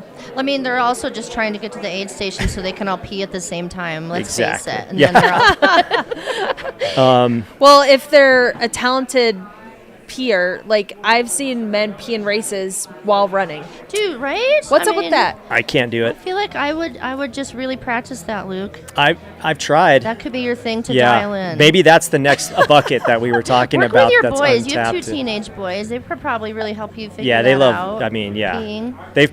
they would probably be super down to try it. A couple high schoolers. So I think it's really interesting to see. Oh, we got Mary. She came through Oh, did she? Long Lake Okay. at at what time? 4:14. Man, Mary Denham, folks. 4:14. Yeah. Okay. So that puts her 16th overall. And it looks like she must have passed Tommy Sullivan and Arlen through that section. Really? If the tracker's right. So, I mean, Tommy is 8 seconds behind her. Just so. for context, last year Emily Mann came through at 4:47. She has the course record on this race, and Leah came through at 4:37. Leah was leading most of the race, so Mary is quite ahead. Again, that was a hot year, but that is the course record. Girls on fire. Oh, we got Aid Station Fireball in the chat. Welcome. Legend. I'm going to comment on everyone asking for Tara to run Cocodona. I'm going to be the voice of reason here and say I will wrestle Tara to the ground if she signs up for Cocodona. Not everyone will probably be here to watch that, but yeah, that's my 2 cents. My phrase for Tara this year is just say no. It's not a smart idea. Oh, JP just went into the woods. Probably to use the bathroom. He did. Okay. All right. He probably likes that we're announcing that. I wonder if he'll go back and watch the chat. Oh, no. I mean, he just somebody bookmark this part of the live stream and send it to JP for I mean, us. 420. We're almost at 420, so that's pretty iconic. Perfect. Yeah. Justin Grunwald is his crew. Yeah. Yep. Also an ultra athlete. So, again, we have Craig Hunt here in front. We have Ryan Sullivan. And then we have some tortoises behind them. And JP just ducked into the woods. And so I was about to say it's really interesting to see like who was in front going down Fish Creek and who was in front going up Fish Creek. Yeah. That tells us climbers opposed to like descenders. Yep. Ooh, I like this phrase. Chris Warden says he's going to be back on for Run Rabbit after dark. Are there going to be like strobe lights? Yeah. Oh, things might get there's rowdy. JP. Okay, he's back. All right, JP's back. So let's see. Long Lake. He is looking much more smooth at this point. I was watching his gait, and I was wondering. Tight, didn't he? Yeah. Yeah. The gate looks a lot more JP It like. does. Here, where's McKendry at? McKendry's sitting Oh, pretty good in a call. great spot, and being responsible and not blowing everything up in the beginning. Who knows what will happen, but I always applaud that. Run your own race, folks. So it looks like Ryan Sullivan he's in that orange shirt. We have Ryan and Craig Yep. neck and neck. Real doctor. An MD, not the Dr. Pepper. Just a couple real runners. Real runners. Real runners. Real doctors, even realer runners. Yeah. I don't want to hear it. Realer is a word now. It's something I always like to remind myself when I'm running, and I've noticed this during these guys are coming up on mile 30, right? Summit Lake? Or no, they're coming up on... Yeah, they're coming up Summit on Lake, 30. mile 30. So they're only 30% done with this race. So they have 70% of the job to still get done. Yeah. So, and as you know, when things start hurting, that's when the elastic breaks or the gaps change. Yeah. Because speaking from experience, when you're hurting and you can at least shuffle 11-minute mile, that's a big difference between walking a 22-minute mile. 100%. We've got a shout out on here about from Sean Haworth asking how many minutes under course record is Mary. Tara, did you say 20 minutes earlier? 30, closer to 30? Yeah, it looks like 30. So Mary came through, what we would say, 4:14, and for the course record, which was run by Emily Mann. Leah was in front of Emily, but Emily ran 4:47 to Long Lake, and she closed late. Yeah, Leah ran 4:37. Okay. So that's we're looking at around 20, 30 minutes, somewhere in there. Okay. Yeah, it looks like aid station's gone on his cell phone, so we don't want to cause any accidents. So we got you aid station. And yes, the drone coverage is fantastic. Do we know who our drone pilots are from this team? Let's see. Oh, Zach, here is if you're another listening. conglomerate of men. Ooh, this is good. We've just got again, smattering. Don't know if that's a word, but we've got them. We've got a smattering of men. We got you, Here. Sean Haworth. Hey, is that JP in the front there? No. So it looks like No. I see. I don't know I any think of them those- actually. I think up those by would then, be a 'cause you couple of the know. tortoise Couple runners tortoises. No, those are hares. I'm pretty sure in those front are, of Ryan. No, all those. That's not Ryan. These are all. Oh guys God, I saw the behind. red shirt. Yeah. My bad. So these are all like. Wow, what a hare pack. men. Oh, Yeah. We got the finger of the drone. hell yeah. I feel like that We was see you. in love finger. Right, that's I love you drone. That But was yeah, seriously, that was an shout Alex out. Pashley middle finger. Oh gosh, Yeah. I just had an Alex Pashley moment earlier because That's cool. in this building many years ago, I think maybe even my very first ever Run Rabbit, Pash had the Smart Wool. They used to have like apparel in here and you could come in and buy that. Do you remember? Yes. And I bought a hoodie from Pash, but I totally don't need another hoodie, but I just love Pash so Yeah. much, and he was a great salesman, and I bought this hoodie, and for years that will be my Alex Pashley Okay. hoodie, so Yep. Godspeed, Pash. We miss you, buddy. Yep. It's interesting looking at the Long Lake checkpoint times. There is like groupings of men. There's like the Ryan JP Craig group. Then there's like a couple in between there. But then we have this group of like 3 or 5. I'm wondering if this is them that are in that like 407, 408 range, Yeah. like late 407, 408. So I'm wondering if this is that group of 5. It seems like these men are kind of like grouping up as they're continuing on. Yeah. And I'll just give a shout out to our camera and drone operators, Shad and David on camera, Op 1 and 2, and then drones are Mike, Dakota, and Sarah. So shout out. Thank you all. Yeah. Thank you, guys. You guys You are guys do killing great it. work. So I have a feeling we'll get drone footage of Mary here soon, maybe in the next like 4 minutes. So the finger was from Grant. The middle finger was Oh, from was Grant it? Barnett, according to Grayson Barnett. So I feel like there must be some relation. Thank you, that seems to be on Grayson. par Yeah. That's with who I hilarious. know Grant Okay. to be. Yellow shirt is Adam Rentz. I think that was in that group. So Alright. Can I just say what a cool town Steamboat is too? Shout out Steamboat Yeah. overall. Like, good Really cool. stuff. Yeah, I love this town. It's like very Western. Yeah. There's the FM Light and Sun store that I love going to every time I'm here. I bought a Yeah. shirt there yesterday Did with you? cowboys on it. Oh, I need to was go it there. like a pearl snap shirt? Totally a pearl snap. Yes. It's. I'll probably wear it like for the next 5 days straight. It's super. Oh, I I need dig to it. get that. I It's need pretty to get great. that shirt. Yeah, That- it's just a great little town. Yeah, very cute. That reminds me, our sponsors again for the race, for the Yeah. live stream. We have Altra. Thank you, Altra, for being stand-up partners. And then H2All, which I'm drinking right now. Great water, electrolytes and purified water. And you can also look at your reflection in the can. There you I'm go. super digging these ultra foam fingers. Are those Ultra foam figures? Yeah, Colby, if you're listening, I'm probably gonna steal one of these props. There you go. Yeah, it's And- Kelly's now. Then I can bring it to the next races Yes.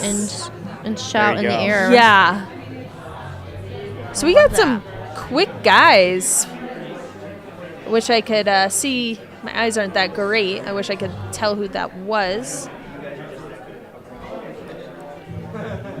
What a beautiful course too. This time of year is the Yes. best. Oh my gosh. Mid-September to The October. leaves are changing. Aspens are gorgeous. Yeah. All right, so we got an update. It looks like we already saw Mary come through Long Lake at 4:14 elapsed, and then it looks like Becca Bramley came through at 4:25 with Riley. Oh, really? They're running together. Oh, so They've cool. been together for a bit on Yeah. and off, haven't Yeah. they? They went up that So first up climb the together, hill so and- Yep. little Yeah. yo-yo, but it looks like they kind of keep finding each other. I dig that.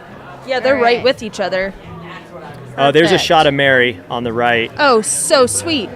Oh, she's That's super like, clear, She too. looks really smooth. That is Okay. a great shot. Thank you to our drone pilots again. This is great. Great And footage. Mary runs for craft, if I'm right. She does craft in the feed. Cool. Yes, sir. Shout out to Craft's athlete manager Abel. He is one of the best. Nice. So it looks like, is that Mary behind this group of 3? Yes. Yeah. Almost It looks like sure she's is. catching up to some of these Yeah. guys. And I wonder, I feel like that might be Tommy Sullivan, kind of in that 3rd spot there. Okay. Or did Mary already catch Tommy? They were really, really close. Okay. They were 8 seconds apart at the last Okay. 8, so they're probably right there. Yeah. So again, this is on their way to Summit Lake, which is mile 30. We got a little group here. Mary, our number 1 female. She looks smooth. Yeah. She looks really doesn't smooth. she? Checking her watch. Yeah, making sure she's on She has on track. changed shoes. She has. What was she wearing before? Do you know? I do not recall. I think they might have been a prototype, but they were not black. So Okay. did she change her shoes at Fish Creek? I don't know. I didn't see. You know, did you? I don't know that I saw footage of her right before that, but those are not I don't the recall same seeing her shoes. feet at Yeah. Fish Creek. But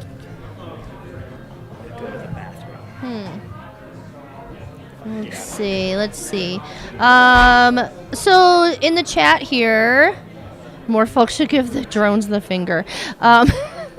Maybe a happy finger, a smile with a finger of acknowledgement. But our drone pilots are exceptional, so I would love to be respectful to them. So maybe a happy drone finger. Wait, what's going on? Someone said more folks should give the drone the finger. Oh no! I know. Unless it's like a happy middle finger. That's what I was thinking. Like let's keep like it happy. a punk rock. Like yeah, you're doing such a great job. Here's the finger. Bob's bluffing. Has a question about Arlen. Is Arlen in a group? Arlen seems to have dropped off a little bit from where he was.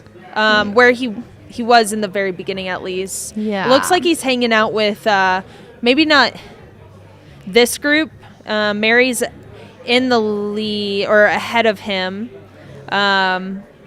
Close to Brendan Trimboli, though, right? And Scott Schrader. So within a minute of those athletes. So I suspect once things kind of settle in after that station or just along Long Lake that they'll probably get back collected together, Bob's bluffing. I'm not sure who you are, but that's your name to me. Let's see.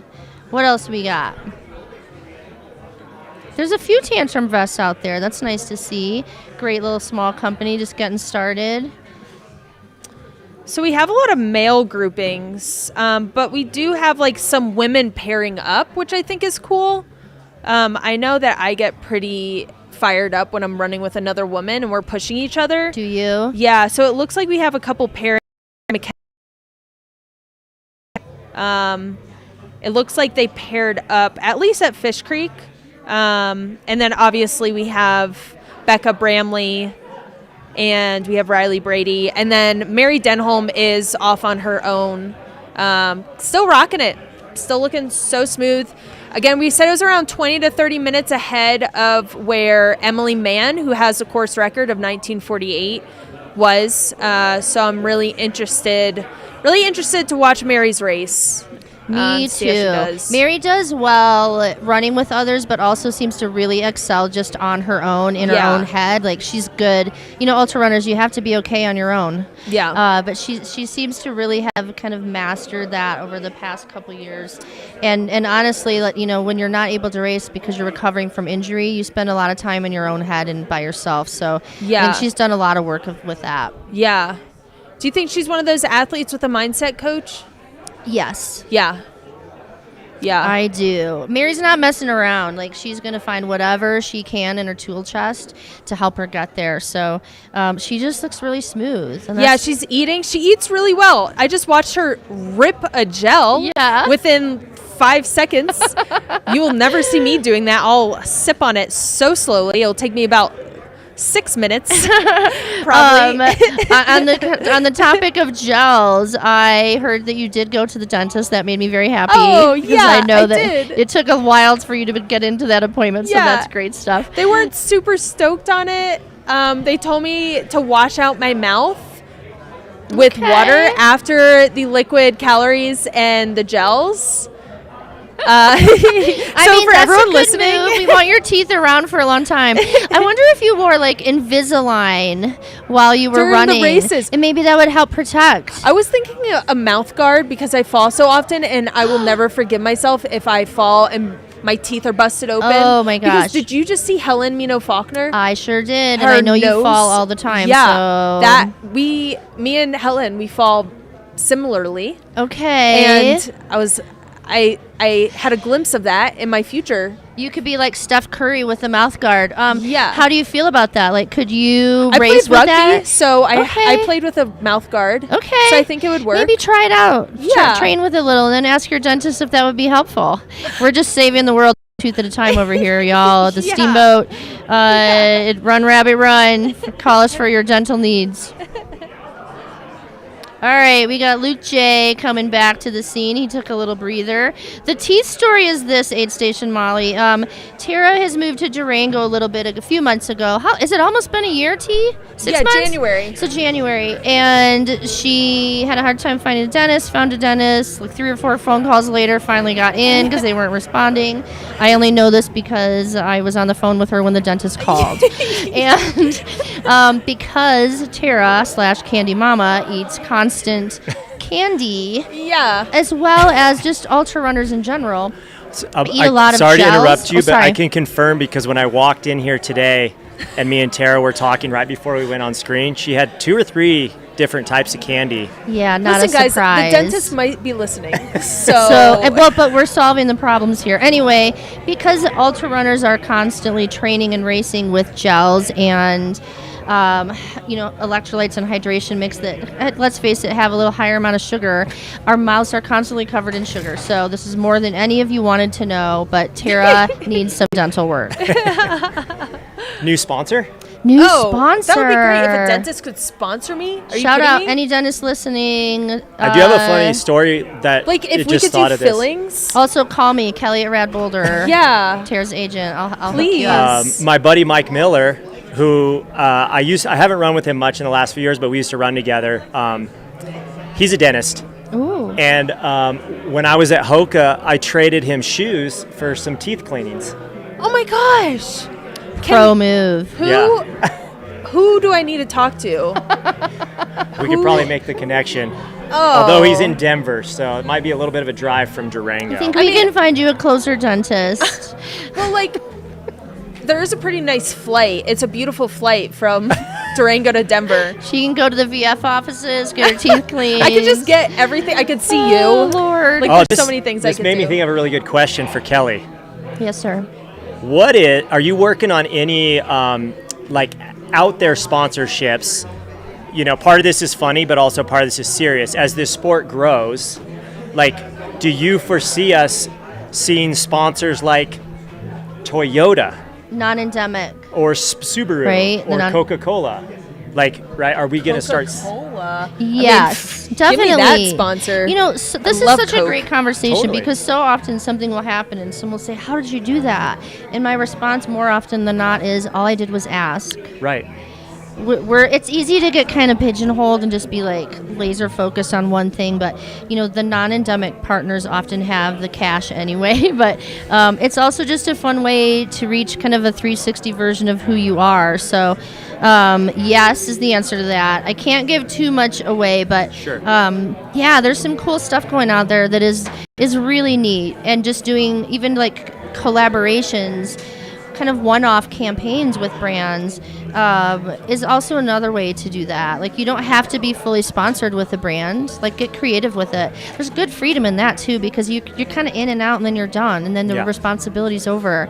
And Tara, I know that you would probably love things that were just kind of small. Like, you've got these great like core partners, but adding more to that you have to like deliver on 12 months a year is a lot. That's another stress that you don't want. Yeah. So having things that are smaller that you can bop in and out of is really wise. Yeah. Yeah, I like that a lot. That's cool. Yeah, I think project-based stuff in the industry is probably going to be more popular. Myself, I'm not a sponsored athlete. I work in the industry, and so I have friends on brand sides and athlete side, and I've been able to do a few projects, and I think that for some athletes that could be an advantage because they're not tied into a long-term contract with a brand, and you could say, hey, I'm available to do this project, or here's a dream that I have. Exactly. Like, let's see if any brands want to get behind this. So I think that's a good one. This is Billy's. Oh, cool. Oh, Billy's great. So what I'm would be your loving dream these hats. sponsor, Tara? Tara's going to say I already have my dream sponsor. It's Altra. I love Ultra. I've been using Ultras since I through hiked. That's awesome. Ultras are my favorite. Okay, but dream sponsor outside of the running space. Outside of the non-endemic. Like a airline. Yeah. Like, I would love to get just flights paid for. That is such a big expense, and I'm traveling all the time. Luckily, I have a great sponsor who pays for that, but like besides races, I also like to travel, you know? Absolutely. That's interesting. Right before COVID hit, I was working on a project with somebody for Southwest Airlines. Oh, really? Around a trail content, traveling piece. Huh. And it had gotten approved and into the process, but then COVID hit and everything got... And they pulled it. Yeah. Oh, that's such a But drag. it would have been really cool to see what that turned into. Yeah. I think it's so smart, especially, let's say, you have this funding from your brand that gives you like a travel stipend, but if you can use that travel stipend for other things, and then you have an airline partnership, then then you just have more money to work with. Yeah. Like it's really smart. Yeah. Yeah, I could see airlines, Airbnb. Yeah, absolutely. Yeah. Ryan Montgomery is a really great example of that because he does not have a footwear partnership by design. He is able to do collabs. He just went to UTMB on Hoka's dime and spent a week with Hoka. And it was just like a 1-week project he did with them. Right. Before that, at Western States, Ryan wanted to run a race in Norda's, the 005. And that was the shoe we wanted to use. So we reached out to Norda and said, hey, what can we do? Let's just do a collab for Western States. And the result of that was an extraordinary photo shoot that was like jaw-dropping. I had so many people ask me, if you haven't looked at Ryan's Instagram page, go back to right around Western States. And the photos, the images that they took are so beautiful. Right. They're like supermodel. I mean, they're just absolutely stunning. But that was the collab that Ryan did with Norda for that. And it was there was like a flat rate for it. They were so stoked on it and easy to work with. Yeah. And then it helped Ryan out. I think that's really cool. And maybe as some of these less endemic or non-endemic sponsors come into the sport, that will become more common because, there's so many great shoes out there. Like, how cool would it be if somebody has kind of like a finicky foot or is really picky about what they wear, and they're getting paid from somebody else. Exactly. And they can just choose whatever they want, the best surfboard for that wave. You know what I mean? 100%, Luke. So. Yeah. I have a feeling we're going to be seeing our top men through Summit Lake soon. Yeah. Just based on some numbers. Yeah, a call out from Aid Station Malibu. It'd be nice to see companies and corporations sponsor who also support the protection of public lands and environment. Oh, love Great that. point. God, I love trail running. Thank you. That's awesome. Oh, yeah. All right, and this is Billy's. We have some tortoises coming through Billy's. Billy's is mile Sorry. Billy's is at 34.3. Great aid station. Lots of hype here. Shout out to those aid station captains, man. Hauling all this stuff out there. That's no joke. Yeah. I mean, they're out there. So Billy Grimes. Shout out Billy and Amanda Grimes. Amanda Grimes. But I have a feeling you guys think we'll see our top men through soon? Well, let's look. At least in the next, 8 minutes. 32. Yeah, 8 to 10 minutes. Yeah. Mile 30. We're only going to be at mile 30. It's a marathon. Doesn't it seem like it's 75 already? It's so different when I'm commentating. It feels like so much longer than when I'm actually out there racing. Totally.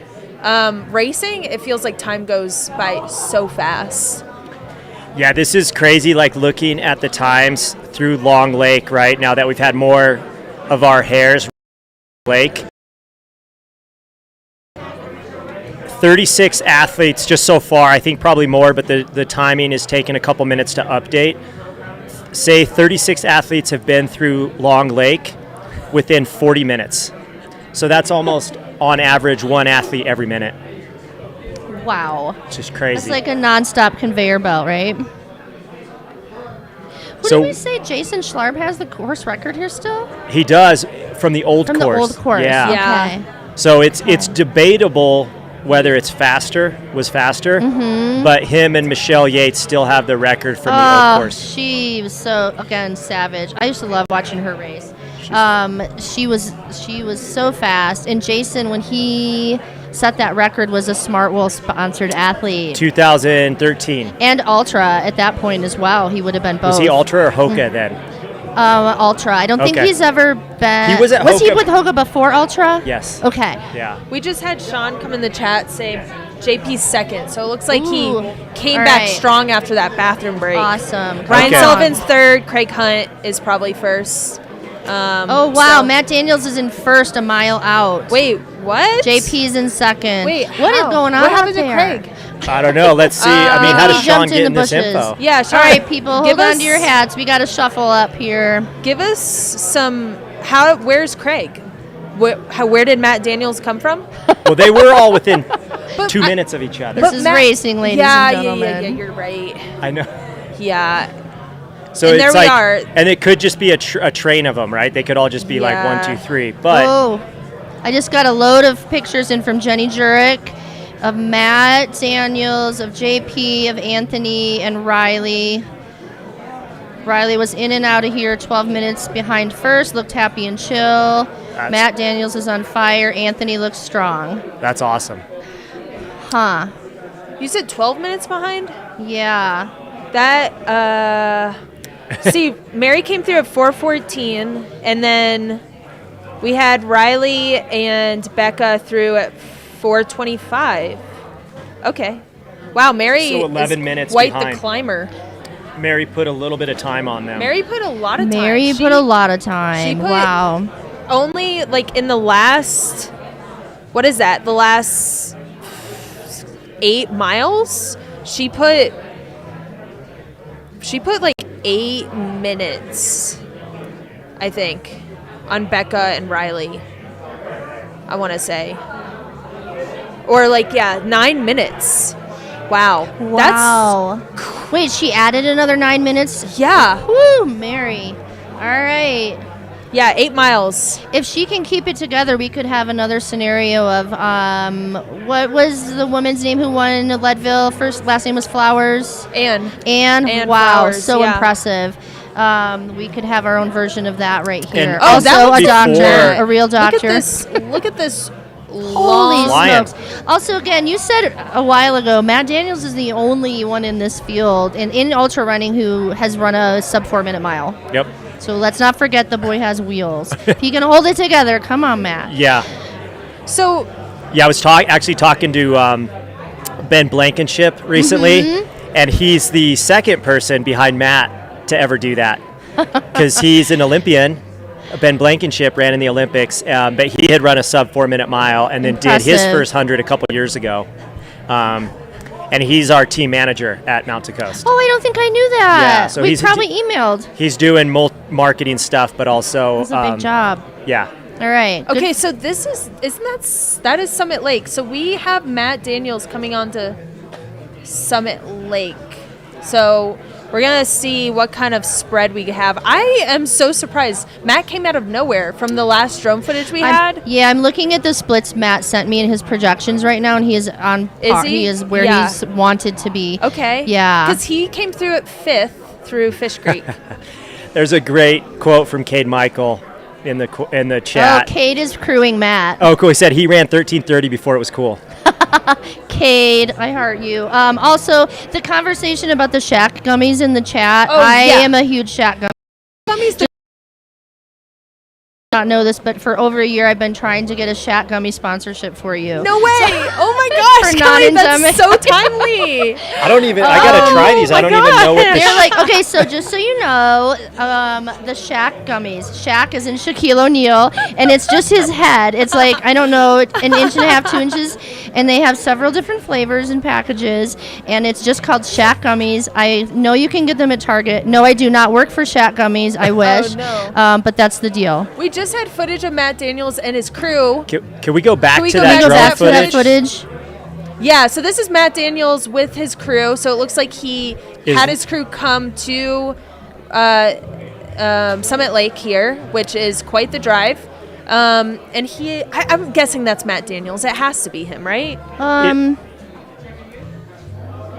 Gosh. Yes, that's He's Matt. going to have to go up to the aid station. He's going to have to do his thing up here. But that is quite the difference. We saw Craig Hunt in front. We saw Ryan Sullivan, JP Giblin, and the last footage we saw, what was that, like 20, 30 minutes ago? And now we have what I'm guessing is Matt Daniels number one.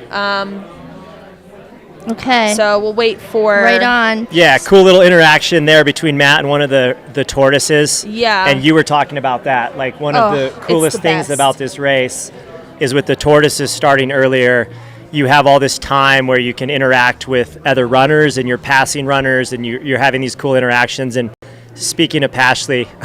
it looks like it might be getting a little chilly. He's getting out a winter pulling out his jacket. Yeah. The year I ran this, Pashley ran it. And he was a tortoise, and I passed him in the middle of the night, and, it was a typical Pashley comment. I can't repeat a couple of the words here on the live stream, but he was basically like, stop wasting your time, like, keep moving, you know what I mean? Yeah. And it was really, really cool. Was he running with John Webb? No, I don't think he was at that time. Okay. Yeah. Okay. Cade Michael, if you're listening, can you please text me an update on Matt? Thank you so much. If we could talk to the drone. Somebody wants to know what color of the Shat gummies. Green, the shamrock. Oh, green. Absolutely, green. Yeah. No question. Yeah. Don't even ask. It looks like it's the chat is done. divided on this. Well, okay, so for those that are not in the know, there's a distinct difference between the two bags that you get. Each bag has like 3 flavors, and one bag has a bit more of a different flavor than the other. So you're just going to have to go and get some. I'll send you some. Do you buy these at just any grocery store? Or do you are they a little more harder to find? I get them at Target, but I don't know that I've ever looked at them for them at Target. Okay. But there's usually a giant shack at the display, which is also super fun because I think it's life-size shack, so you can like take a selfie. Yeah. Let's give a shout out to you're the boy on here. So the Cade Michael is crewing Matt Daniels, but also Seth Ruling, Boulder Boy, along with Mateo. Oh, here we go. Yeah. Okay, so we had Matt Daniels 4:49, then we had Ryan Sullivan 5:50, we had JP through 5:50 35, and then we had Craig Hunt 5:50 44. So it looks like JP, Ryan, and Craig are still hanging together somewhat, but then Matt Daniels has really taken off. But he is only a little bit in front of... Yeah, but he was... Right. He was... I mean, he was like 2 minutes do you behind them. Do you think he's consciously making a move now, or is he just trusting his plan? What do you think, Kelly? You know I him. do. I think he's you know trusting well. the planet. That's such a great conversation. And Tara, Matt is so tall, and he's just all legs. He's like Ichabod Crane out there. So it Very looks he is tall. obviously going fast, but it probably also looks even faster because his strides are just Yeah. unlike anyone else. Here's Ryan. We got Ryan Sullivan there. He looks like he's moving really well. Yeah, this is such a smooth section to Billy's. The section from Summit to Billy's is really quick. It's about 4.2 miles. So they're going to move pretty quick down all the way to Dry Lake. It's a really fast moving section. all right. So yeah, that is Ryan Sullivan out of Grand Junction, Colorado.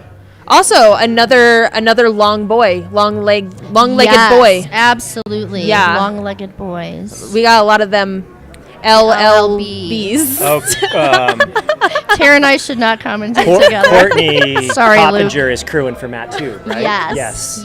Okay, cool. She's in the yellow jacket that we could see from the drone. Okay, yeah. So I She's just part got that of from, Mary's from crew. Sam Delgado. So she was gonna crew Matt and then wait for Mare and then hit the bricks. I just met her this morning. She's lovely.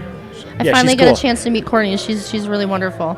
She was Sam, who you met this morning. Mhm. She coaches Sam. Oh. And then she paced Sam at High Lonesome, and that was his first 100.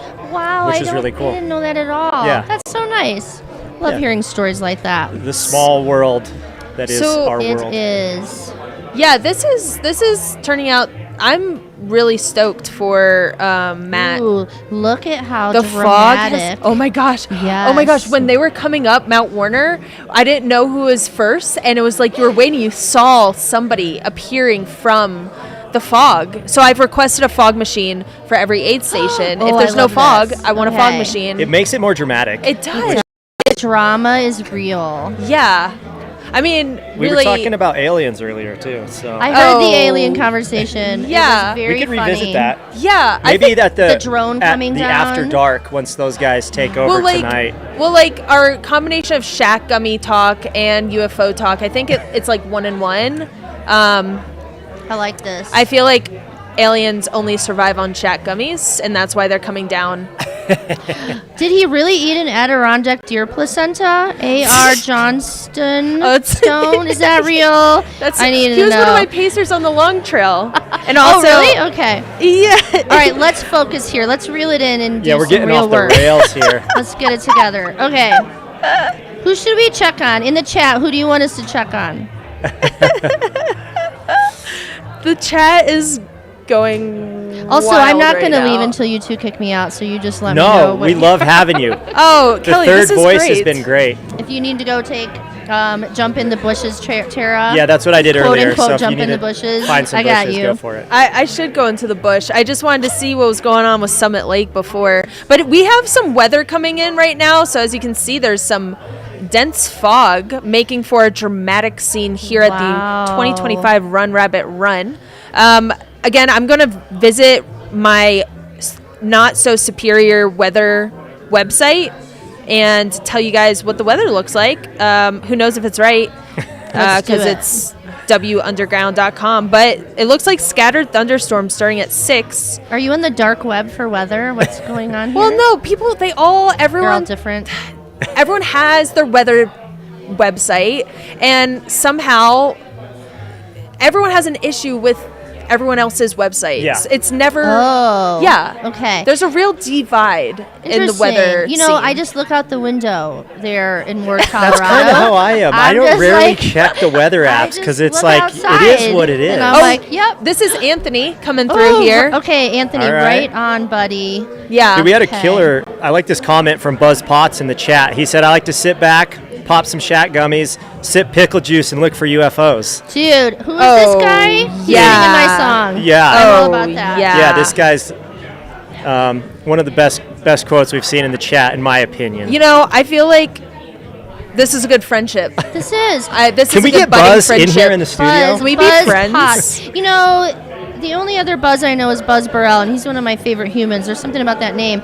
I think we could do a contest with Mountain Outpost. We'll have to ask Jamil, but maybe we take the best quote from the chat during the race and have it printed on a limited edition shirt, and then we sell that, and then we have funds for, I don't know what, snacks for the next crew This that is commentates. good. This is good. Jamil, are you listening? Yeah. All right, Anthony. So it looks like we've had Matt Daniels, Ryan Sullivan, JP Giblin, Craig Hunt, Jesse Rich, and Anthony Lee through Summit Lake. Anthony is currently in the Summit Lake aid station, and this is Billy's rabbit hole, and this is at 34.3. We have not had any hares through here. These are all toward 10.2 miles. And shout out to all the tortoise runners. Yeah. They started at 9 a.m. this morning from the village, and then our hares started at 1. They've been boogieing. Yeah. They have not been putzing. No They've putzing. just been boogieing down the trail. No putzing. No putzing. Buzz is rizzing the lady. And just a reminder for anybody that's just joining us, my name is Luke J. I'm here with Tara Dower. We are co-hosting. We've been here for a few hours. I don't know how much more we got. And then luckily we've been joined by Kelly Newland here in the studio. Thanks for coming in, Kelly. You're welcome. Thanks for having me. It's nice to have hear your perspective and expertise on the athletes and some on gear, on mindset. Shack gummies. I don't know. And we are presented by Altra and H2All. H2All. What do we know about H2All? With Run Rabbit Run. And, you know, this race has a really solid prize purse.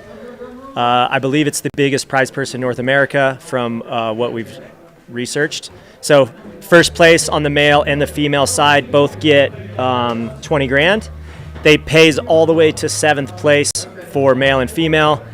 And then if you, here we got a shot of Mary. Ooh, Mary. Right on, coming Mary. through probably like close to Summit Lake, I'm guessing.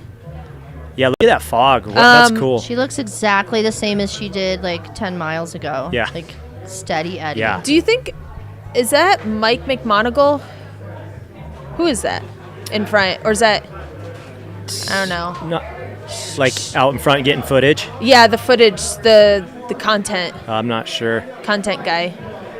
Anyways, yeah, so there's Mary Denholm, your number one lady, running with, I'm not sure who that is. Tommy Sullivan or maybe Zach Eagle. I wonder if it's is my Zach. guess.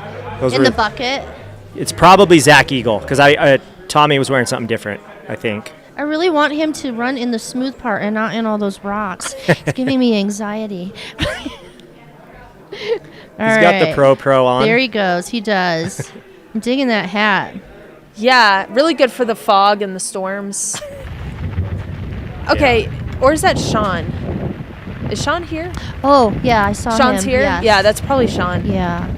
It just got eerily quiet in here. We had like a disco going, and now it's like super chill. Yeah, we did. All All right. Mary, again, is your number one lady. She's on her way to Summit Lake, which is 30.1. We had a smattering of men come through Summit Lake already. Again, don't know if that's a word, but it is in this. I think it's in the dictionary. Smattering. Oh, smattering. Yeah, we were a speckling, a smattering, a Speckling. sprinkle. A speckling is a good one. Smattering is no TH. So yes. smattering is a slight or superficial knowledge of something or it's. Can we give a shout out? This is a good shot. I like this. Yeah, it is. Because you could really get a good view of the kind of their pace and the pitch of the hill, whether uphill or downhill. This footage is great compared to the past 2 years. They have upped the content really well because I think it was 2023 they had trouble getting footage up here.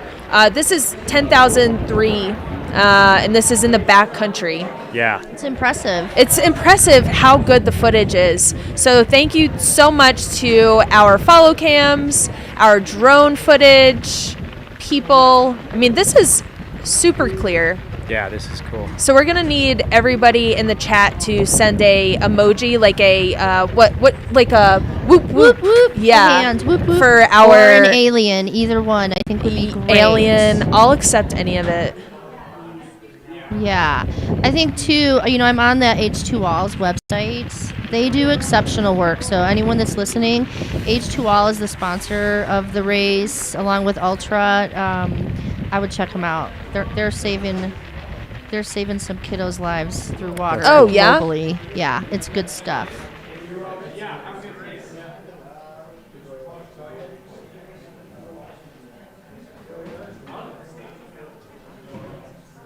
So again, on the screen here, we have Mary on her way to Summit Lake.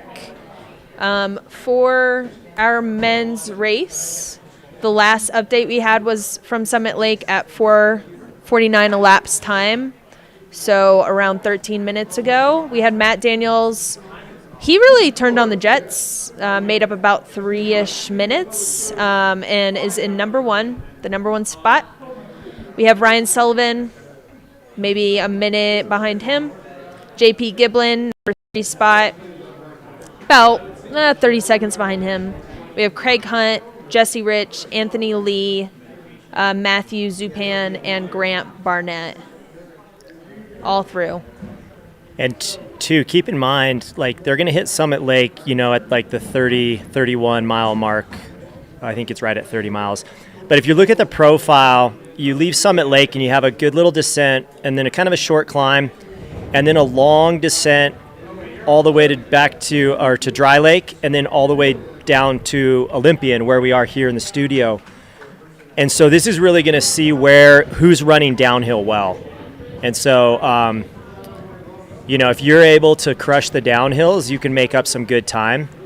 And I think that's where, when they come here, that's where we're really going to start to see things start to spread out a little bit. Yep, for sure. Because, you got essentially net 20 miles of downhill. Yeah. Oh, man, the downhill from Summit Lake to Dry Lake is so much fun. It's cool. It's so much fun. I'm just looking at the women's top 10 here. Obviously, we have Mary. I'm going to scoot to the bathroom. Yeah. And then we have Becca Bramley and Yeah. Riley together. They've been together for a little bit, so that's not a surprise. Let's see. Number 4, Emma Wood. And then we've got McKendry Hickory, Jenny Yeeman, and Zoe Rome. Let's see. Let's do a top 10 here. Brittany Peterson in 8th. Great.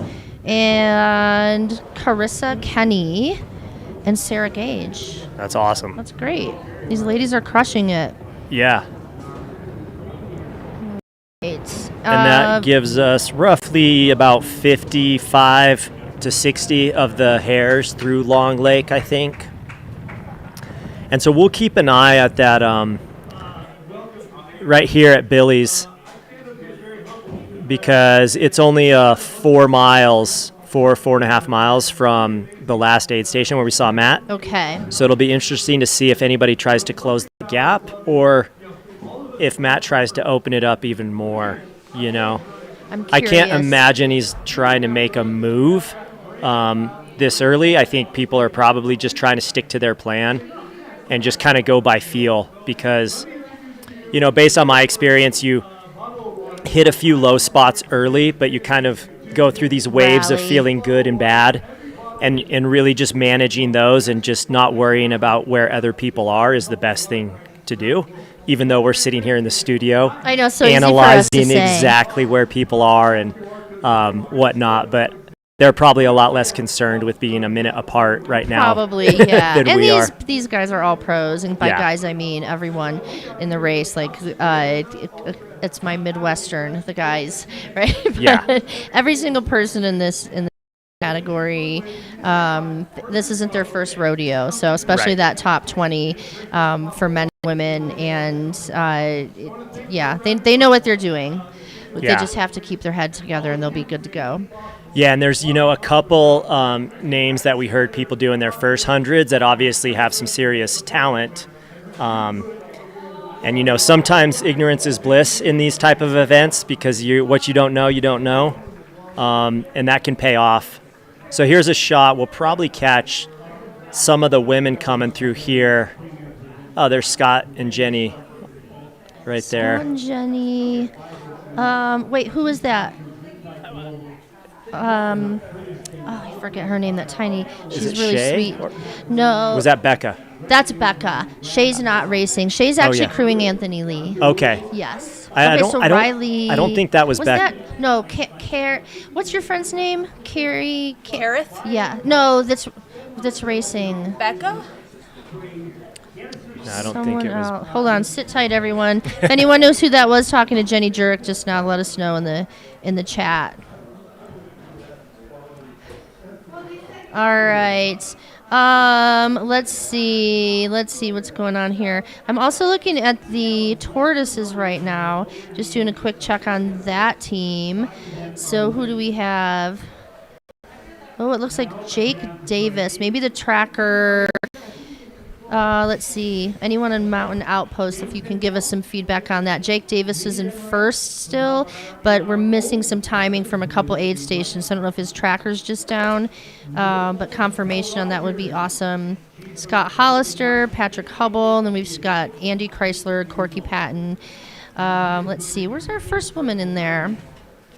Let's see. On the Tortoise side? Victoria There's Cody Kent. Poskin. Victoria there you Kent. go. Great. All right, so we got a shot here of Cody, and I couldn't see the bib number, the guy in white. That's 119. Taking a little break here. That is Stephen Cornelius with him. Cody. Okay. Cool shot of one of the Tortoise runners leaving the aid station. She's looking strong. Love the pink. Yeah. No, I dig that. Pink That'll is give you some so good energy. cute. There you go. Two-hand in the field, like a pro. Have we had a Carl That's Matthew sighting? Bitters. No, I haven't seen Carl. Can we find Carl? If Yeah, I'm if going to text Jenny and tell her to put Carl in front of the camera we to wave want at us. Carl. How's that? We want the speed goat. Where's he at?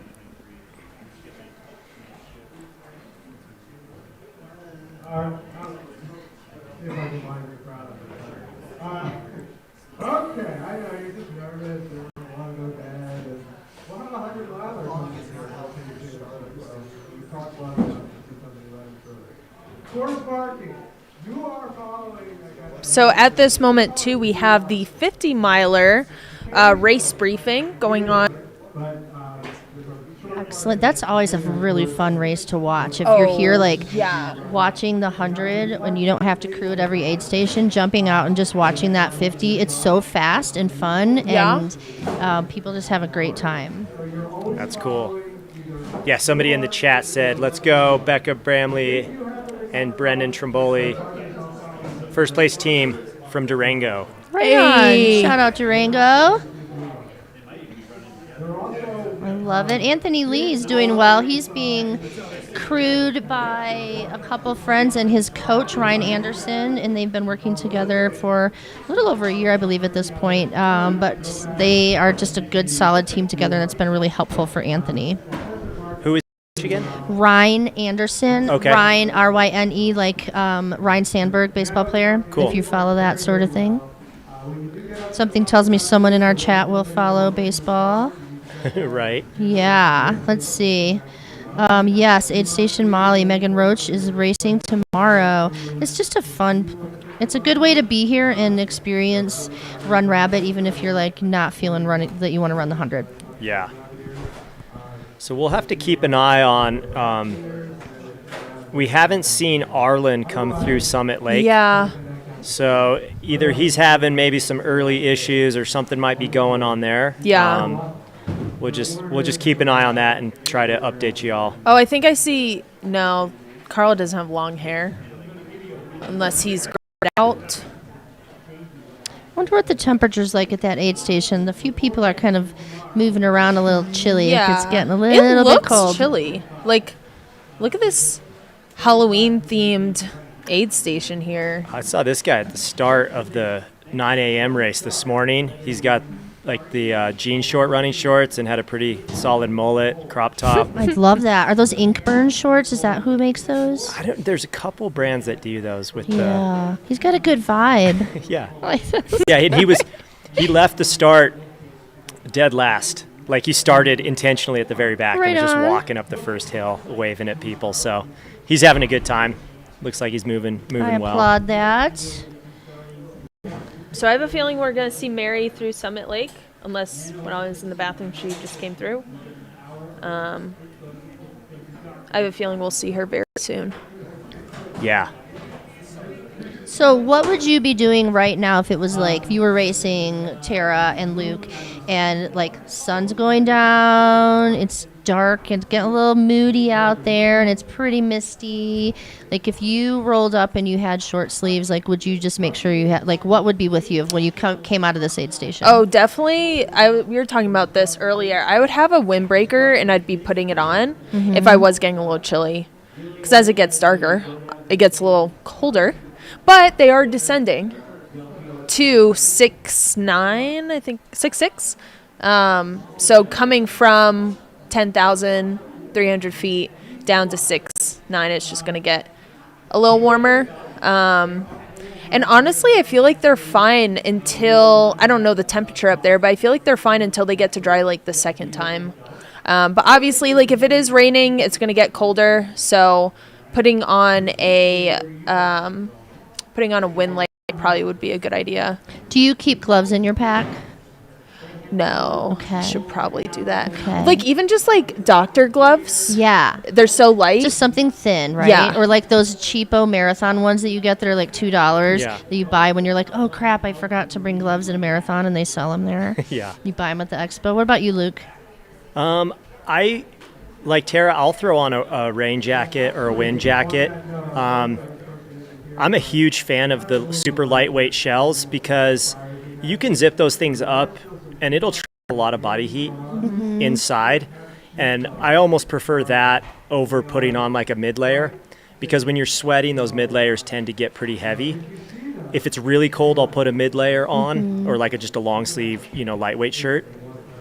But I use a jacket quite a bit to regulate temperature. And I actually like to, I'm usually a medium in most jackets, and most of my rain jackets I'll buy in a large.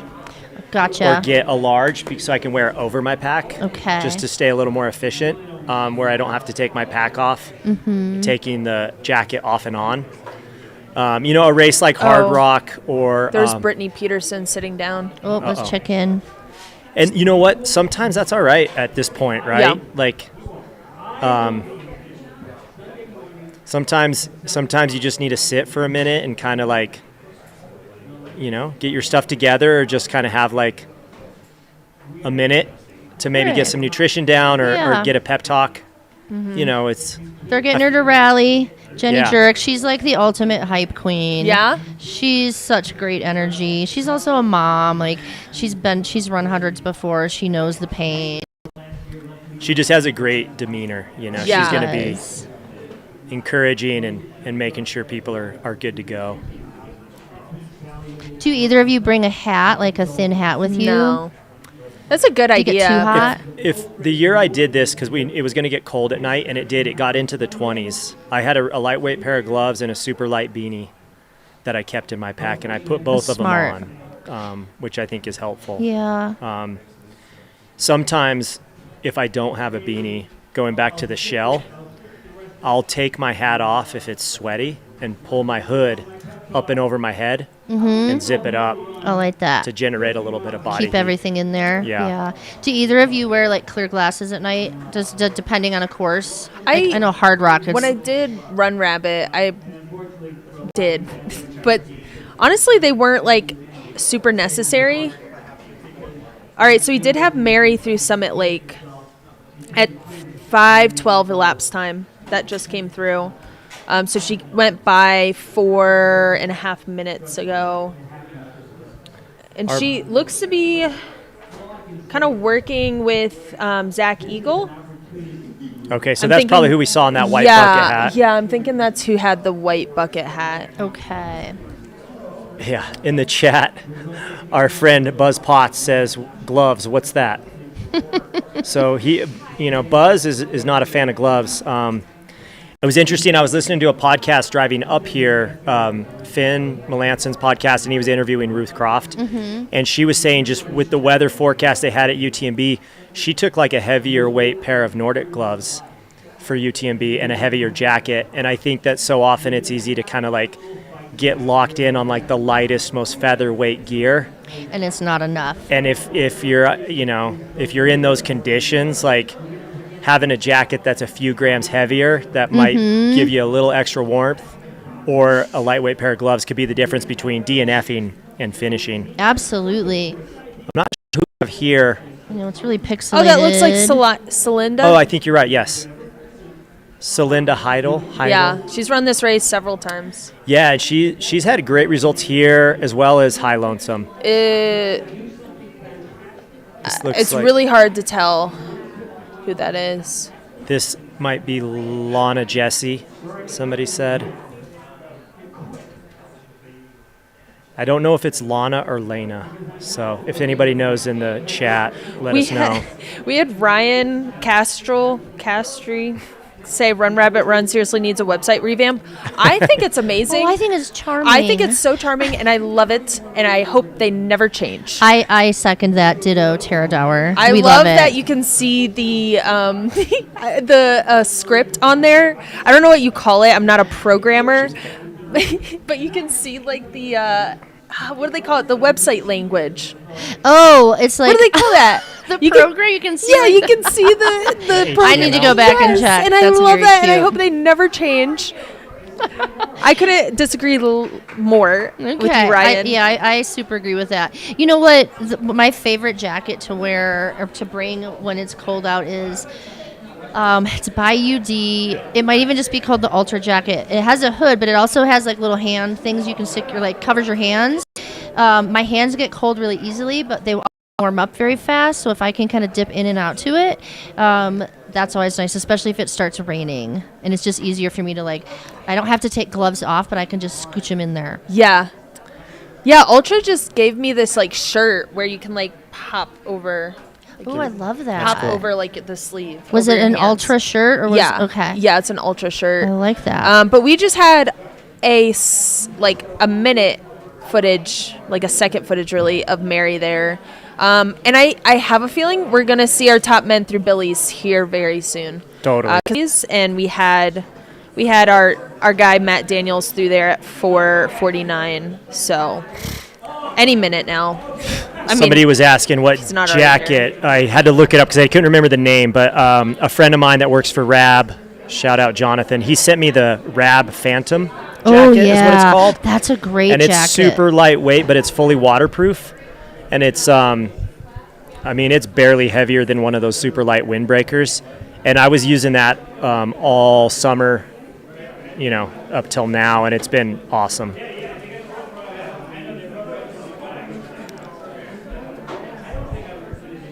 Tara said website language. I don't know. What do you call that? Where's Ellie Pell when you need her? She can look this up, or she can provide commentary on that. All right, let's take a peek. Oh, Buzz is on a roll. What? I know Buzz is very funny. Oh, here's some Buzz great used to be shot. around Here's a for good shot of for Run Mary. Rabbit Late Night. Man, I feel like at this, you're probably this road is just going and going, running into the abyss that is the fog. I know they're utilizing some mountain bikes for the cams. You saw the person look over, which is kind of cool because some races you wouldn't be able to get a mountain bike out onto the course, but a course like this, which is a little more runnable and lots of service roads and Jeep roads, it's a little bit easier to get a mountain bike on, which allows us, the Livestream crew, to supply some of this content. Mary is on a mission. She is just steady. She does not look like anything has changed since the last footage we saw of her. Look at those mountain bikers. Do you They think do those such are a good e-bikes? job. Oh, I man. wonder. Yeah, those guys are smooth. Great job. Golden Hour Greg said, Tara, this is my first 100 I ever did. I remember how you had such great energy on the course. I told you you're my friend runner, and you ended up winning. Congrats. Oh, that's so sweet. So that just goes back to you were saying all those interactions with the tortoises out on Yeah, the course so much is fun. really cool. Yeah. Again, like you see the tortoises as a hare, you see the tortoises all the time throughout the course, like pretty much from the top of Fish Creek. I saw them pretty much through like the top of Fish Creek to pretty much the end, honestly. I saw a couple running into the finish. Oh, here here's we go. Drew from Is this Telluride.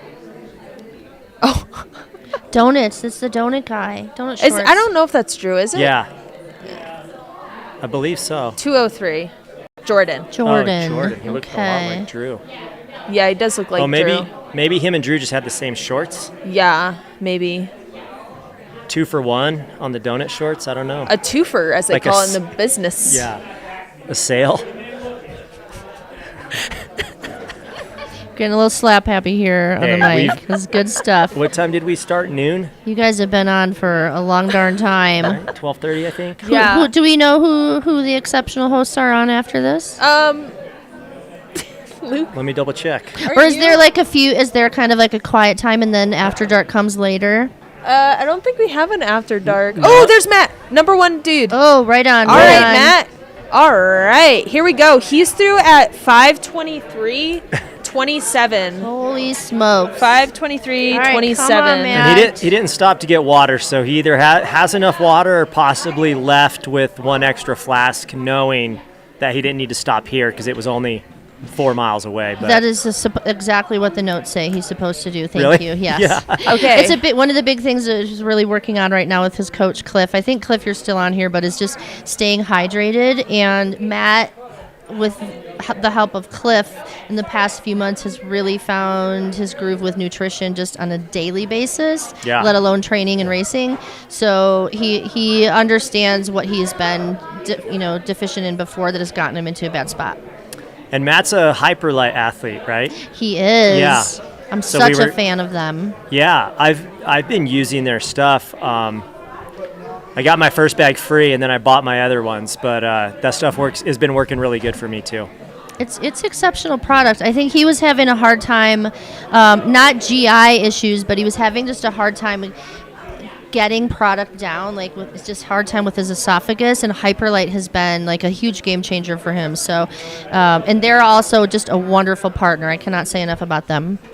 Yeah, you love when you see people that work for these companies or founders and co-founders out doing it. I know one of the founders of Hyperlight just ran a race recently. Emery just ran Leadville. There you go, Leadville. And Jeremy's running today. And Jeremy's running this, and they were crewing each other. And so, for me, that's about as core as it gets for a brand, right?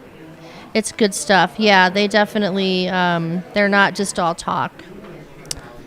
All right, who do we have? So we had Matt Daniels, number 1 through Billy's Rabbit Hole, 34.3 at 5:23:27.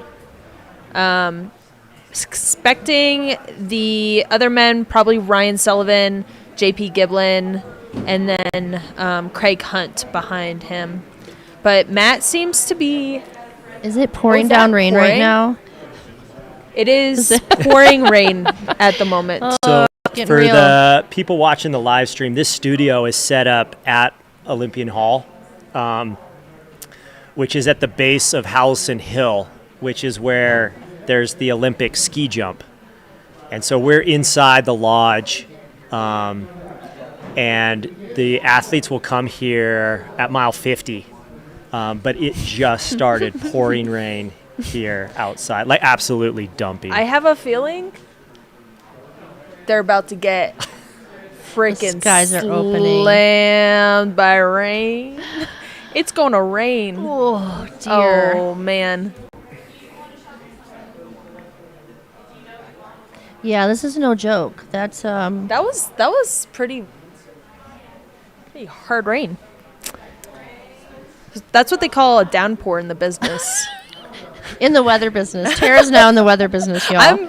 absolutely in the weather business. She's got her own dark web weather station going on. Oh no! What else? Who else are other sponsors here? Oh, Smart Wool. Is this a JP Giblin sighting?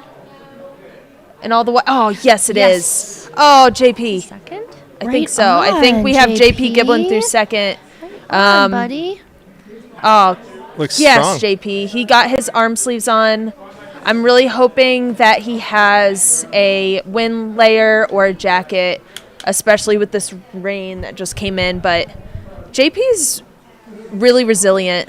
I have a feeling he'll be just fine. He's resilient. So he's through at 527.30. That is, we had Matt Daniels 5:23.27, so that is 4 minutes behind Matt. Okay, he does have a jacket, it looks like. Super hydrating. All right, He's in and out. looking so good. So proud of him. Nice work. Yeah, he was so in nice and out. to see him just healthy and I doing his know. thing. Oh, it's so good Yeah. to see him so healthy. Anyone that's crewing that happens to be taking a minute and jumping on the live stream listening, make sure you have the appropriate rain gear for your team at Olympian Hall. This is no joke. And what's crazy too is because they're covering so much ground, sometimes it can be pouring here and 5 miles away it might be totally dry. Yeah. Because I've rolled out aid stations before. Oh, here we got Ryan Sullivan coming in. So that's 5:28.30. And Ryan, no vest, just the waist belt with a couple bottles. So he's waiting around a little bit. Are we going to get him in and He's out? getting filled up. Okay, he's getting his He bottles looks filled. strong when he rolled Trying in to see there. if he's, I think he's running in the Norda 005. Sponsored by the feed. Shout out the feed. Aerovipa. Yeah, I think he's on the Aerovipa team. All right, so he is about a minute and a half behind JP. Maybe a minute we're looking at. So our top three men, we have Matt Daniels through at 5:23.27, JP through at 5:27.30, and then Ryan Sullivan just left at around 5:28.40, we'll say. I think he's got a rain jacket in the waist pack. Oh, I hope so. That's a tiny little waist pack. Ooh. We're getting a few people asking about Arlen, and let's see if we can't check in on him. I hadn't seen an update from him. So again, we had Craig Hunt up there. Oh no, he did go through Summit Lake. Arlen did? Yes. Okay. He's in 21st place. He went through there at 5:19 elapsed. So he dropped back a few spots, but he's still in the top 20. He's just ahead of Becca Bramley. What kind of and Riley gap did we have on Becca and Riley and Mary? Like, what was So Becca is 1 minute ahead of Riley at Summit Lake. Yeah, 5:22, and Riley came through. They came through at 5:23. Okay. So about 10 minutes. Mary had 8 minutes on them at Long Lake. Yep. So she's put another 2 minutes. So she's 10 minutes ahead. Yeah, so she's around 10 minutes ahead, which is, she's just steadily putting on more time. It looks like on this can they're throwing up some other tents. So to me, that's saying that the rain, I see people ducking Starting under. to rain, It's starting to rain harder You there. can see it on Does the that camera. look like hail? I'm just going to hope it's really fat raindrops. Bob's Bluffing says it's possibly UFO weather. Yeah.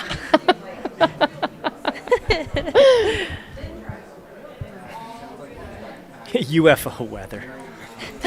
I love it.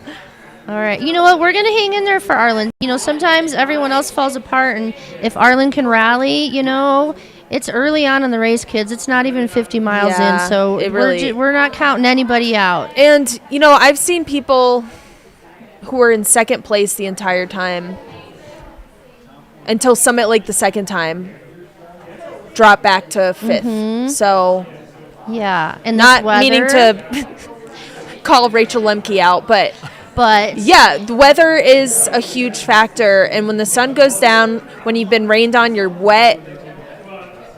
Absolutely. A lot can change. And again, this is so 100 early. miles, folks. The race has not started yet. We just got to hang tight, hang in there, and then make your move. Not anytime soon. Did look like hail. All right, curse you, Bob Bluffing. I'm going to go for fat raindrops. We're just going to pray for that. Mile 34, it's looking a little moody there. All right, 20K is the biggest in the USA, question mark, yes. We confirmed that. Yes. We're 99.9%. As Moy Jimenez of the Boulder Boys would say, don't quote us on that. Just in case. I don't know of any other race in North America that offers prize money that I mean, deep. seriously, this is a small race, y'all. It's been around for a minute, but I would really love to see other races kind of catch up with this, and maybe instead of having this giant sort of like, I don't know, external sort of, for lack of a better word, circus around races that are really impactful, like the kind of top 3 races, like maybe we could take some of that money and throw it towards a purse. That's just me thinking out loud. Quote me, someone from Tantrum. It is hailing. We've got word it is hailing. It is hailing at Billy's Rabbit. It's hailing somewhere. Okay. It's hailing. It's raining. Oh my gosh. Weather. You know, Tom in the chat, that's a really good point. The conditions do look hard, but the ground is not like, it's not a disaster out there. It's not a mud fest, which is awesome. You know, sometimes, especially in a dry year in mountain towns, a little bit of rain, and we don't end up with, 10 hours of torrential rain in a mud fest, because that would not be ideal. Did the rain stop here? The rain has slowed down a bit, yeah. What Altras would you wear if it were like all of a sudden you're like, holy cow, there's a mud fest out there? Like, what would you still do Olympus? If I was racing, I'd probably keep rocking the Mont Blancs. Okay. Because, like, the Olympuses, especially if the mud is the type of mud that gets, like, keeps, like, the mud on, like you get those shoes that just like hold on to mud on your shoe. Yeah, you need a shoe that can shed the mud. So I'd probably stick with the Mont Blanc just because it's lighter, and so if it does hold on to that mud, it's gonna be lighter. Okay, I like that answer. Man, they really held on to the Shaq gummies comment, huh? Really, Wait, is it really still holding on another to the appearance? Shaq gummies here, aren't we? Did it come Bring it back? back. UFOs, goodness gracious. Oh, man. So for anybody who hasn't spent time in Colorado, this is what we get in Colorado, these afternoon storms this time of year. It's pretty common. Ooh, there we go. Proved us wrong. I want to slide in that. I want to take a running start and slide. Let's do it. You should go do it. Yeah, We'll it looks film like it. chocolate milk. So it's probably, the rain will come down really hard, and then it'll usually stop or move. So they say if you don't like the weather in Colorado, just wait a minute. So I wouldn't be too concerned unless it really started raining and I was a couple hours in and it was still raining. But you also have to be ready for that, and I think that, Kelly, you were talking about mental earlier. Mm-hmm. Like, this is a great example of a curveball or something that you may have seen in the forecast or hoped it was working out a little better. Right. And the weather rolls in, and it's like, who's going to manage that? One, from a gear standpoint and like warmth, but who's going to manage it from a mental standpoint and just accept it and even embrace it? Absolutely. Like, hey, adapt, don't react. Exactly. Yeah, I love that. Like, there's no need to flip the tables over. You're an ultra runner who entered a 100-miler. If you can't handle a little bit of rain in the mountains, like, this is good stuff to toughen up.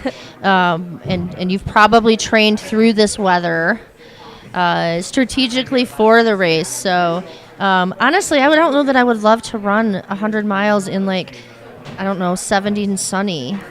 I really like my favorite ever race was a marathon in Richmond, Virginia in November, and it was like 40 and just sprinkling the whole time. I'm like, this is awesome. Yeah. Keeps you cool. That's cool. You felt a little bit like, a badass for doing it because you were just like in the elements out there, but yeah. Looks like we might be, I'm looking at the radar on another non-Superior weather website. But it looks like we might just have like a light sprinkling, at least a light sprinkling through 8. And I think it person, so That's don't all right. listen to me. I And I feel also like- have, not a superior weather website. I trust you. I trust your weather skills. Thanks.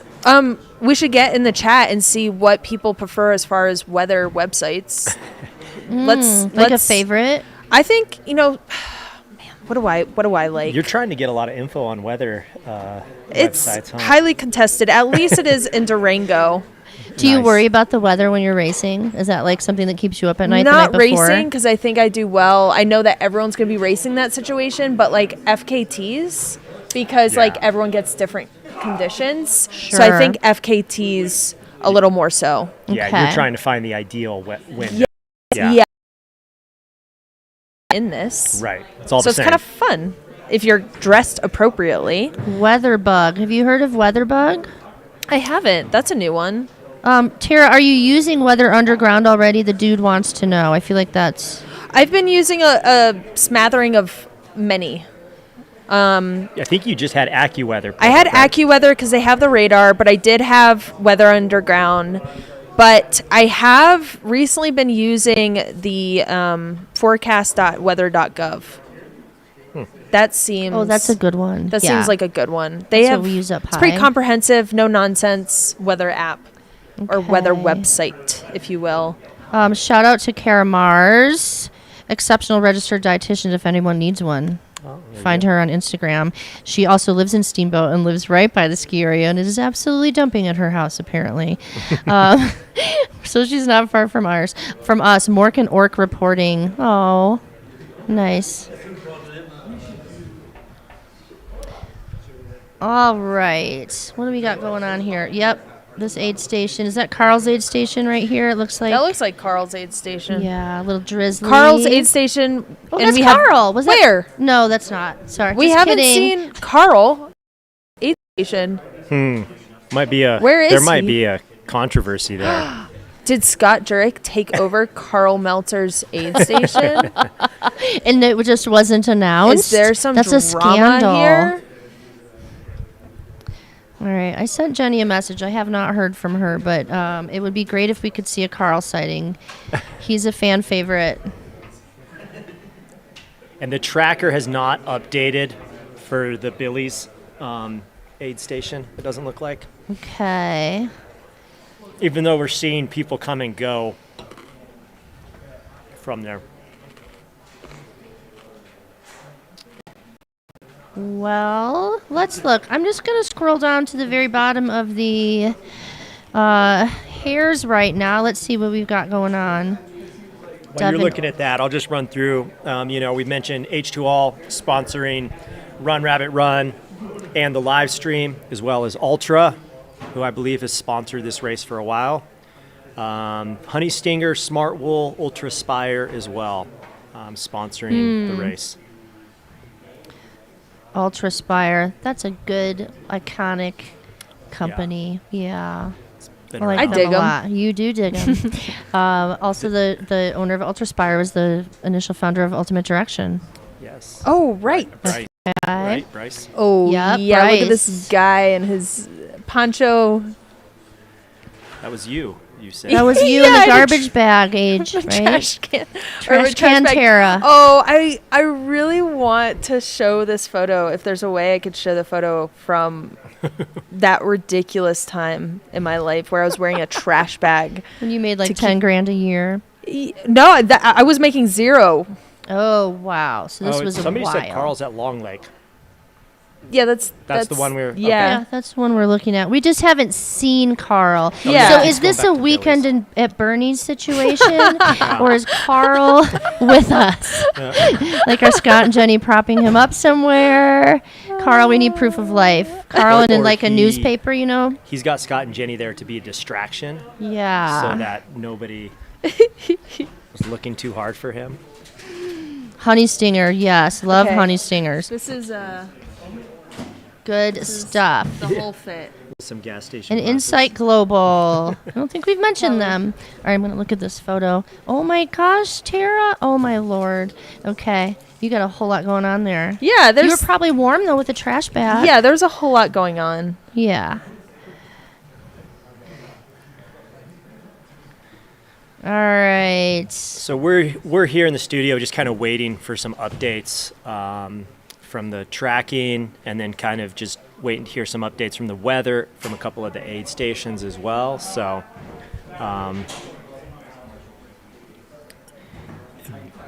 Becca Bramley and Brendan Trimbali have stayed in first place as a team with looks like both of them through Dry Lake. Or that. Okay, that makes sense. No. Are they both through Dry? No, that part of the tracker can't be right. Sorry. Okay. Definitely not to Dry Lake. Yeah, that would be impressive. All right, let's just look at that again. Yeah, bear with us while we just get a little updating on those teams. Also, how fun is that with the teams? It's really cool. Is there another race you can think of that does that every year? No. I think just about every ultra should do that. Yeah. Like, even if there's not prize money, right? Just make a team race, because then. And you just feel less alone. Yeah. There's someone else out there suffering with you. Yeah, do it for the on team. your team. Take one for the team. Do you have? This is a great question that I always, you guys had your top 3, but who would you pick? Like anyone to be on your team? Ooh. Do you want one person, or do you want like 3 people? So it's like a team of 4. You can pick. You can choose. That's a roll of the dice, right? Yeah. Because if you have one, putting all your faith in one person. Which also, trail runners, we're an emotional bunch. Like, we have some faith. So, Yeah, I would have to look at. yeah. I think that's Anyone can be. anyone. Anyone's racing. You could pick Killian. Like, who would you pick? And Jimbo. it doesn't have to be the same. Jimbo Walmsley. Jimbo Walmsley? Okay. Yeah. You wouldn't pick, like, you don't have to pick a opposite sex Oh, or okay. non-binary. You could pick, like, Courtney. Courtney. I mean, Oh my gosh, just to. Tara Dower, Courtney, Oh my gosh. Walter. Katie I would Shy? totally bet on that. Yes, I would bet on Tara Dower and Courtney. I would bet as many Shack heads as I was. I feel like allowed. me and Courtney would have a great time. I think we would. And okay, dream team: Rachel Etrigan, me, and Courtney. Candy, long distance. What race? We're doing Cocodona together, all 3 of us, and you have to hold hands the entire time. Oh, that sounds only terrible. only if we hold hands the entire time. There you go. Everyone has to hold hands. That would be a good 100-mile team race. 2 people, you have to hold hands from start to finish. Instead of like, what's the 3-legged race? You just Yeah. hold hands. Yeah, Oh my yeah. gosh, that sounds really And hard. like, even if you're using the bathroom, sorry, you signed up you're for this. pottying together. You're Okay. using the bathroom together. All right. What about you, Luke? Oh, that's a good one. Oh, let's see. I might have to pick my buddy Mike Hewitt. He's a very consistent runner. Although he was telling me recently, he feels like he's a little bit older than me, so he's like, I think I'm really starting to slow down. Yeah. He So- probably also isn't slowing down, is he? Not really. Okay. No, he just got second at that Summit 200 miler in Silverthorne, Frisco area. He just got second at a 200 miler Yeah. in Silverthorne. Silverthorne. Yeah. Yeah, Summit County. Yeah, that area is no joke. So, okay. Yeah. Maybe he felt slow because he's exhausted after running 200 miles. Yeah. So let's see. 200-mile races. Mammoth, is that next week? Next weekend? 2 weeks. 2 weeks. 2 weeks in a couple days. Very cool. There's a live stream at Mammoth? Yes, with Mountain Outpost. There's a Mountain Outpost live stream, yes. Yeah. Luke, maybe they'll send you out there and you can. Hey, send me to Yeah. Mammoth. There you go. I gotta check my schedule. Yeah, it's gonna be a fun race Also, to hold on. watch. I have to check. He has to ask Becca. Like, gotta ask, yeah. Plus, Ryder's running cross country, so Oh, Max yeah. is playing lacrosse. We got a lot going on. It's all good, all good. Well, me and Rachel are gonna hold hands the entire time. So But that's okay. no, as we're skipping past all the men, we're gonna be holding hands. Right on. Yeah. Okay. Perfect. Right on. Yeah. So excited. When I ran with her at Hilo, we came into Hancock together, and she was like, "Hey, if we should try to keep staying together." And I was like, "Yeah, that'd be great." I was like, "I need to take a minute here, though." You know what I mean? It was at that point. And so I got to the aid station, and I think I had just sat down to like try to eat something because I had a crew there. And she did Hilo all drop bags, no crew. No way. Yeah. No pacers, no crew, just drop bags. And I did no pacers, but I had a crew at a couple spots. So I saw my crew there, and I was like, I need to try to eat food because I was having stomach issues. And it's like, I swear, as soon as I sat down, she was already like getting ready to leave. And she's like, are you ready? Do you want to go? And I was like, no, you go. There was no staying together. No, you were she not was together. So fast. Impressive. Good stuff. She's so impressive. Who's the male commentator? It is the one and only Luke J. None other. Wim Jomsley. Which That's I what know, my I love that. boys call Jim Walmsley. Win Joms. Wim Jomsley. Oh, how is it being a dad of cross country runners from teenagers? Like when you watch them, like Oh yeah, it's awesome. you don't coach them, correct? No, I do not coach him. Okay. Yeah, I would not be a good coach. He's got great coaches at his high school, and they've done a really good job doing like this slow build, kind of low volume. So the freshmen run a less than the sophomores, and the sophomores run less than the juniors, and so he's been like this slow progress. But yeah, he's gotten so fast that even the only way if I was doing like a workout, I could run with him. Mm-hmm. But he's running like 420 miles. He's surpassed you. Oh yeah, He's usurped you. he beat Okay. my PR. But I had a bet with my dad, and I carried it on with Ryder. My dad said, when you're 40, if you beat my mile time, I'll give you $100. Oh, I love that. And so when I was 40, I beat it. I beat my dad's by over a minute. Did he remember the bet? Yeah. Okay. Yeah, he did. We talk about it. So he had run like a 6-minute mile when he was 40 with some Wow. buddies. And then I ran a 4:43. And then wow, yes, I told exactly. Ryder if he beats me when he's 40, I'll give him $200. Wow. But he's run a 420 something miles, so I think I might be hosed. But it just yeah, kinda but he's depends. how old is he though? He's got years to not to. Yeah. Yeah, I'm gonna cheer for you, Luke. All right. Okay. People rooting for Cody. He's got a lot of fans. Yeah, in Cody that. has so many fans. Bob's wins your next race. My next race, I don't know. Good question. I'm not signed up for anything. I have an FKT project I might try to do in November if the mind and the body cooperate. Out in the desert of Utah and Colorado. Oh, right on. Yeah. Like white rim in a day. I'm looking at the Kokopelli Trail. Oh, that's a beautiful trail. Yeah, and so I don't know if I'm going to do it in the fall or maybe in the spring. We'll Okay. see. Morgan has done that on a bike. Yeah, He's that's got cool. Some intel, I think, should for talk you. to him. Yeah. I've had a few friends bike it, and the goal is if I do it, I got a couple buddies that are down to bike it, and so they can carry everything on bikes. Oh, yeah. Like all the food, all the water, Perfect. and I could go light. So we'll see. All right. What's going on? This is kind of like the dead hour at the aid It stations is. in between. Everyone's kind of hanging out. It still looks good and moody. They're going to put up some fancy lights, I see. Yeah. That's exciting. Commentating at Okay, aid station. so if you guys could, you could see a UFO, you could see a Bigfoot, or you could see a ghost. Which one are we seeing? Oh, my gosh.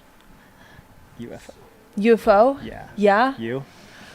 Oh my gosh. Oh my gosh. This is so hard. I'm pretty sure I've seen ghosts. So. No way. Me, Yeah. I've felt a ghost. I've Yeah, never, for sure. yeah. Yeah. But I've never seen one. What did you say, UFO? I would see a UFO. Okay. Oh If my it was feel like I Bigfoot, would But pick... that would open the possibilities of the world up so much, and I might have an existential crisis. You at might that not be point. able to recover. There's no coming I back don't know. from you. So if we did it in stages, like the ghost, I feel like, that's pretty... You're probably going to see a ghost in your lifetime. Yeah. The Sasquatch Bigfoot thing, I feel like you just never know. But it might be the baby step to the UFO. Yeah. Already seen a ghost and a Bigfoot. So Totally. And then you can just talk to your mental performance coach to Yeah. help you through this. Danielle will be like, listen, one step at a time. We're taking it moment by moment. Exactly. Yeah. Oh, yeah. Somebody wants to hear a little more about you, Luke. I love that. But I What's kind of your want to hear a little favorite- more about this ghost. Yeah. We should do it. Too bad we can't have like a slider vote. Yeah. Luke's last race for or the Ghosts? chat. I feel like it would be. Did you? Ghosts. I mean, was it during a race? When I did Nolan's, yeah, I was hallucinating right. for like a while, but it was definitely. I mean, I think it was probably. I think for he- sure I stuff think that he was did. there. Yeah, There's I a think- lot of energy up there. I mean, Yeah. that's Totally, and There's a the lot stuff I going was on. seeing was very like fitting. Mm-hmm. You know, I like miners that. and cowboys and people fishing, Ooh. panning for gold. This is fascinating. Yeah, This might he- be he the best definitely live saw. stream ever Yeah. convo. Definitely saw. Yeah. And it wasn't scary at all. Did it feel welcoming, or part- was it yeah, just some- like you saw a person? Yeah, I mean, we were coming off La Plata, and Oh yeah. Oh yeah. in the middle of the night, and my wife Becca was pacing me, and so we're heading down towards Independence Pass, and this is like 2 a.m. I don't know, midnight, whatever. It's the second night. I've only slept a total of like 10 or 15 minutes, Oof. and we're coming down, and I was like, there's a guy with a backpack, but it's like one of those old school external frame packs, like the aluminum ones. Oh, the heart. Yeah. Yeah. And so I see him standing on the trail. And as we start getting closer, because we had headlamps on, and I was like, oh, that's weird. He doesn't have a headlamp. Like, that's cool. He's just like hiking in the dark. And he steps off the trail. And as we go by, like, I look over at him, and I was like, dude, he's got like a 1970s backpack. That's so crazy, right? And he just like, and I go by, and I was like, Becca, did you see that guy? Did you see that backpack? It was like he had a really old backpack. And she was like, what guy are you talking about? Oh. And I was like, there's a guy back there. And she was like, no, I don't think so. And I was like, yeah, he just stepped off the trail for us as we went by. And she was like, no, I don't think so. Have you asked her about that since? Oh, yeah, we talk about it all the time. Okay. Yeah. You should name him. I feel like the But next time you go on up, you can look that for was him. like one of like a dozen things that happened. And a friend of ours, when I got done with the event, she, the first thing she asked me, so like she wasn't like, how was it? You know, she was just like, what'd you see? She And, knew. yeah. What So a it was great cool. question. Yeah. Tara has like chills right now. Oh, I Yeah. love the supernatural. I love the thought of ghosts and UFOs and the big feats. Yeah.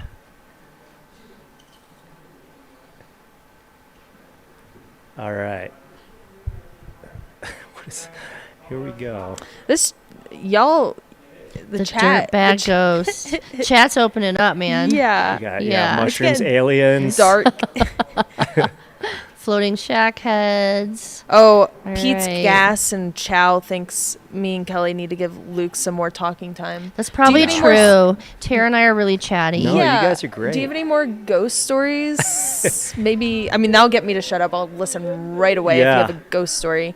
Oh, Here's okay, this is the guy with the bucket hat, Okay. and that was the So guy we- who is along Oh, okay. with Mary So Denholm. we should see Mary any second. If we haven't already seen Is that her Mary, right I there think in that's the- her in the red and white because that's a craft jacket. Yep, that pinkish red. I did Yeah. think I did think that looked like Mary. Yeah. Let's see what we can find out here. It's Let- kind of hard when yeah. they're all covered up. So Mary is in. I mean, we're guessing Mary 555-23. Or let's just say 20.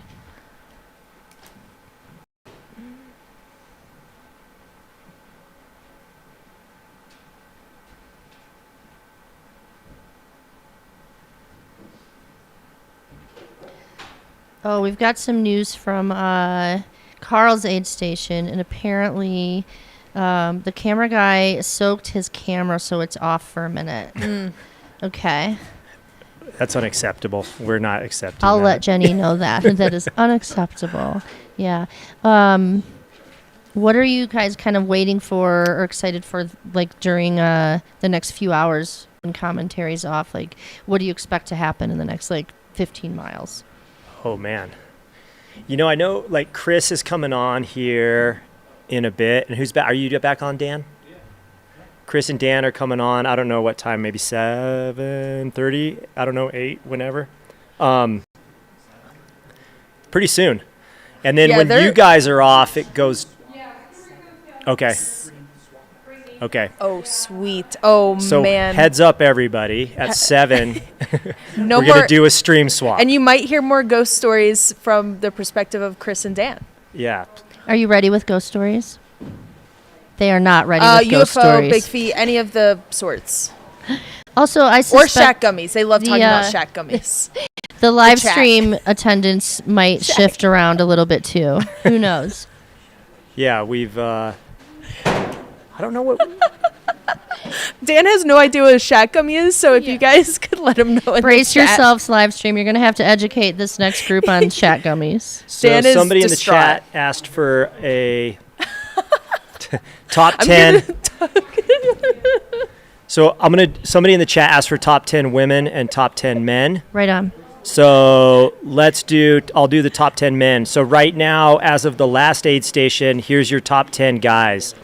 Matt Daniels, Ryan Sullivan, JP Giblin, Craig Hunt, Jesse Rich in 5th, Anthony Lee 6th, Matt Zoop in 7th, Grant Barnett 8th, Adam Rentz 9th, Zachary Garner 10th. So those are your top 10 guys.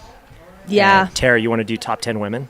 Yeah. So we have Mary Denholm, number 1. Then we are moving down. We got Becca Bramley, Riley Brady. Looks like number 4 is Jenny Yemen, and then McKendry Hickory. We got Emma Wood. It looks like they're kind of teaming up a little bit here. Zoe Rom. And then we're going to move on down to 8th. We got Sarah Gage. Brittany Peterson is 9th. And then number 10 is, I'm guessing, Carissa Kenny. So that is your top 10 men and women. And we're still here at Billy's Rabbit Hole. And me and Luke J, we're about to skip on out of here. You have any plans after this? I'm going to jump too. Oh, and Kelly. Kelly's also going to jump. We're going to do a full switch. Yeah, full swap. Depending on the rain, lightning, yeah. Me and my buddy were going to go for a little run or hike, but I don't know. To be determined.